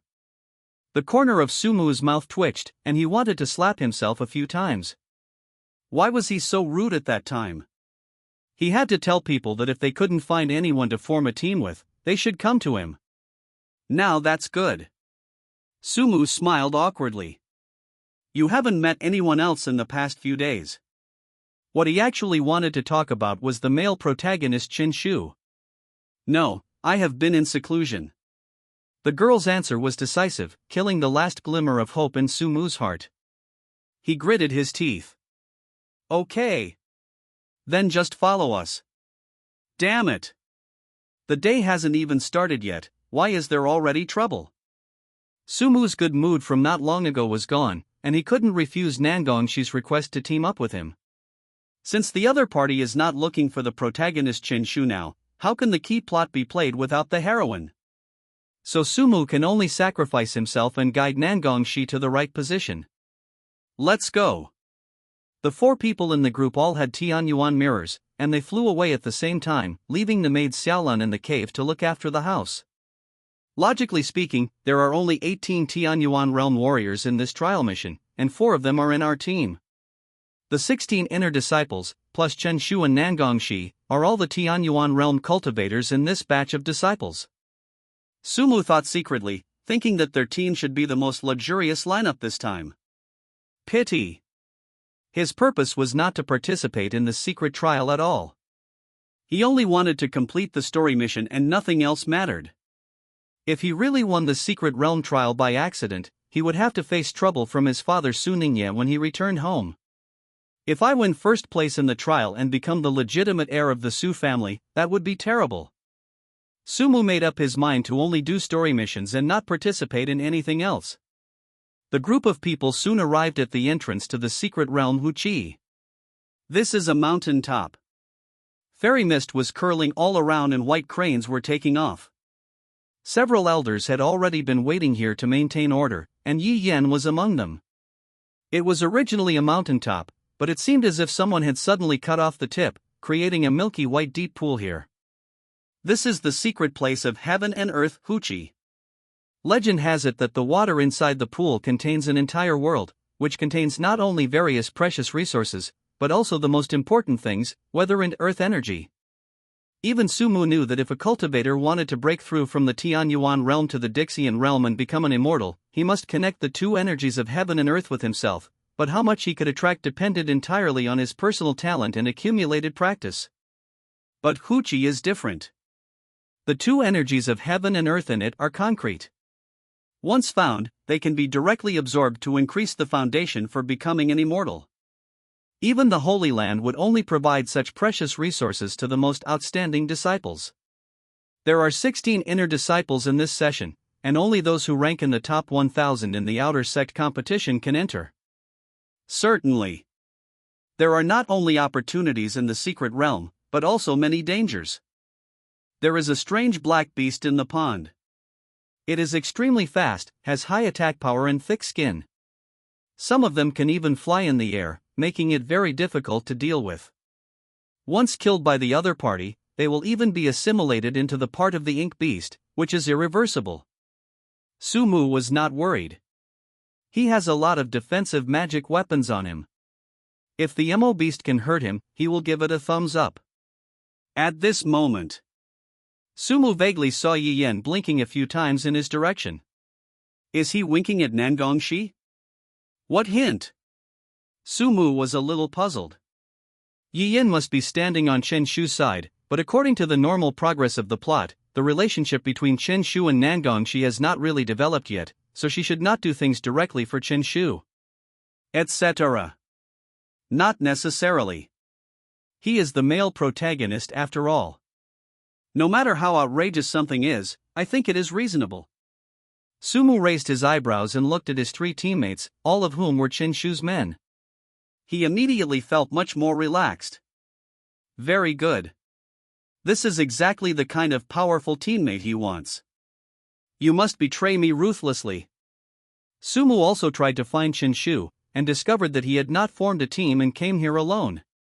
Noticing Sumu's gaze, the other party gave him an extremely hateful look. Why doesn't anyone form a team with Chen Shu? Is it because I kidnapped Nangongshi? Before he could think more. All disciples, listen up. The pond is about to be opened, hold your breath and concentrate. An old man in a white robe suddenly shouted loudly, his voice shaking the world and his power was awe-inspiring. Everyone's expressions became serious and they tried to collect their minds. They had to concentrate when entering the Huchi, otherwise they would easily get hurt. The old man looked around and nodded secretly. Then he winked at the other elders around him, and Yi Yan came back to his senses, secretly annoyed that Sumu had just ignored him. But it doesn't matter. When you come back from the secret realm, you will still be mine. Yi Yan had a smile on her face as she joined everyone in attacking with all her might. The milky white pool water suddenly backflowed, surged into the sky, and then turned into clouds and rain, submerging the figures of the disciples. Wait until everything is clear. The water drops flowed into the pond again.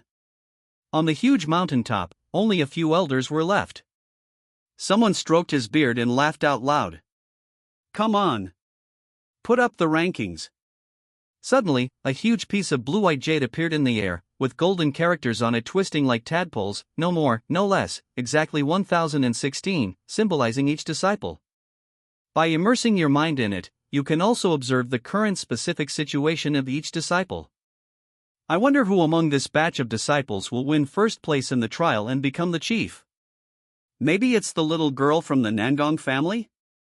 After all, she has a special physique. Well, I think it's Sumu from the Su family. After all, he has the highest cultivation among everyone. I don't think so. I think it might be Chen Shu. Someone spoke quietly, and everyone frowned in thought. You mean Chen Shu, the one who won first place in the outer sect competition? Exactly. It's not impossible. Yi Yan watched coldly, not participating, but just sneered in her heart. If Sumu had not been unwilling to compete, how could Shura become the chief in the previous life? Sumu is the strongest. Chapter 59. The seal has been opened. Yi Yen did not participate in the conversation among the group of old men. As an inspecting and supervising elder, it is not appropriate for her to be too close to others, except for Sumu, of course. Her eyes were fixed on Sumu's name on the leaderboard. Sumu, you will never be wronged in this life. Even if someone wants to frame you, I will give you justice. She held a peculiarly shaped jade ring in her hand, and remained silent for a long time. On the other side, Sumu felt dizzy, and when he opened his eyes again, he found himself in a strange world. The entire earth was red, and ancient trees as black as coal grew wildly, pointing obliquely toward the sky. The sky was a dark blue with golden streaks of light occasionally passing by. Is this the concrete manifestation of weather? Looking at the golden lights, Sumu seemed to be thinking about something.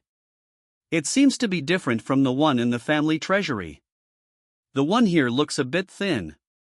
He had seen a lot of weather and earth energy in the Su family's treasure house before, and the energy was extremely pure. Father Suningyes said at the time that when Sumu ascended to immortality, he would personally protect him, connect the two energies of heaven and earth, and help Sumu achieve true immortality. Sumu didn't understand. Although he was born in a family of immortal cultivators, his character is that of a second-generation playboy. How could he indulge in cultivation? Isn't this not doing his job properly? But even so, in more than 10 years, his cultivation was forced to the peak of the Tianyuan realm. If he had not deliberately suppressed it, he would have broken through to the earthly immortal realm long ago. No one around. It hasn't changed at all here. Sumu began his aimless exploration. What he had to do now was to try his best to find Shinshu or Nangongshi first, and then guide them to the location of the seal to start the subsequent plot. At this time, the benefits of him and Nangongshi teaming up were reflected.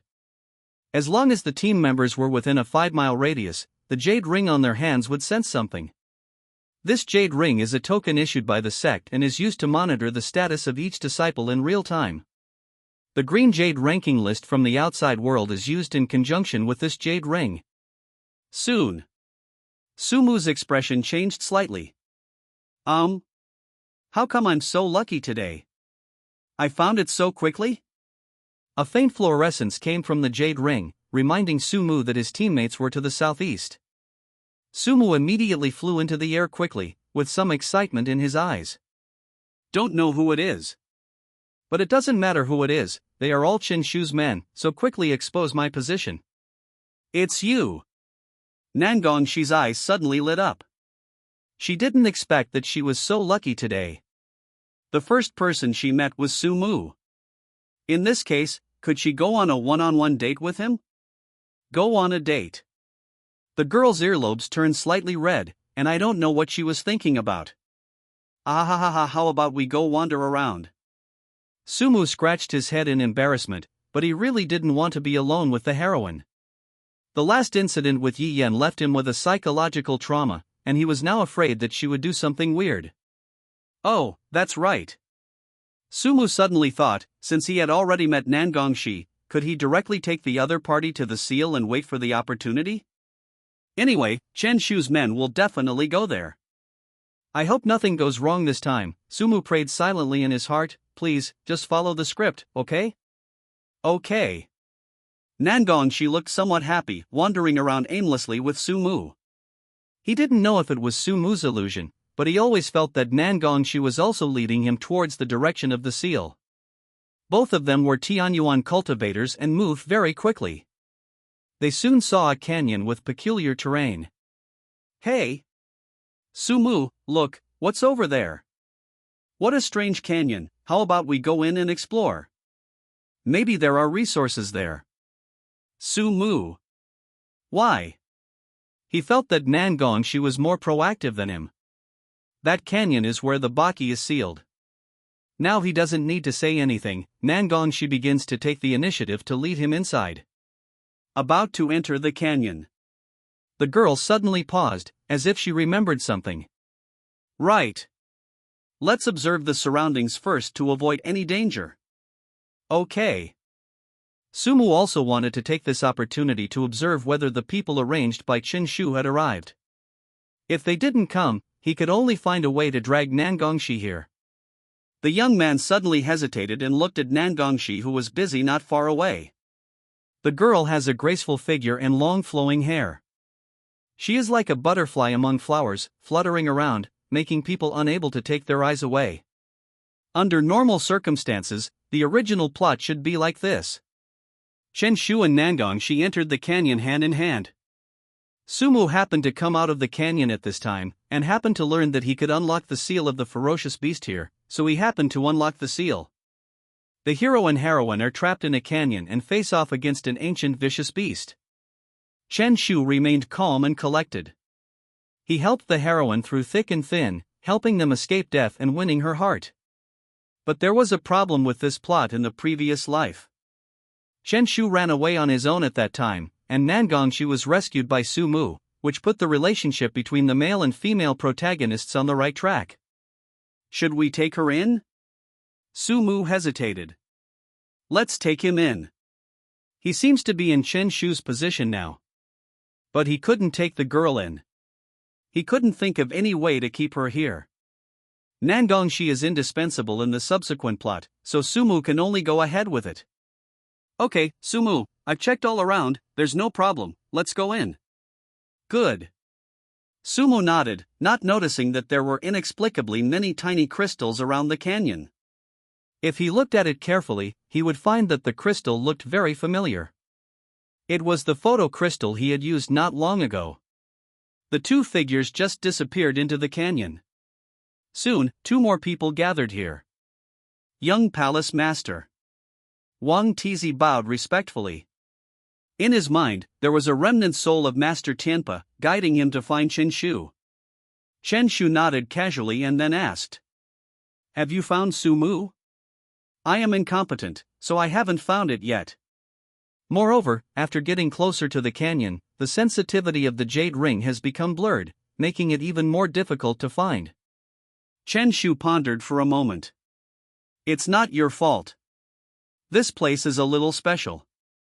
He looked around and then chuckled. "You protect me, and I will unseal this place."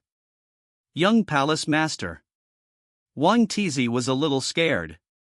Do we really want to release the ancient beast? If we release Bague, I'm afraid that none of the disciples in this secret realm will survive. The Holy Land will definitely do its best to track it down. Of course. What are you afraid of? Qinshu frowned. The people in Luan found for him were becoming less and less useful, and they actually backed down at the last minute. I have my own way to pin the blame on Sumu. I will leave his unique bloodline scent here and cover it up afterwards. No one will know about you and me. All right. Keep an eye on it for me, I'll start now. Qinshu sat cross-legged on the spot without saying anything, and then a mysterious aura began to connect the entire canyon. The aura continued to rise, and then collapsed with a loud bang. The seal is opened. Chapter 60, The Woman Wants to Die with Me. Despair. Clatter. The canyon was unusually empty, with only the footsteps of Sumu and Nangongshi, who kept looking around. Sumu's eyes were dim. It was still the familiar environment and familiar scene. He had been to the canyon in his previous life, but it was after the seal had been lifted. I didn't expect that the heaven and earth energies here are so rich. Nangongshi's tone was slightly surprised. He took out the jade pot he carried with him and collected the two energies of heaven and earth into it. He looked happy and there seemed to be no problem at all. Sumu, however, was not interested at all. He had no interest in these things at all. Not to mention that he already has a lot of these things at home. Besides, he himself is not interested in cultivation. Now his mind is full of the plot. How did it become me in the canyon? Sumu had a slight headache. The position he is in now should be the same as that of the male protagonist Qinshu. But even until now, he has no news about Qinshu. Damn! What bad luck! Sumu began to regret it. Why did she end up meeting Nangongshi first? How could she be related to the male protagonist? When I think about the cause of the current situation, it is that these male and female protagonists do not follow the plot and make changes everywhere all day long. Sumu was very angry. He didn't understand. After all, you are the male and female protagonists. Don't you have any obligation to follow the main plot? But in such an important occasion, the male protagonist Chen Shu is nowhere to be found. The one accompanying the female protagonist is actually a villain like him. What is this? Sumu actually wanted to escape early, but he was not sure when the people arranged by Chen Shu would come to unlock the seal. If the heroine was killed by chance, the subsequent plot would be ruined. Once the heroine dies, the subsequent plot will become confusing and may even affect the ending of him as a supporting character. At that time, Sumu will have to explore again. Damn, what kind of joke is this? Now you can win easily by going through the plot normally, and you can make it to the ending without any hassles. Isn't that good? Sumu is not stupid enough to make things difficult for himself. He absolutely cannot accept exploring new plots again. How abominable. Sumu was so angry. It was all these people's fault for changing the plot, which resulted in him having to increase his workload. If it weren't for this, he might have completed the plot mission long ago and returned home comfortably. Speaking of which, Sumu frowned and pinched his chin. My bloodline is needed to break this seal. What is Chen Shu's plan? Who cares? After thinking for a moment, Sumu gave up decisively. He thought that since he was the male protagonist, he would definitely find a way when the critical moment came, so he didn't need to worry about it. The boy cast his gaze to the other side. Nangongshi quietly withdrew his gaze from Sumu and pretended to concentrate on collecting the two energies of heaven and earth in front of him. If she remembered correctly, it wouldn't be long before Chen Shu's men would lift the seal. The person who took action in the previous life was Yen Long, and in this life, it should be Wang Tizi. Although she didn't know exactly how to remove the seal, she had made all the necessary preparations. The girl felt at ease when she sensed a special ring-shaped jade pendant in the storage ring. This was something she brought specially from her clan at a huge cost. It was said that it could even withstand a blow from a half-step immortal king. Sumu, I will protect you. There was a hint of determination in Nangongshi's eyes. At this moment, buzz! A strange sound suddenly rang out, coming from the depths of the canyon and finally spreading to the entire secret realm. Everyone looked up at this moment, confused. Sumu's face changed drastically. What the hell? Oh shit. Who the hell suddenly opened the seal? Is it such a coincidence? I just came in. Sumu turned around and wanted to run. Although he really wanted to save the heroine, this was obviously not in line with his character setting. He was a villain. So Sumu immediately came up with a complete plan in his mind. Run first. Wait until the heroine loses consciousness, then come back to save her. Then attribute the act of saving people to the protagonist Chen Shu, just like in the previous life, which can not only reverse the plot but also hide the credit and fame. Okay, let's do it. But as soon as Sumu turned around, Nangongshi grabbed his arm tightly, as if she was afraid that he would break free. Holy shit. Sumu's eyes widened. No, what's wrong with you? Are you planning to drag me down with you at this moment? Sumu was still confused, but Nangongshi grabbed his arm and turned around and ran desperately towards the depths of the canyon. Ah! Sumu was really shocked. Does Nangongshi really want to take him to die? The deepest part of this canyon is where Baki is sealed. That's an ancient beast. The incarnation of the Tao. The strength of a half-step immortal king. Are we, the little minions of the Tianyuan realm, so eager to die? What is the situation now? Follow me. I sense a glimmer of hope. Nangongshi rushed forward and took the time to turn back and explain to Sumu. He encountered this situation entirely because of my plan. I must protect him well. The girl's eyes were determined as she rushed quickly towards the direction of the broken magic circle in her memory. Soon. A waning moon emitting golden light appeared before the two of them. Nangongshi jumped in with Sumu without saying a word, and the two were immediately wrapped in soft golden light, feeling extremely warm. The girl finally breathed a sigh of relief. "Ha! By the way, are you okay?" Sumu was confused. He had already remembered that this formation was the remaining node of the seal and the only safe place at present. In the original plot, Chenshu should have brought Nangongshi to hide here, but something went wrong in the last plot. It was Sumu who brought Nangongshi here and then left quietly. Why is it the other way around this time? Sumu was extremely confused. Why did the other party know this place? And why did he seem to be well prepared? Could it be that the other party had also been instigated by Chenshu? Did he get the news in advance? There was a pause. Sumu shook his head again. No, she originally belonged to Chenshu. But everything in front of him still made Sumu confused. Before he could think about it, the entire canyon had begun to fall apart, and under the broken land, there was nothingness. There was nothing but endless darkness. But everyone felt that some existence had arrived. This is Baki. A conceptual existence that transcends the material world and is part of the rules of heaven and earth. Immediately afterwards, countless dense black spots rushed towards the canyon frantically. Sumu's eyes focused and he saw clearly that they were countless strange-looking ink beasts. These black beasts were attracted by the Baki and poured into the canyon. Sumu was sighing before, as he hadn't met any monsters since entering the secret realm. Now, all of them have come. These are ink beasts. But don't be afraid, I'm here. Seeing that Sumu hadn't said anything, Nangongshi thought that he was frightened. She felt even more guilty and actually took the boy's hand. Sumu immediately turned around to look. The girl smiled suddenly. I will always protect you, Sumu. Chapter 61, Defense is maxed out, clear the level without any damage. Something is wrong. Something is so wrong.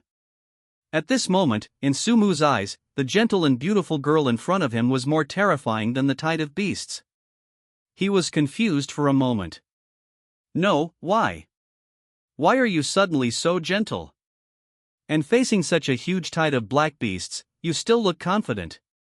Isn't that too suspicious? Although the plot seems normal, the seal is broken. But I always feel like something is wrong. Sumu frowned deeply and was speechless for a moment. Nangongshi was more gentle. She took out a ring-shaped white jade pendant and handed it to the young man. Take this thing. It is a life-saving item my father gave me. It can withstand a blow from a half-step immortal king cultivator. Hiss. Sumu took a breath of cold air. He was not surprised that Nangongshi had a life-saving item, because he also had the same thing on him. After all, they were both direct descendants of the immortal clan. But the meaning of Nangongshi giving this jade pendant to Sumu is very intriguing. Why? He asked directly. This. The girl showed a trace of shame. Because I was the one who brought you deep into the canyon, and now I don't know what happened, so I want to do what I can. So that's how it is.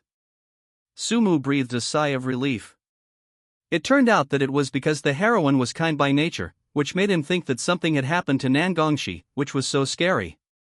It's okay, no need. Sumu waved his hand. I have plenty of these. Now we should think about how to deal with the current situation and how to get out of this predicament. Good. Sumu and Nangongshi turned their backs to each other and began to pretend to check their surroundings. The same conclusion was reached. There was a seal in the canyon, and the seal had been unlocked, releasing something unknown. The place they were in was temporarily safe, as it was part of the original seal. But this incomplete seal could only be used to fight against that unknown existence, and not against these black beasts, so now they needed to resist the beast tide until rescue arrived. After sorting out the current information, Sumu raised his head and glanced at the girl opposite him, and let out a light exclamation in his heart. Are Nangongshi and I so in sync? The process of organizing information and deducing is so smooth? It's as if we knew everything in advance. The same doubts also appeared in Nangongxi's mind. But neither of them said anything, instead they smiled at each other. Then let's use our defensive magic weapons first to buy time. Once the magic weapons are used up, we can start fighting. Good. Both of them nodded, and then began to take things out of the storage ring. As they searched, they both fell silent. Looking at the various defensive spiritual objects that were like a hill in front of him, an awkward atmosphere began to spread. Ahahaha, I didn't expect you had so much stock. Was it given to you by your family? Sumu scratched his head. All these spiritual objects were given to him by his father Suninge, and he was afraid that something might happen to him. Forehead. The girl's face turned slightly red. These spiritual objects of hers were temporary reserves just for this moment, and she didn't have the habit of using them normally. But she nodded anyway. Yeah. That's it. Since there are natural reasons, don't explain too much. The more you explain, the more loopholes there will be. The two were silent for a moment. With the defensive spiritual objects they have now, it won't be a problem for them to hold on for several months, or they may not even have a chance to take action. Sumu tore open the talisman paper casually and erected a protective shield covered with spiritual patterns without any consumption to himself. Countless black beasts also rushed to the front at this moment, and began to scratch the shield in front of them anxiously, but apart from a slight flash of light, there was no effect. Sumu and Nangongxi looked at each other. The young man suddenly took out Gobang from his storage ring. Want to get off? Okay. Nangongxi was slightly stunned, but a sweet feeling suddenly arose in her heart. In her plan, this moment was the one she was most looking forward to. Being alone with Sumu. The two of them were playing chess while chatting about random things. How long do you think it will take to find the Holy Land? Not sure. It will probably take several days. After all, the time flow in the two worlds is inconsistent, and there are also boundary walls and so on. Can those fellow students outside hold on? It's very risky. The two men froze. Any one of these black beasts outside has the aura of the Nahai realm, which means that they are at the same level as the disciples, but their numbers are far greater. If they confront each other, it can only be said that the outcome is more disastrous than good. Speaking of which. Sumu suddenly stood up, shook the chess pieces on his body, and looked puzzled. Have you noticed that there seem to be more and more ink beasts here? It seems true. Nangongxi also stood up, looked around, and fixed his eyes on the talisman used by Sumu. Why is the movement of your talisman so obvious? She noticed it when Sumu used it just now, but she just didn't say anything. Sumu's mouth twitched. He can't say that he carries special effects enhanced versions with him just because he wants to show off and maintain his image. Seeing the young man silent, Nangongxi seemed to suddenly think of something and his mind was shaken. Could it be that? Did Sumu do this on purpose? He had made this preparation long before we were surrounded, deliberately making a big noise to attract all the ink beasts to our side to protect other fellow disciples? Sumu was indeed an extremely kind person. Nangongxi vaguely recalled her previous life. She fainted in this canyon and woke up in a trance. What she saw was the determined face of the young man. It was the other party who brought her out of the beast tide, and then pushed the credit to others. It was many years later that she understood the key. When she wanted to find Sumu again, she learned that he had died at the hands of Qinshu. She felt like the sky had fallen on her. But it's okay. Nangongxi's eyebrows are gentle, and her eyes are like a pool of autumn water. I meet you again, Sumu. The two started playing dice again. After all, there was nothing else they could do. Although they were all boring little games, the girl smiled happily, as if there was some special meaning to them. Sumu was stunned for a moment. He quickly shook his head and admired in his heart, she is worthy of being the heroine, her charm is really impeccable. The girl had a gentle temperament, with her long hair falling to Sumu's hand. Due to the limited space, the two of them were very close, and the atmosphere seemed a little ambiguous.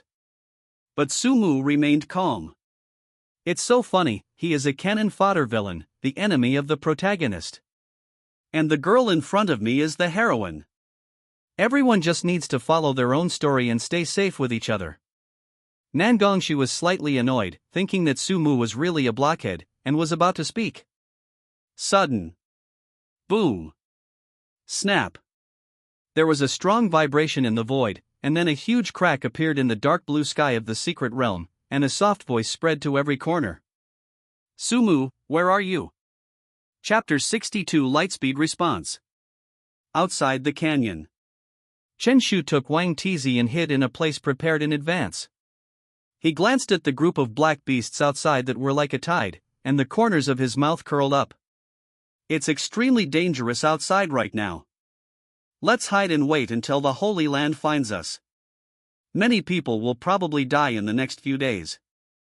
Wang Tizi trembled slightly when he heard this and glanced at Chenshu, who was still smiling calmly. He suddenly understood what Eldarine meant when he told him, "Be sensible in what you do," before he left. Among this class of disciples, there is a girl whom he has a crush on.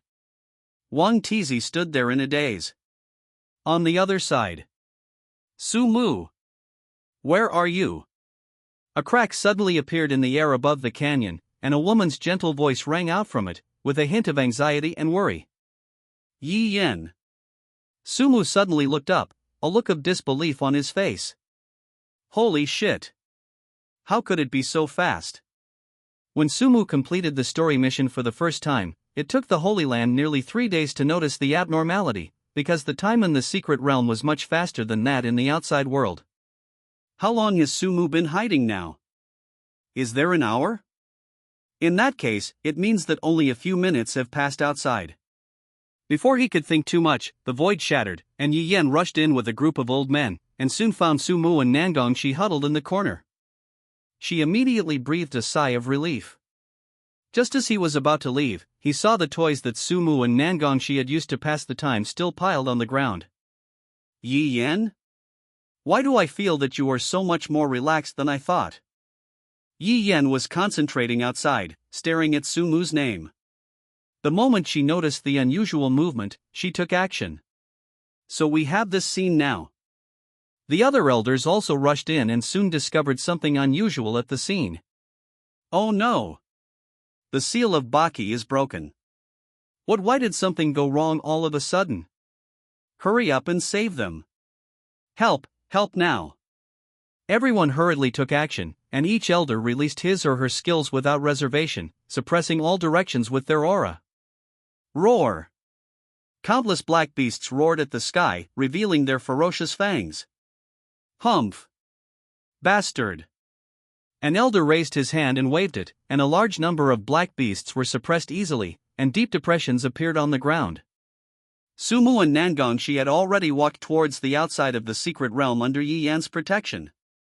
He looked back for the last time. Countless streams of light poured into the secret realm from the Holy Land, each of them was full of powerful and domineering aura. I even saw a familiar figure among them, Mo Shuangxing. What a familiar scene! Sumu whispered in his heart.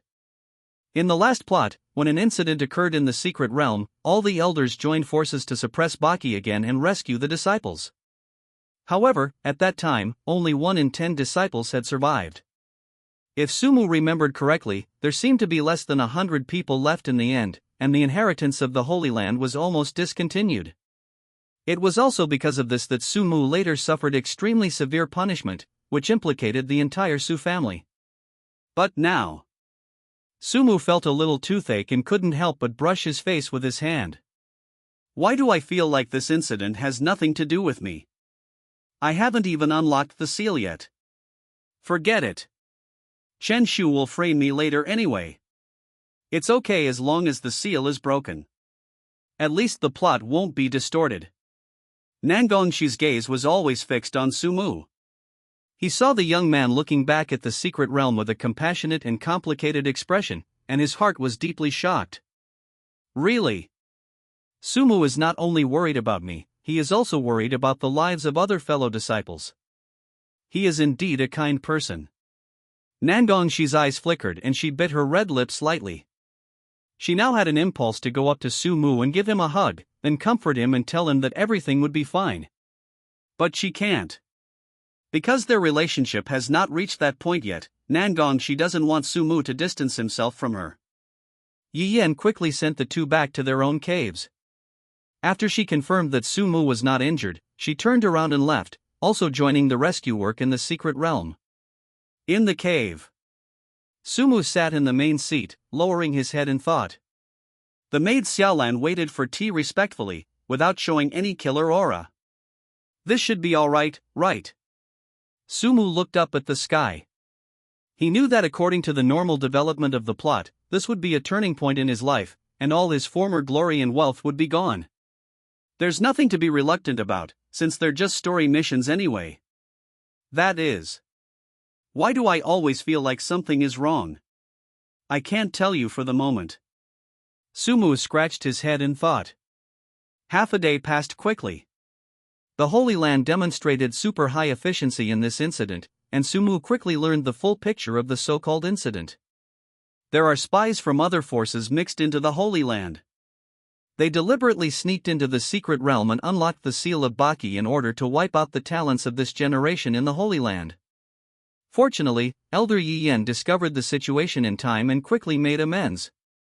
Many of the more than 1,000 disciples were injured, but no one died. The top leaders of the Holy Land attach great importance to this.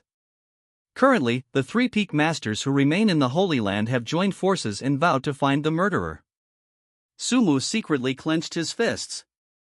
Very good. What follows is the plot where the Holy Land launches an investigation and Sumu takes the blame. Although he didn't know why Yi Yan reacted so quickly, everything that was supposed to happen happened, and all of this must have been part of the plan of the male protagonist Qinshu. You are worthy of being the male lead. I still have to rely on you at the critical moment. Sumu couldn't help but give the other party a thumbs up. Call. Next, he just needs to wait for news. There are many high-level monks in the Holy Land, and the means they can use are beyond imagination. I believe there will be clues soon. Really? That night, Yi Yan found a person who was directly related to the matter Wang Tizi. The other party had appeared at the seal entrance and stayed there for a long time. The Holy Land immediately held a public trial.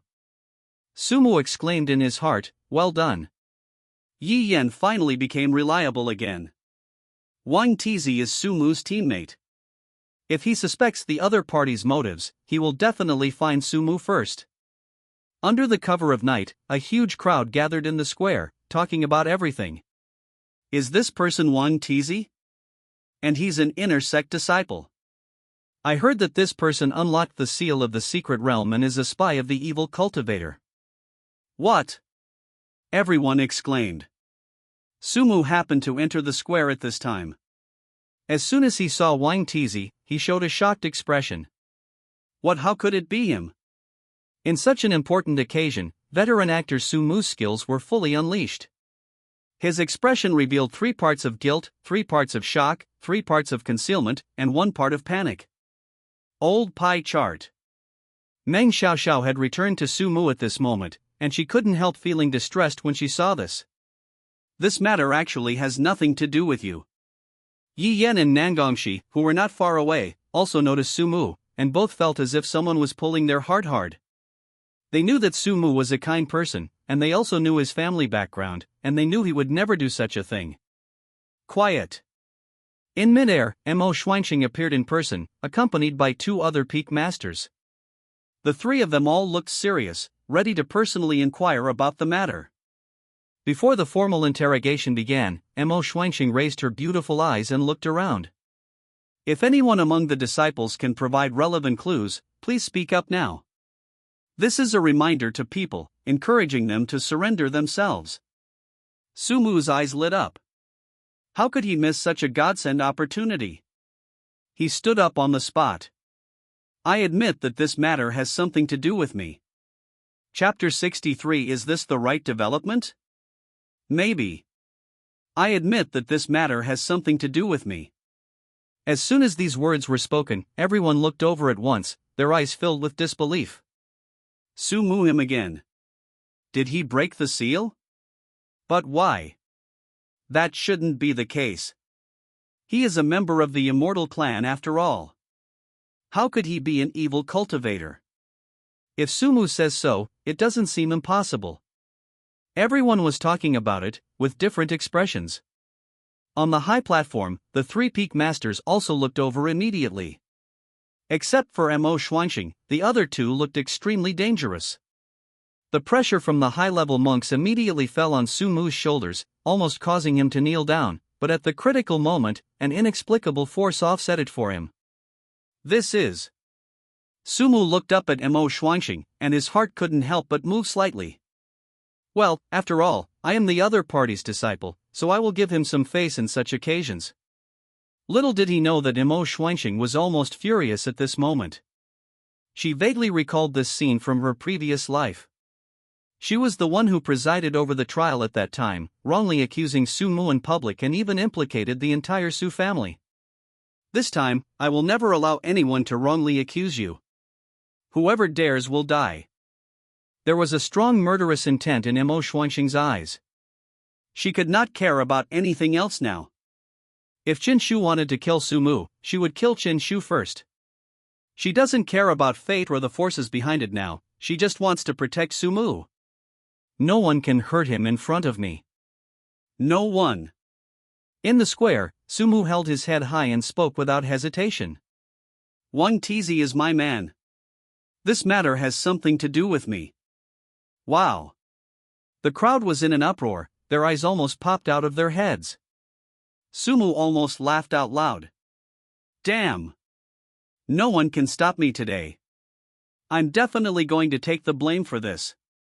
Meng Xiaoxiao stared at the boy's back with tears in her eyes. It was the same in his previous life. No matter how she cheated him around Sumu, the boy would always take all the blame. Obviously not, she was just a subordinate. But Sumu is such a sincere person, caring and sincere to the people around him. Meng Xiaoxiao sometimes thinks Sumu is so stupid. Doesn't he understand that if a person doesn't work for himself, he will be punished by heaven and earth? But Sumu did the same thing, shielding his own people, time and time again. When she asked Sumu why he did this, Sumu just grinned. I'm your boss, of course I have to protect you. In comparison, Chen Shu is not a human being. He is a beast. A damn beast.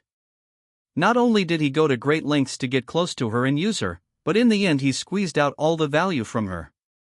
In order to allow himself to break through his cultivation level, he even wanted to kill her.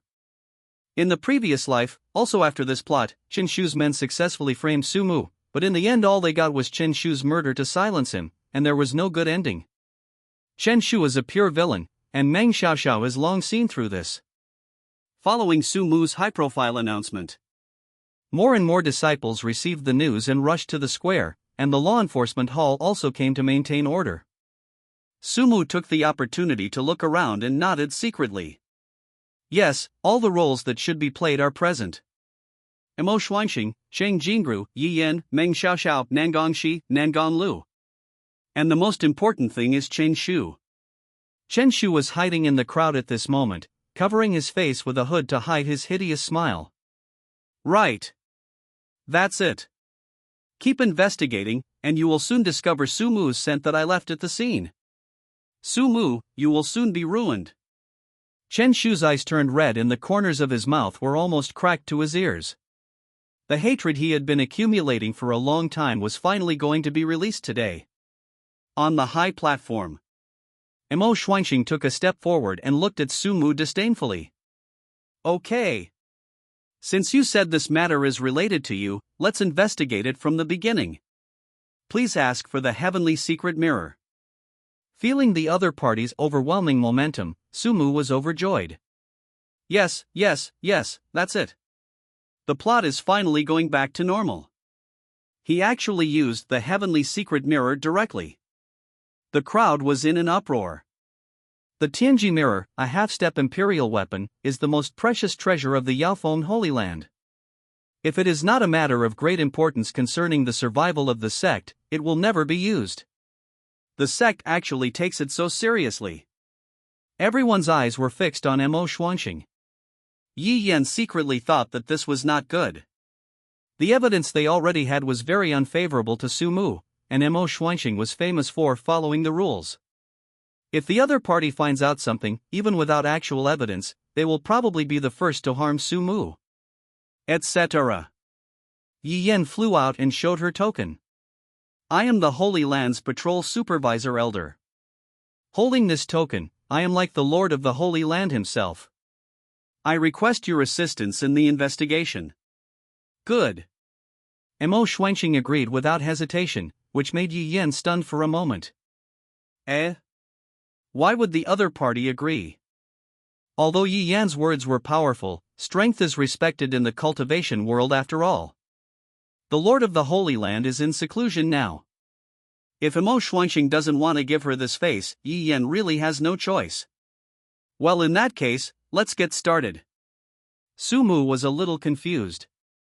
Something seemed wrong. Was Yi Yan involved in the last plot? Shouldn't she be a bystander? How did she get involved? No, the closer it gets to this point, the more he wants to twist the plot. Let you see the skills of the veteran actor. Sumu took a step forward with extraordinary momentum. There's nothing to say.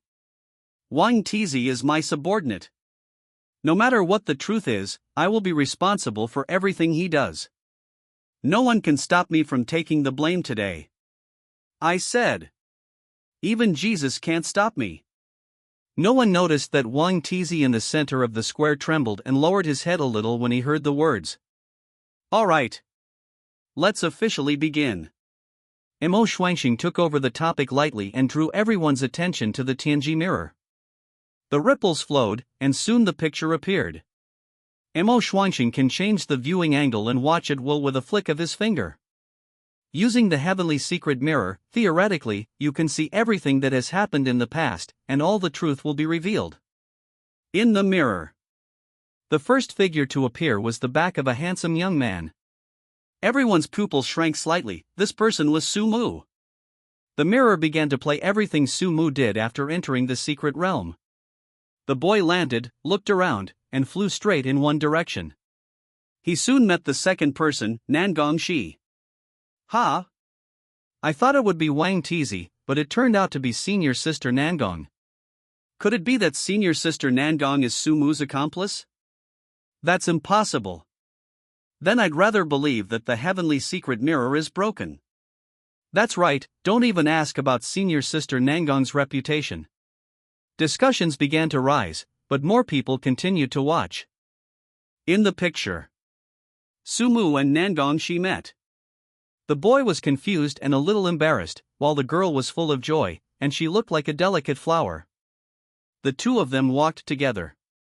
Along the way, Sumu only spoke a word from time to time, but Nangong Shi was chattering the whole time. The look in her eyes as she looked at the boy was as bright as stars, containing an indescribable meaning, so gentle, so focused. It was as if Sumu was the only one in her world. Sumu. Everyone. It seems something is wrong. Someone murmured. Chapter 64. You are this kind of Sumu. Is that right? Obviously not. There's something wrong with Sumu. I can't stand it anymore. Shit. Everyone gnashed their teeth in anger, their eyes fixed on the image in the Tianji mirror. What the hell is this? Is this a show of affection? Sumu was also completely confused at this moment. He hadn't noticed it when he was in the secret realm, but now from a third-party perspective, it was obvious that there was something wrong with Nangong Shi's attitude. Could it be that she? Sumu's eyes widened, and an extremely horrified guess emerged in his mind. Nangongxi is also crooked. Mo Xuanxing's beautiful eyes were also slightly stunned at this moment. Obviously, she had not expected this situation. She turned her gaze and the look she gave Nangong Shi became extremely dangerous. It's an opponent. Those who had the same idea as Mo Xuanxing included Qing Jingru, Meng Xiaoxiao, and Yi Yan on the field. Nangong Lu looked at his sister with a complicated expression. Sister, could it be that you are in love with Sumu too? But why? Why? These words appeared in everyone's mind at the same time, and the huge square fell silent for a moment. Chen Shu was so shocked that his jaw almost dislocated, his hands clenched into fists, and his nails even pinched his flesh and made it bleed. No! This is impossible. Nangong, she is mine. She is mine. Chen Shu still can't forget the feeling he had when he first saw Nangongshi. It was like life suddenly became brighter and a shooting star streaked across the sky. He fell in love with Nangongshi at first sight. But now, the other party is actually very attached to Sumu, this useless bootlicker. Why? Chen Shu's jealous anger grew more and more intense. The image on the Tianji mirror is still flowing. In the picture, the girl was still smiling and surrounding Sumu with affectionate eyes. The two of them flew in the air and crossed a long distance. Until the two of them arrived above a canyon. Here we are. It's right here. For a moment, everyone was a little nervous and paid close attention to the follow-up. In the picture, Sumu and Nangongshi only stayed outside the canyon for a short while, and without even having time to say a few words, they went straight into the canyon. The seal on the outside was not touched at all. This. Some people were confused immediately. Isn't it Sumu? But why did they come here? Is it a coincidence? Then why did Sumu admit it so generously? This doesn't make sense. Everyone was talking about it. Mo Xuanxing heaved a sigh of relief. She had deliberately summoned the Holy Land's most precious treasure, the Tianji mirror, just to clear Sumu's name in public. Now it seemed that the effect had begun to show. The two people in the picture never stopped. Nangongshi collected resources normally after entering the canyon, while Sumu seemed a little bored and stood there in a daze. Why doesn't Sumu collect the energy of heaven and earth? Is he playing tricks? Fool! Someone rolled his eyes in disdain. Sumu was the eldest son of the Su family after all. How could he lack these resources? The two energies of heaven and earth are very precious to us, but they are nothing to Sumu. Everyone was silent. Although this statement is a bit rough, it is true. They are all chosen ones from all over the continent. In order to get better practice and more resources, they came to the Holy Land and competed with each other. But these things are just commonplace to Sumu and are not worth mentioning. Many people who had always looked down on Sumu only realized at this time how big the gap in status was between them and Sumu. Look! The picture has changed. Someone raised his hand and pointed, and everyone looked over quickly. Sumu stood there for a moment, and before he could do anything, the canyon began to shake wildly. The earth cracked and the void shattered. Even through the Tianji mirror, everyone present could feel a fierce aura, as if they were facing the heaven and earth directly. This is the oppressive feeling of the ancient ferocious beast. Everyone's face turned pale at once, and a sense of insignificance rose in their hearts. Mo Xuanxing raised his hand to block the aura, then continued to watch. Inside the canyon, Sumu and Nangongshi were suddenly surprised for only a moment, and then they reacted immediately. As soon as the boy raised his foot, Nangongshi beside him grabbed his hand. What the hell? Fuck, you don't even want to act anymore, right? Is senior sister Nangong? Everyone couldn't believe it. Fart! Someone suddenly shouted and started to refute. It's clear that senior sister Nangong is kind-hearted. Facing this kind of change, she wants to save Sumu's life. I chose to act this way out of desperation. Everyone frowned and thought. That seems to make some sense. Look, senior sister Nangong is really running away with Sumu. Hearing the voice, everyone looked up at the heavenly mirror again, and a glimmer of hope rose in their hearts. The young boy and girl in the picture are running hand in hand, constantly avoiding the dangers that may appear at any time. Although the journey is extremely dangerous, they quickly find a broken formation to hide. Some sharp-eyed monks noticed something different. This Sumu's cultivation foundation is so solid. He circulates his chi and chi in one go, and his body movements are top-notch. The rumored waste actually has this kind of strength. After Sumu and Nangongshi entered the formation, they immediately took out a large number of defensive magic weapons and reinforced it layer by layer. Everyone also heard the discussion between the two and understood that they were planning to hide in the Holy Land for rescue. After all, an opponent of the level of the ancient ferocious beast is far beyond the ability of two underage youths to deal with. This makes sense. But someone suddenly screamed. What the hell is this defensive magic treasure? In the scene, Sumu casually took out a defensive talisman, and after tearing it open, a pillar of light suddenly rose into the sky, with such great momentum that it shook all directions. The special effects are maxed out. It's like they're afraid that others won't notice them. Is Sumu such a show-off? Why would he make such a big fuss just by using a talisman? It's really too ostentatious. I was wondering what the light column I saw in the secret realm was. It turned out to be this. Someone's mouth twitched as he recalled his experience in the secret realm. At that time they also felt the vibration of the secret realm. Countless black beasts were in a frenzy and panic, and then they saw this column of light rising into the sky. They even suspected that this column of light was the culprit. Now it seems that this is purely a special effect created by Sumu. But what's the point of him doing this? It's completely useless. Apart from attracting the attention of the ink beast, etc. The man's expression suddenly froze, as if he had thought of something. Sumu, he did it on purpose just to attract the ink beasts in the secret realm. As a direct descendant of the immortal clan, Sumu must have a lot of defensive magic treasures at his disposal.